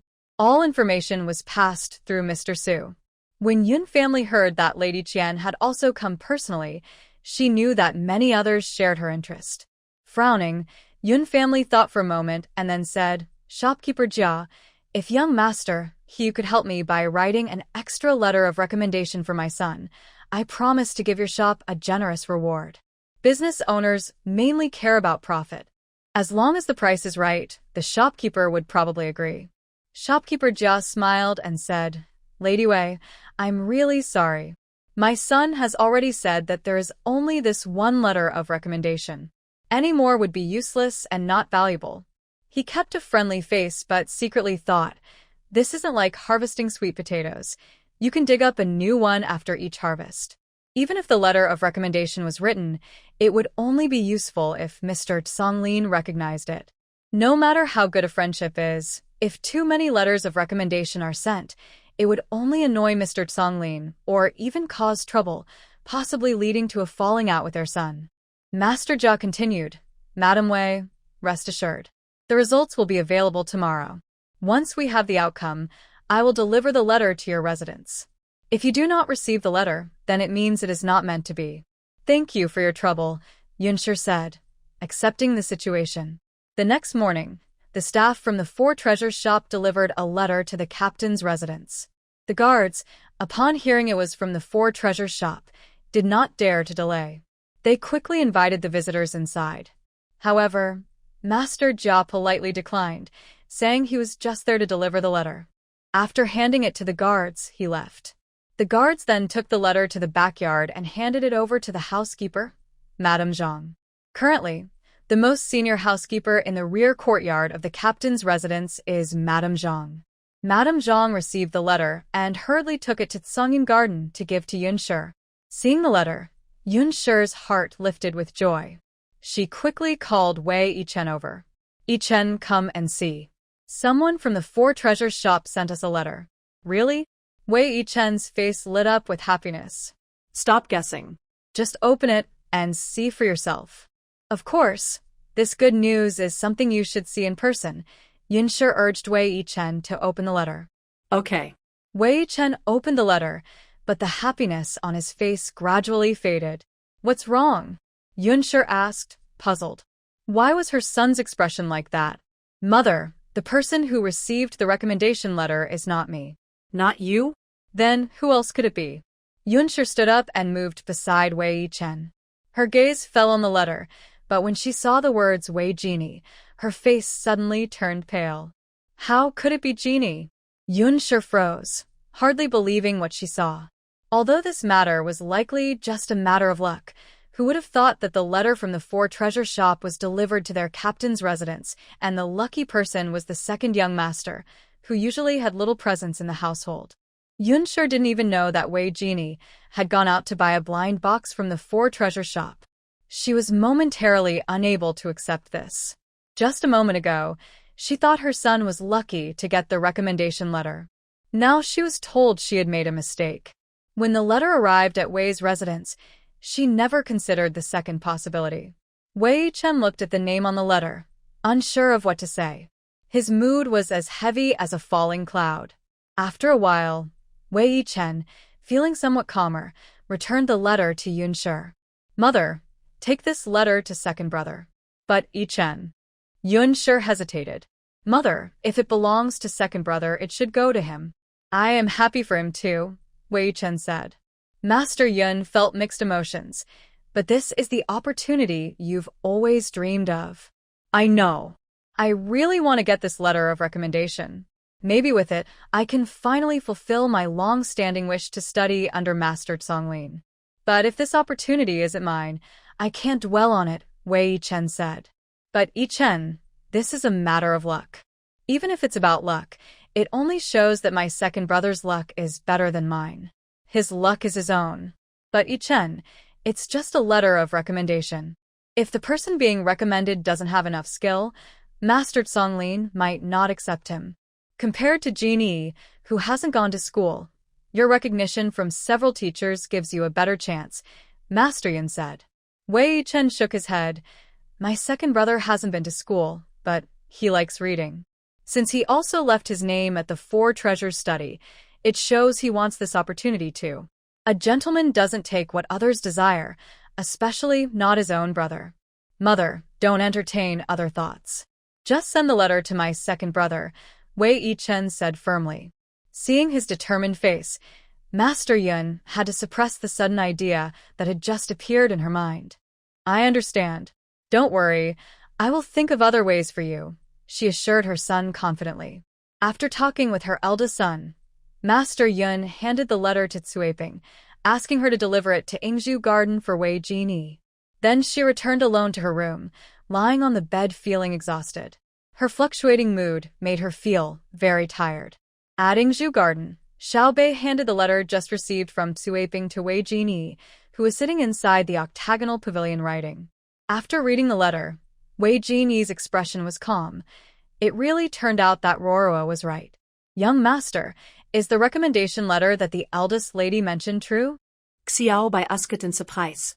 Yes. "Young master, what should we do? Are you really going to study under a master?" "This is Rorua's heartfelt wish, and it's also a good opportunity for me," Wei Jin Yi replied. "But young master, that Master Songlin is in Huzhou Prefecture, far from here," Xiaobei said worriedly. "Perhaps it's time for me to leave the Wei residence," Wei Jin Yi murmured thoughtfully, with a deep look. At this moment, Wei Ruo, listening in the pine garden, received a message from a pigeon. Opening it, I saw it was a note from Master Songlin. The letter was delivered by someone he sent to Sihuajai, then tied to a communication pigeon by the nursemaid, and sent over. At the start, there was harsh scolding, which Wei Ruo was already used to. In the letter, Master Songlin painfully criticized Wei Ruo for her shameless behavior of exploiting him for his paintings, using his work to attract customers, promote sales through blind box activities, and even trying to make him a disciple. How despicable and shameless! Wei Ruo thought to herself that she had no choice. She only knew this knowledgeable man. If she knew more such learned people, she could take advantage of them too. Although the first part was full of criticism, the tone shifted later. He said he could accept someone with good character and proper learning. He also reminded Wei Ruo to take care of herself and to visit him in Huzhou if she had time. Harsh on the outside, soft on the inside, Wei Ruo smiled as she read his caring words. Master Songlin's real name was Wanzheng. He was talented in literature and painting, highly skilled in calligraphy and art. When he was an official in Beijing, he was appreciated by the emperor. However, after decades in office, the first 20 years had been unnoticed. He finally reached the position of Hanlin, but because of his upright and honest nature, he made many enemies. So, he retired early and returned to his hometown with his wife, retreating into the mountains, calling himself Master Songlin. Wei Ruo met him because once, Lady Wan suddenly had and fell seriously ill. Wanzheng went down the mountain to seek medical help. Following villagers' advice in Magujiazhai, he found Wei Ruo, who lived in a separate courtyard. Wei Ruo treated Lady Wan, saving her life. Wanzheng said he had no money for the medical fees. Before Wei Ruo could speak, he handed her a basket of calligraphy and paintings as payment. Wei Ruo didn't know if his artworks were valuable at the time, so she accepted them. Now, her small storeroom holds more than 10 pieces of Master Songlin's calligraphy and paintings. Whenever she had the chance, she would take out one piece for events to promote her shop, increase its fame, and boost sales. Lady Ruan's was caused by high blood pressure, requiring long-term medication. So, Wei Ruo often visited them in the woods to check on Lady Ruan's health. Over time, she became quite familiar with the couple. Sometimes, she would bring them tasty food or supplies like brushes, ink, and paper. Wanzheng was very annoyed by Wei Ruo's ugly handwriting when she wrote prescriptions. He even said that if Wei Ruo were a man, he would definitely take her as a disciple. But as a very traditional person, Wanzheng would never consider taking a female disciple. This time, Wei Ruo thought of Jin Yi when looking for a master at the academy. He is knowledgeable and has integrity, and during his time as a Hanlin scholar in Beijing, he had many students and disciples. Becoming his disciple would be very helpful for the second brother in the future. The reason for making things complicated, using the name of the Four Treasures Studio to let the second brother become a disciple, was also to avoid revealing too much about herself and to prevent unnecessary trouble. As for arranging for Jin Yi to become a disciple, her hope for Jin Yi to stand out was not only because she now had a good relationship with him. Wei Ruo also had her own private reasons. She wondered if making the minor character from the original story less invisible would, in a way, cause a big change in the entire plot.